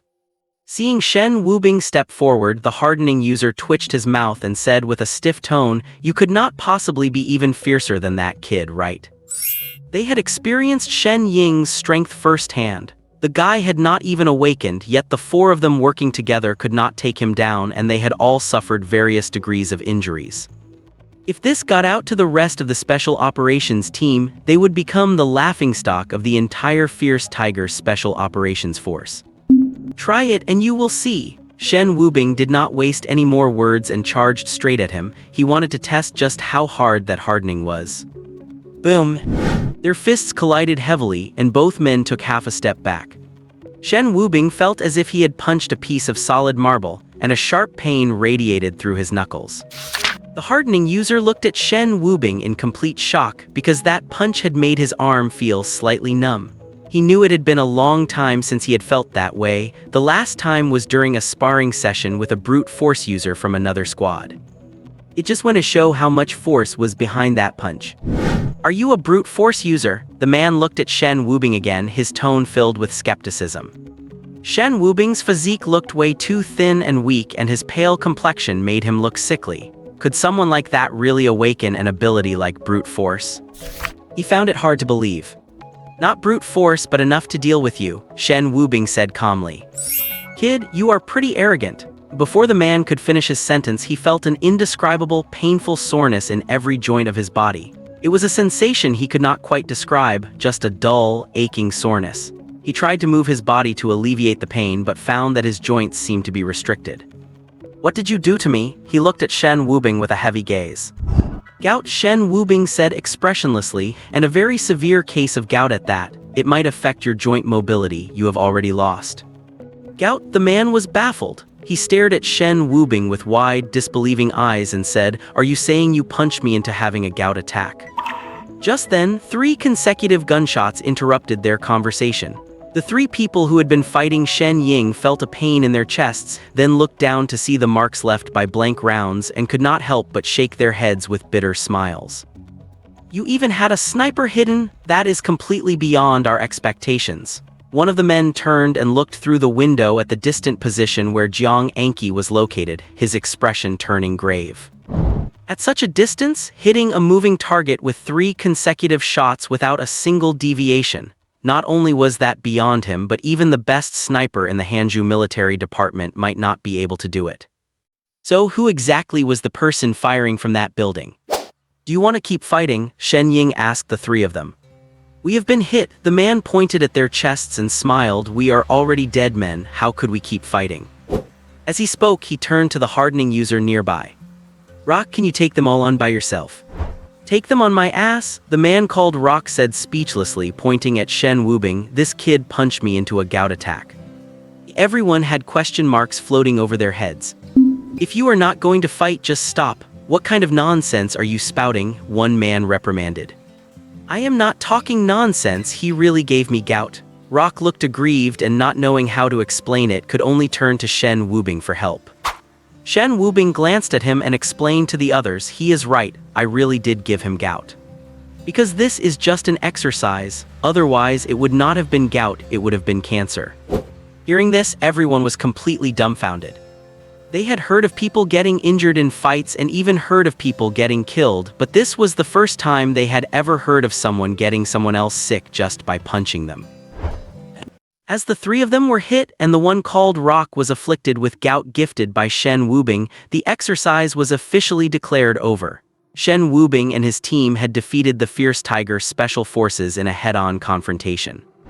Of course, this was just an exercise. If it were a life-and-death battle with both sides carrying live weapons, the fight would have been incredibly brutal. To begin with, when Shen Wubing and his team were clearing rooms, they might have lost someone right away. In a real life-or-death struggle, Shen Ying and Yi Qing might not have been able to hold the others off for that long.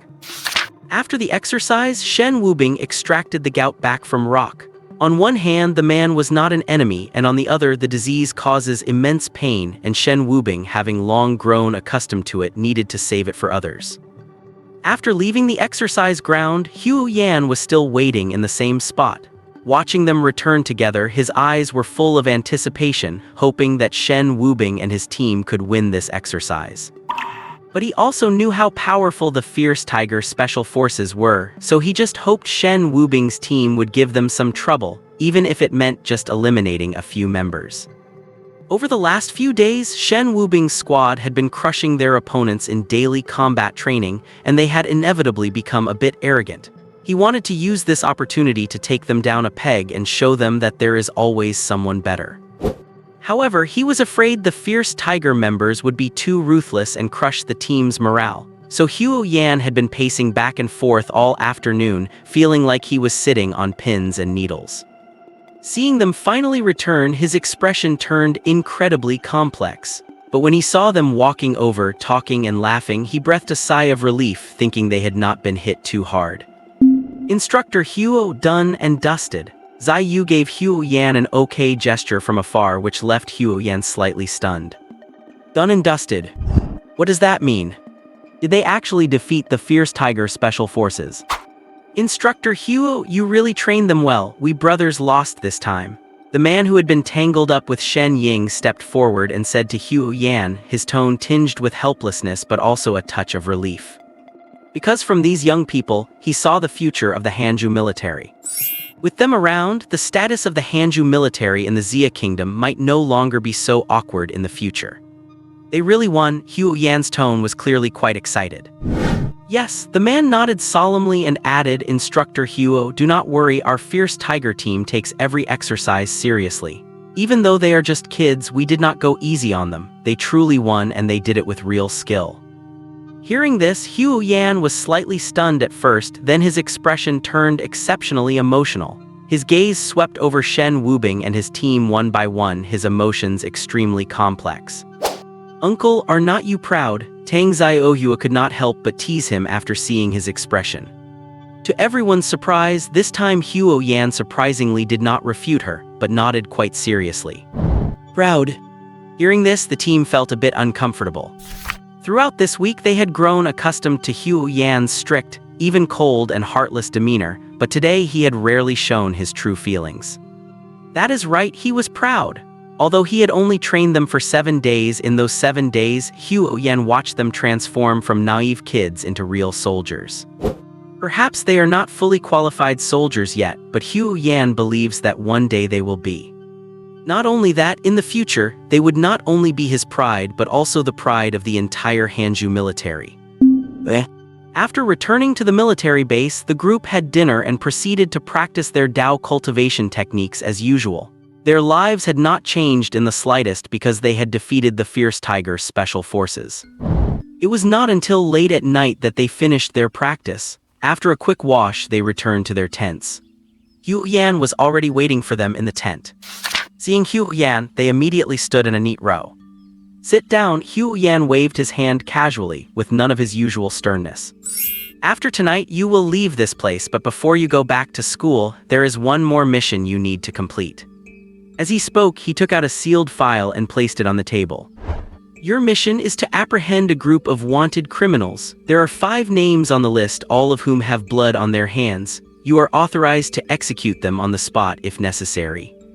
At this point, Hugh Yan's expression turned serious again as he looked at them and said, "Remember, you must not be soft-hearted. This is not an exercise anymore. The enemy will not stop at just a light touch. They will use every means possible to kill you." Hearing this, everyone became serious. Even Zai Yu and Tang Xiaohua, who usually liked to joke around, fell silent. "Do we have to kill?"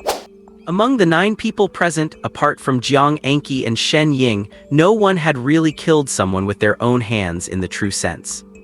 This was undoubtedly a huge challenge for them. "This is the wanted list and their current locations. Take a good look." Hugh Yan pushed the sealed file forward and stood up to leave the tent. When he reached the tent door, he paused, then spoke slowly, "I will not be seeing you off tomorrow, and also." Hugh Yan paused for a full half-minute before continuing, "It is no shame if you fail the mission. The most important thing is that all of you must come back alive." After saying this, he left the tent without looking back, leaving a long silence behind. After a while, Shen Wubing slowly picked up the sealed file from the table and tore it open. Just as Hugh Yan said, it contained the personal information of the 5 wanted criminals and their current addresses. When Shen Wubing turned to the last person's information, his eyes paused slightly. Because among these 5 people, there was actually an awakened one. And Shen Wubing was very familiar with the person's awakened ability, because it was the same as Tang Xiaohua's. Blink. The next morning, Shen Wubing and his team arrived at the training ground to gather as usual, still wearing those heavy sandbags. However, this time, Hugh Yan did not come to wait for them. He just sent someone to tell them that the vehicles were ready and they could pack up and head out. When they heard the message, everyone was stunned for a moment, and a look of disappointment flashed in their eyes. In the distance, Hugh Yan and the referee who had been in charge of their combat training were watching them leave. The referee asked, "You are really not going to see them off?" "Forget it, they have to go through this sooner or later." Hugh Yan let out a long breath, making no effort to hide the reluctance in his tone. Young eagles must eventually learn to soar the skies alone. The 3 provinces of Hanju are located in the northeast of the Xia Kingdom. They cover a vast area, but due to their geographical location, their development has always been somewhat sluggish. At this moment, in a village in the Long province of Hanju, a dirty minivan pulled over not far from the village entrance. "Damn it, what kind of road is this? It is rattling me to death." Tang Xiaohua cursed and turned to Zai Yu in the driver's seat. "Zai Yu, do you even know how to drive?" "If you think you can do better, then you drive," Zai Yu replied with a look of resentment. "I have never seen such a crappy road in my entire life." "All right, stop complaining." Shen Wubing checked the navigation and said, "Let us park the car here. The village ahead is not very big and an unfamiliar vehicle entering might inevitably draw attention." With that, Shen Wubing opened the car door and stepped out first. Seeing this, the others followed him out as well. According to the information from Instructor Huo, these people are in the village ahead, but we cannot be certain which house they are in. Shen Wubing scanned the nearby village and added, "I suggest we scout the area first to confirm their exact location before we make a move tonight." Agreed, Shen Ying and Jiang Anki both nodded. "But how are we supposed to gather information?" Tang Xiaohua asked. "That is simple," Shen Wubing said, fixing his gaze on Lin Man. Feeling his gaze, Lin Man instinctively looked up, but as soon as her eyes were about to meet his, she quickly averted her gaze. "In a moment, Boss Zai will drive the car a bit further away. You wait for us in the car. Lin Man and I will be responsible for gathering information." "Is not it too dangerous for just the two of you?" Zai Yu frowned and said, "Why not let Shen Ying or Yi Qing go with you?" "No need," Shen Wubing shook his head. "Too many people will only make us look more suspicious. With just the two of us, no one will be suspicious." "All right then, stay safe and keep in touch." Zai Yu nodded and led the others back into the car. 10 minutes later, Lin Man supported a pale-looking Shen Wubing as they walked into the village. At the village entrance, several elderly people were sitting and chatting. Upon seeing the two of them, their eyes fell on them, curiously sizing them up. Lin Man helped Shen Wubing walk up to them and asked one of the old men, "Excuse me, elder, is there a miracle doctor in your village?" While she spoke, she stared intently at his eyes, silently activating her telepathy. The old man pondered for a few seconds, whispered a few words to the other elderly men nearby, and then looked at Lin Man, saying, "You must have the wrong place. There are not many families left in this village, let alone a miracle doctor. We do not even have a decent physician." Lin Man frowned slightly. The old man was quite advanced in age and his inner thoughts were too chaotic. For a moment, all she could read were his worries and longing for his children as well as some local gossip, and she gained no useful information. Shen Wubing turned to look at Lin Man, and seeing her expression, he seemed to realize something. He then said to the old man, "Sir, we heard that this miracle doctor is a recluse who does not like to reveal his identity, and he only arrived in this village recently." "Arrived recently?" The old man thought for a few seconds, then shook his head. "There are indeed some people who moved here recently, but they are definitely not the miracle doctor you are talking about. You must have come to the wrong place." Lin Man's eyes lit up. She tugged on Shen Wubing's sleeve discreetly and said to the old man, "I understand, thank you, sir." With that, she supported Shen Wubing, and they turned to leave. "Did you read it?" Shen Wubing asked in a low voice after they walked some distance away. "Yes," Lin Man nodded. At first, the old man's thoughts were too chaotic, full of trivial matters which made them difficult and time-consuming to read. But your words guided him to think about the new arrivals, and once he shifted his focus, it became much easier to read. Shen Wubing said nothing, just nodded. He had said that on purpose precisely for this reason. This village is called Yujin Village. There are barely any families left here. The young people are either away at school or working in other cities, leaving only the elderly behind. Lin Man spoke slowly, sharing the information she gathered from the old man with Shen Wubing. But just a month ago, a group of people arrived in this village. There were about 20 of them, both men and women. They claimed to be working at a nearby construction site and rented 3 houses, but the villagers have never seen them actually go to work. The villagers were curious at first, but since they paid high rent and never caused any trouble, the villagers did not pay much attention to them. "Have you confirmed the exact location?" Shen Wubing asked. Yes, Lin Man nodded heavily. "That is good."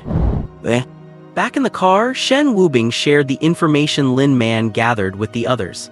After some discussion, they decided to strike at 3 in the morning after the targets were fast asleep. Inside the military headquarters, Hu Yan was packing his luggage. He was not originally from Bing City but from the Steel province of Hanzhou. He had been specially transferred here to train Shen Wubing and the others. Now that his mission was complete, it was time for him to leave. As an instructor, he had experienced countless partings, both in life and in death. But this time, these kids gave him a different feeling. In just 7 days, their changes were visible to the naked eye, leaving him with a deep sense of reluctance to leave. After packing, Hu Yan wanted to take one last look at the tent where Shen Wubing and his group were staying. He put on his backpack and walked out, but as he passed by the intelligence division, he saw someone rushing out and accidentally bumping into him. The documents in the person's hands scattered all over the floor. "What is wrong? Why such a hurry?" Hu Yan squatted down to help him pick up the files. "The intelligence is wrong. The students squad out on the mission. The target of one of the squads seems to be related to the poker organization," the man said in a hurried tone. "And since it is a remote village with blocked signals, no one can reach them right now." As he finished speaking, he stood up to leave, but Hu Yan grabbed his wrist tightly. Even though the man was a well-trained soldier, he could still feel a burst of pain in his wrist, showing just how much force Hu Yan was using. "Which squad is it?" Hu Yan asked with a grave expression. The man was stunned for a second, then replied, "It is Squad 1. Upon hearing this, Hu Yan felt as if he had been struck by lightning. He frantically pulled his phone from his pocket, searched his contacts for the few numbers he had just saved, and dialed them one by one, but every call resulted in a message saying the user was temporarily unreachable. Hu Yan paced back and forth again. After a moment, as if something had occurred to him, he hurried toward the informant he had spoken to earlier. "Lao San, let me try yours." Zai Yu, sitting in the driver's seat, turned his head to look at Shen Wubing. "Big brother, it is all instant noodles. Do you really think mine tastes better than yours?" Shen Wubing said, looking speechless. "Well, I just think we should have found a restaurant to grab a real meal. It is not like we have several hours to kill," Zai Yu said, casually tossing his instant noodles aside. Jiang Anki, sitting to the side, started nodding in agreement the moment food was mentioned. "Just bear with it. Once the mission is over, I will treat you all to dinner at Laoilu." Shen Wubing smiled helplessly. "Oh, look at you. I never would have guessed you were a nouveau rich," Tang Xiaohua said, looking Shen Wubing up and down. Shen Wubing did not offer much of an explanation. The hours that followed were long and boring. With no signal available, everyone just practiced their Dao techniques in the car to pass the time. It was not until around midnight that a car approached from the distance, and the group, sensing the headlights, immediately snapped out of their meditative state. The car slowed down slightly as it passed the minivan where Shen Wubing and the others were waiting, but it did not stop and instead continued toward the village ahead. "Why would a car be coming into this village so late at night?" Jiang Anki frowned. "Lao San, it looks like they went to the village where our target is," Zai Yu added, turning his head. "Wait a bit longer. If the car leaves shortly, we will intercept it to check inside. We cannot let the target leave the village." Shen Wubing pondered for a few seconds before speaking. Understood. When the mission was mentioned, everyone's expression turned serious. About half an hour later, the car slowly drove back out. "Boss Zai, get ready to intercept the car. If it is not the target, find an excuse to brush them off. But if it is..." Shen Wubing paused, then said in a deep voice, "Attack immediately. No mercy, life or death." "Got it." Zai Yu gritted his teeth, started the engine, and gripped the steering wheel tightly. As the other car slowly neared them, just as Zai Yu was about to pull over to block it, the vehicle stopped on its own and a man stepped out from the passenger seat. He jogged over to the minivan and knocked on the driver's side window. Zai Yu was slightly taken aback, then rolled down the window. It was a man in his 40s with an honest and simple smile on his face. "Buddy, can I borrow a light?" Zai Yu glanced at him and reached into his pocket to pull out a lighter. But just then, the man's expression shifted violently. His honest smile vanished, replaced instantly by a look of malice. "Boss Zai, watch out!" Shen Wubing yelled as he reached over to pull Zai Yu away from the front seat. In the next instant, the man pulled a handgun from nowhere and pulled the trigger directly at Zai Yu. Bang! With a flash of gunfire, a bullet spinning at high speed tore into Zai Yu's chest. If Shen Wubing had not pulled him, the shot would have landed squarely in Zai Yu's heart. Almost at the same moment the man fired, a silver-white pistol appeared in Jiang Anki's hand, and she pulled the trigger without a moment's hesitation. A second later, the man collapsed to the ground. Following the two gunshots, the Land Rover opposite them roared to life, its engine screaming as it rammed into their minivan. Crash! The front of the minivan crumpled instantly. The Land Rover showed no signs of stopping. Instead, it backed up, preparing to ram them again. "Jiang Anki!" Shen Wubing shouted. Jiang Anki understood immediately. After steadying herself, she fired a shot directly at the driver's side of the other vehicle without even looking. The car stopped abruptly. "Get out!" Shen Wubing yelled, jumping out of the car. He immediately pulled Zai Yu out of the driver's seat. Seeing the blood on his chest, he was filled with terror. "Brother, are you okay?" It is nothing to worry about." Zai Yu forced out a dry smile through the pain. "Do not talk anymore. We will deal with them right now and get you to a hospital," Shen Wubing said, turning to Lin Man, who looked pale with fright. "Take care of Boss Zai." Yes, Lin Man nodded heavily. With bloodshot eyes, Shen Wubing walked toward the Land Rover. Shen Ying and Yi Qing followed behind him, while Jiang Anqi aimed her pistol toward the car door. Just as they reached the front of the Land Rover, the back doors flew open and two burly men charged out. This time they did not have guns, each was brandishing a gleaming steel blade. Seeing this, Jiang Anqi put her gun away and grabbed the medical kit from the car to dress Zai Yu's wounds. Among those present, she was the only one who knew how to treat gunshot wounds. Meanwhile, the three men were already locked in combat. One of the attackers swung his blade directly at Shen Wubing's head. Enraged by Zai Yu's injury, Shen Wubing did not waste any movement. Before the blade could land, he surged forward and slammed a heavy punch into the attacker's chest. Grag! The crisp sound of shattering bones was jarringly loud in the quiet of the night. The immense force sent the man flying backward. His chest was visibly caved in, and scarlet blood mixed with bits of unrecognizable organs bubbled from his mouth. Clearly, he was not going to survive. The other man was stunned. They had assumed their opponents were just local law enforcement officers, but it was now clear these people were not police. They were likely from the military. At the thought of that, his grip on his blade faltered, but knowing the consequences of being captured, he gritted his teeth and charged. However, before he could reach Shen Wubing, Shen Ying appeared before him like a phantom and delivered a lightning-fast hand strike to his neck. The man's eyes rolled back and he passed out cold. Shen Ying glanced at the attacker and told Shen Wubing, "I kept one alive. Hand him over to Lin Man for mind reading later." Shen Wubing nodded without a word and walked toward Zai Yu. "How is Zai holding up?" Shen Wubing asked Jiang Anqi, who was bandaging Zai Yu's wounds. "I have removed the bullet, but he needs to get to a hospital as soon as possible to avoid infection," Jiang Anqi replied. Hearing this, Shen Wubing scanned the area before turning to Qian Meng and saying, "Second, you and Zaya Otto take Zai to the hospital. We will handle things here."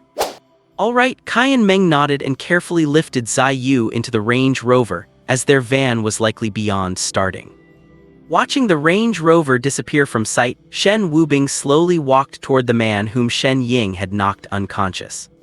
Shen Ying fished a bottle of mineral water out of the van and handed it to him.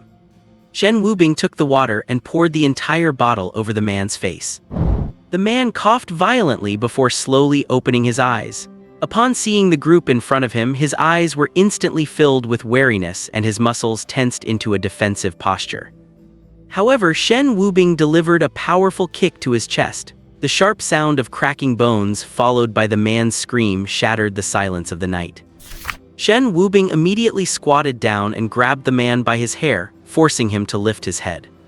Seeing this, Lin Man understood immediately. She stepped forward, stared into the man's eyes, and activated her mind-reading ability. After just over 10 seconds, Lin Man retracted her gaze, her eyes filled with shock. "What is it?" Shen Wubing asked, seeing the expression on her face.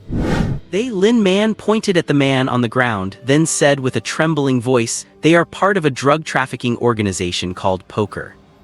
At the mention of the Poker organization, Shen Wubing's pupils shrank. He had heard Yang Xiao mention this group before. It was the largest drug trafficking network in the country and also an organization of awakened individuals. Not only were they powerful, but they were also extremely secretive. Because they had a mind reader within their ranks, the military's undercover agents could never get close, leaving the military unable to deal with them. But Huo Yan clearly said their mission was not too dangerous, so how could it possibly involve the Poker organization? The intel must have been wrong. Jiang Anqi seemed to guess what Shen Wubing was thinking and leaned in to whisper. The intel stated they were just a few wanted fugitives with murder records. It is normal that the intelligence department missed this, given how secretive Poker is. Shen Wubing nodded, gritted his teeth, and said, "Forget it, let us take out this stronghold first." Zai Yu getting shot had fueled the flames of anger in Shen Wubing's heart. He did not care about anything else anymore. If Lin Man were to read his mind at this moment, she would find only one thought circulating there. That thought was kill them all. How should we handle this guy? Jiang Anki asked, looking down at the man who was curled up on the ground, muttering to himself. He is useless now, Shen Wubing said, his tone icy cold. Understood, Jiang Anki did not hesitate, pulling a dagger from her boot. Before she could act, Shen Wubing spoke again. Let Tang Xiaohua and Lin Man handle it. Hearing this, Jiang Anki froze. Tang Xiaohua and Lin Man's expressions changed drastically. Lin Man did not say much, but her face turned pale as a sheet and she looked visibly conflicted. As for Tang Xiaohua, she blurted out, Shen Wubing, what do you mean by that? You want us to kill someone?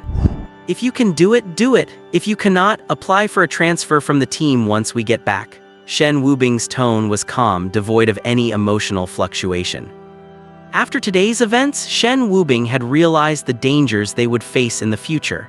They were dealing with brutal thugs who would open fire at the slightest provocation, a group of desperate men with no fear of death. If they could not even bring themselves to kill, they would eventually end up like Zai Yu, and not everyone would be as lucky as he was. If they truly could not do it today, even if Master Lin insisted on keeping them, Shen Wubing would not allow it.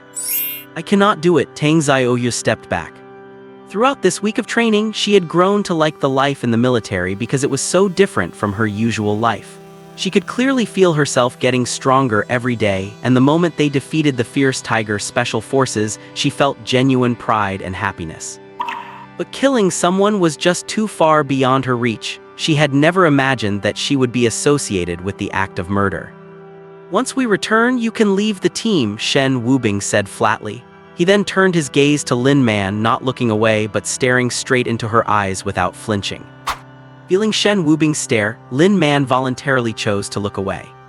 Seeing this, Shen Wubing said nothing else, only stating calmly, you as well. With that, he turned and walked toward the village without looking back.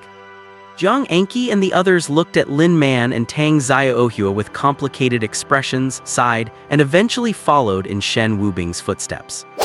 But just as they had walked a few steps away, they heard a hysterical scream from Lin Man and a gasp from Tang Xiaohua, followed by the sound of a sharp blade piercing flesh.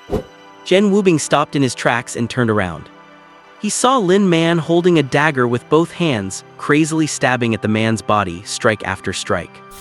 After who knows how long, when the man's body looked like a sieve, Lin Man finally stopped, completely exhausted. I killed him, I do not have to leave, do I? She asked, slowly lifting her head. Her face was splattered with blood, making her look quite frightening. Shen Wubing stared at her for a long time before nodding. Stay in the car and get some rest. We will come back to pick you up after we finish this. Lin Man said nothing. She simply put away the dagger and turned to get into the car, leaving Tang Xiaohua alone to stare blankly at the man lying in a pool of blood. After some time had passed, Shen Wubing and his team had long vanished into the night. Tang Xiaohua walked back to the van with stiff movements and sat down opposite Lin Man. Lin Man was washing the blood off her face and hands with a bottle of mineral water, but the blood was so sticky that no matter how hard she tried, it would not come off. Tang Xiaohua took another bottle of water and helped Lin Man clean up. After a while, Tang Xiaohua suddenly asked, "What does it feel like to kill someone?" Hearing this, Lin Man trembled slightly. She remained silent for a long time before slowly raising her head to look into Tang Xiaohua's eyes. I do not feel anything, really. Lin Man tugged at the corners of her mouth, revealing a forced smile. Compared to being destitute and desperate, this is really nothing. Destitute and desperate? Tang Xiaohua frowned. To her, these four words were as foreign and distant as murder. Lin Man did not explain further, just smiled and said, if you have other choices, there is absolutely no need to stay here. I can feel that we will experience things 100 times more dangerous and cruel than now in the future. Tang Xiaohua was silent for a few seconds, then suddenly looked up into Lin Man's eyes and asked, Lin Man, can you read my mind?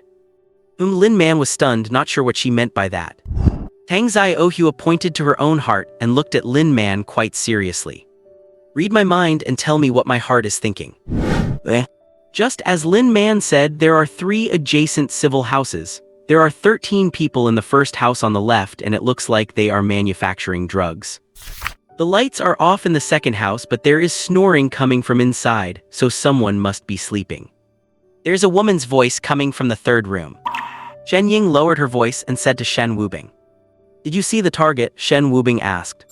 Shen Ying shook her head. "Only the first room has the lights on. Those people are likely just small-time thugs. As for the target, they have likely already gone to sleep and should be in the second or third room."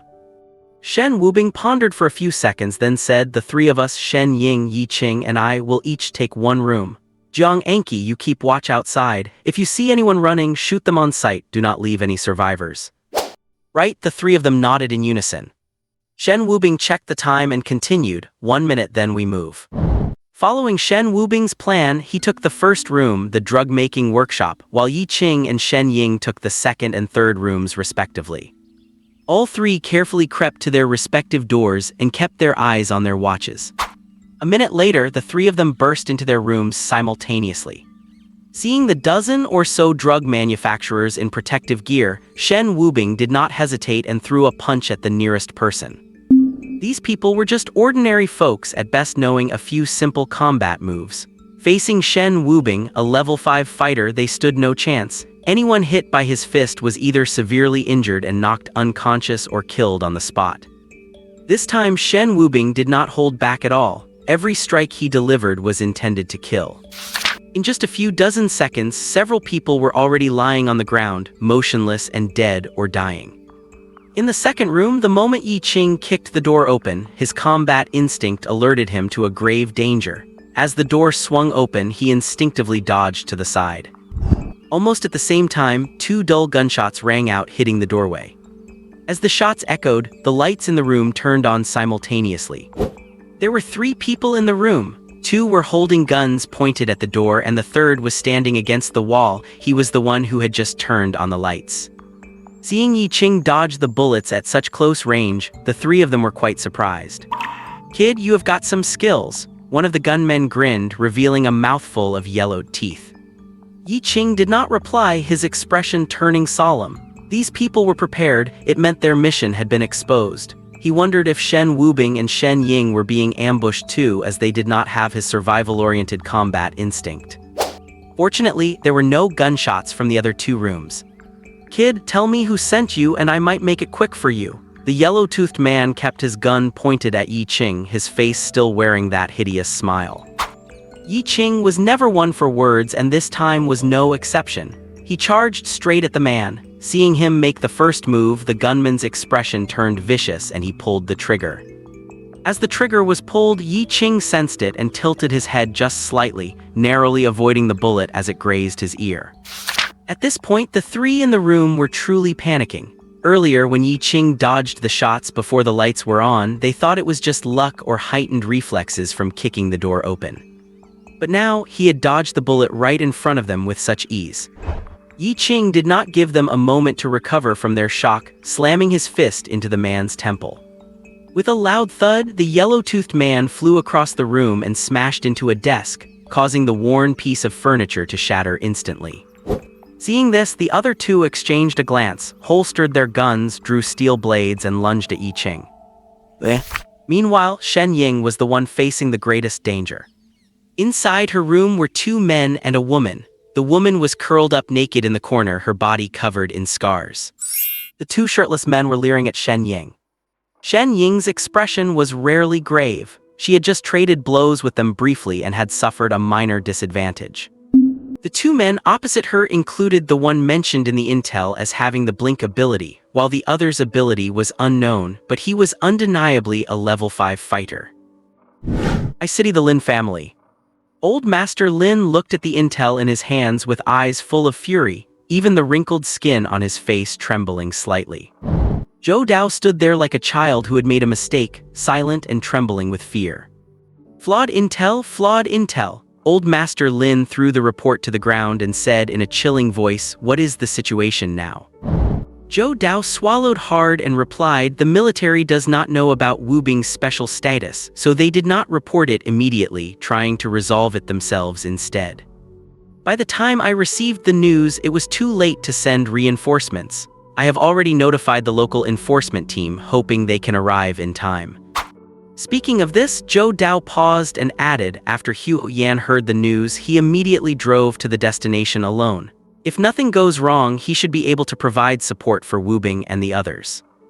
Hu Yan, Old Master Lin frowned and said sternly, he cannot practice Dao cultivation nor can he awaken any powers. Furthermore, he left without permission and does not even have guns or ammo. How do you expect him to support Wubing? Hearing this, Zhou Dao said nothing more. He knew Hu Yan's situation better than anyone, but at the moment, that was the only support Shen Wubing and his team had, one man's support. Inside a van on the village road, Lin Man and Tang Xiaohua sat facing each other. So, are you saying that deep down I actually want to stay? Tang Xiaohua asked, looking at Lin Man. You know your own heart better than I do, why ask me? Lin Man did not answer, instead asking her a question in return. Tang Xiaohua fell silent at these words. She did want to stay, but she lacked a reason to kill. At this moment, she suddenly felt like the most useless person in the entire team. At first, she thought Lin Man and Zhao Xiaodao were inferior to her, but now it seemed. Although Zhao Xiaodao had done nothing, he had earned Shen Wubing's deep trust. Whenever Zai Yu was injured, Shen only let Qian Meng and Zhao Xiaodao take him to the hospital because they were the ones he trusted most. And Lin Man's actions today chilled her to the bone. She had seen with her own eyes how Lin Man plunged a dagger into someone's heart and after killing him with a single blow kept stabbing him repeatedly. That was something she could not do and did not dare to do. Just as the two were talking, another car sped toward them. The two first glanced at the direction the car was heading, then looked at each other, both seeing a trace of gravity in the other's eyes. It was already the middle of the night and logically no more cars should be passing through this village. Moreover, the car was moving extremely fast, clearly headed for Yujin village up ahead. What do we do? Tang Xiaohua asked, her expression growing anxious. Do not panic. Lin Man was surprisingly calm. She pondered for a few seconds and then said, if they are from the poker organization, they will definitely stop to check when they see our car. When they see two girls, they will surely lower their guard. Then we will do our best to find a way to keep them here. As she finished speaking, Lin Man subconsciously tightened her grip on the blood-stained dagger. Hearing this, Tang Xiaohua was slightly startled. She looked at Lin Man in disbelief and asked tentatively, by keep them here, do you mean? Kill them? Lin Man gritted her teeth and said, if they are from the poker organization, they must be going after Shen Wubing and the others. They have not returned after such a long time, so they must have run into trouble. We cannot be a burden to them any longer. But... no buts. Lin Man cut Tang Xiaohua off, her face stern. Sister Xiaohua, tell me now, are you going to help me? If you will not help, I will do it myself. Upon hearing this, Tang Xiaohua fell silent for a few seconds, then nodded firmly. Lin Man stared intently into her eyes and finally slowly looked away, knowing that she would definitely help her. Soon, the car stopped in front of their van. Lin Man gave Tang Xiaohua a look and got out of the car first. At the same time, a sturdy man wearing a black leather jacket stepped out of the other car. When he saw Lin Man, he was clearly stunned for a moment. Lin Man's looks were indisputable, truly on the level of a campus belle. If she did not usually avoid dressing up, even Su Qingqing would have to concede. After all, she was the kind of woman who could make a playboy like Zai Yu throw caution to the wind for her. Sir, we had a car accident. There is no signal here, can you help us? Lin Man said with a pathetic look. Hearing Lin Man's soft, weak voice, the man's tense nerves relaxed a bit. The hand he had been keeping at his waist dropped, but he still asked cautiously, are you alone? My sister and I. As Lin Man finished speaking, Tang Xiaohua also climbed out of the car. Seeing that there were indeed only two girls, the man sighed in relief. However, he had important matters to attend to and no time to flirt, so he said, I have things to do right now. I will come back to help you after I finish. As he turned to leave, Lin Man grabbed his hand and said in a nearly pleading tone, sir, please just help us. If we are two girls alone out here, what if we run into bad people? Feeling the smooth texture of Lin Man's hand, the man pondered for a few seconds before saying, I will take a look for you. If it is a minor issue, I will fix it, but if it is seriously damaged, you will have to wait until I am done. I am in a hurry. Thank you, sir. Lin Man revealed a look of pleasant surprise. As he spoke, the man walked to their van, but just as he bent down, he saw the pool of scarlet blood on the ground. You... Before he could finish his sentence, Lin Man had already pulled out the dagger she had prepared and stabbed him cleanly and decisively in the back of his heart. Immediately after, Lin Man grabbed his hair and, as he was dying, used her mind-reading ability on him. After only a few seconds, Lin Man turned to Tang Xiaohua and said, "There is another person in the car and he has a gun." "Leave it to me." Tang Xiaohua took a deep breath and drew the dagger she was carrying. "Be careful," Lin Man said, looking at her deeply. Tang Xiaohua did not speak, just nodded, and then vanished before Lin Man's eyes in an instant. Inside the car, the man sitting in the driver's seat lit a cigarette, opened the window, and cursed, "Old Hai, stop flirting with that girl, damn it. If we mess up our mission, both of us are going to be in deep trouble." They were both freelancers for the poker organization, mainly responsible for delivering necessities to the drug production base. Today, as usual, they had sent someone to deliver supplies to the village, but the person had not returned, so they had come to check. Hearing no reply from the one called Old Hai, the man became a bit irritated. "Damn it, you are going to die in a woman's bed sooner or later." Saying this, he prepared to get out of the car, but just as he was about to open the door, he felt a chill behind him. He turned around instinctively, and before he could see what was behind him, he felt a coolness at his throat. Following that, he felt something constantly slipping away. It felt like his life. In the back seat of the car, Tang Xiaohua stared blankly at the blood-covered dagger in her hand, her eyes somewhat vacant. After an unknown amount of time, she threw the dagger aside and let out a shrill scream. Hearing her voice, Lin Man rushed over. As she approached, she saw the middle-aged man in the driver's seat, covered in blood and completely lifeless. Seeing this scene, she instantly let out a breath of relief. She knew Tang Xiaohua had succeeded. "Lin Man, I killed someone. It took a long time for Tang Xiaohua to break free from the intense emotional shock, but her eyes remained vacant as she just kept repeating, "I killed someone." Lin Man chose not to comfort her with words but silently climbed into the car, sat beside her, and helped wipe away the blood that had splattered onto her hands. Everything Tang Xiaohua was going through was what she had just experienced herself, so Lin Man knew clearly that no one could help her at this moment. She had to rely on herself. After the first time, she would be completely trapped, perhaps never to escape again. But just as the two sat silently in the car, headlights lit up in the distance, and the humming of an engine approached them from afar.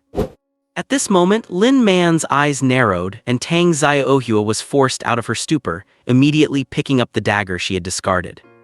Seeing this, Lin Man gently patted Tang Xiaohua's hand, which was gripping the dagger, signaling her not to be too nervous.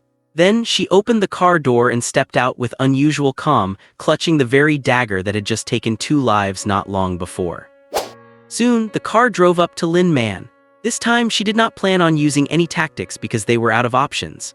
The Range Rover their enemies had before was taken by Qian Meng and the others to rush Zai Yu to the hospital, but now that the enemy's car was parked here, anyone would realize something was wrong the moment they saw their accomplices. Even seeing that they were just 2 girls, the enemy would not let their guard down. This time she prepared for a hard fight. During her week at the military base, although her progress was not as good as others, she was not afraid to face ordinary people, even 3 or 5 strong men. At that moment, the car suddenly stopped in front of Lin Man, the high beams stretching her shadow long across the ground. With the sound of a heavy car door, Lin Man saw a familiar and kind face. Hu Yan had arrived. "Instructor Hua, why are you here?" Lin Man asked, her face filled with deep confusion. At this point, Tang Xiaohua appeared instantly by Lin Man's side. When she saw Hua Yan's stern face, her voice trembled as she whispered just 2 words, "Uncle." Hua Yan first glanced at the 2 corpses nearby, then walked over and patted their shoulders, trying to be as gentle as possible as he comforted them. "You are safe now, you both did well." This dry, simple comfort caused both of them to break down instantly, tears streaming down their faces. Even though Lin Man appeared calm on the surface, it was actually just a facade because she knew she had no one to rely on. If she showed her own panic, then Tang Xiaohua would have completely fallen apart. But at this moment, Hua Yan was here, and she could finally no longer hold it together. Stop crying, Hugh Yan truly did not know how to comfort people, so he could only repeat these words over and over. After about half a minute, Lin Man wiped her tears and adjusted her emotions. Instructor Hugh, Shen Wubing and the others are in the village ahead. They have been there for a while. I think they must have run into trouble. Hugh Yan nodded solemnly, but before he could even think about how to handle the situation, large rows of headlights lit up behind them. Before long, 3 extended vans pulled up not far away. Then the doors swung open and nearly 30 people poured out, each carrying a gleaming steel blade that caught the light, shining with a chilling, eye-piercing glare.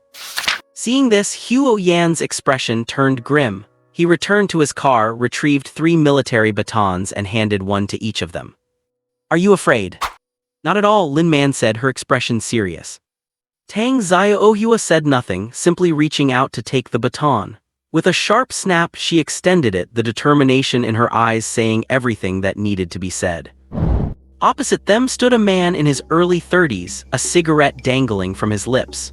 The rising smoke made him narrow his eyes as he looked over the 3 of them, then he raised a finger and waved it casually. Immediately, the 30-plus men behind him brandished their blades and charged at the trio. Hugh Yan and the 2 girls gritted their teeth and charged out to meet them. They could not back down. Since Shen Wubing and the others had not returned, they were likely in trouble. If they let these people pass now, it would undoubtedly make things worse for Shen Wubing's team. And as Lin Man and Hugh Yan suspected, Shen Wubing and his team were indeed facing an unprecedented crisis.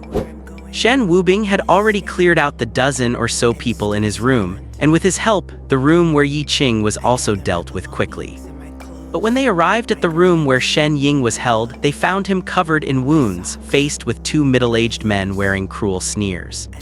Seeing Shen Wubing and Yi Qing arrive, Shen Ying quickly warned, "Watch out, there are 2 at the Wu grade."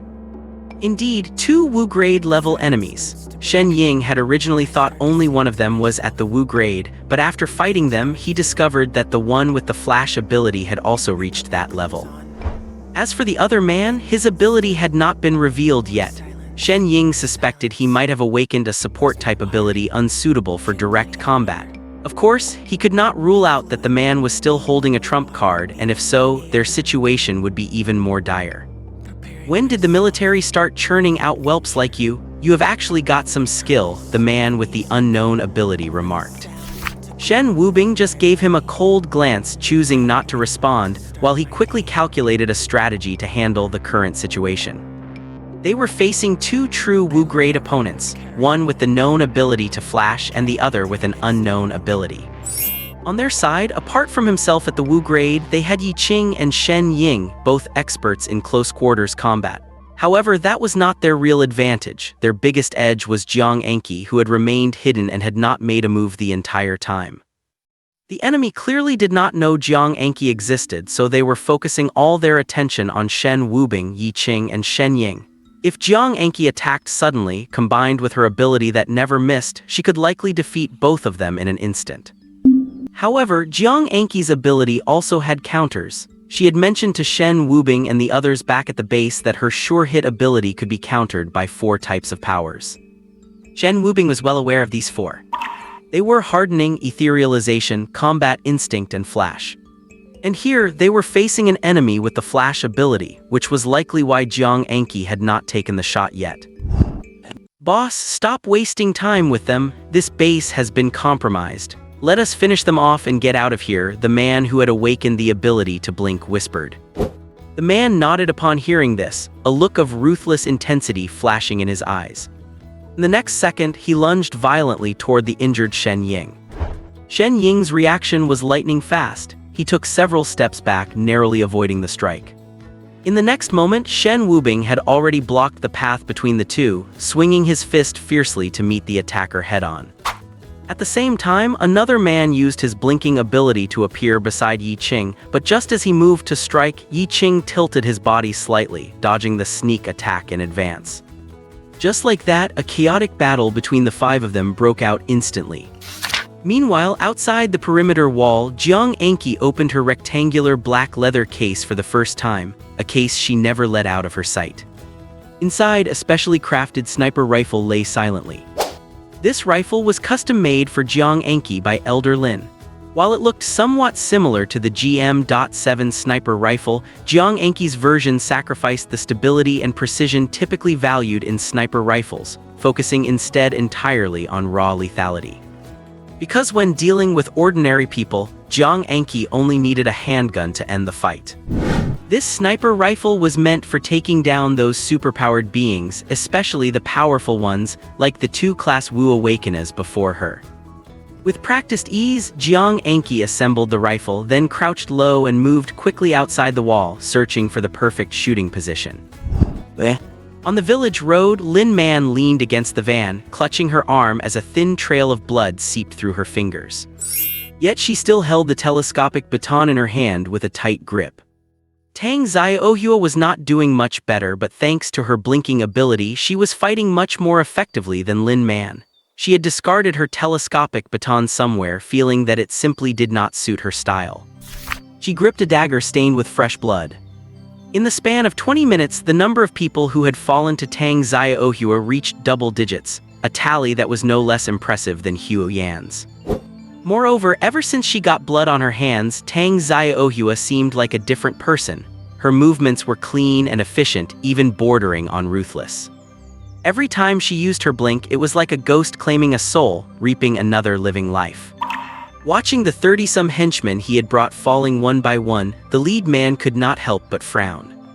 Irritated, he pulled a pouch of powdery substance from his pocket, held it under his nose, and took a deep inhale, wearing a look of pure indulgence. Immediately after, he sniffed again and pulled a pitch-black wooden box from his pocket. As the box opened, a strange fragrance began to spread through the air. In the next second, small, unknown black insects crawled out of the box and scurried toward the corpses on the ground, burrowing into their noses and mouths. The scene that followed sent a chilling shiver straight down the spines of Tang Xiaohua and Lin Man. Those bodies that had clearly been dead moments ago twitched eerily on the ground before standing up once again. Are those ghosts? Girls are naturally terrified of such things. Seeing those corpses rise from the dead, Tang Xiaohua's voice trembled. Hu Yan's body went rigid, and he stared at the leader with eyes burning with pure, unadulterated rage. "You are from Nanjiang?" Hu Yan squeezed these words out through gritted teeth, his expression twisting into something truly ferocious. The leader was stunned for a moment, then laughed. "It is truly an honor that after all these years, someone still remembers us." Hu Yan's eyes were blood-red, like a bloodthirsty beast. Remember? How could he ever forget? Countless comrades had shed their blood in Nanjiang. How could he ever forget that? "Instructor Hua, what exactly are those?" Lin Man stood up again, clutching her baton and walking over to join Hu Yan and the others. "The Gu tribe of Nanjiang, they practice dark and sinister arts of raising Gu. What he is using now is the corpse Gu technique of Nanjiang. Those insects crawl through the deceased's 7 orifices into the brain to manipulate the bodies for a short time." He looked at Lin Man and Tang Xiaohua with a grave expression. "These people are dead through and through. They do not feel pain, and standard fatal wounds will not stop them. Even if you pierce their hearts, they will continue to attack you." After hearing Hu Yan's words, the blood drained from the faces of both Lin Man and Tang Xiaohua. But neither spoke, knowing that since Hu Yan knew so much about the corpse Gu technique, he must have a way to counter it. There are 2 ways to deal with these things. Hu Yan watched the corpses slowly approaching them and said in a deep voice, "The first way is to smash their heads. Without a place to parasitize, the insects can no longer control the bodies. As for the second way..." At this point, Hu Yan looked at the leader again and snarled, "The second way is to kill the one who controls the Gu." Upon hearing this, the eyes of Lin Man and Tang Xiaohua naturally landed on the man controlling the insects. The first method Hu Yan mentioned was to smash their skulls, but the skull is the hardest part of the human body. Even with a hammer, it would take a lot of effort to shatter a person's skull, let alone with the telescopic batons they had. Therefore, the most direct and effective method was to kill the man controlling the Gu. Sensing their murderous gazes, the man sniffed and beckoned to the 3 of them with a provocative smile. Seeing this, the 3 exchanged looks, and after a subtle nod from Hu Yan, they all charged forward together. Hu Yan and Lin Man quickly took down the Gu-controlled corpses one by one, while Tang Xiaohua vanished from her spot. Blink, the Gu controller narrowed his eyes, and almost the exact moment Tang Xiaohua disappeared, he turned around and threw a fierce punch behind him. Just as Tang Xiaohua materialized, she saw a pair of massive fists hurtling toward her face.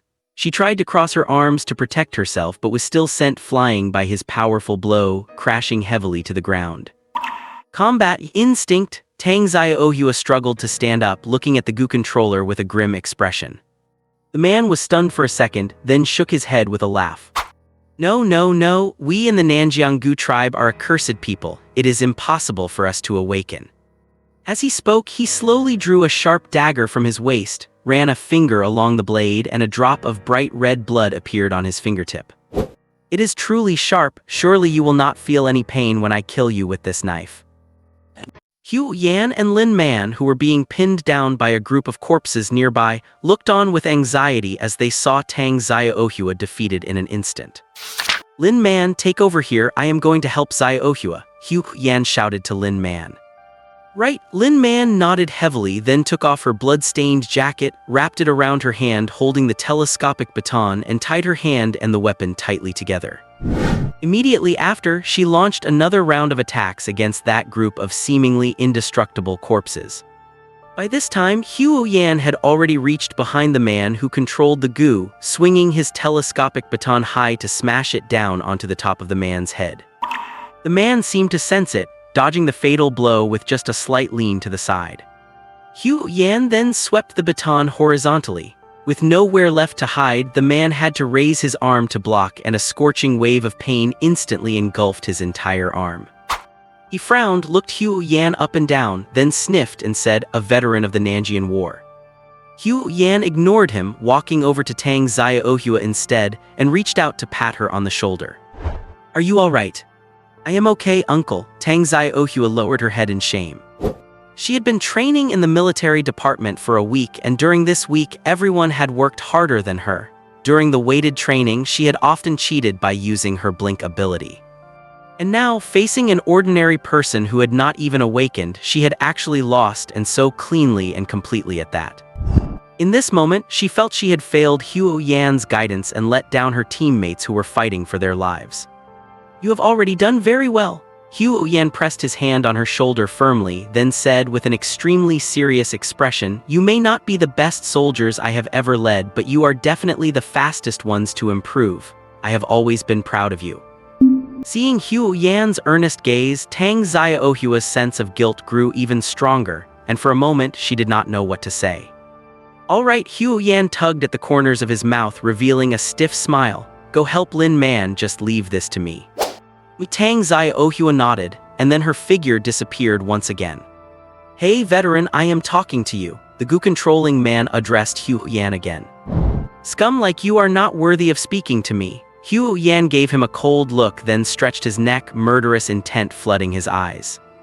"Fine, fine, fine." The man curled his lips into a flippant smile and said slowly, "Then go reunite with your dead comrades. It is just a pity you did not die on the soil of Nanjian." As he spoke, he wore an expression bordering on madness. "Do you know, in the second year of your attack on Nanjian, the land of Nanjian was covered in red spider lilies. That sea of blood-red flowers was truly spectacular.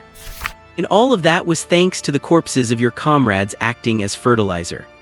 "Shut your damn mouth." Hu Yan's teeth gnashed together and the veins on his forehead popped out. "What, you do not like me talking about it?" The man's gaze turned vicious as he gritted his teeth. "Were only you soldiers the ones who died? How many people from my Nanjian Gu tribe died on that land? How many families were torn apart? You use living people to refine Gu. You deserve everything that is coming to you," Hu Yan said coldly. "Those people were all volunteers. Why do you need to meddle in our business?" the man retorted. "And the babies still in their swaddling clothes were volunteers too?" Hu Yan's eyes were bloodshot and his voice trembled. Although many years had passed, he still could not forget the infants who had been kept in jars, their entire bodies gnawed by Gu insects without a single patch of intact skin. Saying this, Hu Yan stopped wasting words with him and swung his telescopic baton, charging directly at his opponent. "You are asking for death." The man gritted his teeth, brandished the dagger in his hand, and rushed to meet him. Neither of them were awakened, so there was nothing flashy about their fight. It was purely a brutal clash of flesh and bone, a desperate strategy of trading injury for injury. In just a few short minutes, both of them were covered in wounds. Meanwhile, the battle between Tang Xiaohua and Lin Man was also at a stalemate. Facing corpses that refused to stay down no matter how many times they were beaten, they had no better option than to keep knocking them over. During this, Lin Man used all her remaining strength to shatter a man's skull. Milky white brain matter splattered out along with scarlet blood, splashing the viscous mess onto Lin Man's face. It was hot. Lin Man could even feel that milky white lump twitching twice on her face before sliding down her cheek. However, just as Huo Yan had said, once she crushed the skull, 2 black goo insects crawled out from within, seemingly searching for the next host. Lin Man naturally would not give them that chance. She stepped forward and crushed both goo insects under her foot. Splat!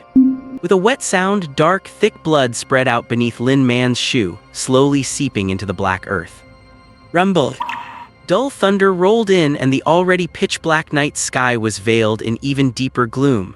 Had the headlights not been on, it would have been impossible to see one's own hand. The next second, a torrential downpour began.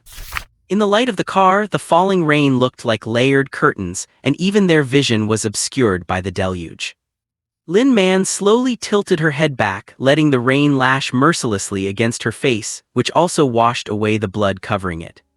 She then reached up to wipe her face and swung her telescopic baton at another corpse once again. 10 minutes later, Huo Yan and the goo-controlling man were both kneeling halfway on the ground, leaning on their respective weapons just to keep themselves from collapsing. Tang Xiaohua, having exhausted too much energy from using her ability, could not even stand up anymore. She lay helplessly on the muddy road, and only the slight rise and fall of her chest and her half-open eyes showed she was still alive. The most unexpected one was Lin Man. Theoretically the weakest of them all, she was still standing, with over 10 headless corpses lying at her feet.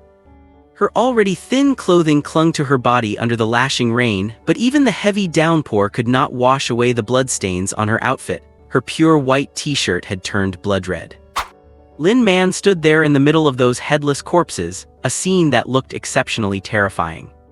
"Veteran, do you still have any strength left?" The goo-controlling man glanced at Lin Man, who was teetering where she stood, and curled his lips, speaking to Huo Yan. Huo Yan did not speak. He just struggled, trying to stand up, but his injuries were too severe. Even moving an inch was a pipe dream, let alone getting back on his feet. Ha ha ha ha! The goo-controlling man let out a near-maniacal laugh, then shouted at Huo Yan, "You have lost. You have all lost." Huo Yan followed the man's gaze. It seemed Lin Man had pushed her potential to the limit. Even though she was still standing, she had absolutely no strength left to deal with the remaining monsters. Just then, those corpses began to attack Lin Man again, but before their blows could land, Lin Man's body swayed slightly and she collapsed. Lying in the blood and water, Lin Man seemed to be stimulated by the cold. She opened her eyes again and used every ounce of her remaining strength to lift her right hand, but it only resulted in the telescopic baton tapping lightly against the bloody ground, splashing up a bit of water. Instructor Huo, I am sorry, I really gave it my all." Watching Lin Man collapse as those corpses walked slowly toward her in eerie postures, the memories of the dead that Huo Yan had buried began to attack his mind with a vengeance. One after another, the tragic, harrowing scenes from the southern frontier battlefield resurfaced in his consciousness. The sight of countless comrades and the young soldiers he had led dying a miserable death right before his eyes. And now were these student soldiers whom he had led for only 7 days to repeat that same tragedy. No, absolutely not. Huo Yan roared in his heart, and to the astonishment of the man controlling the insects, he slowly pulled himself to his feet.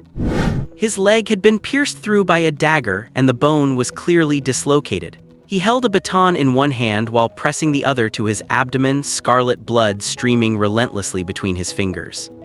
Splat! Splat! His shoes splashed in the water with a rhythmic sound, but to the insect controller, every step Huo Yan took felt like a foot crushing his own heart. "Are you out of your damn mind?" The man struggled to stand, but his own injuries were too severe for him to manage.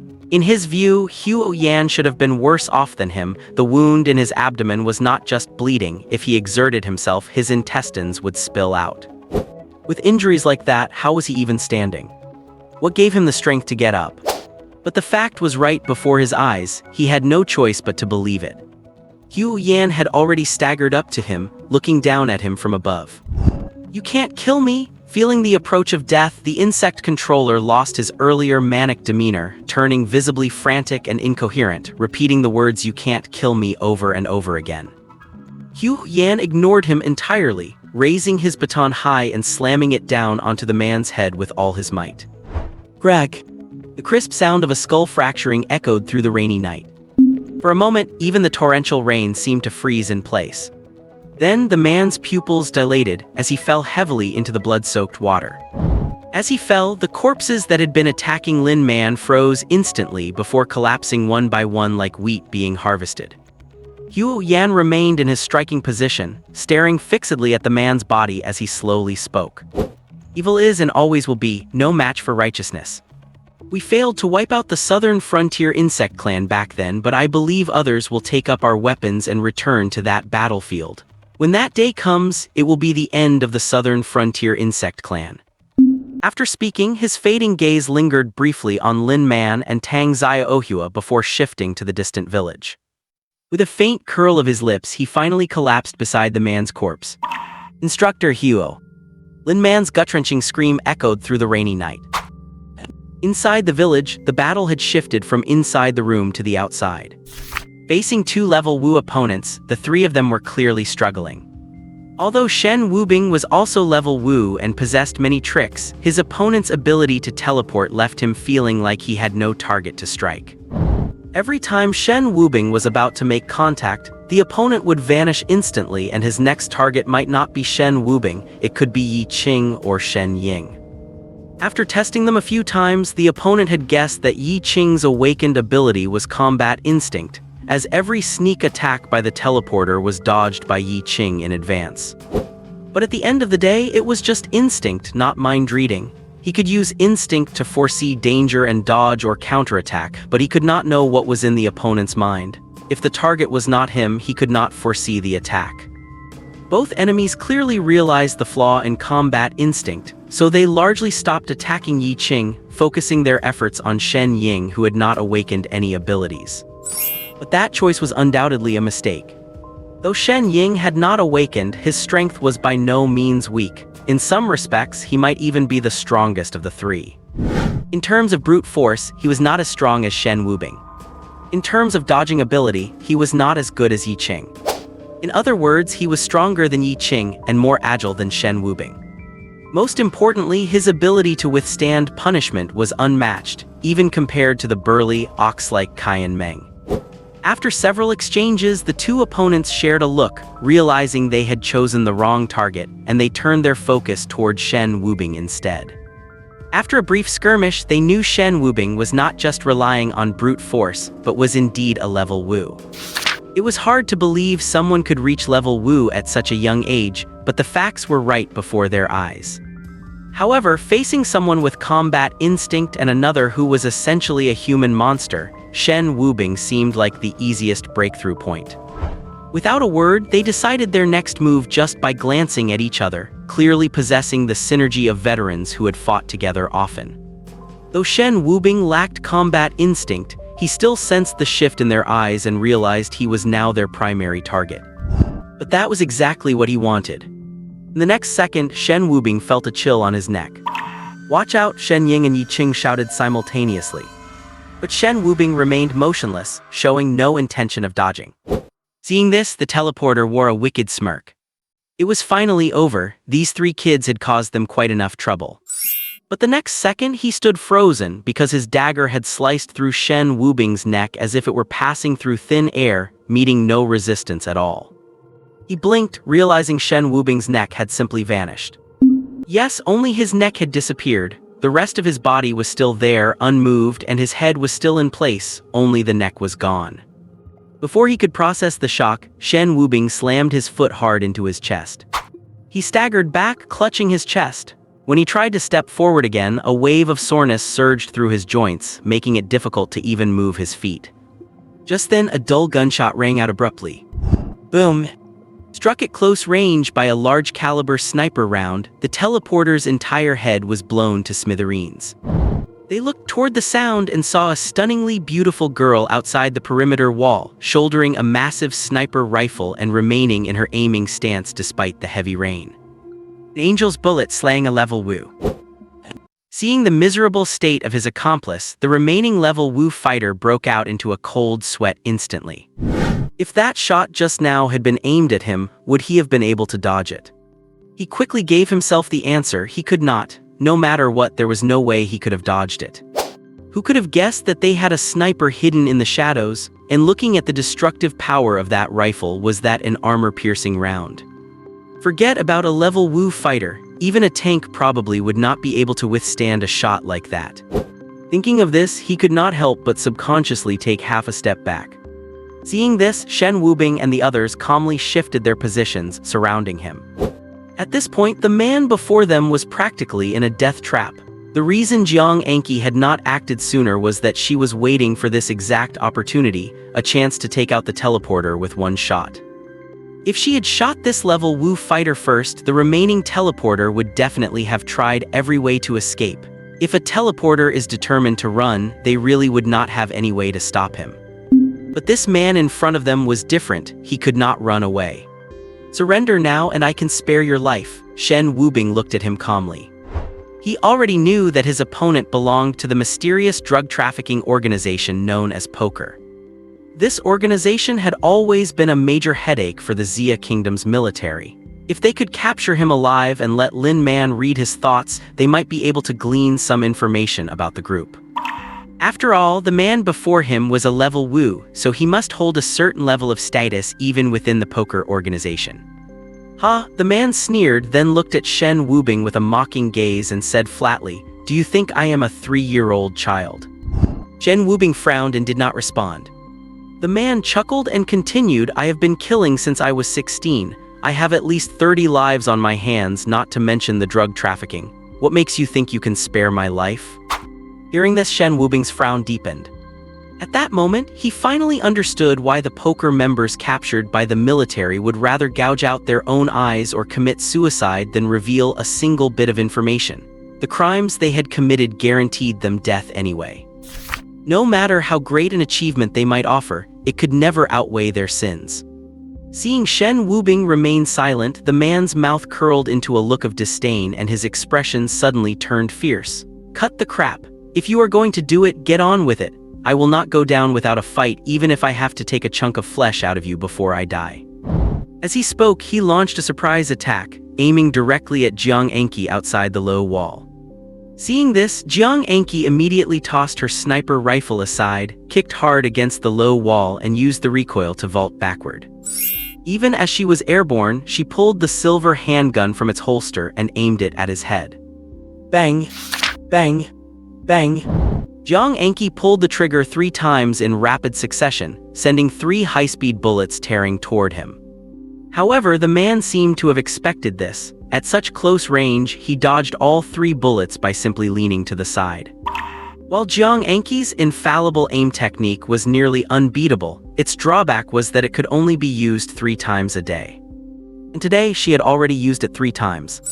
The first time was when Zai Yu was shot. In her desperation, she used it to kill his attacker. The second time was during that same fight when she shot the Land Rover driver through the glass of 2 cars. As for the third time, it was just now when she killed the teleporter. Although the distance was short and he seemed to be restricted by Shen Wubing, she had used the technique just to be sure. This meant that when she faced this level Wu fighter head-on, all 3 shots missed. It was not that Jiang Anqi was a bad shot. On the contrary, even without her technique, her marksmanship was among the best in the Hanju military. But a level Wu's reflexes were simply too strong. Even at close range, hitting a prepared level Wu was incredibly difficult. This was why Hu Yan did not recommend that they rely on firearms. By now, the level Wu fighter had closed the distance, and the dagger in his hand was right in front of Jiang Anqi.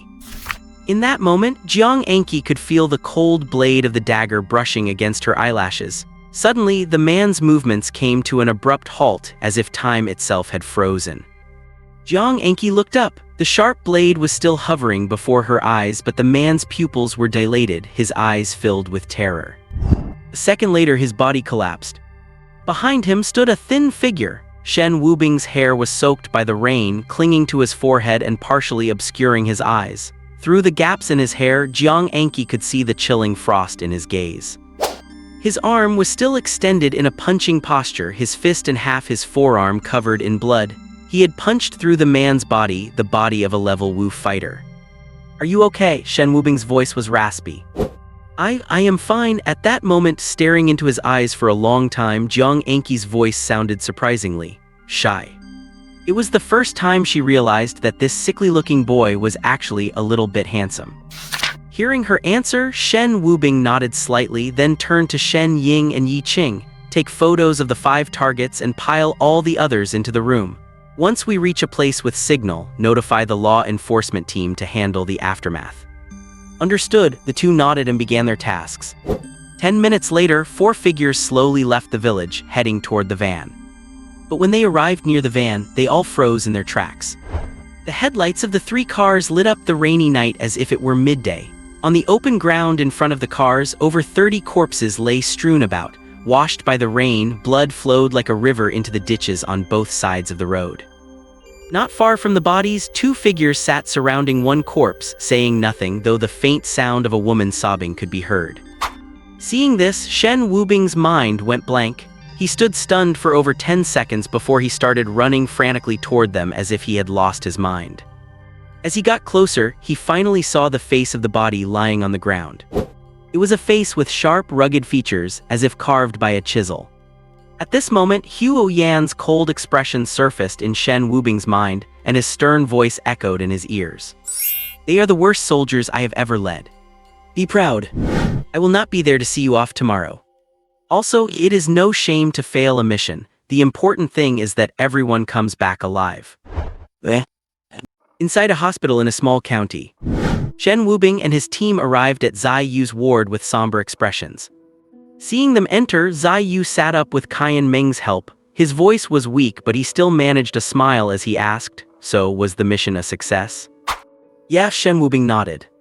Seeing the heavy atmosphere among the group, Zai Yu frowned. He scanned them, and upon realizing no one was missing, he let out a slow sigh of relief and asked, "What is it? Is someone hurt?"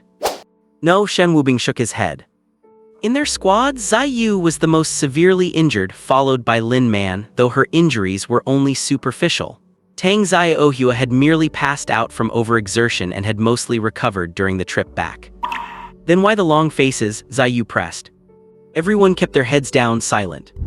Finally, Shen Wubing let out a heavy breath, his voice raspy as he said, "Instructor Huo came to support us, to hold off the enemy's reinforcements."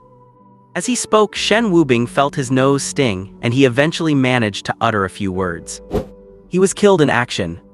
As soon as he said this, Lin Man and Tang Xiaohua, standing behind him, could not help but sob quietly. Zai Yu sat bolt upright instantly, seemingly oblivious to the pain even as his wounds began to bleed, staring fixedly into Shen Wubing's eyes as if to confirm if he were being lied to. But aside from an imperceptible trace of exhaustion in his eyes, the other man was filled only with grief. Seeing this, Zai Yu's rigid body went limp, collapsing like a deflated balloon, and he muttered to himself. "Such a fine person, how could he just be gone like that? He talked so ruthlessly, but why did he have to be so foolish when it mattered most? Such a stubborn old fool, such a stubborn old man." After Zai Yu's condition stabilized, Shen Wubing and his team returned to Ice City. Inside Zai Shalong's hospital, Mengru watched Zai Yu lying in bed undergoing a follow-up check, then looked at Shen Wubing, whose face bore many scars and silently shed tears of heartbreak. "It is not like the family cannot afford to take care of them. Why do these 2 kids have to risk their lives like this?" Zai Shalong pulled Mengru into his arms, sighed and said, "Everyone has their own aspirations. This is the path they chose, and as parents, we should support them." But before Mengru could continue, the ward door was pushed open. Elder Lin and Zhou Dao walked in. "Elder Lin, why are you here?" Zai Shalong held Mengru's hand and bowed slightly to Elder Lin. No need for formalities, I just came to see these kids. Elder Lin walked slowly to Shen Wubing, looked him up and down, and upon seeing that he had not suffered any major injuries, breathed a sigh of relief before turning to Zai Yu on the bed. Lad Zai, you are not in any serious trouble, are you? Zai Yu sat up, flattered, patted his chest and laughed. Do not worry, Elder Lin, I am doing just fine. Ha ha ha ha, seeing Zai Yu's spirit, Elder Lin laughed heartily and praised, good lad, you have the same charisma your grandfather had back in the day. After a few more moments of casual small talk, Elder Lin led Shen Wubing out of the ward. Outside the room, the smile on Elder Lin's face gradually faded, and his tone turned colder. Wubing, were those people from the poker organization? Yes, Shen Wubing nodded. HMPH, Elder Lin snorted, his gaze suddenly becoming incredibly sharp. Quite a poker organization. I have not even gone after them, yet they have dared to reach their hands into Hanju territory. Shen Wubing was distracted and changed the subject, asking, Elder Lin, have you heard of the Southern Border Gu tribe? Hearing the words Southern Border Gu tribe, Elder Lin's pupils shrank, and as if recalling something, he sighed and said, regarding Huo Yan. Elder Lin, I am aware of what happened to Instructor Huo. Right now, I only want to know about the Southern Border Gu tribe. Shen Wubing interrupted him, looking at the old man with a resolute gaze. Very well then, Elder Lin shook his head helplessly. These are things you were destined to find out eventually. He walked over to a nearby chair, sat down, and patted the seat next to him, gesturing for Shen Wubing to sit. Shen Wubing hesitated for 2 seconds before sitting down. The Southern Border Gu tribe resides deep in the mountains of the south. At first, the local authorities noticed a series of disappearances. After investigation, all leads pointed to a village in the mountains, the Gu village. Later, law enforcement entered the village to investigate, but after they returned, they all died under mysterious circumstances. Mysterious deaths, Shen Wubing frowned slightly. Yes, mysterious deaths, Elder Lin nodded and continued. Then the local law enforcement requested aid from the military, asking them to send troops into the Gu village to investigate the specifics. The unit that went in that time was a vanguard from the Yunju military, consisting of 322 men, including a colonel. The result was that the entire force was wiped out. Hearing this, Shen Wubing was not shocked, as he had already heard some of the conversation between Huo Yan and the Gu-controlling man from Lin Man on the way back, and had guessed that many military personnel had already perished in the southern lands. Elder Lin was silent for a long time, as if lost in memories. He let out a long breath and continued. Because of official transfers in the Yunju military at the time, they were unable to send a large army to attack the village.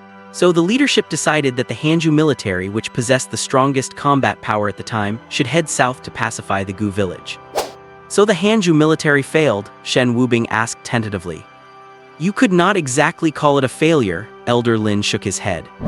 In that battle, the elite of Hanju were all deployed. They sent 7 special operations brigades totaling over 25,000 men, less than 3,000 survived. Why did not they use bombers or other large-scale weapons? Shen Wubing did not know much about military matters, but he felt that with the Xia Kingdom's current military strength, a single aerial bombardment should have been able to wipe out a Gu village. Although it is called a village, it had a massive population, over 40,000 people. Not everyone there was evil, so the military could not carry out an indiscriminate attack. Elder Lin sighed again. Shen Wubing chose to remain silent. He could not say the military's decision was wrong, because as the military of the Xia Kingdom, they truly could not bring themselves to raise a butcher's knife against their own ordinary citizens. Yet the result of that choice was 20,000 hot-blooded soldiers spilling their blood on the southern soil. Whether that was right or wrong, no one could truly judge. So the southern border poison tribe was not wiped out, Shen Wubing asked. Most of the poison tribe died in that battle back then, but a few escaped into the deep mountains. We have not heard from them in many years. I never expected they would collude with the poker organization. As he spoke, old Master Lin's tone turned increasingly cold. Clearly, he already knew about what happened to Huo Yan. Shen Wubing remained silent. After a long while, he slowly stood up, looked at old Master Lin and said, if there is ever a move against the poker organization and the poison tribe, I hope I can join the fight. Wubing, I understand how you feel, but the most important thing for you right now is...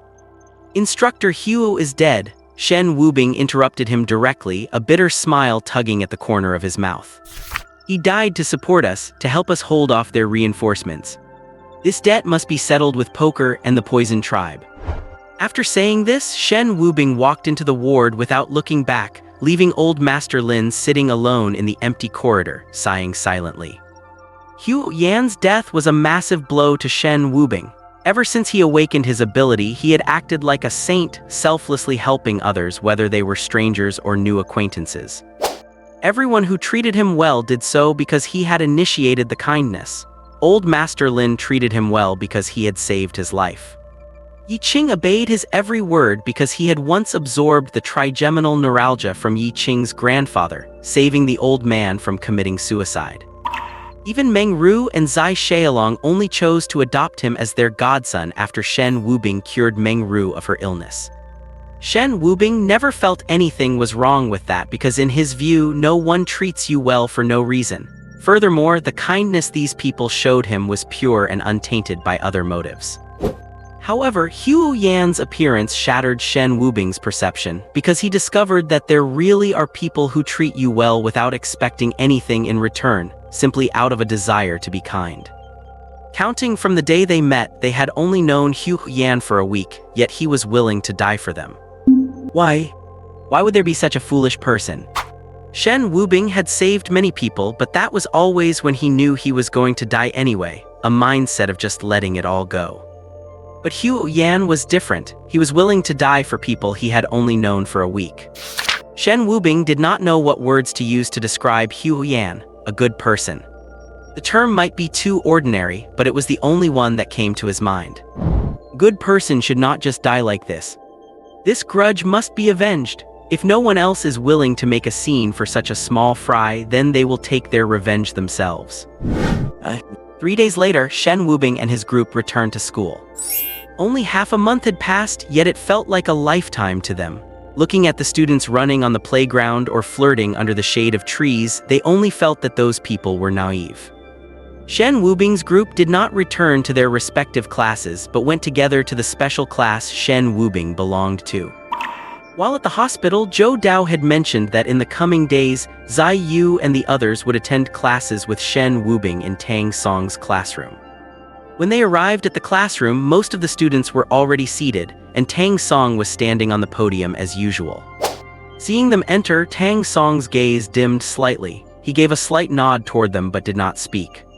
The classes in this track were not boring because besides explaining the cultivation techniques of the Taoist arts, Tang Song would often share real cases related to awakened abilities, which was far more interesting to everyone than textbook knowledge.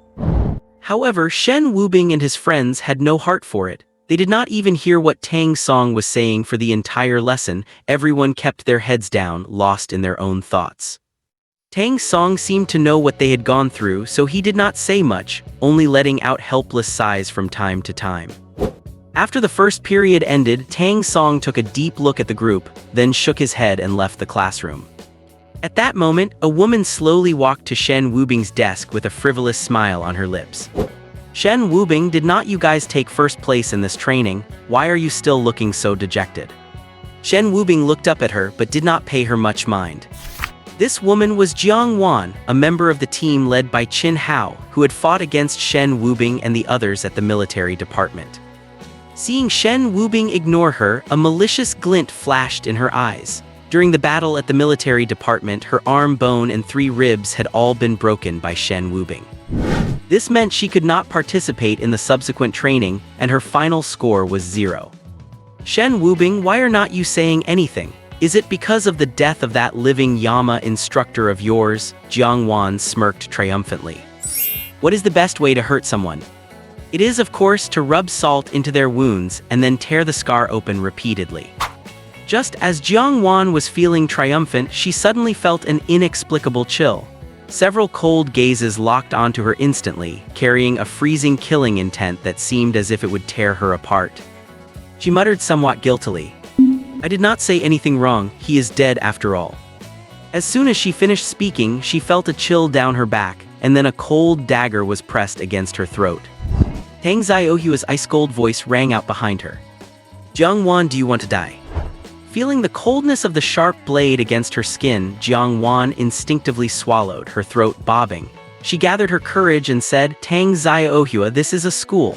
I do not believe you would dare to do anything to me." At that moment, another figure slowly stood up and walked over to Jiang Wan. Jiang Wan recognized this girl too. She was the most useless awakener in Shen Wubing's team, the mind reader Lin Man. During that training match, Lin Man had stayed in the back and never participated in the fighting, showing she had no combat ability. "What did you just say?" Lin Man looked at Jiang Wan calmly. "I said this is school and you guys, Before Jiang Wan could finish her sentence, she felt a sharp, intense pain in her thigh. Looking down, she saw Lin Man holding a dagger, having stabbed it straight into her leg. Blood flowed from the wound and dripped onto the floor. Lin Man, you crazy woman, what are you doing?" Yet Lin Man did not answer her. She simply pulled the dagger out slowly and stabbed it back into her thigh once again. Lin Man's actions were completely beyond Jiang Wan's expectations. She had not even had the chance to react and trigger her jade cutter ability before the other girl stabbed her twice in rapid succession. In fact, it was not just her. Everyone present was stunned that this girl, who usually seemed so introverted, could be so ruthless, resorting to violence the moment things did not go her way. Even Shen Wubing was slightly taken aback. He had intended to teach this woman a lesson himself, but Lin Man had beaten him to it. It seemed that Huo Yan's death had truly hit her hard. Actually, Shen Wubing and the others did not truly understand Lin Man, or perhaps, no one in this world ever really did. Possessing the ability to read minds, she could understand anyone at any time, yet no one could ever understand her. It was, in a sense, quite ironic. Lin Man's parents divorced when she was very young, and both of them now had their own separate families and children. Lin Man felt like an unwanted burden. She had been raised by her grandmother since she was small, but when she was in her second year of high school, her grandmother passed away, leaving her feeling as though there was no one left in the world who truly cared for her. She could never forget the scene just before starting university when she went to ask her parents for tuition. Her father's family had looked at her with such disdain. That woman had gotten into a huge fight with her father, and in the end, her father had secretly shoved 200 yuan into her hand, whining about his own hardships and telling her to go find her mother instead. At that moment, Lin Man had wanted to throw that 200 yuan back in his face and leave him with a harsh parting shot like, "I do not have a father like you anymore."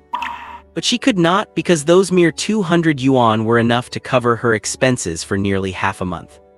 After the college entrance exam, she chose to go out and work, but she had only earned 4,000 yuan over the 2-month break, while her tuition and housing fees combined amounted to 12,000. Later, she went to her mother's home, and the attitude of that family was much better than her father's. They even let her stay for dinner. While eating, Lin Man felt the taste of the food was entirely foreign. She searched her memory to think of the last time she had eaten a meal cooked by her mother, but in the end, she could only smile bitterly and shake her head. Because for as long as she could remember, she had never once eaten a meal her mother had prepared. Watching the child she was told was her younger brother crying and demanding KFC instead of eating, Lin Man felt an inexplicable ache in her heart. She realized she had never even eaten KFC before. Could those things really be better than a home-cooked meal?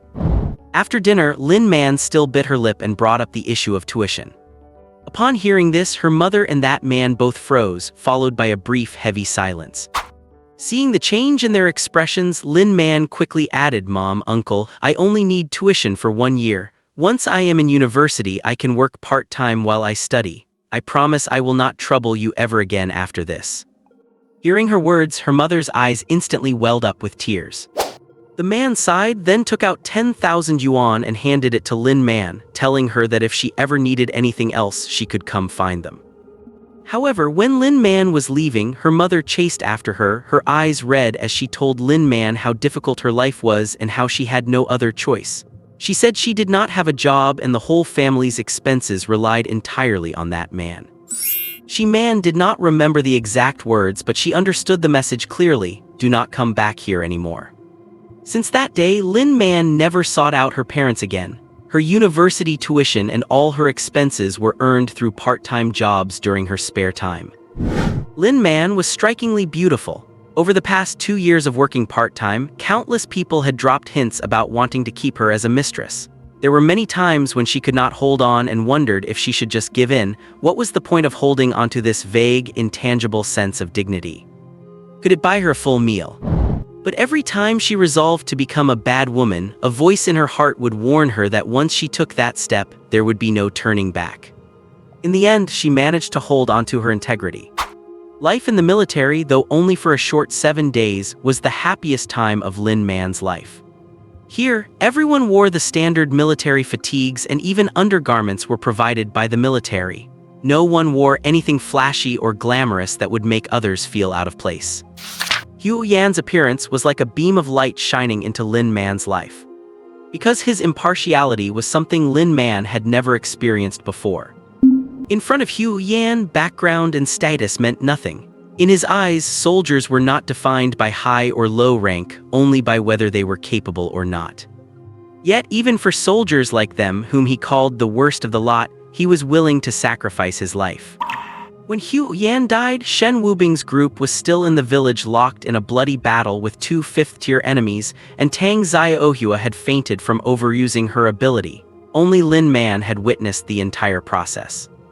These days, she often dreamed of the look in Hu Yan's eyes before he died, a complex gaze filled with satisfaction, expectation, and a trace of release from some unknown source.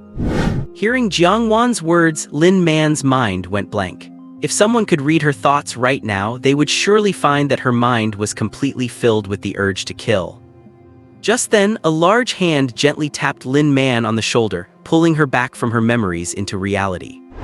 Lin Man turned to look at the owner of the hand and met Shen Wubing's gaze. Just as she was about to look away, she heard Shen Wubing speak slowly, "Lin Man, read my mind." Lin Man paused, looking at Shen Wubing with a questioning gaze, to which he only gave a slight nod. Seeing this, Lin Man did not hesitate and instantly activated her mind-reading ability. Immediately, she read only 3 words in Shen Wubing's mind. "I will kill her." Lin Man's eyes trembled slightly. She knew this was the message Shen Wubing intended to convey. Though she was curious about what else was in his mind, she suppressed that curiosity and looked away. "Move aside," Shen Wubing said softly, knowing that Lin Man had already deciphered his intent. Lin Man nodded silently and stepped aside, though her gaze remained cold as she stared at Jiang Wan. Shen Wubing stepped forward, arriving in front of Jiang Wan. He first looked at the wound on her leg, then looked up at her and patted her on the shoulder. Then Shen Wubing leaned forward, whispered into Jiang Wan's ear, "Go to the hospital. In your next life, remember to keep your mouth in check." Watching the figure of Jiang Wan being helped out, Lin Man walked to Shen Wubing's side and asked in a low voice, "Is she really going to die?" With both stomach cancer and liver cancer, her chances of survival are likely slim, Shen Wubing said indifferently, then returned to his seat. A short while later, Tang Song entered the classroom and called Lin Man out. After all, this was a school, and wielding a blade against a fellow student in front of so many people would inevitably lead to disciplinary action. However, Shen Wubing knew the punishment would not be too severe, given that they had the backing of 2 powerful figures, Zhou Dao and Elder Lin. Back in his seat, Shen Wubing carefully felt the state of the illnesses within his body. At this moment, there were only about a dozen left. Thinking of this, he decided to visit the hospital after school. The tedious, dull classes of the day ended quickly, and the school's disciplinary decision for Lin Man came down. Just as Shen Wubing expected, it was merely a serious reprimand, a punishment in name only. After school, the group had dinner at Laowilu, treated by Zai Yu to thank Jiang Anki for saving his life with that gunshot earlier. At this, Jiang Anki secretly resolved that in future missions, she must make sure to protect Zai Yu, this free meal ticket of hers. After dinner, the group went their separate ways, and Shen Wubing headed to the hospital with Zai Yu. Upon arriving at the hospital, the young nurse at the triage desk spotted the 2 men in the crowd, immediately stepped out from the desk and approached them. "Young master, second young master, what brings you here today?" Shen Wubing was slightly stunned by the address but quickly realized it must have been Zai Xiaolong and Meng Ru who had instructed the staff, as he had already told them he would be visiting the hospital. Zai Yu glanced at Shen Wubing and said, "Tell her directly what diseases you need." Shen Wubing pondered for a few seconds, then said, I need a case of hypoglycemia, some cerebral insufficiency, and I also need a few types of cancer.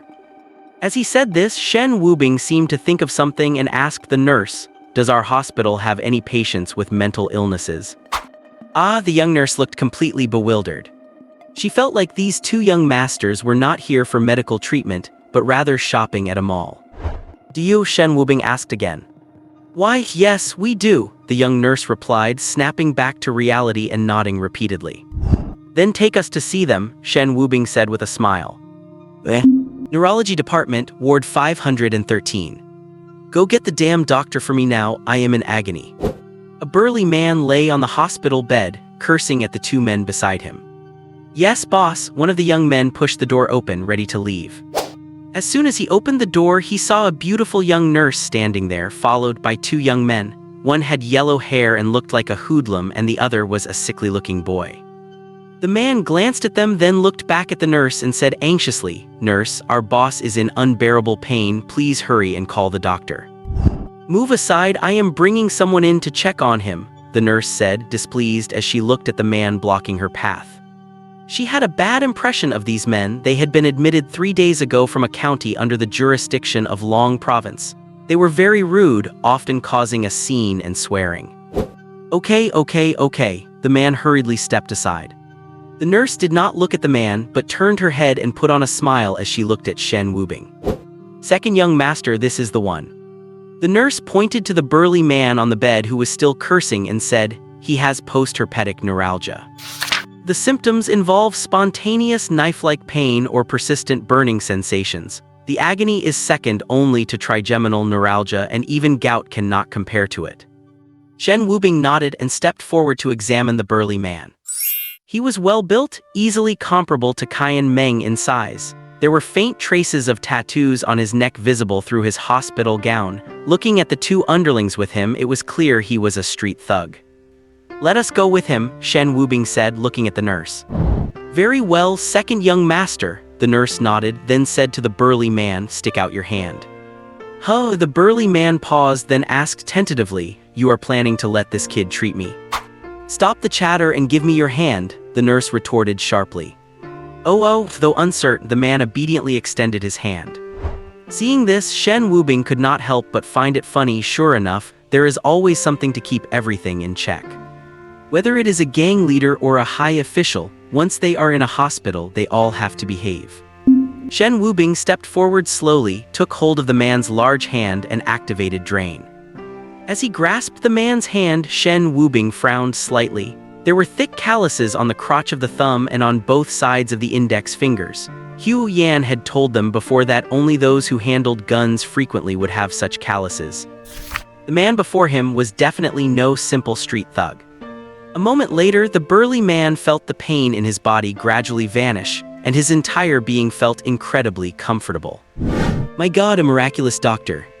The man's shout snapped Shen Wubing out of his thoughts, and he slowly released his grip. In an instant, the knife-like and burning pain flooded Shen Wubing's entire body. Shen Wubing frowned but quickly suppressed the pain. Before the man could thank him, Shen Wubing, guided by the nurse, headed toward other wards. About 2 hours later, Shen Wubing and Zai Yu walked out of the hospital. Shen Wubing's face was even paler now, and he kept rubbing his temples, appearing to be in a rough state. Number 3, are not you just asking for trouble? Zai Yu looked at him with a sigh. No, I feel great, better than ever, Shen Wubing said, a twisted smile tugging at the corners of his mouth that sent a chill down Zai Yu's spine. Before Zai Yu could ask further, he saw 3 men running toward them. Zai Yu immediately stepped in front of Shen Wubing, looking alert. The burly man in the lead paused slightly at Zai Yu's action, then pointed to his own face and said with a grin to Shen Wubing behind Zai Yu, little brother, it is me, it is me. A sinister, alluring smile curled on Shen Wubing's lips again, as he surveyed the man with a shadowy, piercing gaze. Something you need. Hey buddy, you cured my illness, so I wanted to thank you in person, but that little nurse would not give me your info, so I had to wait for you here. The big guy grinned and gestured to one of his henchmen behind him. The henchman understood immediately and placed a bank card into his hand. The big man took the card and presented it to Shen Wubing with both hands. "This is just a small token of my appreciation. Please do not take offense." Shen Wubing glanced at the card in the man's hand, then looked up at the big guy who was beaming with a wide smile. At that moment, for some reason, the big man felt a chill run down his spine, as if he were being locked onto by a venomous snake. He clearly remembered that just back at the hospital, Shen Wubing's expression had been calm and harmless, but now he seemed like a different person, radiating an extremely dangerous aura. It was a feeling he had only ever experienced around a select few people. Thinking of those few people, he could not help but shudder. He quickly pushed the thought aside. The person in front of him was just a young man in his early 20s. How could he possibly be compared to those people? "Keep the money, I have not had lunch yet," Shen Wubing said with a smile. "Old San, are not we supposed to?" Zai Yu started to say, but was immediately cut off by Shen Wubing. Seeing this, the big man quickly chimed in, "Laowalu, it is on me." Fine, Shen Wubing nodded. "Our car is over there," the big man said, pointing toward the parking lot not far away. "No need, we drove too." Shen Wubing glanced at Zai Yu and said, "Let us meet at Laowalu." "That works too, we will wait for you there." With that, the big man left with his two henchmen toward the parking lot. "Old San, are not we supposed to meet Lin Man and the others to pay our respects to Instructor Huo?" Zai Yu asked, watching the three men walk away. "This guy is interesting. Tell Lin Man and the others to go ahead. We are going to have a little chat with this strange man." Shen Wubing said nothing more and walked toward where they had parked their car. 20 minutes later, in a private room at Laowalu. "Buddy, my name is Zhao Luo, thanks for everything today." The big man raised his glass, downed it in one gulp, and showed the bottom of the glass to Shen Wubing. "So it is Brother Zhao. I am Shen Wubing, a student at the University of Science and Technology." Shen Wubing did not drink, pouring himself a cup of tea instead. "I am not in the best health, so I cannot drink alcohol. I will toast you with tea instead." "Do not worry about it, Brother Shen, make yourself at home." The people of Hanzhou were naturally bold and straightforward, especially at the dinner table. Even though Shen Wubing did not touch a drop, the big guy, Zhao Luo, and Zai Yu were drinking until they were completely wasted. And once people drink, they love to brag, and Zhao Luo was no exception. "Brother Shen, you really did me a huge favor this time." Zhao Luo carried his glass over to sit next to Shen Wubing, drunkenly rambling, "I am not bragging, but out on the streets I would not even blink if I got slashed 8 or 10 times, but this illness, it was absolute torture." "Looks like you are a man of the underworld, Brother Zhao," Shen Wubing said with a smile. Mentioning this, Zhao Luo suddenly became energized. He slapped his chest and said, "I am not boasting, you can ask anyone around. In the whole Hanzhou area there is nobody who has not heard of Brother Buddha." Hearing the name Brother Buddha, Shen Wubing looked puzzled while Zai Yu's eyes narrowed slightly. Apparently he had heard of this character. "Brother Buddha?" Shen Wubing looked him up and down and asked curiously, "How did you get such a nickname, Brother Zhao?" "Hehe," Zhao Luo grinned and slowly stood up. "Today I will let you see for yourself, Brother Shen." With that, he took off his short-sleeved shirt, revealing his rugged, muscular build and a tattoo on his chest. It was a tattoo of a Buddha, but the Buddha was holding a precept knife, with faint drops of scarlet blood dripping from the tip of the blade. That is a beautiful tattoo. Even Shen Wubing, who usually did not care for tattoos, could not help but compliment him. But soon, he let out a soft exclamation because there was also a red heart tattoo on the man's wrist, which looked somewhat out of place and inconsistent. "What is this?" Shen Wubing pointed at the red heart. Zhao Luo's expression changed at the question. He quickly put his shirt back on and laughed it off, saying, "Just something I got when I was young and foolish." Half an hour later, even Zai Yu's tolerance hit its limit, and he had to be helped away by a waiter to go rest. Zhao Luo was also struggling to stand, swaying unsteadily and slurring his speech. "Brother, I cannot drink anymore. Let us call it a day and another time." Zhao Luo put his arm around Shen Wubing's shoulder, hiccuped, and added, "We will continue another time." "No problem," Shen Wubing smiled and helped him walk downstairs. When they reached the underground parking lot, the two henchmen went to fetch the car, while Shen Wubing stood there waiting with him. Just then, Shen Wubing suddenly felt a surge of inexplicable killing intent. The next second, over 10 men in black suits and masks rushed out, each carrying a gleaming steel blade. Blood Buddha, looks like your illness is cured. We could not find you at the hospital, so here you are, whining and dining. One of the men stepped forward and said, but that is fine, at least you will not be a hungry ghost. With that, he waved his hand, and the dozen men in black charged. Seeing this, Zhao Luo's drunkenness vanished. He shoved Shen Wubing aside, saying, Brother Shen, get out of here. He scanned his surroundings and finding no suitable weapon, he took off his jacket, wrapped it around his hand and charged at them. Zhao Luo was broad-shouldered and full of fighting spirit. With one punch, he floored a blade-wielding thug, grabbed the weapon, and engaged the others. Before long, his two henchmen returned with the car and jumped into the fray.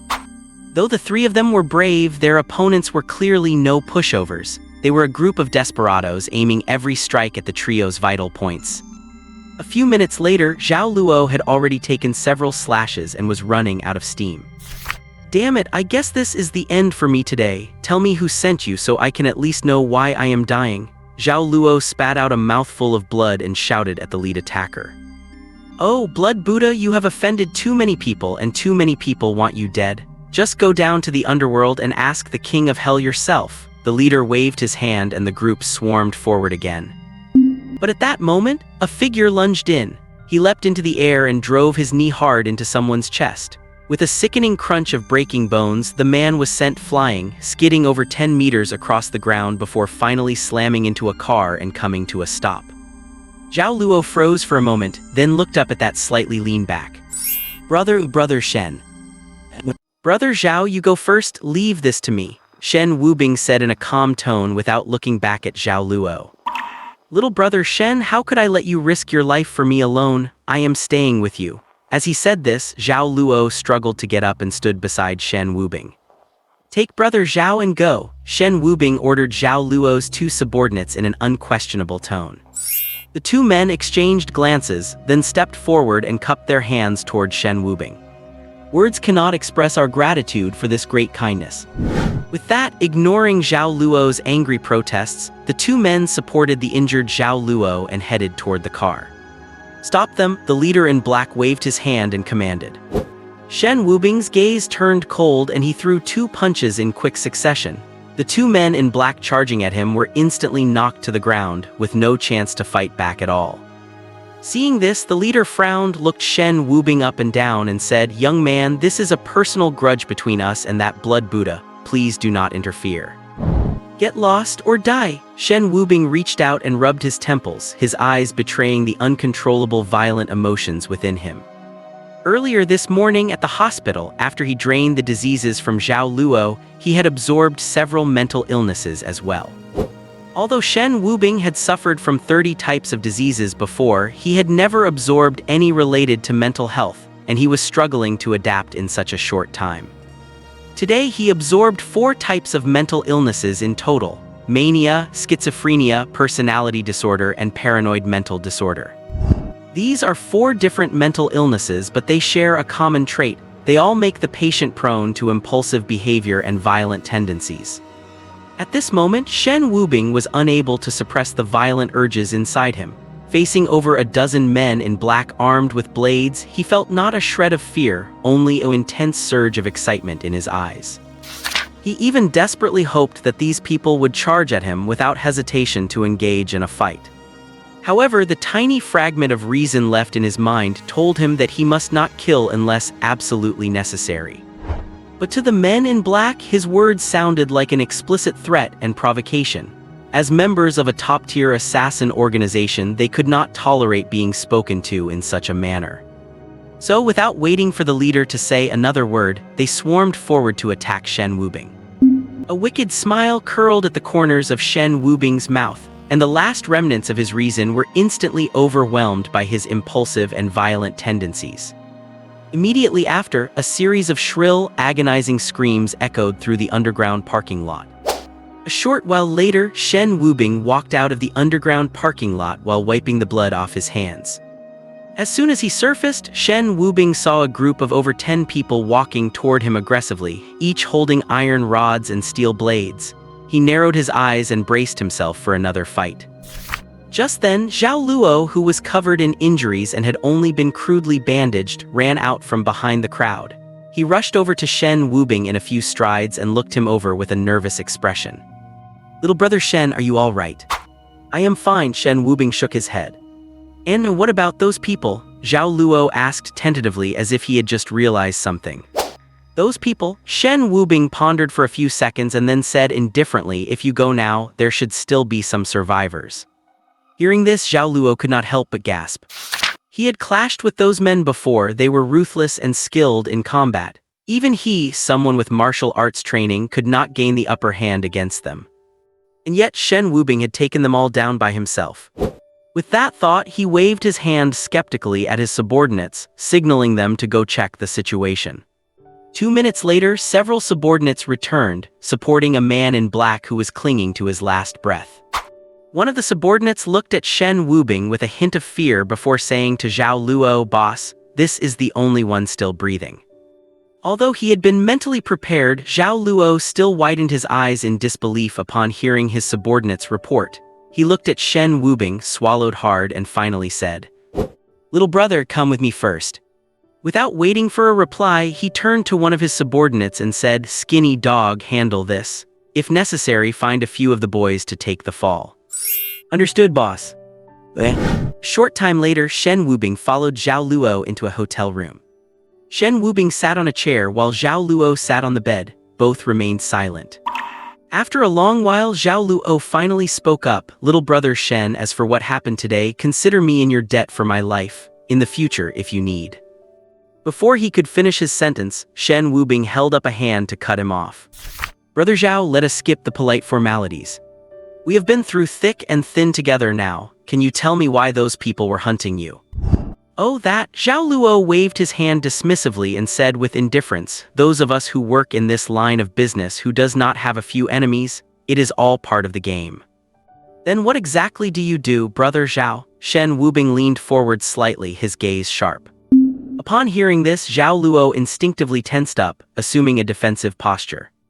But then, seemingly remembering something, he let out a long sigh and said, "Little brother Shen, it is better for you not to know about this." "Does brother Zhao not trust me?" Shen Wubing pulled back his gaze, leaned back in his chair and got comfortable. "Little brother Shen, it is not that I do not trust you, it is just that every circle has its rules. Knowing too much will not do you any good." Zhao Luo shook his head. Hearing this only fueled Shen Wubing's suspicions further.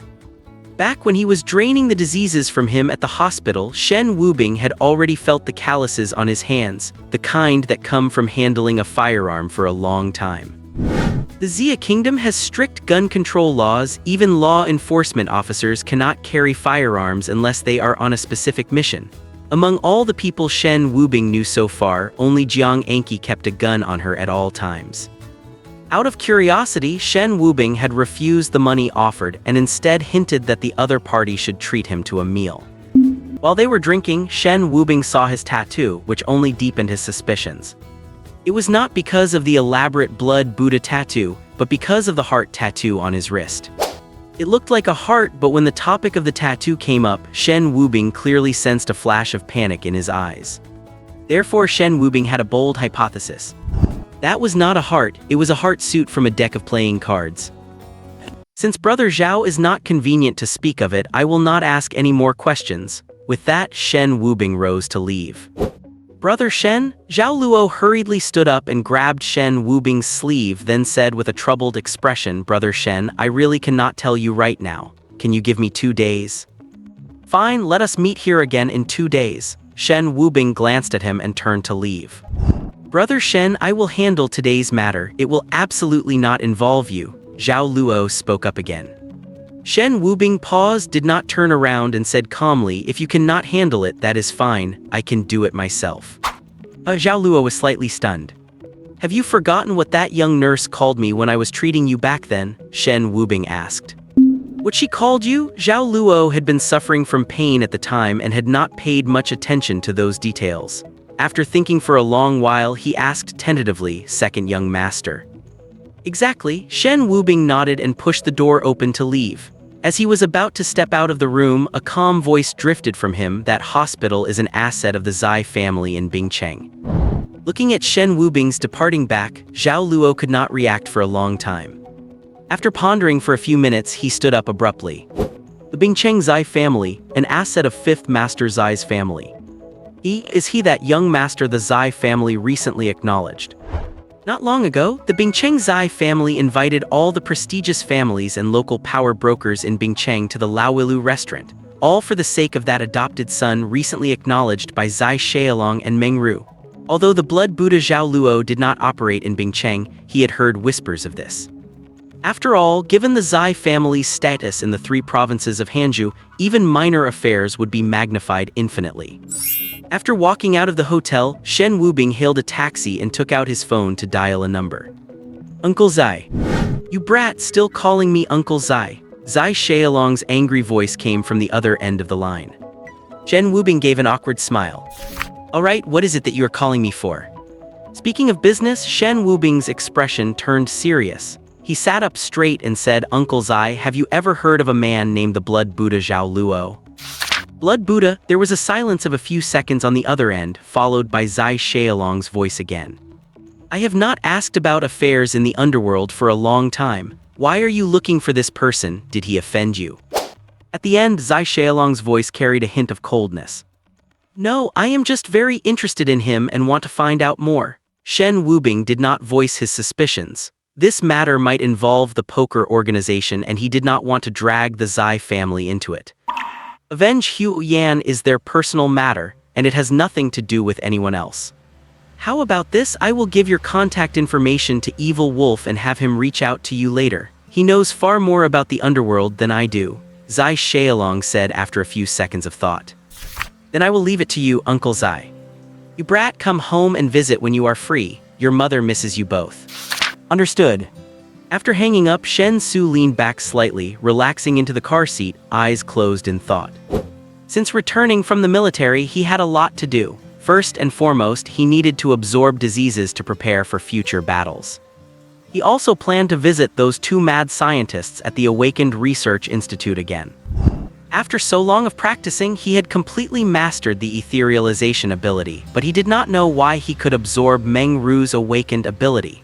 Afterwards, he had carefully observed Yi Qing and the others, and the word absorb simply never appeared on them. So he needed those 2 madmen to clear up his confusion.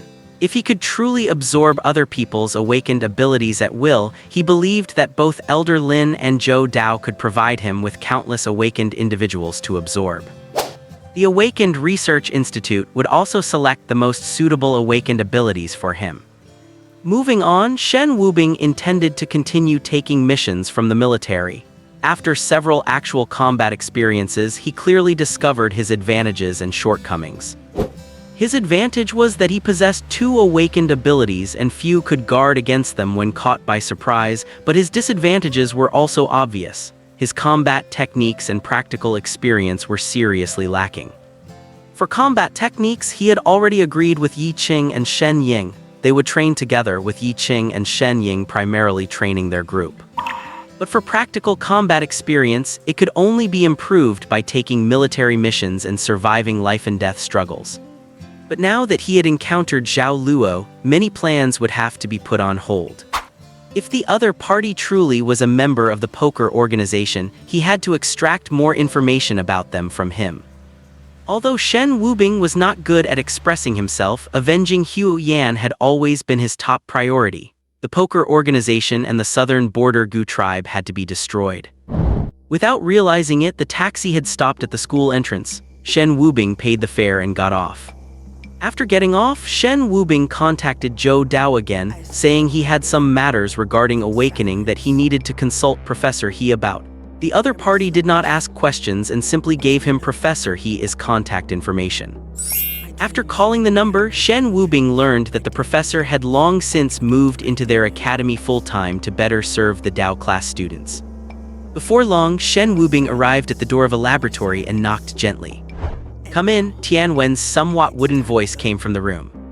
Pushing open the door, Shen Wubing saw Tian Wen sitting in a chair reading a book. He looked around but did not see Professor He. "You are here." Tian Wen put down his book, gestured for Shen Wubing to sit in the chair opposite him and said slowly, "7 days apart feels like a whole week. Here we go again."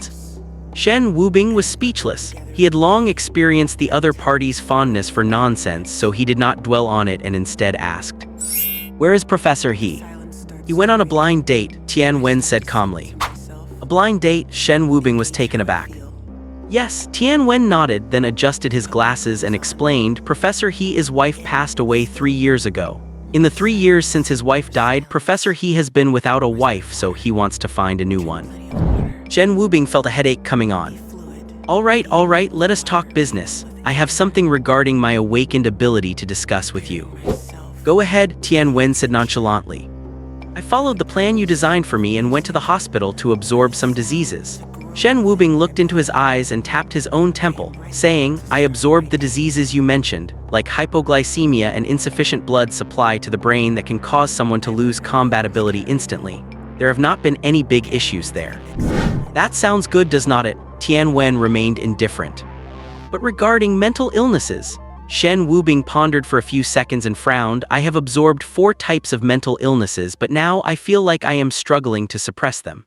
Every time I get some stimulation, I have severe violent tendencies and even want to kill someone. I feel like I am very dangerous right now."